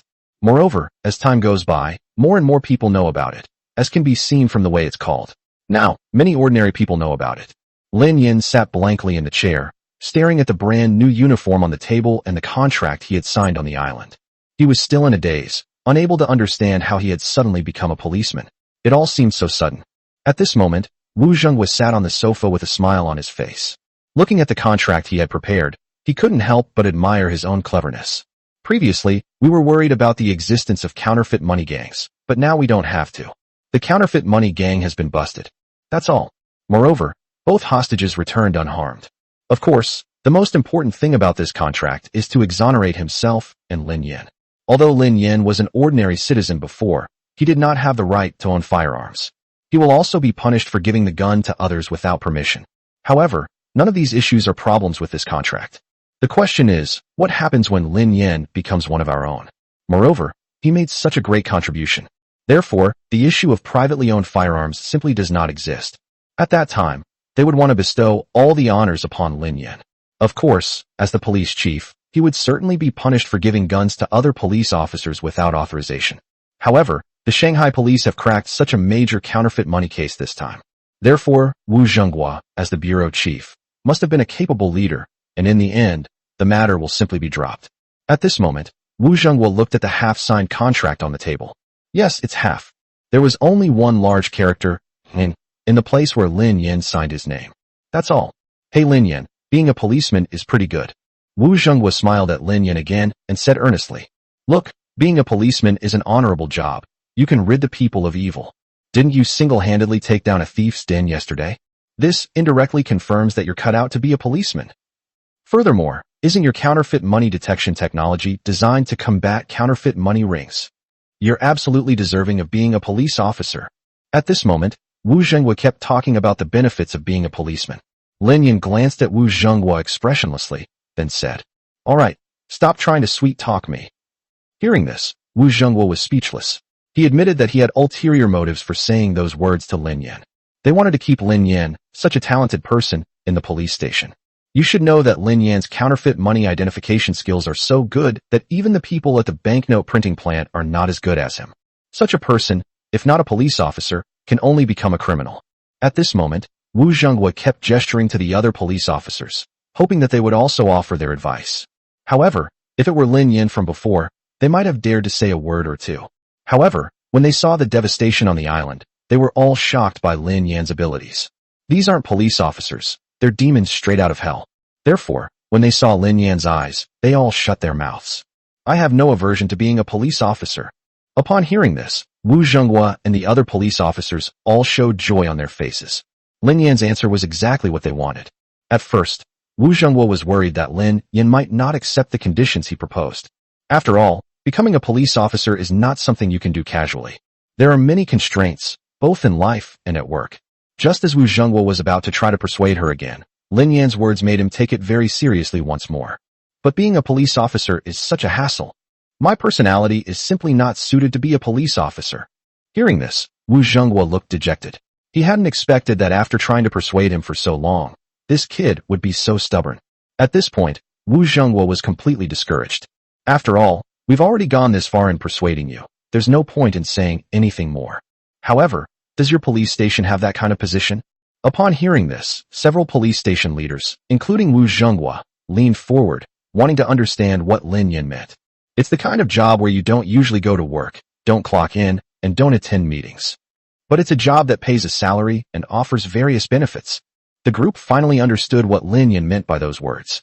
They want to take the money without doing any work, and they don't even go to work. At this moment, Wu Zhenghua was furious. He had been the bureau chief for more than 10 years and went to work every day. The guy in front of us is someone everyone's begging to become a policeman. And yet, he's so picky. He skips work, doesn't attend meetings, and doesn't clock in. Does he think the police station is his home? Everyone shook their heads when they saw Lin Yan's request. This is something that the Shanghai Police Department can no longer handle. It must be reported to the Ministry of Police and require official documentation. Seeing everyone's reactions, Lin Yan knew that it was all over. After all, one's time is limited and cannot be wasted in the police station, and cases like counterfeit money gangs are rare, perhaps only once every year or two. If he cannot meet the conditions Lin Yan proposed, he will never become a policeman. Just as Lin Yan was about to get up and leave, Wu Zhenghua grabbed Lin Yan's shoulder and said very seriously, "I'll submit a report right now. Even if it means losing face, I'll still report it." After Wu Zhenghua finished speaking, he walked directly out of the conference room. Just then, a dignified and upright voice rang out from outside the conference room. "No need for a report. I've approved it." At that moment, the conference room door burst open, and a tall figure blocked out all the light. Everyone stood up and bowed. "Minister Chun, what brings you here?" He came over and looked at Lin Yan with a smile, but when he saw Lin Yan's face, his expression changed drastically, but he quickly recovered. "You must be Lin Yan. I accept your conditions. How's it going?" Lin Yan looked calmly at the so-called Minister Chun in front of him, and then slowly said, "Since you've already agreed, I have nothing more to say." Upon hearing this, the entire conference room burst into laughter. Just then, a policeman ran in, panting, and said, "Chief, the reporters have all arrived. The press conference can begin." Upon hearing this, Minister Chen laughed heartily and said to Lin Yan, "Now, let's welcome our hero." After saying that, he didn't forget to make a gesture of invitation. At this moment, Wu Zhenghua saw that Minister Chun actually let Lin Yan go first, and a glint flashed in his eyes. He knew that at the ministerial level, even a casual little gesture could be a hint.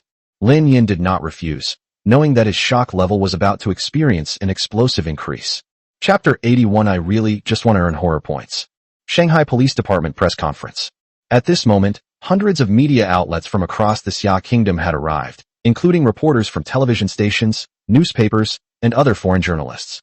The entire scene was bustling with noise and a constant stream of people. Have you heard? The person who cracked this counterfeit money case was a young man who went to an island. No way. Even the police had a hard time finding that place. How could he dare? Yeah, it's absolutely unbelievable. It's too incredible. Is he Superman? That's impossible. Besides, the police haven't given an explanation yet. Just then, the door slowly opened. A weathered figure stood at the door. Indeed, this was Wu Zhenghua, the police chief of Shanghai's Magic City. Wu Zhenghua was beaming with joy, looking relaxed and smug. Just now, Minister Chen hinted to him before leaving that as long as he does a good job, his name will definitely be mentioned later. He knew that Minister Chun would be of retirement age in the latter half of this year. The organization still cares a lot about the candidates nominated by the incumbent leaders, as long as Minister Chun recommends his name to the higher authorities. So, Wu Zhenghua has already won half the battle in this election for ministerial position. However, Minister Chen's last words made him extremely wary. "Lin Yan, you are responsible for your territory. Even if he dies, not a single hair on his head should be spared." Wu Zhenghua still has those words echoing in his mind. You should know that he is the police chief of Shanghai's Magic City. In the entire Xia Kingdom, only the police chief of the capital city can be compared to him, and he is half a rank higher than him. Of course, he is also his biggest competitor in this campaign for minister. However, the minister actually said that even if he died, Lin Yin could not lose a single hair. This is combined with an action the minister just took in the meeting room. Wu Zhengwo deduced that this Lin Yin had a very powerful background and could even be described as having a terrifying identity. Just as Wu Zhengwo was still pondering, several voices interrupted him. Director Wu, I'd like to know if it's true that the police have recently cracked down on a major counterfeit money production ring. Yes, Director Wu. It said that in this case, a college student went to the island alone and suppressed all the criminals on the island. Is that true? Also, can we meet that young hero? We should publicize this story to inspire patriotism among the people. In an instant, the entire hall was in chaos. All the reporters raised their questions, hoping Wu Zhengwo would provide answers. Wu Zhengwo walked slowly to the front of the stage and gestured for everyone to be quiet with both hands. After a short while, the entire hall finally quieted down. I know everyone cares about our police station, and we will definitely crack down on counterfeit money gangs. Also, you're right, a young man did make a great contribution to taking down the entire den of thieves this time. Upon hearing this, the entire hall was shaken. After all, they knew this was completely different from a regular police officer solving a case. It's amazing that someone who isn't a police officer could help the police solve a major case. That's truly a positive force in the world. Moreover, the entire Xia Kingdom needs this kind of energy right now, so that ordinary people can feel the relationship between the country and its people. Chief, has that young man arrived? Can we see him? Yes, Chief, we'd love to meet that young hero too. This young hero is practically a modern-day, chivalrous knight-errant. At this moment, Wu Zhengwo looked at the passionate reporters below and knew that once the press conference was over, then Lin Yan's fame will spread throughout the entire land of China, from the Yangtze River to the Great Wall, and everyone will know him. Moreover, the reputation of the Shanghai Police Department will rise accordingly, and Wu Zhengwo, as the director, will naturally become famous as well. Alright, since everyone is so eager to meet this young hero, please welcome Lin Yan. Bang! At this moment, the side door of the hall slowly opened. A figure appeared at the doorway. His young and tall stature immediately attracted the attention of many reporters. Countless cameras pounced on Lin Yan, as if they dared not miss any detail. Lin Yan, dressed in a police uniform, with his handsome face, looked even more dashing and heroic. Many of the female reporters present were already captivated by Lin Yan. So handsome. I never imagined this young hero would be so handsome. Yeah, I can't believe it. Compared to him, my boyfriend is a total jerk. Since they're police officers, they must be really skilled. If they're skilled, doing 500 push-ups is no problem, so their stamina must be amazing. I really want that. Lin Yan stood calmly on the stage, showing no sign of panic even though it was his first time facing so many reporters. It was as if none of this posed any problem for him. Moreover, he answered every reporter's question fluently and without any hesitation. Of course, there were also foreign journalists among them, who asked some tricky questions. What do you mean? Is he working so hard just for money? Furthermore, when he faced the criminal's gun, did he ever think of kneeling down to admit his mistakes, or even betraying the police and becoming one of them? Even Wu Zhengwo, the bureau chief, couldn't help but worry about Lin Yan regarding these issues. However, Lin Yan retorted without hesitation, hitting the foreign reporter where it hurt with every word. In the end, the foreign journalists were rendered speechless by Lin Yan's words and left in anger. Seeing this scene, many domestic reporters applauded Lin Yan's performance, and some even recorded it. It was titled, "Young Hero Stands Up to Foreign Journalist, Winning Glory for the Country." 3 hours later, the press conference finally ended. The system's notification sounds kept ringing in Lin Yan's mind. The shock level from the crowd plus 666. The shock level from the crowd plus 666. The shock level from the crowd plus 666. Moreover, Lin Yan also checked the shock value on the interface, which had reached an astonishing 900,000. He never imagined it would reach 1 million tomorrow. South Asia, rainforest. Finally, the old man, covered in tattoos, looked at the scene on the news and said fiercely, "Lin Yan, you kidnapped my son. I want you dead." Then, I made a phone call. 100 million. Take him down. Chapter 82 Zhao Zhejia's birthday banquet. She was looked down upon. The next day, at the villa, Lin Yan was awakened by a phone ringing, and only after hearing the voice did she realize it was her younger sister, Lin Xian. Lin Yan had always been worried that Qian Qian might have some psychological trauma, fearing that she might develop some kind of health problem. I'm still thinking about whether to find her a psychologist. However, judging from the girl's tone, it didn't seem like there was a big problem. Are we going to Zhao Zhejia's house for dinner tonight? It's her birthday. Lin Yin was dumbfounded. What was going on? Why did he have to go to Zhao Zhejia's house for dinner? Upon hearing that it was Zhao Deshang who had invited him, Lin Yin immediately understood and looked through the phone numbers of several Zhao Deshang contacts in his hand. Older people tend to get up early. The latest phone call they make is at 8 a.m., and the earliest is at 6 a.m., with 4 or 5 calls in total. However, according to Lin Qian, Zhao Zhejia had been with her these past 2 days, which helped her gradually get better. Lin Yin thought about it and agreed. If it weren't for Zhao Zhejia, Lin Qian probably wouldn't have gotten over it yet. Just then, Zhao Deshang called again. Lin Yin quickly hung up Qian Qian's call and connected with Zhao Deshang. Hey, Lin Yin, you're amazing. I heard you don't have any relatives here. Come to my house tonight, and I'll treat you to a meal. Lin Yin had a rather favorable impression of Zhao Deshang. Therefore, when Zhao Deshang invited Lin Yin to his home for dinner last time, Lin Yin did not refuse. However, to be honest, Lin Yin should thank Zhao Zhejia this time. After all, Lin Qian recovered so quickly only because Zhao Zhejia was with her. Therefore, if anyone should be thanking someone, it should be Lin Yin thanking Zhao Deshang. President Zhao, if anyone should be inviting someone, it should be me. What kind of situation is it to have dinner at your house now? Hearing Lin Yin being so polite, Zhao Deshang was overjoyed. From the moment he received the mysterious phone call, he was puzzled by Lin Yan's identity. Therefore, the purpose of getting Zhao Zhejia as close to Lin Yin as possible was to build a closer relationship with Lin Yin. Of course, Lin Yin is indeed a very outstanding young man. Not only does he have beautiful handwriting, surpassing even his own, but I've also heard that this guy can play the suona, a traditional Chinese wind instrument. Now he's a police officer in the Shanghai Police Department. He knew all too well how difficult it was to get into the Shanghai Police Department. Not only did you need connections, but more importantly, its various indicators were among the best in the entire Xia Kingdom. Many people have connections, but they are eliminated because they don't meet the requirements. However, Lin Yin not only went there for a few days but also cracked a huge counterfeit money gang and became a member of it. More importantly, it seems that the minister personally approved it.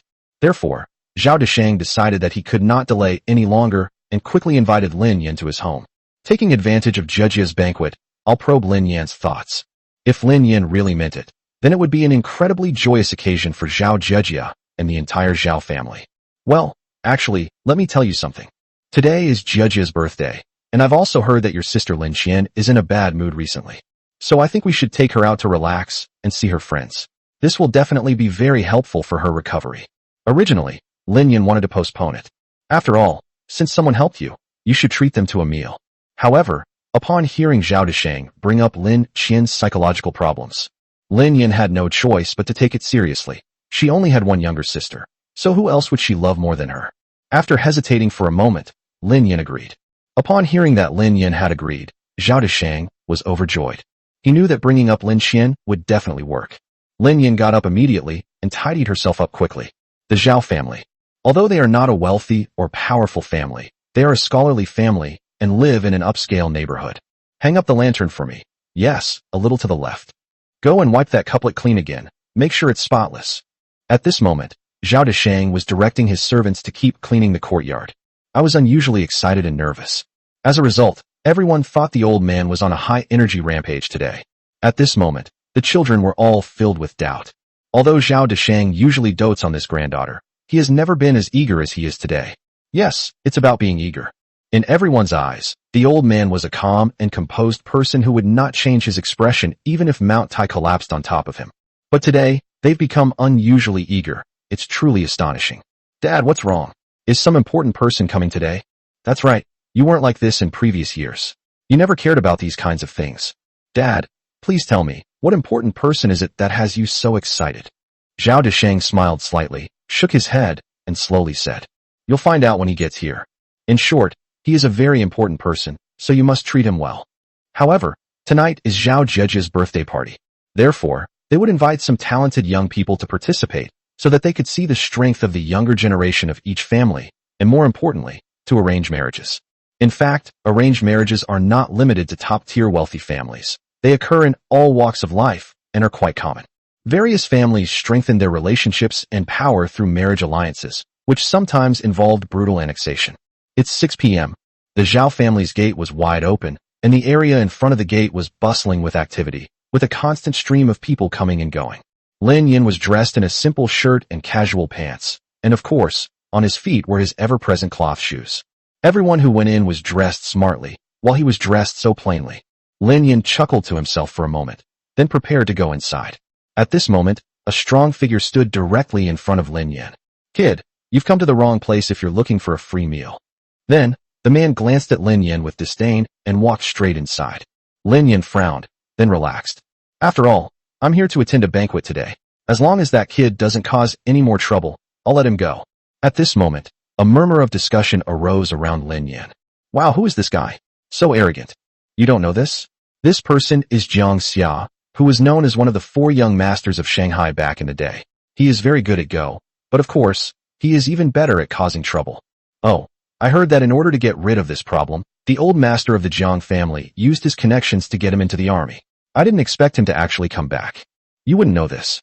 You should know that Jiang Xia was deeply in love with Zhao Jieji back then, and even made a bold statement that he would break the legs of anyone who dared to take her away from him." Hearing these words, Lin Yin shook his head and slowly walked into the villa. "After all, this kind of thing has nothing to do with me." At this moment, the entire villa hall was brightly lit and filled with the sounds of singing and dancing by young men and women. Chapter 83. You're not worthy to compare with my master. Beautiful music echoed continuously in the hall, creating a wonderful atmosphere. Everyone was already immersed in the singing and dancing, except for one person. That is Lin Yin. At this moment, Lin Yin was enjoying his meal and savoring the fine wine, looking like a wild man from a primeval forest. Many people frowned as they looked at Lin Yin, their faces showing disdain. Who is this person? He's practically a reincarnation of a starving ghost. Yeah, it's like we've never seen food before in our past lives. Damn, he must have gotten this by freeloading. Lin Yin heard the discussions among the crowd. However, he didn't care at all. As the saying goes, the most important thing in life is to be happy. The more you care about what others think, the more tiring your life will be. Actually, it's not Lin Yin's fault. He's been working on a case to crack down on a counterfeit money gang for the past few days. They just ate whatever they could find, never really had a proper meal. Today, there are so many delicious foods at the banquet, and Lin Yin has nothing else to do, so why not eat? If you don't eat it, you might as well eat it. At this moment, everyone's eyes turned to Lin Yin. They felt that Lin Yin's presence here was simply lowering their own status. Just then, a few young men volunteered to pull Lin Yin away. A tray appeared directly in front of Lin Yin's table, accompanied by a sweet, crisp sound. "Brother Lin Yin, you like to eat duck tongue, so I brought it to you." "Yes, brother, there's also this." At this moment, Zhao Jieji and Lin Qian each brought a plate of his favorite food and placed it in front of him. Lin Yin smiled faintly at the two of them, and then continued eating. This scene astonished everyone. You should know that today's main character is Zhao Jieji, and she is dressed very beautifully, just like a beautiful peacock. To their surprise, Zhao Jieji actually served the plate to this ordinary-looking guy herself. Moreover, the way they address each other is so intimate. What's most striking is that people who are far away can only hear the 3 words, "Brother Yin," which is just too affectionate. At this moment, Jiang Xia, sitting at the opposite table, turned fierce, his eyes fixed on Lin Yin as if he were about to devour him. Lin Yin slowly picked up a duck tongue and put it in her mouth, then looked up. Lin Yan's eyes met Jiang Xia's, and he saw a serious warning in Jiang Xia's eyes. However, Lin Yin didn't pay much attention to any of this. Lin Yin dislikes trouble, but is absolutely not afraid of trouble. Trouble? No problem, just wipe it out. Lin Yin glanced at Jiang Xia expressionlessly, then looked away, picked up another piece of duck tongue, quickly put it in his mouth, and slowly chewed it. At this moment, Jiang Xia's eyes were practically spitting fire. Unexpectedly, this guy in front of me doesn't take me seriously at all. Just as everyone was about to continue dancing, a loud bang resounded throughout the hall, stunning everyone. Bang! A tremendous tremor reverberated throughout the hall, and everyone turned to look at Jiang Xia. The porcelain plate in front of Jiang Xia had already been shattered by his palm. Those who are observant have already figured out why Jiang Xia got so angry. Haha, Zhang Baowang is angry. That guy is going to be in trouble. Of course, Zhao Jieji has never served Zhang Baowang a plate like this before. Now she's actually serving a plate to a guy dressed in ordinary clothes. It's simply outrageous. Haha, that's more than that. The key is that that person definitely didn't give Jiang Xia any face, and even ate a few in front of Zhang Baowang. At this moment, Zhao Jieji looked at Jiang Xia with an angry expression. She knew Jiang Xia's personality. He was the kind of person who was stubborn and single-minded. If a fight broke out, today's banquet would definitely be ruined. Jiang Xia, today is my birthday, please show some respect. At this moment, Jiang Xia slowly walked up to Lin Yan and glanced at him indifferently. Today, I'll spare you from beating up because of Jejia. Get out of here right now. Upon hearing this, Lin Yan glanced at Jiang Xia but did not reply. They ate all the duck tongues off the plate. At this moment, Zhao Jejia looked furious, pointed at the door with her left hand, and said to Jiang Xia, Jiang Xia, I'm letting bygones be bygones for what you just did, since your grandfather and my grandfather were old friends. Now you're actually kicking out my guests? What do you take me for? Lin Yan, you are the guest I invited. If you are leaving, then you are the one who should be leaving. Upon hearing this, everyone present stared at Lin Yan in disbelief. Who exactly is this guy? Zhao Jejia actually turned against Jiang Xia for his sake. It seems Zhao Jejia is really angry this time. She actually told Jiang Xia to get lost in front of so many people. Yeah, I'm really curious now, who exactly is that guy? Zhao Jejia is so protective of him. Could it be that she's fallen for him? Haha, this is going to be good. Jiang Baowang will definitely make a move. If he can swallow this kind of anger, he's definitely not Jiang Baowang. At this moment, Jiang Xia was furious. He couldn't believe that Zhao Jejia, whom he had always been in love with, would tell him to get lost for a man of unknown origin. In his view, all of this was because of the man who was still indulging in excessive eating and drinking. As long as that man disappears, then everything will return to normal. Jiang Xia's eyes blazed with fury, his right hand clenched into a fist, veins bulging, as if he could kill a bull with a single punch. Bang! Jiang Xia's right hand slapped towards Lin Yan's cheek with incredible speed. Everyone present looked at Lin Yan with amusement. In their eyes, the guy in front of them was no match for Jiang Baowang. Just as everyone was preparing to laugh at the spectacle, a bizarre scene unfolded. Lin Yan held a pair of chopsticks in his right hand and firmly clamped Jiang Xia's fist between them. This scene was frozen in time. A pair of ordinary chopsticks managed to clamp Jiang Xia's fist tightly. The key point is that Jiang Xia tried to break free several times, but to no avail. At this moment, Jiang Xia was filled with anger and horror. He never imagined that the kid he looked down on would actually grab his wrist with chopsticks. It was simply unheard of. Smack! A crisp sound rang out in the hall. Lin Yan loosened his right hand and flicked it again. Jiang Xia stumbled back several steps, his backside even bumping into the dining table. Are you convinced? Lin Yan glanced at him indifferently and asked casually. At this moment, Jiang Xia stood up straight, a hint of horror flashing in his eyes, then roared. I'm not convinced. If you're so capable, let's have a calligraphy competition. Jiang Xia once studied calligraphy for a period of time specifically to pursue Zhao Jejia. Although he may not be considered top among the younger generation, there are very few who can rival him. Moreover, I have learned new calligraphy techniques outside and made great progress. I'm back this time to defeat Qian Xiaohao and win Zhao Jejia's heart. Just then, a voice rang out in the hall. You're not worthy to compare yourself to my master. I'll compete against you.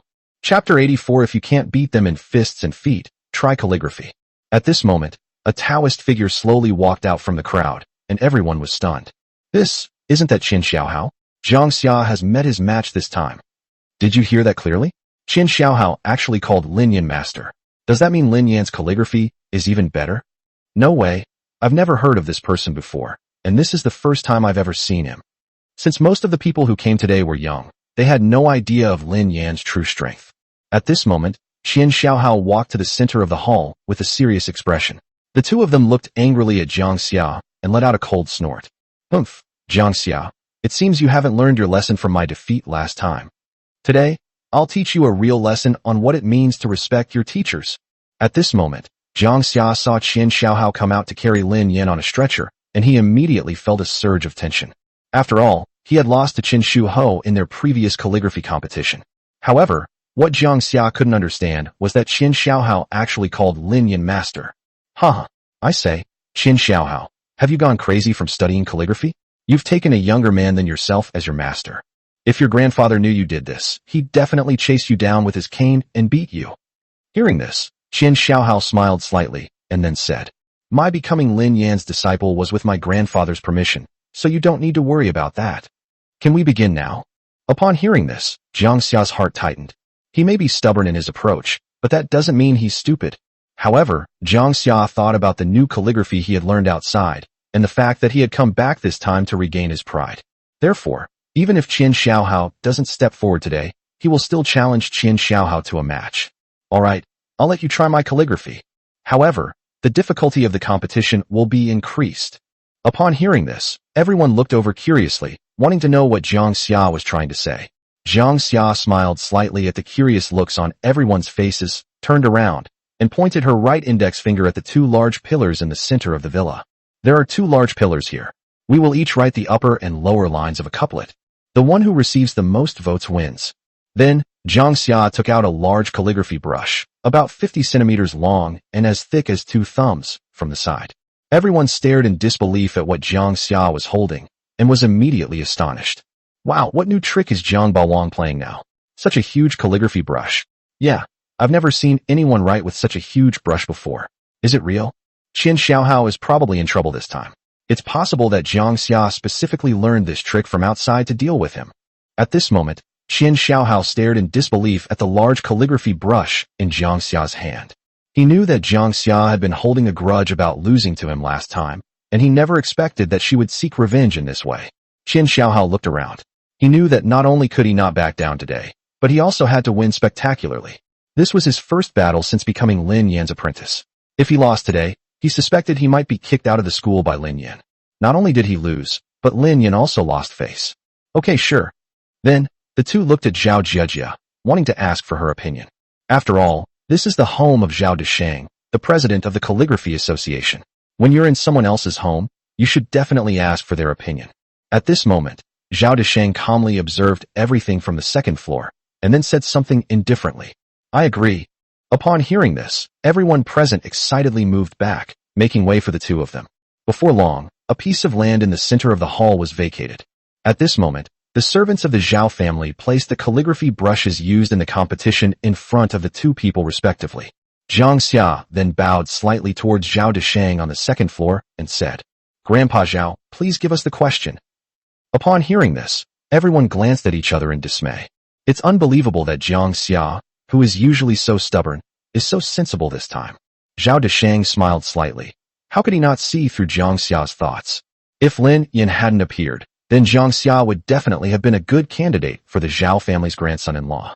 However, he wasn't even qualified to carry Lin Yan's shoes. Zhao Desheng's next words infuriated Jiang Xia. I'm too old. I don't understand you young people's stuff. Then, Zhao Desheng turned his gaze to Lin Yan, who was eating and drinking heartily, without showing any disgust. On the contrary, I think Lin Yan is a very genuine and open person. Brother Lin, why don't you come up with the questions for this competition? Upon hearing this, everyone in the room turned to look at Lin Yan, completely baffled as to who he was that Chairman Zhao was being so polite to him. They even called him Brother Lin, which is quite unusual considering that Chairman Zhao is in his 60s or 70s. This way of addressing someone usually means that the other person is considered an equal. Who exactly is this guy? Chairman Zhao actually calls him little brother. I don't know, but judging from his age, he's probably in his early 20s. I don't think this guy has any real skills at all. He hasn't stopped eating since he walked in. He must have been a pig in his past life. Lin Yan stuffed a large piece of meat into his mouth, then took a sip of red wine, and stood up incredulously. With her cheeks puffed out, she looked at Zhao Desheng questioningly, as if to ask him if he had made a mistake. Zhao Desheng nodded firmly at Lin Yan, still with a smile on his face. She didn't feel embarrassed at all by Lin Yan's rudeness. He knew that Lin Yan was able to attend the banquet mainly because Lin Xian and Jiejia were best friends. Otherwise, it would be very difficult for an ordinary person to get him to come. Just as everyone was looking at Lin Yan made a startling move. Gurgle. A slow burp escaped from Lin Yan's throat, eliciting surprise from everyone present. Lin Yan patted his belly with satisfaction, then said, All right, since Chairman Zhao is being so kind, then I'll be the one to set the questions this time. At this moment, Jiang Xia felt extremely frustrated, but there was nothing he could do. After all, it was Chairman Zhao who offered it to Lin Yan, and he was the one who proposed this competition. How could he possibly give up the competition just because the question setter changed? Jiang Xia stared coldly at Lin Yan, muttering to herself, if you set the question and your apprentice loses to me, then there will be a good show. Lin Yan picked up the wine glass in his hand, took a small sip, looked at the starry sky outside the courtyard, and slowly spoke. 5,000 years of history, a peaceful and prosperous age awaits us today. Let the harmonious sounds of bells ring out, and let us all drink to the revival of our nation. Spanning 9,000 miles, the magnificent land of China creates its future. Witness the vigorous dragon and lion dance, as the world joins in singing the song of development. Chapter 85 Madman's Calligraphy, Jiangxia's Reliance. The moment these two couplets were displayed, the entire hall fell silent. Wow, did he come up with this couplet? I feel my whole body getting excited. Yes, I've never heard of it before. This person is truly remarkable. To come up with such a couplet, he must be extraordinary. At this moment, a few people in the crowd began to look at Lin Yan differently, although most of them thought that Lin Yan had copied his two couplets from someone else. At this moment, Jiang Xia suddenly uttered a cold remark. The couplet is good, but unfortunately, it definitely wasn't your own idea. Upon hearing this, before Lin Yan could retort, Qin Xiaohao gave him a cold look. Whether it was my master's idea or not is none of your business. Your task is to write good calligraphy. Jiang Xia was furious. She never expected that Qin Xiaohao would say such rude things so soon after she left. Fine, you just wait and see. Jiang Xia gritted her teeth, and then saw two people carrying a bundle of things walk up to the second floor. At this moment, everyone in the hall watched with curiosity. What is Jiang Xia doing? What is he up to? Yeah, wasn't it supposed to be a calligraphy competition? Why are two people going up there? Zhang Baolang may be domineering, but he's definitely not stupid. He's probably up to some strange trick again. A moment later, a sound suddenly came from outside the corridor on the second floor. Splash! Suddenly, a large bundle of rope rolled down from the second floor, and everyone finally saw what it was. It turned out to be a rope ladder, and the rope ladder was located on the left side of the pillar. At this moment, Qin Xiaohao was immediately shocked by Jiang Xia's opportunistic trickery. The rules don't say anything about not being able to use rope ladders. After saying that, Jiang Xia climbed up the rope ladder and prepared to start writing. At the beginning, he gave Lin Yan a deliberately provocative look, as if warning Lin Yan not to sneak away. Lin Yan coldly observed everything before him, without uttering a word. He knew that the most important thing in this competition was calligraphy, not who could finish writing first or write the fastest. Of course, Lin Yan also believed that this small problem would not be difficult for Qin Xiaohao at all. Otherwise, this guy really will have to go home and take care of his kids. A moment later, Qin Xiaohao also found a solution. He asked someone to bring 5 square tables and stack them up one by one. Before long, Qin Xiaohao was on par with Jiang Xia. Jiang Xia's gaze sharpened when he saw that Qin Xiaohao had come up with a solution so quickly. However, his expression didn't change at all. After all, his real specialty hadn't even begun. At this moment, everyone in the hall held their breath, not daring to utter a single shout, for fear that their shouts would cause an accident for the two of them. Wow, those two guys are ruthless. They're willing to risk their own safety just to win. Exactly. I'm afraid that someone will end up in the hospital before the competition is even over. That would be ridiculous. You're overthinking it. Let's continue watching the competition. At this point, Jiang Xia, having started writing first, had already reached the point of writing about year. These characters are all written in running script.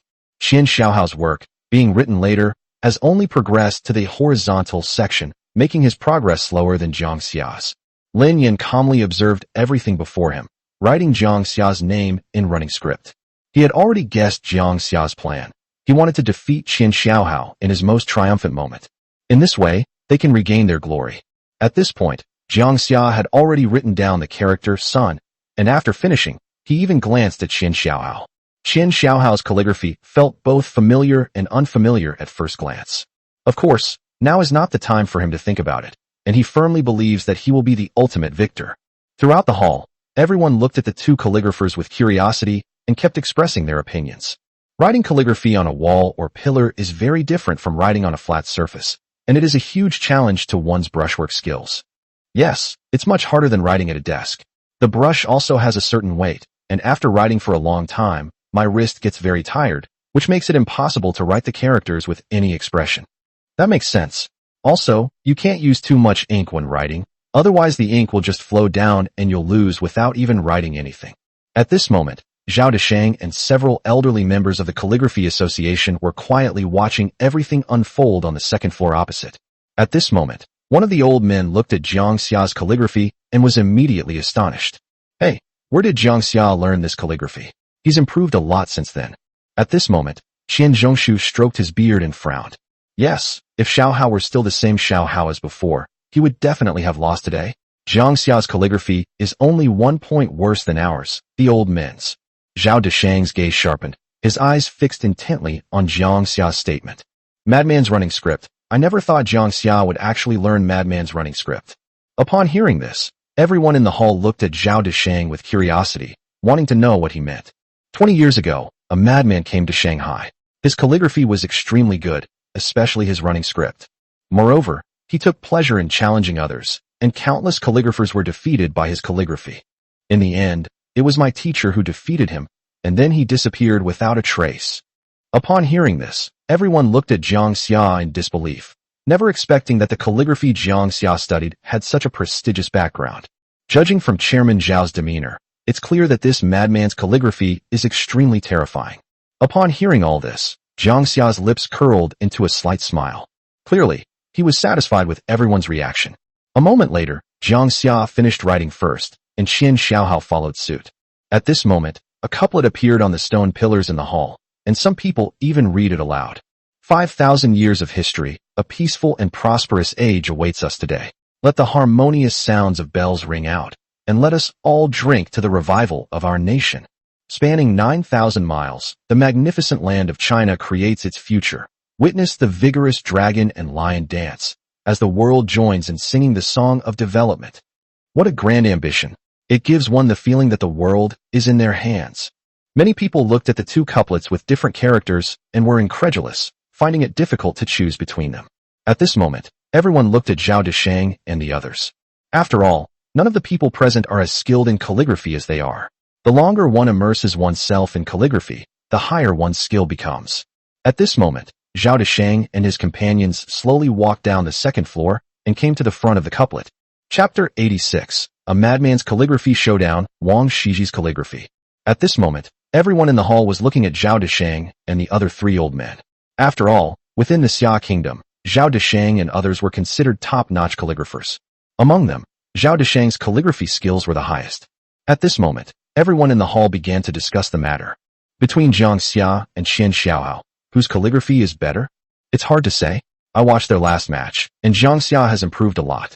You can't see the difference between them anymore. It's impossible to tell who's better from this. The difference in their calligraphy is beyond what the naked eye can discern. Lin Yan gently exhaled a smoke ring, gazing calmly at the two lines of text on the stone pillar. It must be said that Jiang Xia's calligraphy is very beautiful, although the term madman's calligraphy is not very elegant. However, Jiang Xia also did a very good job in both brushwork and finishing strokes. It's fair to say that if Qian Xiaohao were still the same Qian Xiaohao, he would definitely not be a match for Jiang Xia. However, after being trained by Lin Yan, Qian Xiaohao has improved a lot in both wrist strength and penmanship. Jiang Xia was not satisfied with the comments from the crowd. In his view, he was using madman's calligraphy, so he could absolutely crush Qian Xiaohao on the ground, without a doubt. Zhao Deshang glanced at the two calligraphers indifferently, then turned to look at the three old men around him. What do you think? The three old men naturally knew Zhao Deshang's character. He was absolutely fair in matters of calligraphy. After all, they are all the same kind of people, pursuing the highest level of calligraphy. Therefore, in Zhao Deshang's heart, although he had some reservations about Jiang Xia causing trouble at the banquet. However, judging from Jiang Xia's calligraphy alone, one has to admit that he is a talented person. This madman's calligraphy is unique and has its own distinctive features. Yes, if it were a madman who came today, he would definitely win. It's tough. I feel like their skill levels are about the same. At this moment, everyone in the room heard the conversation of the group. It's easy to see from the conversation that the elderly gentleman praised Jiang Xia. At this moment, Jiang Xia's lips curled up slightly, but he was not satisfied. What he wanted was to completely defeat Qin Shuho, not just be on par with him. At this moment, Jiang Xia clasped his hands in a gesture of respect. Gentlemen, since you are all equally matched, then who is the elder and who is the younger? In ancient times, the order of seniority among sons in a family was called Bo, Zhong, Shu, and Ji. For example, Lu Bang's original name was Lu Ji, and he was the fourth son in his family. Upon hearing Jiang Xia's question, the elderly gentlemen were momentarily speechless. Several people glanced at Jiang Xia, their brows furrowing. Jiang Xia was quite displeased by this abruptness. When did players start questioning the referees like this? It's like they're completely disregarding the referees. At this moment, everyone in the hall heard their conversation. Wow, it seems Jiang Xia has improved a lot. He's probably going to defeat Qian Xiaohao this time. Not necessarily. Didn't the gentleman just say they were evenly matched? TCH, I just don't like Jiang Xia. He's so rude, questioning the referee so directly. Doesn't he have any manners at all? At this moment, everyone turned their last gaze to Zhao Deshang. Zhao Deshang looked at Jiang Xia's calligraphy, then at Qin Xiaohao's calligraphy, with an expression of appreciation. The madman's calligraphy is the strongest calligraphy in modern times. It can be said that if the teacher had not relied on his many years of calligraphy skills, he might have lost to the old madman. Even now, I would avoid a madman's calligraphy. These words immediately shocked everyone present. Everyone stared at Jiang Xia in disbelief, never expecting Zhao Deshang to have such a high opinion of Jiang Xia's calligraphy. It should be noted that Zhao Deshang is the president of the Xia Kingdom Calligraphy Association, and his calligraphy skills are definitely among the top 3 in the entire Xia Kingdom. However, even when faced with the calligraphy of a madman, he had to politely say that he should avoid it at all costs. At this moment, Jiang Xia looked smug. That's exactly the effect he wanted. He wanted to prove to everyone that he could not only defeat Qin Shuho, but was better than anyone else. Zhao Zhejia was immediately unhappy when she heard her grandfather give Jiang Xia such a high evaluation. After all, Jiang Xia is here to cause trouble today, so how can we boost others' morale and diminish our own? Grandpa, really, you're still so serious at a time like this. I'm so angry at him. Hearing this, Lin Yan smiled faintly and said casually, Your grandfather hasn't finished speaking yet. What's the rush? After hearing Lin Yan's words, Zhao Zhejia remained silent. You still won't admit defeat. Does Grandpa Zhao have to announce it himself? Jiang Xia shouted at Qin Xiaohao, his whole demeanor unusually arrogant. At this moment, most of the people in the hall started discussing it again. Wow, Chairman Zhao's evaluation of Jiang Xia's calligraphy is so high. It's rare to see such a high opinion in the world. That's right, it seems like Jiang Xia has won this time. Oh, what a pity. I heard that Qin Xiaohao had found a powerful master to be his teacher, but it turns out he's a complete idiot. Not only has he not improved, but he was even defeated by Jiang Xia. Just then, Zhao Deshang's voice rang out again in the hall. Therefore, I think Qin Xiaohao's calligraphy is better. At that moment, Jiang Xia's smiling face froze. He never expected that Zhao Deshang, who was always fair, would say something so unexpected and shocking. How could that be? You must be biased towards him. My calligraphy is definitely better than his calligraphy. How could I possibly lose to him? At this moment, Jiang Xia, now furious, abandoned all her previous politeness and questioned Zhao Deshang with a face full of anger. Jiang Xia, watch your words. My grandfather is the president of the Calligraphy Association. The fact that he can say that means Xiaohao's calligraphy is definitely better than yours. At this moment, Zhao Zhejia called out to Jiang Xia with a joyful expression, her heart filled with gratitude for her grandfather. Zhao Deshang looked at the furious Jiang, shook his head slightly, and slowly said, While the madman's calligraphy is impressive, it is only the strongest in modern times. In the entire history of China, even the calligraphy of madmen wouldn't make it into the top 10.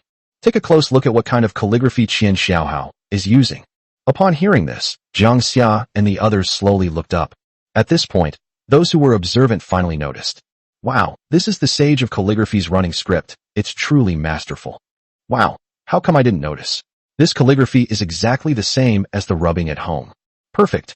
This is the first time I've ever seen such perfect running script. At this moment, Jiang Xia looked at Qin Xiaohao's calligraphy in disbelief. He never imagined that Qin Xiaohao could imitate Wang Shiji's calligraphy so realistically, not only with accurate characters, but also with great spirit. Compared to his own, it's already pretty good, but it's still 1 point behind Qin Xiaohao. At this moment, Jiang Xia knew he had no face to stay there any longer and prepared to turn and leave. At that moment, an old hand slapped him hard on the shoulder. What's the panic? Your greatest skill is Go. Chapter 87. A Go Match, 1 million appearance fee. At this moment, an aged voice resounded throughout the hall, and everyone turned to look at the center of the hall. This old guy is the patriarch of the Zhang family. I heard that his Go skills are the best in the entire Xia Kingdom, but why is his right hand missing? It really is him. I can't believe he's here. Hearing him say that, it suddenly occurred to me that Jiang Xia's calligraphy was something he learned later in life. His greatest skill is Go. At this moment, Zhao Deshang was also quite shocked, never expecting that Jiang Xingtian, the president of the Xiagua Go Association, would actually come here. President Zhao, please forgive my uninvited visit. No, I would be more than happy to welcome you. The two presidents greeted each other with smiles. Normally, the two different associations rarely contacted each other. Zhao Deshang believed that Jiang Xingtian wouldn't have come if Jiang Xia hadn't failed. Although Jiang Xia is somewhat headstrong and reckless in his actions, Jiang Xingtian is not someone to be trifled with. Hearing his grandfather's words, Jiang Xia suddenly realized that he had been comparing his own weaknesses with other people's strengths. You should know that your greatest skill is Go, so why do you keep focusing on calligraphy? At this moment, Jiang Xia even had the urge to slap himself. I want to play Go with you. Jiang Xia walked up to Lin Yan, pointed at him arrogantly with his right hand, and said, if you don't dare to compete, you're not allowed to see Jia again. At this moment, Jiang Xia's words echoed throughout the hall. Zhao Jia never expected that Jiang Xia would use this as a condition to challenge Lin Yan. You have to understand, Lin Yan doesn't know how to play Go at all. He doesn't even know how to move. How could he possibly be a match for Jiang Xia? Lin Yan looked coldly at Jiang Xia, a hint of displeasure flashing in his eyes. Is this guy possessed? Just because Zhao Jia served him a plate, he's clinging to him and won't let go. What are you doing? At this moment, Zhao Jia was furious. She couldn't believe that Jiang Xia was so shameless as to challenge Lin Yan to a Go match. Zhao Jia shoved Jiang Xia aside and stood angrily in front of Lin Yan. At this moment, everyone in the hall was looking at Lin Yan. Do you think he knows how to play Go? How could that be? You're overthinking it. Go is extremely difficult. Yeah, this guy really embarrassed himself today. Lin Yan smiled lightly at everyone's comments, not caring at all.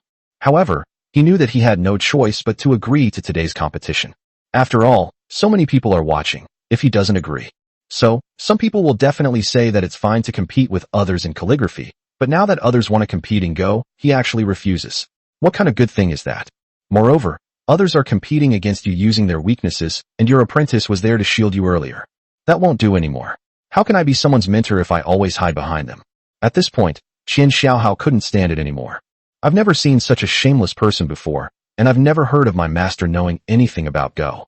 Just as Qian Xiaohao was about to step forward again, even though he didn't understand Go, he thought that losing was better than his master losing. At that moment, a hand landed on Qian Xiaohao's shoulder, and a calm and composed voice slowly rang out from the hall. Although I've never studied Go, since you want to have a match, I'll grant your wish. However, my time is very precious, and I can't stay here to play with you. So, you should produce something otherwise. At this moment, Lin Yan's words echoed throughout the hall. Lin Yan's words were quite clear. He was willing to challenge him to a duel, but he would have to pay. No money, no job. Jiang Xia was so angry that his face turned green. He had challenged him to a duel, and now he was being asked to pay him. It felt like he had invited Jiang Xingtian to compete against him. Just then Jiang Xingtian's voice rang out. Alright, here's a check for 1 million. It's yours if you agree to compete with my grandson, win or lose. A freshly written check floated slowly to Lin Yan's feet. Lin Yan smiled slightly, picked up the check on the table, glanced at it, and indeed it was 1 million. The last person to donate 1 million was Qian Xiaohao's grandfather, Qin Zhongshu, and this time it's also a grandfather. I've already mastered half of the 4 arts: music, chess, calligraphy, and painting. Should I find some time to challenge the other 2? But once you have the money, you have to compete. And you also have to keep your promise. Upon hearing this, Lin Yan understood perfectly. If I lose, I don't plan to see Zhao Jia again. Lin Yan smiled faintly, then nodded in agreement. Seeing Lin Yan so deftly put the 100 watts into his pocket and so readily agree to it, it was quite a sight. Zhao Jia felt a chill in her heart. Did he really hate her that much? She immediately covered her face and burst into tears. As everyone in the hall watched Lin Yan's every move, they immediately began to discuss it. Sai, another one who's only interested in money. He lost a mountain of gold for 1 million. That's right. Anyone with eyes can see that Miss Zhao is interested in him. If he just puts in a little more effort, he can win her heart. You know, Zhao Jia is the only granddaughter in the 3rd generation of the Zhao family. Won't tens of millions of dollars in assets be his in the future? What a pig. I think this guy is really short-sighted. Qian Xiaohao actually became his apprentice. He must be blind. At this moment, Lin Qian also looked at Lin Yan nervously. She knew that Lin Yan had never learned Go before, so how could they compete? Brother Lin, it's okay if you don't know how to play Go. I'm here for you. Zhao Deshang stepped forward to comfort him, saying that he didn't care at all that Lin Yan didn't know how to play Go. After all, a person's energy and time are limited, and it's impossible to be good at everything. You got the money, come up here. Stop dawdling. Jiang Xia looked at Lin Yan with disdain. It was clear that he had figured out that Lin Yan didn't know how to play Go at all. Therefore, defeating Lin Yan would be as easy as eating and drinking. Jiang Xia seemed to see the glory of becoming the victor, and that Zhao Jia would definitely give up Lin Yan and throw herself into his arms. At this moment, Lin Yan glanced at Jiang Xia indifferently, then took out the check from his pocket and slowly said, "This check is just my way of agreeing to a contest with you. But don't you think you're being too domineering? If I lose, I have to agree to your demands. And what if you lose?" Upon hearing this, laughter erupted throughout the hall from the guests. Haha, is he crazy? He doesn't know how to play Go, yet he thinks he'll win. Yeah, do you want to bet or something? I think he's just trying to extort money from me. At this moment, Jiang Yi asked impatiently, "We can grant your request. Just say the word." Upon hearing this, Lin Yin smiled faintly, then glared fiercely at Jiang Xia. "If you lose, you'll have to cut off your penis. Do you dare? I'm just asking you, do you dare?" Swoosh. Jiang Xia was immediately startled by Lin Yan's words, and for a moment felt a chill in her lower body. Without even thinking, he shook his head. Even if he can guarantee that he can defeat Lin Yan, what if he loses? This request must absolutely not be granted. Young man, a competition is a competition. You should watch your words. At this moment, Jiang Xingtian stared intently at Lin Yan with his old eyes, looking extremely displeased. Then, he slowly took out an item from his pocket. When Zhao Deshang saw the item, he was immediately shocked. Chapter 88. Go Genius or Go Idiot. Everyone was curious about what old Master Jiang had taken out. Jiang Xingtian's left hand was clenched and stretched forward, as if it contained something important.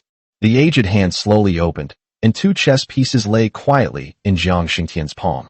These 2 chess pieces are black and white, 2 colors, and their colors are very bright and slightly reflective. Moreover, 2 Chinese characters are engraved on the chess pieces: Heaven and Earth. Jiang Xia looked at the 2 chess pieces in his grandfather's hand in surprise. He never expected that his grandfather would take out such a precious thing for him. Smack! Jiang Xingtian slowly placed the 2 chess pieces on the table, his old eyes fixed on Lin Yan. These 2 Go pieces were used by Emperor Xuanzong of Tang, and are valued at around 100 million. If you win, it's yours. These words shocked the entire audience. Wow, 100 million. If only I won. You're overthinking it. Old Master Jiang was certain that Lin Yan would lose. That's why he put this up for betting. Do you really think Old Master Jiang didn't consider the consequences? That's right. This shows how much Grandpa Jiang loves his grandson Jiang Xia. The 2 chess pieces on the table immediately caught Lin Yan's eye. He hadn't expected the Jiang family to have such valuable items. Okay, Lin Yan readily agreed. How could he possibly let something delivered to his doorstep go? Moreover, they were the ones who took the initiative to gamble, so they can't blame themselves for that. Subsequently, the servants of the Zhao family had prepared the Go set, with a Go board placed on a square table. To the right of the 2 players are 2 jars of chess pieces, 1 black and 1 white. The moment the 2 sat down, the atmosphere in the entire hall became serious. At this moment, Jiang Xia looked at Lin Yan with a relaxed expression and then said, "I see this is your first time playing chess, so I'll let you go first." Hearing this, Lin Yan smiled faintly and, without any ceremony, picked up the black chess piece and placed it on the chessboard. Smack! Once it takes root and settles, the game is over. What? Tianyuan. Jiang Xia was completely flustered this time, and then burst into laughter. Looks like you really don't know how to play chess. Your first move was on the center point. Zhao Deshang was also unsettled when he saw Lin Yan place the center point on his first move. It seemed that Lin Yan really didn't know how to play Go. At this moment, everyone in the hall wore a mocking expression. Wow, the first move was on the center point. What kind of move is that? Does the player even know how to play Go? Wow, this guy isn't even a complete beginner at Go. Using a sledgehammer to crack a nut is utterly disgraceful, forcing us to watch someone who's worse than a beginner play Go. Everyone in the hall looked at Lin Yan with disapproval. After all, anyone who knows even a little bit about Go would not place the center point, Tianjin, as their first move. Tianjin is a Go term referring to the star point in the very center of the board.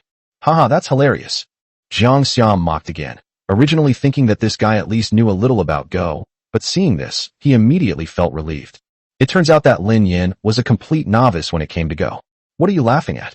Let's play chess. At this moment, Lin Yan spoke in a serious tone, his expressionless face revealing his earnestness. Upon hearing this, Jiang Xia did not stop laughing, but immediately placed a move on the star position closest to his right hand. Lin Yan also descended to the star position. A few moments later, the 2 exchanged more than 20 moves. Hey, do you even know how to play chess? You're actually imitating me now. At this point, Jiang Xia was a little angry, having already made nearly 30 moves. He discovered that Lin Yan's strategy was exactly the same as his. Wherever he placed his bet, Lin Yan would place his bet in the same spot. Because the entire chessboard is symmetrical, no matter which point Jiang Xia places his move, Lin Yan can place his move at a symmetrical point. From what we can see now, Lin Yan's moves, except for the first move at the center position, are exactly the same as Jiang Xia's. Hearing this, Lin Yan smiled faintly. Is there a rule that forbids me from doing this? Upon hearing this, Jiang Xia was furious, but he couldn't say anything, since there was no rule against doing things this way. After a moment, Jiang Xia exhaled the pent-up frustration in his heart, shook his head, and started to fall again. Smack! My hands are covered in it. Smack! I'll get some too. At this moment, everyone in the hall realized what was happening. Damn, this is already 77 moves, and the style is still exactly the same. Yeah, I think this guy is a complete go-idiot. Humph. Do you really think that just because you know a little calligraphy, you know everything? The way of Go is profound and complex. Zhao Jie and Lin Qian huddled together tightly, Zhao Jie's face ashen. I had guessed before that Lin Yan didn't know how to play Go, and now it seems that he really doesn't. Grandpa Jiang remained calm, and even nodded to Zhao Desheng. At this moment, Zhao Desheng only gave a perfunctory reply.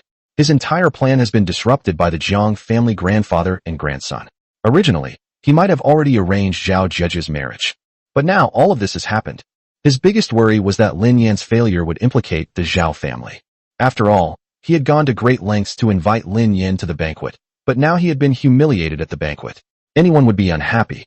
At this moment, Jiang Xia was annoyed by Lin Yan's cheating tactics, but there were no rules that clearly stated that such a way of playing chess was not allowed. Jiang Xia's eyes darted around, and he immediately thought to himself, Humph, if you want to imitate, then imitate. I will make you die in imitation, and let you taste the pain of being strangled like a dragon. Smack! Jiang Xia made a move immediately, and then stopped looking at the chessboard. In his opinion, Lin Yan's next move would still be to counter him. Lin Yan calmly observed Jiang Xia's moves, knowing that his time had finally come. Smack! At this point, observant viewers noticed that Lin Yan was no longer with Jiang Xia this time. The pieces have changed. Look! What? The game has really changed? I thought he would just keep imitating and fill the board. This is going to be good. This time they've finally reached the newbie level. Hearing the murmurs around him, Jiang Xia quickly looked at the chessboard, staring at it in disbelief. What? The game has changed. Jiang Xia couldn't understand it. Did Lin Yan have studied Go before? But judging from his first move, he didn't seem like someone who knew Go. Then, the two continued to exchange blows, one after the other, like two generals constantly deploying troops, all for the purpose of defeating each other in one move. It seems Lin Yan has seen through Jiang Xia's weakness, so with the 151st move, he launched a direct attack on Jiang Xia's heartland. Jiang Xia isn't giving an inch either. Look at his dragon, it's incredibly powerful. It seems that although Lin Yan knows Go, his skill level is still a bit weak. He can't compare to Jiang Xia. At this moment, Jiang Xingtian looked at the two chess pieces on the table, then at the chessboard, and slowly breathed a sigh of relief. Smack! Lin Yan pulled another trick. At this moment, Jiang Xia said smugly to Lin Yan, Haha, I deliberately used a crossing move on my 170th move, and sure enough, you started to change your stance. Hee, it's too late for you to regret it now. After saying that, he picked up a white piece and pressed it onto the chessboard. Smack! Some people in the hall had already figured out Jiang Xia's layout. Wow, experience really pays off. This Jiang Xia's chess skills are amazing. That's right, Lin Yan has absolutely no chance of turning things around now. They lost. Lin Yan is no match for Jiang Xia. At this moment, everyone in the hall had come out, and Lin Yan had lost. Even Zhao Desheng, who doesn't know how to play Go, looked ashen-faced, and Zhao Jie was on the verge of fainting. Jiang Xingtian, however, had a bad feeling as he looked at the chessboard, but he couldn't quite put his finger on what was wrong. Just then, a strange smile appeared on Lin Yan's lips. He picked up the black characters with his right hand and pressed them hard on a single point. Smack! Snap! At this moment, Jiang Xingtian stared incredulously at the chessboard with his old eyes, the teacup in his left hand already crushed in his hand. Chapter 89 Go Prodigy Lin Yan. Jiang Xingtian's shock value, plus 1,000. Lin Yan was not surprised to hear the system notification in his mind. After all, among everyone present, Jiang Xingtian had the highest chess skill, so it was only natural that he could see it quickly. At this moment, Jiang Xingtian's old eyes had already seen it. Lin Yan's move completely pinned down Jiang Xia's dragon, leaving it with no chance to move. He couldn't believe that a young man who knew nothing about Go could have such amazing skills. You should know that Jiang Xia is his own grandson, and he has received all of his true teachings in Go. With just a little practice, he can reach his level. However, Now his own grandson is being completely suppressed by this young man. Jiang Xia stared blankly at the chessboard. The situation had been very favorable, and he could have easily crushed Lin Yan's large group of stones. Now, his dragon was being completely dominated by Lin Yan, unable to move an inch. Lin Yan looked at Jiang Xia calmly, and then said, "Actually, I knew all along that you were deliberately giving me an opening. Every move you make now is within my calculations." At this moment, Jiang Xia was completely stunned. He never expected that Lin Yan would see through his trick. Jiang Xia was a little embarrassed and angry. Not only did revealing the trap have no effect, but on the contrary, the dragon he had been preparing was actually suppressed by him. How could he not be furious? Bang! Jiang Xia slammed her hands on the table, glaring angrily at Lin Yan, her eyes seemingly spitting fire. "Humph, didn't you say you'd never played Go before? What is this? You're actually suppressing my baron." Lin Yan looked at the other person coldly, a hint of disdain on his face. "I admit this is my first time playing Go, but I never said I didn't know how to play Go." Upon hearing this, Jiang Xia was so angry that he vomited blood. What kind of talk is this? Does it mean it's innate? That's impossible. Jiang Xia gritted her teeth and glared at Lin Yan, her gaze returning to the chessboard. At this moment, a few beads of sweat appeared on his forehead. If Lin Yan had looked like a little white rabbit just now. Therefore, Lin Yan is definitely an exceptionally fierce tiger. I absolutely cannot lose to you. Smack. After struggling for half a day, Jiang Xia made another move. At this moment, everyone in the hall realized the situation on the chessboard, and everyone was surprised. That's 205 moves. Lin Yan has Jiang Xia's dragon firmly trapped. Yeah, that's right. It's completely unbelievable that this guy actually knows Go, and his skill level seems to be even higher than Jiang Xia's. Could he be another young prodigy? I heard that this Lin Yan is not only good at calligraphy, but also at playing the suona, a traditional Chinese wind instrument, and is a professor at the Jiangnan Conservatory of Music. Wow. From what you're saying, this man seems to know quite a lot. He's a real genius. At this moment, Zhao Deshang and the others stared at Lin Yan as if they had seen a ghost. Unexpectedly, Lin Yan knows Go, and judging from the current situation, he has already gained the upper hand. Jia, do you know when Lin Yan learned Go? Zhao Deshang looked at Lin Yan incredulously and asked, turning his head to the side. At this moment, tears welled up in Zhao Jia's eyes. She had thought there was no hope left. Unexpectedly, Lin Yan actually suppressed Jiang Xia, which was completely beyond his expectations. I don't know either. Chanxian, do you know? At this moment, Lin Xin slowly shook her head. She was also stunned. She couldn't understand why her brother seemed like a completely different person since the breakup. It seems like he knows a lot of things, and suddenly he knows a lot of things. Jiang Xia's shock level plus 999. Zhao Deshang's shock level plus 666. The shock level from the crowd plus 666. At this moment, system notification sounds kept appearing in Lin Yan's mind, like a beautiful piece of music. The noise in the hall had completely died down. Everyone knew that things were different now than before. Just now, everyone thought that Jiang Xia would have no difficulty in achieving victory. But now things are different. His dragon has been completely suppressed. If he doesn't retaliate, then defeat is all that awaits him. Tick-tock. Suddenly, a voice rang out from the hall, and everyone looked in the direction from which the voice came. A drop of sweat the size of a bean fell onto the table in front of Jiang Xia. Looking up, one could see that Jiang Xia's entire face was covered in fine sweat, the beads of sweat clearly visible. Moreover, his back was already soaked with sweat. In contrast, Lin Yan appeared calm and composed, with not a trace of sweat on his face, let alone anything else. Judging from their performance, Jiang Xia's situation is extremely critical and cannot be resolved in the short term. Judging from the chessboard, Jiang Xia doesn't have many opportunities left. If he can't make an effective counterattack, then he can only lose. Yes, I think his skill level is only slightly weaker than the top 5 national masters. It's unbelievable. I originally thought Jiang Xia was already a Go genius, but I didn't expect Lin Yan to be even stronger than him. It seems we were all blind today, actually mistaking a Go genius for an idiot. How ridiculous. No, on the contrary. We are witnessing the birth of a Go genius, aren't we? At this moment, Jiang Xingtian slowly shook his head, reluctant to look at the 2 chess pieces on the table. He knew that Jiang Xia was going to lose today, but he just refused to admit it. Splash! Jiang Xia's right hand trembled as he took the white piece out of the jar. His right hand was shaking uncontrollably. He knew that his chances were slim, but he refused to admit that he had actually lost to Lin Yan, who was playing Go for the first time. Moreover, he is her love rival, and it seems that he doesn't like Zhao Jieju at all. Thinking of this, Jiang Xia spat out a mouthful of blood. Puff. A simp is just a simp in the end. He ends up with nothing, and most importantly, he can't even defeat his rival. He's a failed simp. Smack. I lost. As Jiang Xia's white piece landed on the floor, words of resentment came from his mouth. He immediately lost his energy and spirit, his previous boundless enthusiasm gone. As the number of people in Jiangxiao increased, a wave of shock surged through Lin Yan's mind. The shock level from the crowd plus 999. The shock level from the crowd plus 999. The shock level from the crowd plus 999. Upon hearing this, Lin Yan simply smiled faintly. Jiang Xia is going to be devastated this time. Being defeated by his love rival in his most proud field is even more painful than killing him. If Jiang Xia is discouraged by this competition, what will happen to the upcoming Go tournament? Jiang Xia is a key player among the younger generation. Yes, our Xia Kingdom's Go has been suppressed by Japan and South Vietnam for more than 20 years. We originally thought that with Jiang Xia, we would be able to regain our former glory next year, but we didn't expect this. Seeing his grandson like this, Jiang Xingtian felt a pang of pain in his heart. He also knew that his grandson, under his tutelage since childhood, had developed an amazing skill in chess.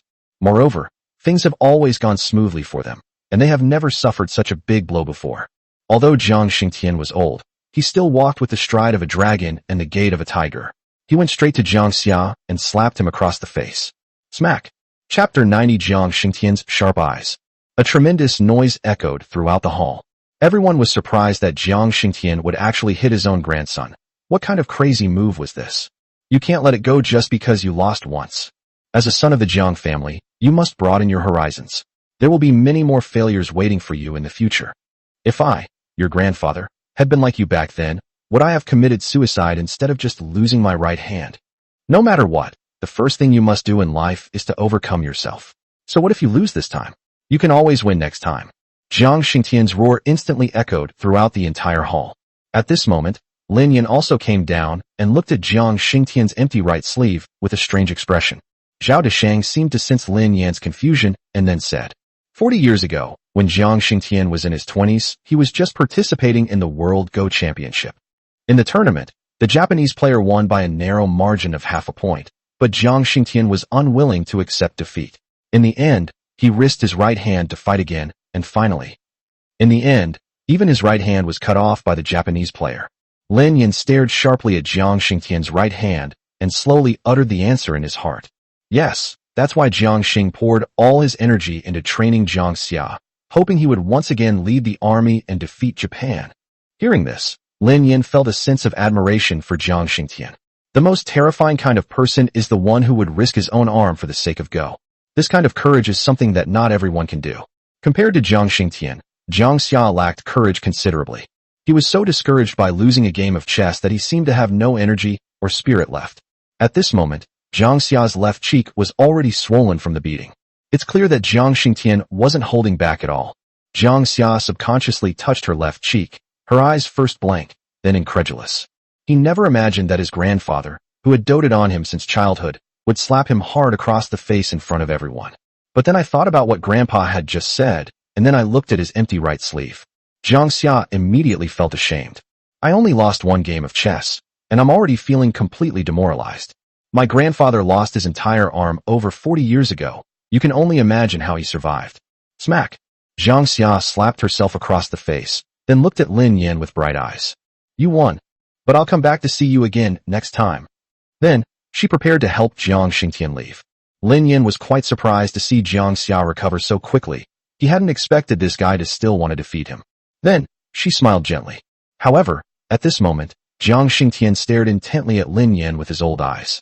Young man, I see that your chess skills are quite good, but your technique is immature and you don't use many techniques. You must have learned it while playing Go with Xiao'er, right? I have to admit you're an even more outstanding Go prodigy than Xiao'er. Upon hearing this, Lin Yan was startled. Surprisingly, this old guy actually figured it out. That's right, Lin Yan exchanged for the Go skill from the male god skill tower. Since it was his first time playing Go, his technique was still quite immature and he didn't use it skillfully. However, none of the others present noticed, but this old man actually did. At this moment, Lin Yan had to admire Jiang Xingtian's dedication and skill in Go. Upon hearing Jiang Xingtian's words, the entire hall erupted in chaos. Everyone stared at Lin Yin in shock, as if they had seen a monster.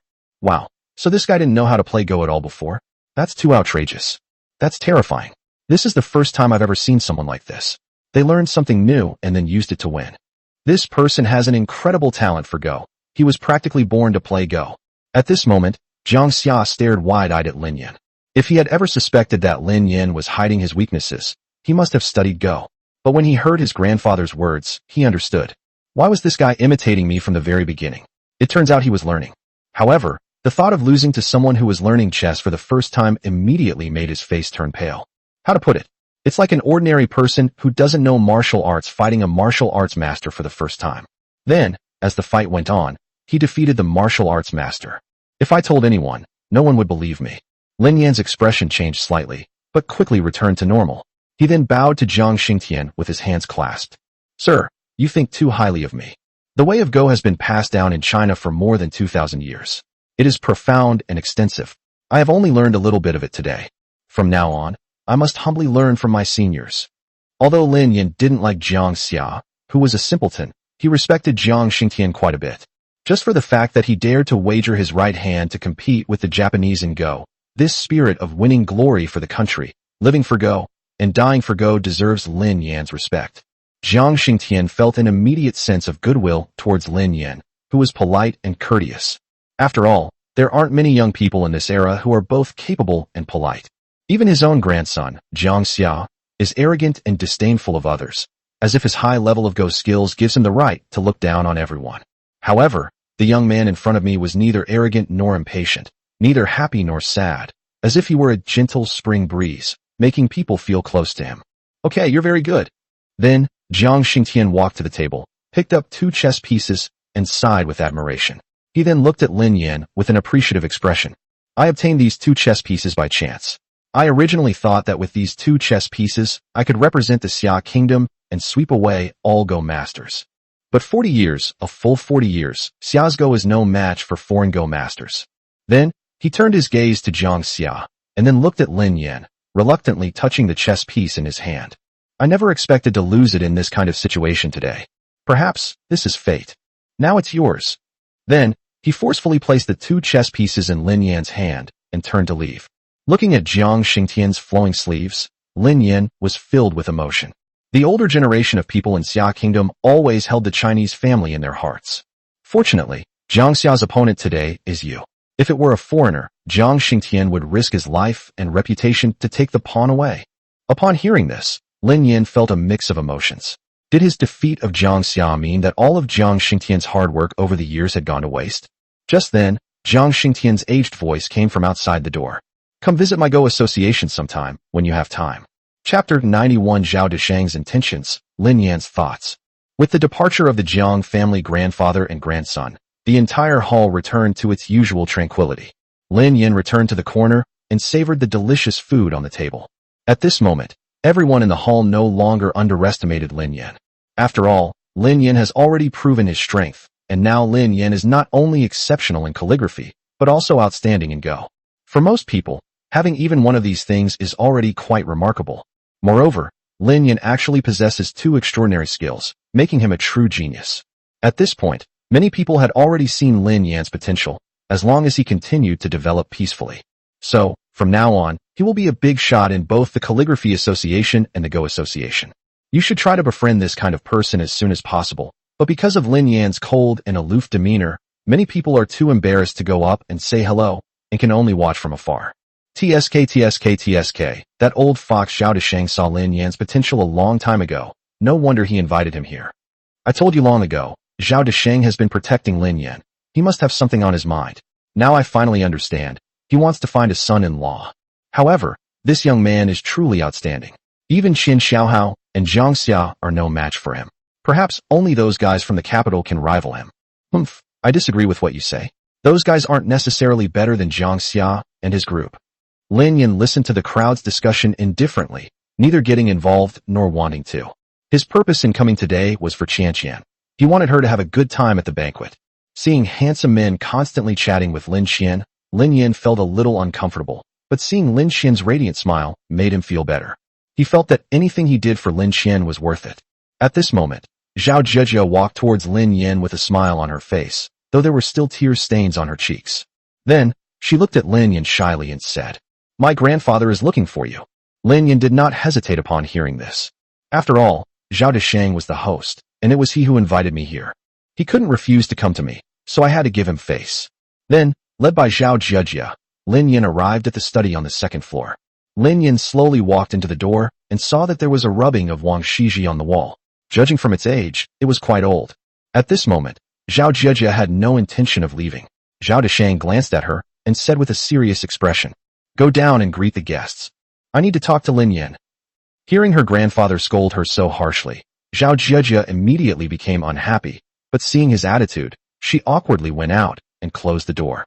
However, Zhao Zhejia did not leave, but instead hid outside the door to eavesdrop. At this moment, Zhao Deshang brought over a chair, gesturing for Lin Yin to sit down, and slowly said, "My granddaughter has been spoiled since she was little and always throws little tantrums." Lin Yin responded politely when he heard Zhao Deshang say that. "Zhejia is fine. Girls always like to throw little tantrums. Actually, it's nothing. Qianqian sometimes does that too." Upon hearing this, Zhao Deshang chuckled happily, his gaze towards Lin Yin growing increasingly fond. Whoosh! Zhao Deshang even opened his tea canister and brewed 2 cups of tea, handing one of them to Lin Yin. "I bought this tea when I went to Wui Mountain. It is said to be the tea leaves from the tea tree on the top of the mountain. It tastes pretty good, and it also has calming and sobering effects. You should try it." At this moment, Lin Yin saw Zhao Deshang enthusiastically handing over a teacup and quickly accepted it with both hands. Moreover, they hadn't yet gotten used to Zhao Deshang's enthusiasm today. Lin Yin was surprised. Could it be that Zhao Deshang had encountered some difficulties and wanted his help? He knew that the higher a person's status, the less likely they were to lower themselves to ask for favors. Moreover, it was a request to him, a junior.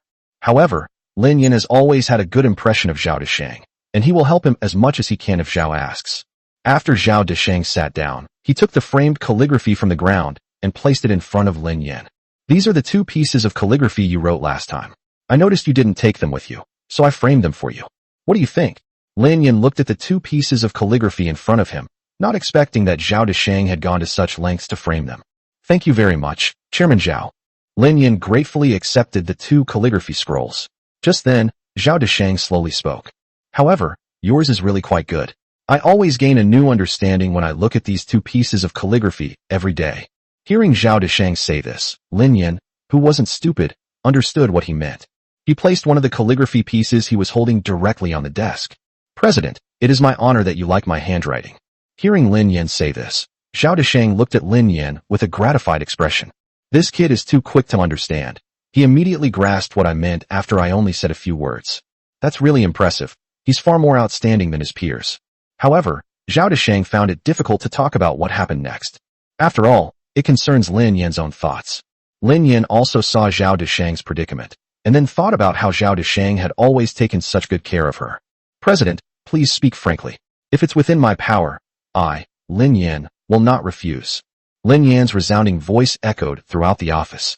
Zhao Deshang stared at Lin Yin with shining eyes.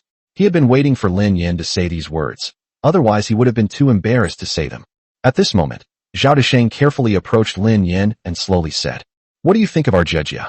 Hearing this, Lin Yin was a little suspicious, but he wasn't sure if he was sure of his guess, since Zhao Deshang hadn't explained things clearly. Therefore, Lin Yin simply responded politely. "She's great, lively, cheerful, and poised, a really nice girl." At this moment, Zhao Deshang was overjoyed. It seemed that Lin Yin had a very good impression of Zhejia. So, they decided to strike while the iron was hot. Hearing this, Zhao Zhejia, who was hiding outside the door, felt a sweet sensation in her heart, and her face beamed with a smile. "So, are you willing to marry her?" "Ah!" Lin Yin was stunned for a moment, then understood. Zhao Deshang was going to marry his granddaughter to him. For a moment, Lin Yin didn't know how to answer. "I know that our Zhao family is lucky to be associated with you. But don't worry, as long as you marry Zhejia, the Zhao family's assets will all be yours. Moreover, the position of the next president of the Calligraphy Association is definitely yours." At this moment, Zhao Deshang continued to use his ultimate move to lure Lin Yin. Of course, most people would be overjoyed and wouldn't possibly refuse. However, Lin Yin watched as Zhao Deshang vigorously promoted his granddaughter. However, he treated Zhao Zhejia as an ordinary friend and had no such thoughts in his mind, at least not now. At this moment, Zhao Deshang was talking non-stop, afraid of missing a single word. President, you've heard me. Afterwards, Zhao Deshang finally sat down at Lin Yan's insistence and looked at Lin Yan with longing. This student council president, Jia, is a good girl. I like her a lot. Upon hearing this, Zhao Deshang immediately beamed with joy, but Lin Yan's next words chilled him to the bone. However, I don't have that idea in mind at the moment, so I appreciate your kindness. Zhao Jia, who was eavesdropping at the door, burst into tears upon hearing this and ran downstairs. Knock, knock, knock. The two people sitting in the office heard the sound outside the door and instantly understood that Zhao Jia must be at the door. The two then went downstairs. Lin Yan grabbed Lin Qian's hand and prepared to leave, saying casually, President Zhao, that's all for today, I'll be leaving now. Just as Lin Yan and his companion reached the door, a very faint gunshot rang out. Bang! Elder brother. Chapter 92 The Mysterious Black Gun, Lin Yan's Fury. The sudden gunfire threw the entire Zhao family villa into chaos. Lin Yan went berserk when he saw Lin Qian lying on the ground, shot. Then, Lin Yan picked up Lin Qian and carried her into the villa, where the door was tightly closed. At this moment, Zhao Deshang was shocked when he saw Lin Qian's chest covered in blood. The sky is about to fall. At this moment, Lin Yan roared furiously. Quickly, call an ambulance. Quickly. Then, he laid Lin Qian down, held her delicate hands tightly, tears and snot streaming down his face, and kept saying, Qian, you'll be all right. It's all my fault, it's all my fault. Don't worry, I will definitely kill him. When Lin Yan uttered the last word, the entire villa was filled with a tremendous killing intent, and everyone felt like they couldn't breathe. However, this murderous aura came quickly and went quickly as well. Lin Yan knew that the shot was definitely aimed at him, but luckily Lin Qian blocked it for him. Otherwise, he might already be a corpse. Lin Yan couldn't understand who wanted to kill him, and why they would use a sniper rifle to do so. At this moment, Zhao Deshang frantically dialed a phone, while Zhao Jia knelt in front of Lin Qian, crying with a heartbroken expression. I'm sorry, if I hadn't been being petty, you wouldn't have done this. Sorry. At this moment, the entire villa was in chaos, and everyone hid inside, afraid to go out. How come there are snipers outside? Are they trying to kill us? Quick, call the police, or we'll all die here. Luckily, I wasn't the first one to go out, otherwise we would have been the ones dead. 5 minutes later. Woo, woo. A wailing of sirens came from outside, and everyone looked happy. Bang! The villa's gate was opened, and a group of police officers stood at the entrance. Wang Shi was the first person to be seen. When he saw Lin Yan kneeling beside Lin Qian with a pale face, he realized that the one who had been shot was Lin Yan's sister, Lin Qian. Quick, doctor! A moment later, Lin Qian was put into an ambulance. Lin Yan didn't follow the car. Instead, he rushed alone towards the building across the street because he knew the bullets were coming from there. At this moment, Wang Shi led several policemen to give chase. News of the shooting at the Zhao family villa spread quickly. 5 minutes later, at the Guangmao building, Lin Yan's face remained ashen as he ran from the first floor to the 78th floor. He didn't have any difficulty breathing at all, as if it were an extremely ordinary thing for him.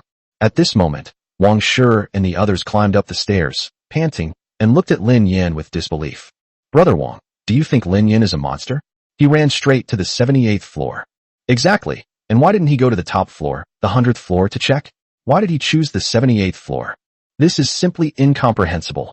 He hasn't studied detective work. He's just guessing. At this moment, Wang Shi watched as Lin Yan kept knocking on the door of the room, while he was knocking on the window facing the side of the Zhao family villa. Go and notify the management to open all the rooms on the south side of floors 86 to 75. Hearing this, Wang Shi didn't understand why Lin Yan was so sure the murderer was hiding on these floors. However, looking at Lin Yan's expression and his behavior these past few times, he did not refute it. Quickly call for help. Lin Yan banged on the door while showing his police ID. The customers, who were initially furious, fell silent upon seeing Lin Yan's police ID.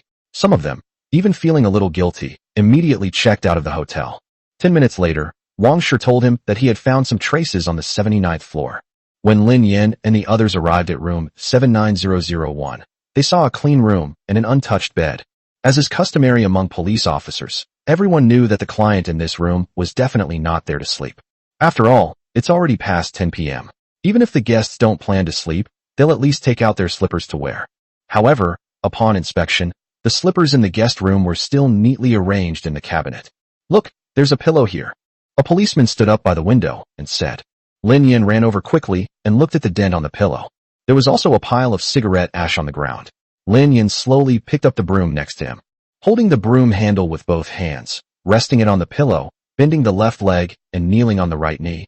The person kneels there in an aiming posture, and the pile of cigarette ash at his feet was right between his legs. At this moment, everyone finally realized what was happening. The sniper rested his rifle against the window with a pillow underneath because the recoil of the sniper rifle was strong, and without the pillow, it would leave a mark on the windowsill. As for the pile of cigarette ash at his feet, that's even easier to explain. It's just everyone's own habit. While waiting, the sniper liked to smoke, leaving behind a pile of cigarette ash. Then, everyone crouched down to look at the Zhao family villa from the sniper's perspective. From this angle, it aligns perfectly with the Zhao family villa halfway up the mountain, making it an ideal spot for shooting. At this moment, the way everyone looked at Lin Yan had changed. They never imagined that Lin Yan had actually deduced everything. At this moment, Wang Shi spoke to a policeman. Go, take the hotel's video footage and the room's registration information back with you all. Police station, conference room. Bang! Wu Zhenghua slammed his fist on the table in anger, looking down at the large group of police officers below, his anger palpable. What are you all doing? Hundreds of police officers let a criminal slip through our noses. I think you've all been living too comfortably lately, and you're all thinking about retiring. Do you know that this shooting has already caused significant negative impacts throughout Shanghai and even the entire country of China? At this moment, one of the policemen below began to mutter to himself. If anyone is to be held responsible, it should be the customs. How could such a large sniper rifle have been brought in through customs? Upon hearing this, Wu Zhenghua was immediately enraged. Humph, I don't care where the guns came from. I only care about you. This kind of person is extremely dangerous. You must arrest him and bring him to justice as soon as possible. Let's all get moving. Seeing Wu Zhenghua's expression, everyone left the meeting room. At this moment, Wu Zhenghua suddenly asked, Lin Yan, where are you now? He went to the armory. What? Wu Zhenghua's expression changed drastically, and he ran out of the conference room in one stride. Chapter 93 Arms Room Admonition, Target Locked In. Police Station, Armory. An old man in his 50s sat in a room with welded iron railings, drinking tea and reading a newspaper. Police officers who work in the armory are usually older officers who are close to retirement. They can't get promoted, their physical strength is not what it used to be, and they haven't retired yet. They mostly work in the armory, maintaining and storing firearms, and helping out when the police are on duty. I want a gun. A deep voice sounded in front of the old man, making his heart tremble. Then, I looked up. It's Lin Yan. Come in, come in. The old man then unlocked the door from the inside. Only the police officer on duty and the chief and deputy chief of police had the keys to the armory. Anyone else who wants to get a gun has to wait for the people inside to open the door before they can go in. However, since the last counterfeit money incident, Lin Yan has become a celebrity in the entire Shanghai Police Department. Many people know Lin Yan, and this shooting incident was clearly aimed at Lin Yan. Moreover, Lin Yan's possession of the gun was in accordance with regulations, so the old man in the armory opened the door without hesitation. Of course, the injured person was Lin Qian's sister, and the news had already spread throughout the entire police station. Lin Yan strode into the armory, and the scene inside caught his eye. The three walls of the armory were covered with all kinds of weapons. On the wall to Lin Yan's right, there was a rifle at the top and rows of pistols below. The cabinet was filled with all sorts of grenades, smoke grenades, and tear gas. On the far left wall are rows of bulletproof vests, below which are combat uniforms, suitable for combat in various complex situations. On the wall directly in front of them are rows of very powerful sniper rifles, with tremendous firepower. Lin Yan took off his outer clothes and put on his combat uniform, instantly exuding a heroic aura, as weapons were continuously deployed. A moment later, to the old man's astonishment, Lin Yan was fully armed. At this moment, Lin Yan was dressed in a black uniform and wore a baseball cap. Only the armband on his left arm and the number on his chest revealed his identity. He held rifles in both hands, a pistol slung over his right thigh, and various throwing weapons hanging from his waist. At this moment, the old man looked at the dashing Lin Yan and murmured to himself, "Youth is fucking wonderful." Just as Lin Yan was about to leave, an old and anxious figure appeared in front of him. "Stop right there. Do you think you can take on criminals just because you can shoot a gun? You have to understand that since the other party is a sniper, he must also be able to use other rifles. All you know is a pistol. Even if you find him, do you really think you can catch him with just a small pistol?" At this moment, Wu Zhenghua gave Lin Yan a scolding.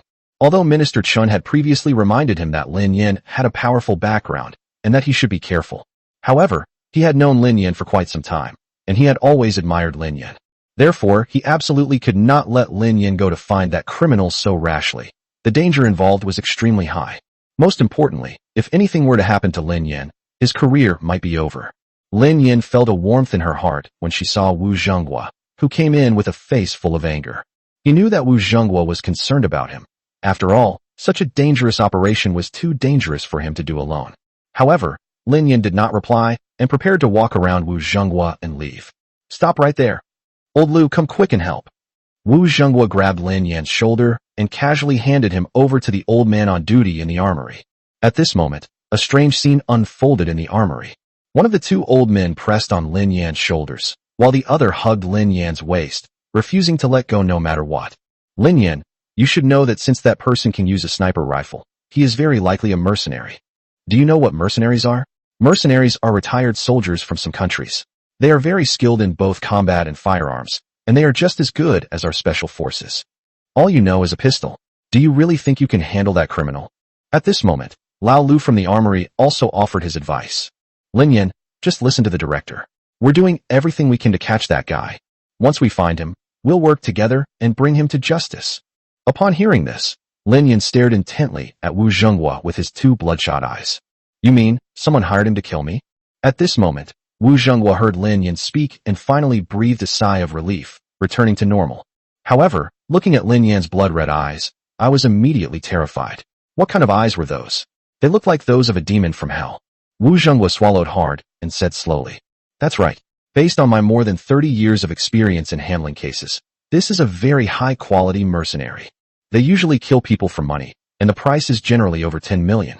After all, it's pointless to do something so dangerous if the money is too little. Moreover, and most importantly, I suspect the buyer is likely not in China. Even if you catch and kill this person, he will still pay others to come. At this moment, many police officers arrived and were shocked by what they saw. After all, it's hard to believe that two men in their 50s were holding a young man in his 20s. Lin Yan found Wu Zhenghua's analysis very reasonable. After all, it was worth listening to the experience of a veteran police officer with over 30 years of experience in handling cases. However, not taking the initiative to contact him is simply not Lin Yan's style. Just then, a policeman ran in, panting, and said to Wu Zhenghua, Director Wu, there's news. Upon hearing this, everyone turned to look at Wu Zhenghua, since such a big case still required the bureau chief's approval. Quick, to the conference room. Afterwards, everyone headed towards the conference room. With a target in mind, the next step was to determine the operation plan and capture the criminal. At this moment, only Lin Yan and Lao Lu remained in the armory. Old Lu paused for a moment, looked at the empty room, and slowly said, Oh, isn't that person going to try to persuade him anymore? At this moment, Lin Yan also received an email on his phone, which was even more detailed than the information obtained from the police investigation. Lin Yan looked at the yellow-skinned face and then at the nationality listed above. It turned out the person was from Southeast Asia. His eyes turned bloodshot again, and he said fiercely, Jin Zixing, I'll make you wish you were never born. Bang! Lin Yan kicked open the door to the armory and left quickly. Chapter 94 Lin Yan vs. Jin Zixing. The city of Shanghai, in the suburbs. The rain poured down, as if curtains of rainwater were hanging between heaven and earth, looking so beautiful. It's an ordinary-looking hotel from the outside, but it has a great location at a three-way intersection. It's perfect for observing the surroundings, and the hotel is connected to a large vegetable wholesale market at the back, making it ideal for an escape. In a room on the 5th floor of the hotel, a middle-aged man with a cigarette dangling from his mouth watched the police cars rushing past outside, a slight smile playing on his lips. Last month, I unexpectedly saw a bounty offer on the dark web overseas, and at first I thought it was a scam. After all, with a bounty of 100 million, and only the life of an ordinary person was involved, this person was like a chicken in the eyes of many mercenaries, easily killed. However, the target was located in Xia Kingdom, a forbidden area for mercenaries. Therefore, very few people dare to take on this business.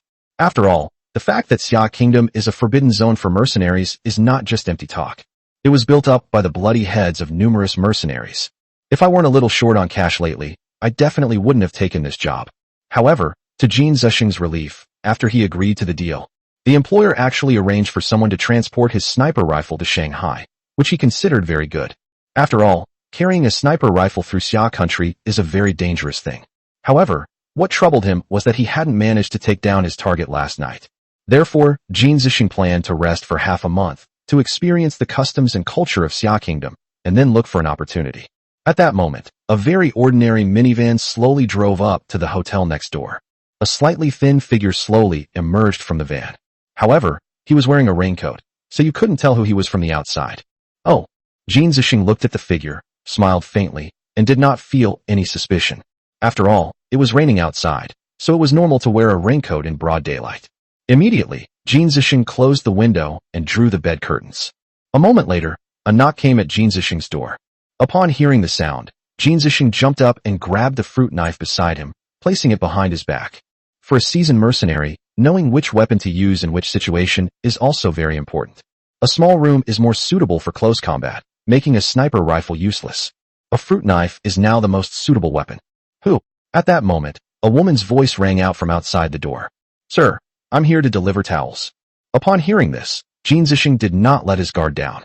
As a seasoned mercenary, one must always be vigilant in order to survive long. Jin Zixing slowly walked to the door and, through the peephole, saw a pretty waitress standing at the door, holding a stack of towels. Moreover, there was no one around, and seeing this, Jin Zixing gradually relaxed his guard. Snap! Jin Zixing slowly turned the doorknob with his left hand, while his right hand gripped the fruit knife behind his back. At this moment, the waitress was very nervous because a young man was pressed tightly against the wall to her right. This person was Lin Yan, but he had removed his rifle in order not to expose himself. Smack! The door opened. Seeing everything calm, Jin Zixing finally relaxed his guard a little. Just then, the sound of police sirens came from outside the window. Wah! Wah! Just then, the towel in the waitress's hand flew directly onto Jin Zixing's face. Oh! Amidst a scream, the waitress was pulled aside by a large hand. Bang! Lin Yan, dressed in combat gear, kicked Jin Zixing directly. The powerful kick landed squarely on his chest, sending him flying backward. However, Jin Zixing was a mercenary. The moment the siren sounded, he was in full combat mode. However, to his surprise, a person suddenly appeared in front of him. At this moment, Jin Zixing used the powerful force to retreat, and the fruit knife in his right hand was already exposed in front of him. Who are you? Jin Zixing stared sharply at the unfamiliar man in the police uniform. Lin Yan did not make a move immediately. Instead, he slowly raised his baseball cap, looked directly at the other person, and his cold words echoed throughout the room. You came to kill me, and you actually asked me who I am. Have you lost your mind? At this moment, Jin Zixing finally saw the appearance of the person who came out and was shocked. Lin Yan, it's you? Jin Zixing was completely stunned. He couldn't understand why a college student would be wearing a police uniform. Most importantly, the immense power he displayed just now was not something an ordinary person could possess. Rather, it resembled that of a special forces soldier. Thinking of this, Jin Zixing shook his head vigorously. How could that be? He's just a college student. It can't be that complicated. Lin Yan stared coldly at Jin Zixing, preparing to draw his gun and kill him. Seeing Lin Yan preparing to draw his gun, Jin Zixing grabbed the chair next to him and smashed it at Lin Yan. Oh! Bang! At this moment, because the chair was about to smash towards Lin Yan had no choice but to give up drawing his gun and use both hands to block the chair. Base! Jin Zixing, expressionless, leaped into the air, gripping a fruit knife tightly in his right hand, and stabbed at Lin Yan. He knew he couldn't stop. He couldn't let Lin Yan draw his gun. After all, no matter how fast a knife is, it's not as fast as a pistol. Lin Yan saw Jin Zixing lunging at him with a knife in his right hand and quickly used a chair to block him. As Jin Zixing watched the knife pierce the chair, he immediately wanted to yell, "Fuck your mother!" In matters of the heart, the chair you threw away ended up helping your enemy. Rub! Smack! Of course, Jin Zixing did not give up, but continued to increase his speed. Lin Yan gripped the chair tightly with both hands, constantly making blocking motions. For a time, neither side could gain the upper hand. However, Jin Zixing was already deeply shaken, and the more he fought, the more alarmed he became. This guy is no ordinary person. His skills are incredible. It should be noted that Jin Zixing was a special forces soldier from a Southeast Asian country, and after retiring, he worked as a mercenary. His fighting skills are among the top 10 in Southeast Asia. But the guy in front of him actually fought him for so long using only a chair. I simply can't believe it. Just then, the sound of sirens came from outside the window, and the voices of police officers could be heard from time to time. Woo! Woo! Quickly, surround him completely. We absolutely cannot let him escape. Upon hearing this, Jin Zixing became extremely anxious. Run? If you don't run, you'll miss your chance. Lin Yan stared coldly at Jin Zixing, determined to catch him today. Jin Zixing did not answer. He knew that the most important thing now was to find a chance to escape, not to waste time talking. At that moment, Jin Zixing saw from the window that a truck loaded with vegetables had already set off from the vegetable market behind them. Without hesitation, Jin Zixing broke the window and jumped. Bang! As he went down, he casually gave Lin Yan the middle finger, as if to say, "Come and catch me if you dare." Lin Yan went to the window and looked at Jin Zixing walking into the truck. Even with a pistol, he couldn't see him. Without hesitation, Lin Yan jumped down. Chapter 95 Truck Fight, Lin Yan's Thoughts. Boom! A deafening roar came from the car's engine. The driver inside the truck pressed the accelerator hard, and it started moving quickly. Lin Yan leaped into the truck, and the moment he landed, the truck drove away from its original spot. Just then, a gleaming fruit knife slashed past Lin Yan's eyes. Lin Yan was startled. He turned around instantly to dodge the fruit knife attack, and then flipped over to get into the carriage. At this moment, Lin Yan was inside the carriage, while Jin Zixing was standing at the carriage door. The truck was loaded with cabbages, and the two stood on top of the cabbages, looking at each other from afar. Jin Zixing swallowed hard, spitting a disgusting stream of saliva onto the cabbage, his forehead covered in a fine sheen of sweat. His eyes were bloodshot, and he stared at Lin Yan with murderous intent. It seems the intelligence was wrong. You actually have such good skills. Great job, you're very good. But you must die today. Lin Yan looked at the mouthful of yellow saliva on the ground, and almost felt nauseous. Then he looked coldly at Jin Zixing. They're from abroad. Can't they at least be a little hygienic? If you spit on a cabbage, how are others supposed to sell it? That's so unhygienic. Jin Zixing was immediately shocked by Lin Yan's words, and almost fainted from anger. Keep in mind, the two are currently engaged in a life or death struggle, and this guy still has the confidence to say that he's unhygienic. It's just that young people are too carefree. Then, Lin Yan continued. Aren't you thinking too soon? Even after fighting for this long, you might not be able to kill me. You idiot. Lin Yan then launched into a tirade of insults, revealing that he never showed mercy to his enemies. Hearing this, Jin Zixing became even more enraged and grabbed the fruit knife in his hand, charging towards Lin Yan. Whoosh! Lin Yan calmly watched Jin Zixing charging towards him, then drew his gun and aimed it at Jin Zixing, looking at him with a cold expression. Aren't you usually so arrogant? Come on, give me a sideways stance. Believe it or not, I'll shoot you right now.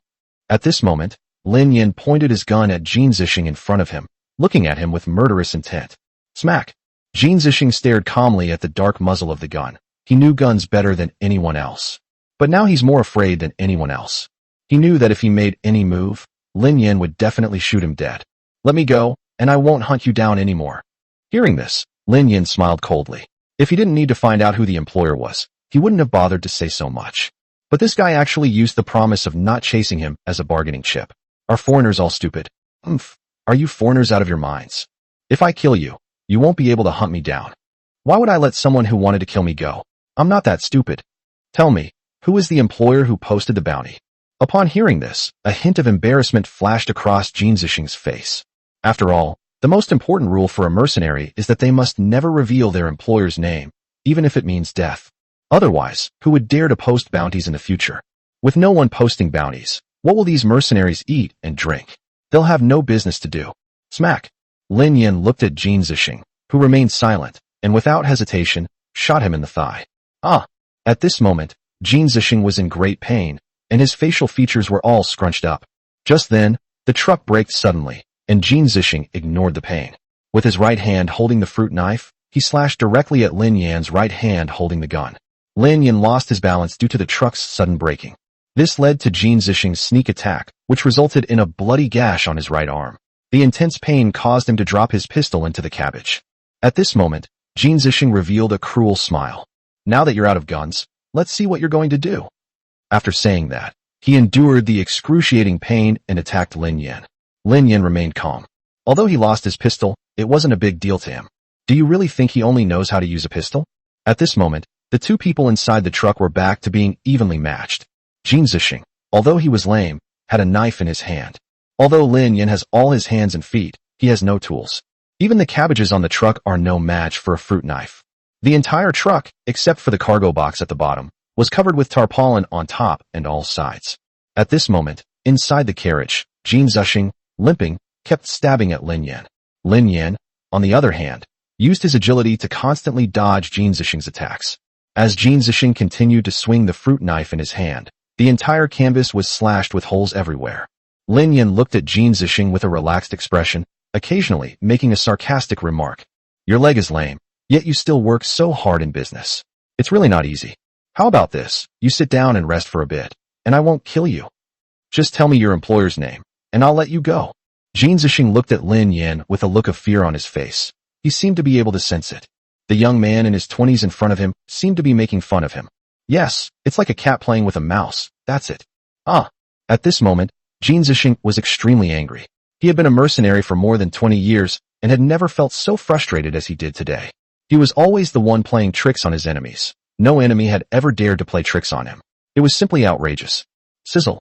Jin Zixing angrily slashed at the canvas beside him, and the entire canvas was blown away by a strong gust of wind. Lin Yan and Jin Zixing were directly exposed to everyone's view. At this moment, a large number of police officers chased after the truck. Looking at everything before him, Jin Zixing knew that if he didn't leave now, he wouldn't be able to leave at all. Moreover, with his thigh injured and blood flowing out continuously, he will faint sooner or later. By then, I'll definitely be caught by the police. Rub. Jin Zixing's greatest strength is his decisiveness. He is extremely decisive. He grabbed the fruit knife in his hand and threw it at Lin Yan. Then, in pain, he jumped off the truck and ran into the alley. Lin Yan saw the fruit knife flying towards him, and he flipped over to dodge it. When he finally came to his senses, he could only watch Jin Zixing's retreating figure from afar. However, Lin Yan did not give up and ran into the alley. By this time, the police had already stopped the truck and a 5-kilometer perimeter had been secured. Therefore, Jin Zixing will definitely not escape. Chapter 96: The Traitor in the Police Station. At this moment, only Lin Yan's clear footsteps echoed through the alley, without making a sound. Lin Yan stared intently at the clearly visible bloodstains on the ground as he continued walking deeper into the alley. The bright red bloodstains continued to extend towards the corner ahead. At this moment, Lin Yan had a bad feeling, which made him run inside quickly. Just then, from a corner deep in the alley, the sound of a motorcycle starting up was heard, followed by a scream. Tap tap tap. Lin Yan hurried toward the corner of the alley, and the scene that came into view surprised him greatly. There stood a policeman, nearly 50 years old, whose hat had fallen off and whose black hair was streaked with gray. He lay hunched over on the ground, blood flowing continuously from his stomach. Ouch, it hurts so much. It hurts. He kept shouting, as if afraid that others wouldn't hear him.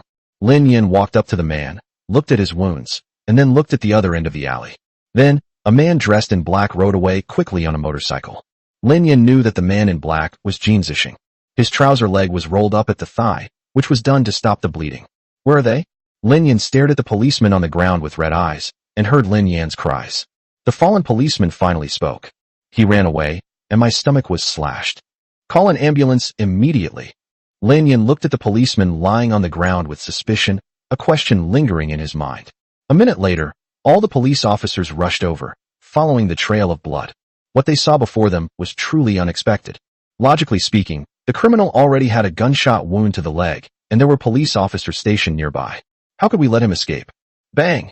Lin Yan angrily punched the wall, then looked at the fallen policeman with suspicion. Police station, chief's office. You mean you suspect that Lao Zhao is involved in releasing fugitives? Wu Zhenghua sat in his chair with a somber expression, smoke rings constantly drifting through the office. He looked at Lin Yan with a serious expression, wanting to know what Lin Yan was thinking. Smack! Lin Yan picked up a cigarette from Wu Zhenghua's table, lit it for himself, and said slowly, How's the investigation into the mole from last time going? Upon hearing Lin Yan suddenly bring up this matter, Wu Zhenghua immediately frowned and slowly shook his head. Since I came back last time, I have been searching non-stop, but I have no clue whatsoever. Immediately, Wu Zhenghua's two old eyes widened, and his whole body leaned forward. You mean you suspect Lao Qin is the spy? That's impossible. Old Qin arrived here 2 years earlier than me, and he's usually a kind and honest person.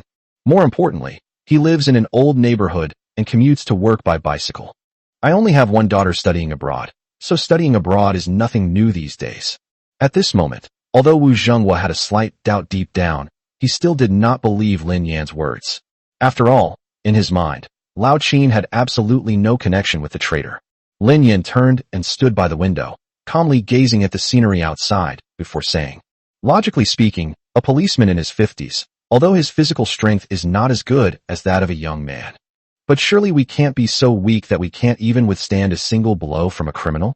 When I got there were no signs of a struggle on the ground, and his police uniform was still clean. Upon hearing this, Wu Zhenghua was deeply shaken. As a police officer with over 30 years of experience, he knew that these signs indicated Old Qin and the criminal didn't have any physical contact at all. Otherwise, his police uniform wouldn't have been so clean. So why was Lao Qin injured? Moreover, judging from his voice, there is something wrong with this Lao Qin as well. Sound. Wu Zhenghua looked at Lin Yan with suspicion, wanting to know what he wanted to say. Yes, at the time, I heard the motorcycle and his screams almost simultaneously in the alley, which is very unusual. Hearing Lin Yan say this, Wu Zhenghua took another deep drag of his cigarette and slowly said, "That's right, everything happens in a certain order. If the criminal stabbed Lao Qin first and then escaped on a motorcycle. So, you must have heard the screams first, and then a few seconds later you could hear the motorcycle." At this moment, Lin Yan continued. More importantly, he didn't say a word when I first met him. Instead, I ask him questions and he answers, which is very abnormal. Upon hearing Lin Yan's analysis, Wu Zhenghua nodded involuntarily and then spoke up. Yes, as a police officer, after I fell to the ground and saw my colleagues. The first reaction should be to point out the criminal's escape route and urge you to catch the criminal, rather than crying and shouting on the ground. This Lao Qin has a big problem. At this moment, Wu Zhenghua took a deep drag on his cigarette and then stubbed it out fiercely. Then, he spoke to Lin Yan. Let's go to the hospital. Then, a policeman was called in. Go and investigate all of Lao Qin's assets, including information about his daughter abroad. The police officer's expression changed, but he said nothing and left. In the hospital, Old Qin lay on the hospital bed with a smile on his face. The doctor said his injury wasn't serious and he could be discharged after a week of rest. My daughter abroad just called to say she's received a sum of money. Just then, the door to the ward was pushed open. Upon hearing the sound, Old Qin lay down, his expression one of great pain. Then, Wu Zhenghua looked at Lao Qin with a complicated expression, stood by the bed, and said very seriously, Old Qin, we've been colleagues for over 30 years. Don't you have anything to say to me? Upon hearing this, Lao Qin's heart tightened, and seeing Lin Yan beside Wu Zhenghua, he suddenly felt nervous.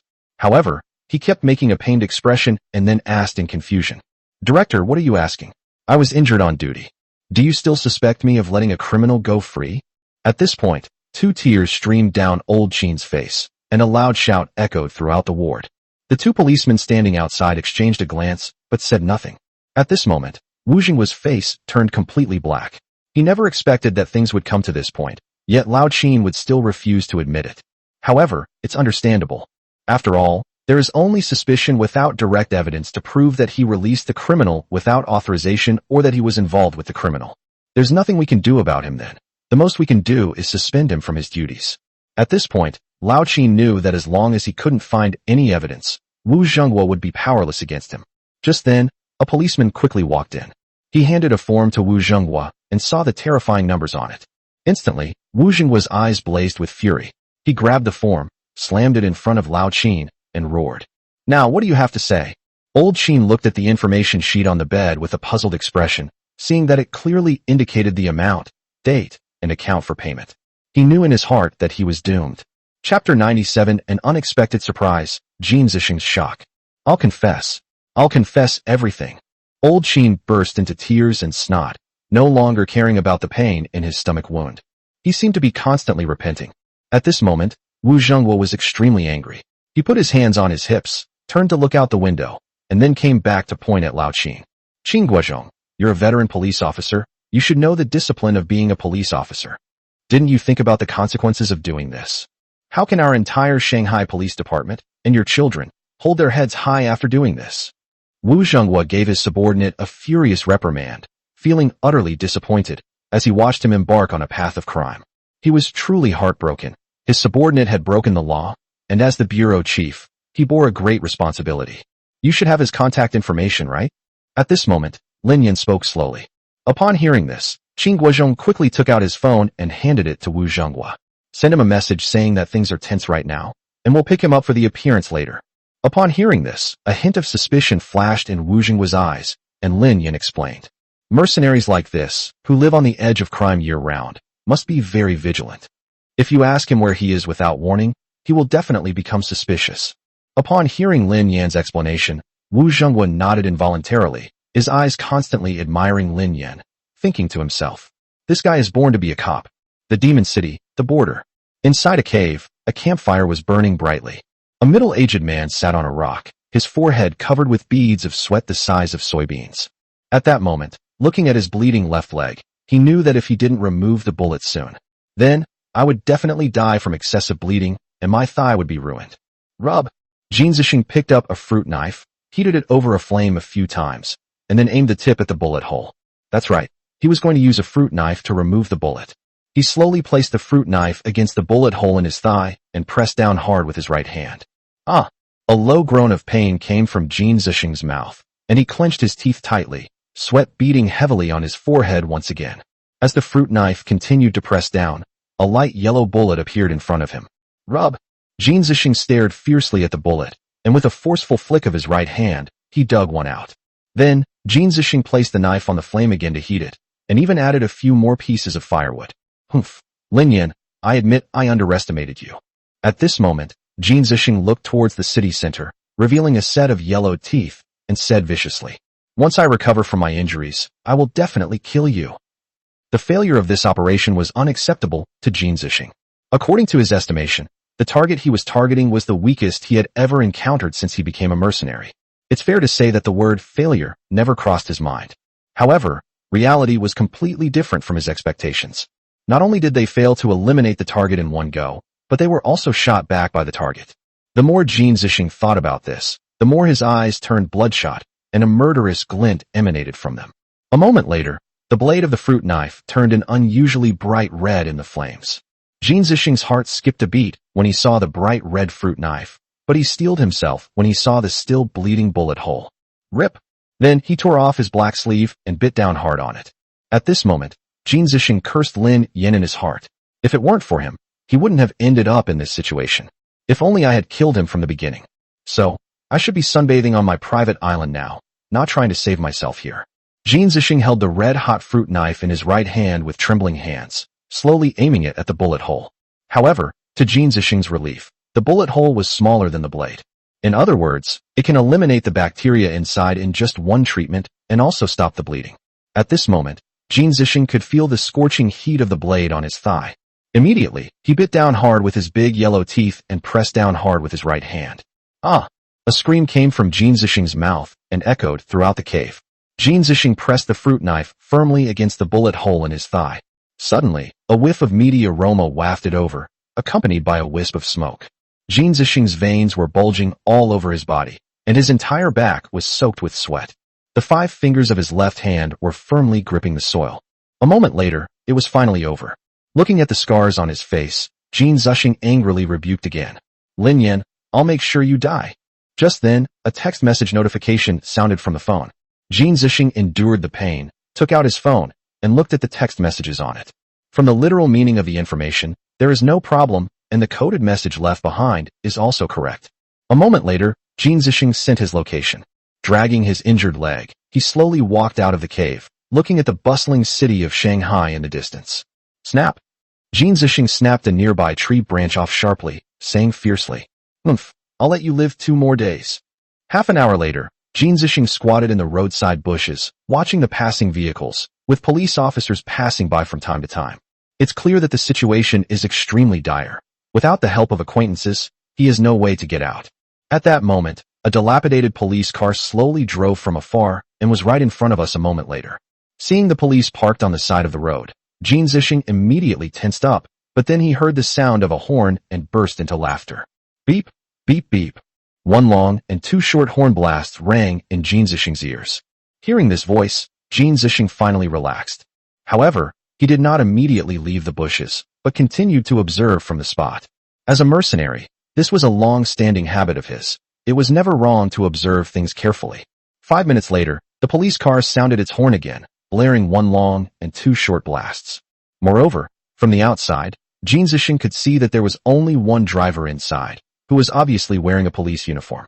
Judging from the surroundings, there was no other movement, so Jin Zixing finally lowered his guard and quickly emerged from the bushes. Bang! Jin Zixing quickly got into the car and neatly closed the door. At that moment, he heard a familiar voice. Ouch, you've recovered completely in just 1 day. Chapter 98 Rescue My Son, Bounty of 1 billion. Lin Yan. It's you. Even if Jin Zixing were reduced to ashes, he would still remember whose voice it was. Jin Zixing's eyes widened in disbelief. He pointed at Lin Yan with his left hand while repeatedly pulling on the car door with his right. However, it seems that this car door cannot be moved no matter what. Don't struggle anymore. I specially modified this car door. It can only be closed, not opened. Of course, it can still be opened with a key. Lin Yan sneered and waved the key in his hand, making Jin Zixing furious. Rub. Jin Zixing was extremely tense. He grabbed a fruit knife from the bag with his left hand, ready to stab Lin Yan. At that moment, a dark gun barrel was pressed directly against the back of Jin Zixing's head, followed by a stern voice. Don't move. Police station, interrogation room. Lin Yan and Wu Zhenghua sat at the table, looking ahead with serious expressions. Jin Zixing was wearing a yellow uniform, handcuffs, and his eyes were full of resentment. Bang! Wu Zhenghua looked serious, slammed his right hand on the table, and pointed at Jin Zixing. Cheer up. Now tell me the details of the crime. Upon hearing this, Jin Zixing merely gave a cold laugh, then glanced at Lin Yan. If he hadn't revealed my location, how could I have possibly lost to you? After saying that, he roared at Lin Yan. He has come to terms with life and death. What he cares about most now is that he actually lost to this kid Lin Yan. Moreover, he was also his own assassination target, which is laughable. If word got out, and the mercenary world found out, he'd lose face and be unable to make a living. From now on, no one will dare to do business with him. Upon hearing this, Lin Yan gave a cold laugh. Humph. As a mercenary, he was actually fooled by a text message. I have to say you're a failed mercenary. If this were a battlefield, your body would already be pecked to pieces by vultures. Lin Yan ruthlessly ripped open Jin Zixing's deepest wounds, exposing them nakedly to the air. Upon hearing Lin Yan's words, Jin Zixing became extremely excited, and the chair he was holding almost moved. Fortunately, the two policemen next to him held him down firmly, which prevented him from yelling at Lin Yan incessantly from his chair. You've got guts. Go ahead and release me now. Let's see if you can catch me again. Upon hearing this, Lin Yan chuckled. Puff. Jin Zixing, have you lost your mind from anger? You need to understand that this is the Xia Kingdom. You have violated the laws of the Xia Kingdom. Do you think we will let you go? At this moment, Wu Zhenghua continued speaking from the side. Jin Zixing, I hope you can give a detailed account of the crime. Confess and you'll be treated leniently. Resist and you'll be punished severely. Bang! After saying that, Wu Zhenghua picked up the teacup and slammed it down on the table. He had lost all patience with Jin Zixing. If it weren't for procedural requirements, the fingerprints found at the scene, as well as the saliva on the cigarette, would have allowed him to be handed over to other departments. Ha. Suddenly, a burst of wild laughter erupted from the interrogation room. Jin Zixing, with his wild and unrestrained demeanor, looked at the two of them with mockery. I am a foreigner. Your laws have no right to punish me. Upon hearing this, Wu Zhenghua angrily stubbed out his cigarette in the ashtray. Jin Zixing said that this was precisely Wu Zhenghua's weakness. Foreigners who violate the laws of Xia Kingdom can only be handed over to foreign countries for processing. At most, they will be prohibited from entering the country. However, for a mercenary, creating a fake identity is too easy. This allows him to enter the country at any time, which is a headache for many. Looking at Wu Zhenghua, he felt helpless. Jin Zixing looked at Lin Yan with a provocative expression. I wanted to see Lin Yan's helpless expression when he wanted to kill him. But he was disappointed. Lin Yan remained expressionless throughout, at most giving a cold smile, without any of the gritted teeth he had hoped for. I advise you to release me right now, or else, it'll be quite a sight. Jin Zixing shouted again, now feeling emboldened. Snort. Lin Yan slowly stood up and looked at Jin Zixing with a calm expression. I'm asking you one last time, who sent you to kill me? Upon hearing this, Jin Zixing slowly shook his head without answering, but instead shouted again. I advise you to release them immediately, otherwise. By this time, Lin Yan's patience had run out.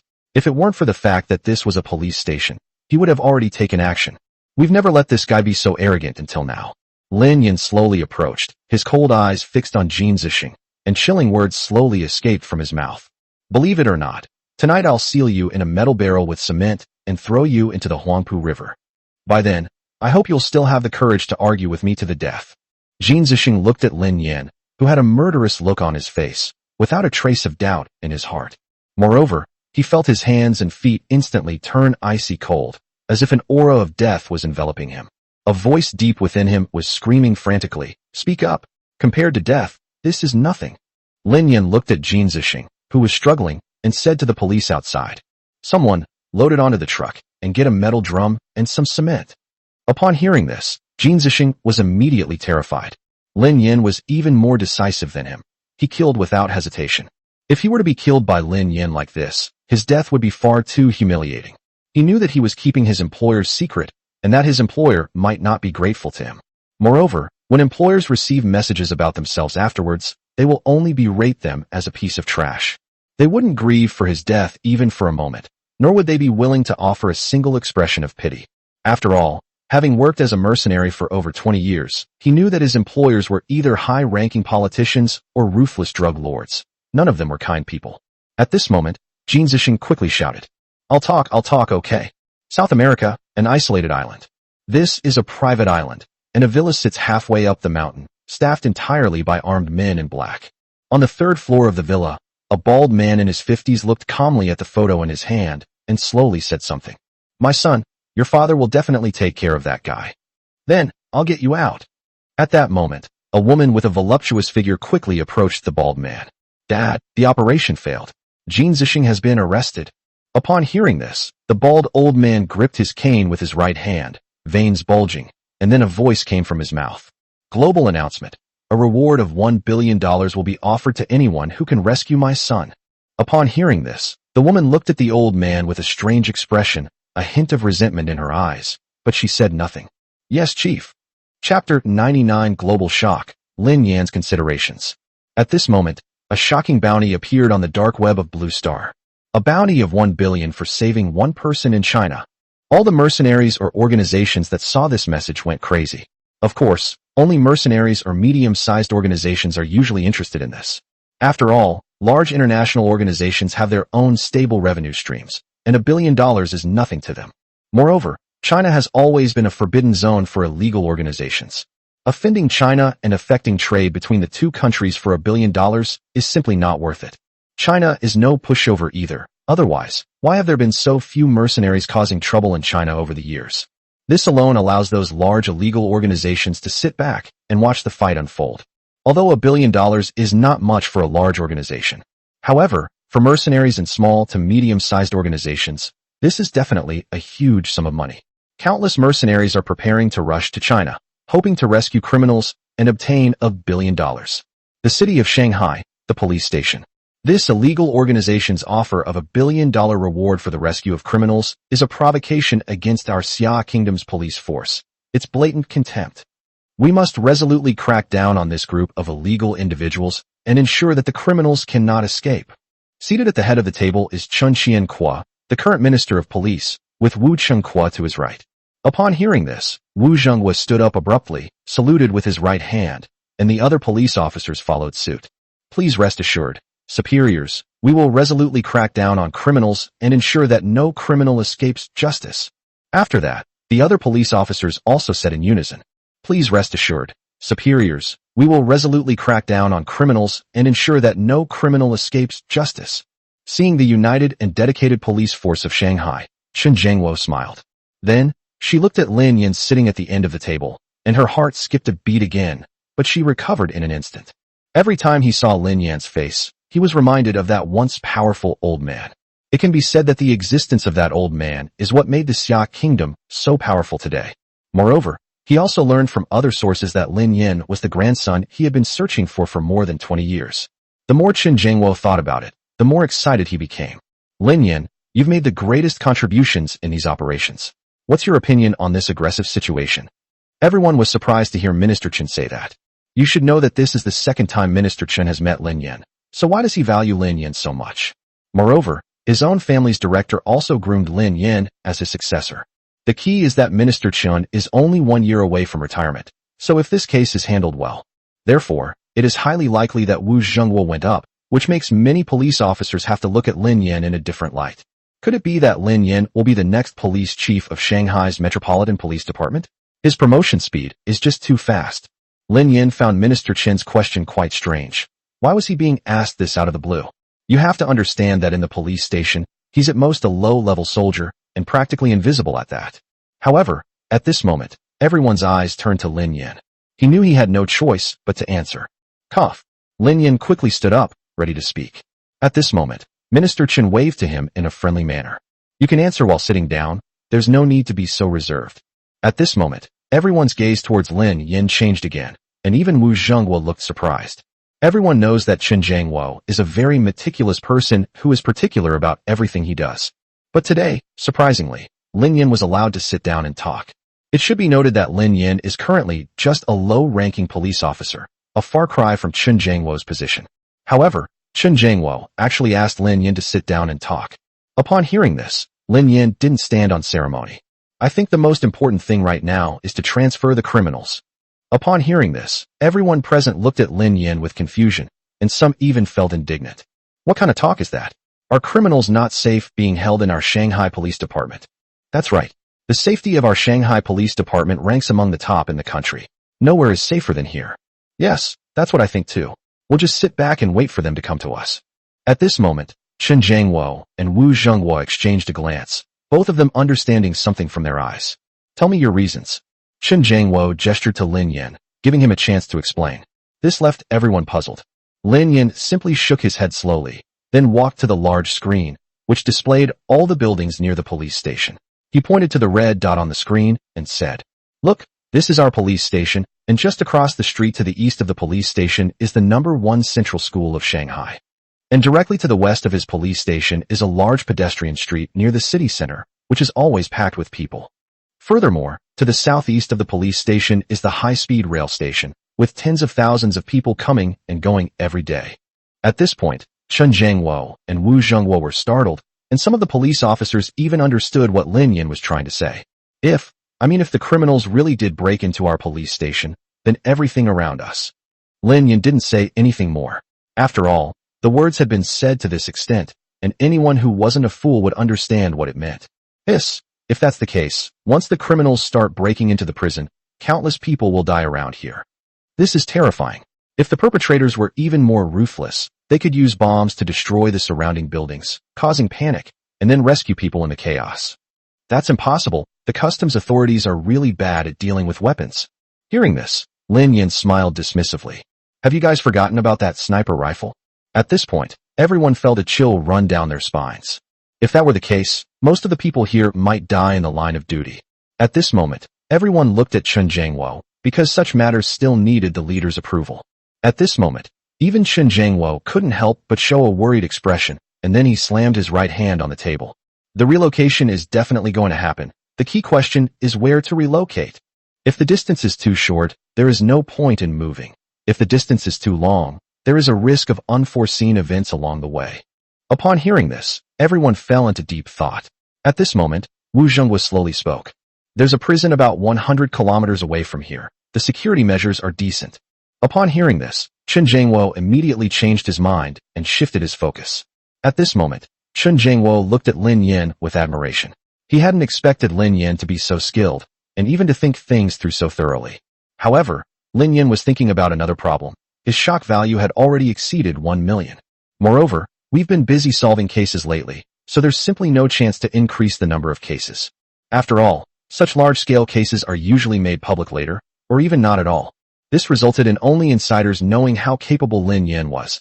Outsiders had no idea. However, this prison break gave Lin Yin a great opportunity. If he successfully prevents this prison break, his level of shock will definitely skyrocket. With this in mind, Lin Yin immediately requested permission to participate in the transfer operation. However, Chen Zhangwo was extremely worried, as he knew Lin Yin's identity. How could I possibly agree to such a dangerous operation? At this moment, Chen Zhangwo took out his phone and made a call. After all, this operation was extremely dangerous, and the Lin family had only one son for 9 generations. They absolutely could not afford to have anything go wrong. Chapter 100. The old man wants to help Lin Yin find a spouse.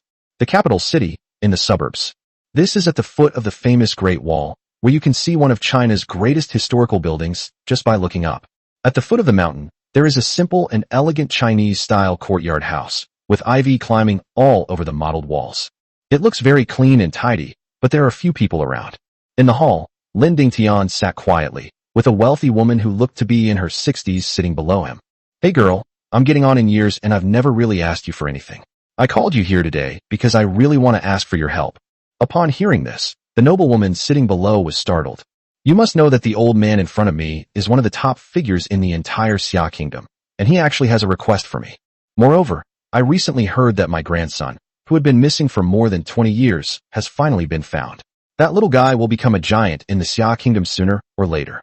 Brother, why are we siblings saying this? I heard my grandnephew has been found, and I want to see him. This child, who had been missing for over 20 years, has finally been found. As she spoke, 2 tears streamed down the lady's face. I dreamed several times that my father asked me if Xiao Yinzi had been found, and I was too embarrassed to answer. Hearing this, the old man was deeply moved and then laughed heartily. At this moment, Lin Jigua, who was standing to the side, interjected. Aunt, Dad called you here because he wants you to help Yenner find a boyfriend. Hearing this, the noblewoman was overjoyed, but then the old man gave her a stern rebuke. Shut up, I haven't said anything yet. You've said it all, what can I say? I want to find a partner for my grandson myself. Upon hearing this, even Lin Jigua, the powerful figure in Xia Kingdom, dared not speak. He just kept muttering to himself. But I didn't do anything wrong by helping my son find a partner. I'm his father. At this moment, the old man was very angry and scolded him. I'm still your father. The noblewoman couldn't bear to watch any longer, so she stood up and went to the old man's side. As he spoke, he helped pour tea. Brother, really, Jigua is the leader of Xia Kingdom now. Why do you still scold him all the time? That makes him lose face so much. Upon hearing his sister's words, the old man merely glanced coldly at Lin Jigua before speaking. You know, this kid has never given me a moment's peace since he was a child, and now I don't care about anything else. I'm worried about my grandson's marriage, but he insists on competing with me for it. Can you believe how angry I am? After speaking, Lin Dingtian took a sip of tea and gestured for the lady to sit down. You're not feeling well either, so don't stand there. He then glared at Lin Jigua and shouted, Hurry up and help your aunt back to her chair. Upon hearing this, Lin Jigua quickly came over and helped the lady sit down. Girl, you know that the only men in the Lin family who can actually do anything right now are the 3 of us. So, I have no choice but to ask you for help. Upon hearing this, the entire hall fell silent. At this moment, the noblewoman immediately asked, Ah-ing the usual? The old man took a sip of tea with a helpless expression, and then Lin Jigua helped to add some more tea. Auntie, you know that Ah-ing has been in a deep sleep ever since Yenner disappeared, and we can't wake her up no matter what we try. At this moment, the old man did not scold Lin Jigua, but continued the conversation. Yes, because Ah-ing has been asleep, and we don't know when she will wake up. However, my grandson's marriage cannot be delayed. He's 25 this year. When I was 25, Jigua was already old enough to run errands. Even when he was 25 years old, Yenner was born. At this point, Lin Dingtian couldn't help but get excited and walked closer to the noblewoman. When I went to the hospital last time, I saw 2 girls who seemed to have a bit of a crush on Yenner. So, I want you to go and see what those 2 companies are like. Hearing her brother say this, the noblewoman understood that he wanted her to help her nephew find a marriage partner. At that moment, Lin Jigua interrupted again. Dad, what era are we living in now? It's all about free love. What marriage proposal? You're so old-fashioned. Upon hearing this, the old man raised an eyebrow and stared intently at Lin Jigua with his old eyes. You little brat. What right do you have to interrupt when our elders are speaking? Kneel down. Bang! Lin Jigua knelt on the ground very swiftly, without the slightest hesitation. You know, I was the one who personally arranged your marriage back then. So what? You've been doing all this for Ah-ing alone, and Ah-ing has given our Lin family such an outstanding grandson. You dare say the marriage I arranged is bad? At this moment, the noblewoman looked at the father and son with a worried expression and sighed inwardly. All right, what's all the arguing about? We're talking about good news today. But I have to say something about you, brother. Hearing this, the old man was unhappy. He was so focused on arranging a marriage for his grandson. What had he done wrong? What did I do wrong by criticizing me? The noblewoman stood up and said slowly, Jigua is right. We have free love now. Your old methods don't work. You wouldn't want Yenner to marry a woman he doesn't like, would you? Upon hearing this, the old man immediately frowned and kept muttering to himself. That's true. If the eldest grandson doesn't like her, why marry her? The most important thing is that I like it. Lin Jigua was furious when he saw the old man's attitude change. Before Lin Yin was found, the 2 would eat together, and she would always put food on his plate. It's gone now. Moreover, whenever he came home, the old man's first words were always the same. What has my grandson been doing these past few days? Has he been attending classes properly? Sigh, Lin Jigua slowly shook his head at this thought. They've become attached to their grandson and have forgotten about their son. At this point, the noblewoman continued.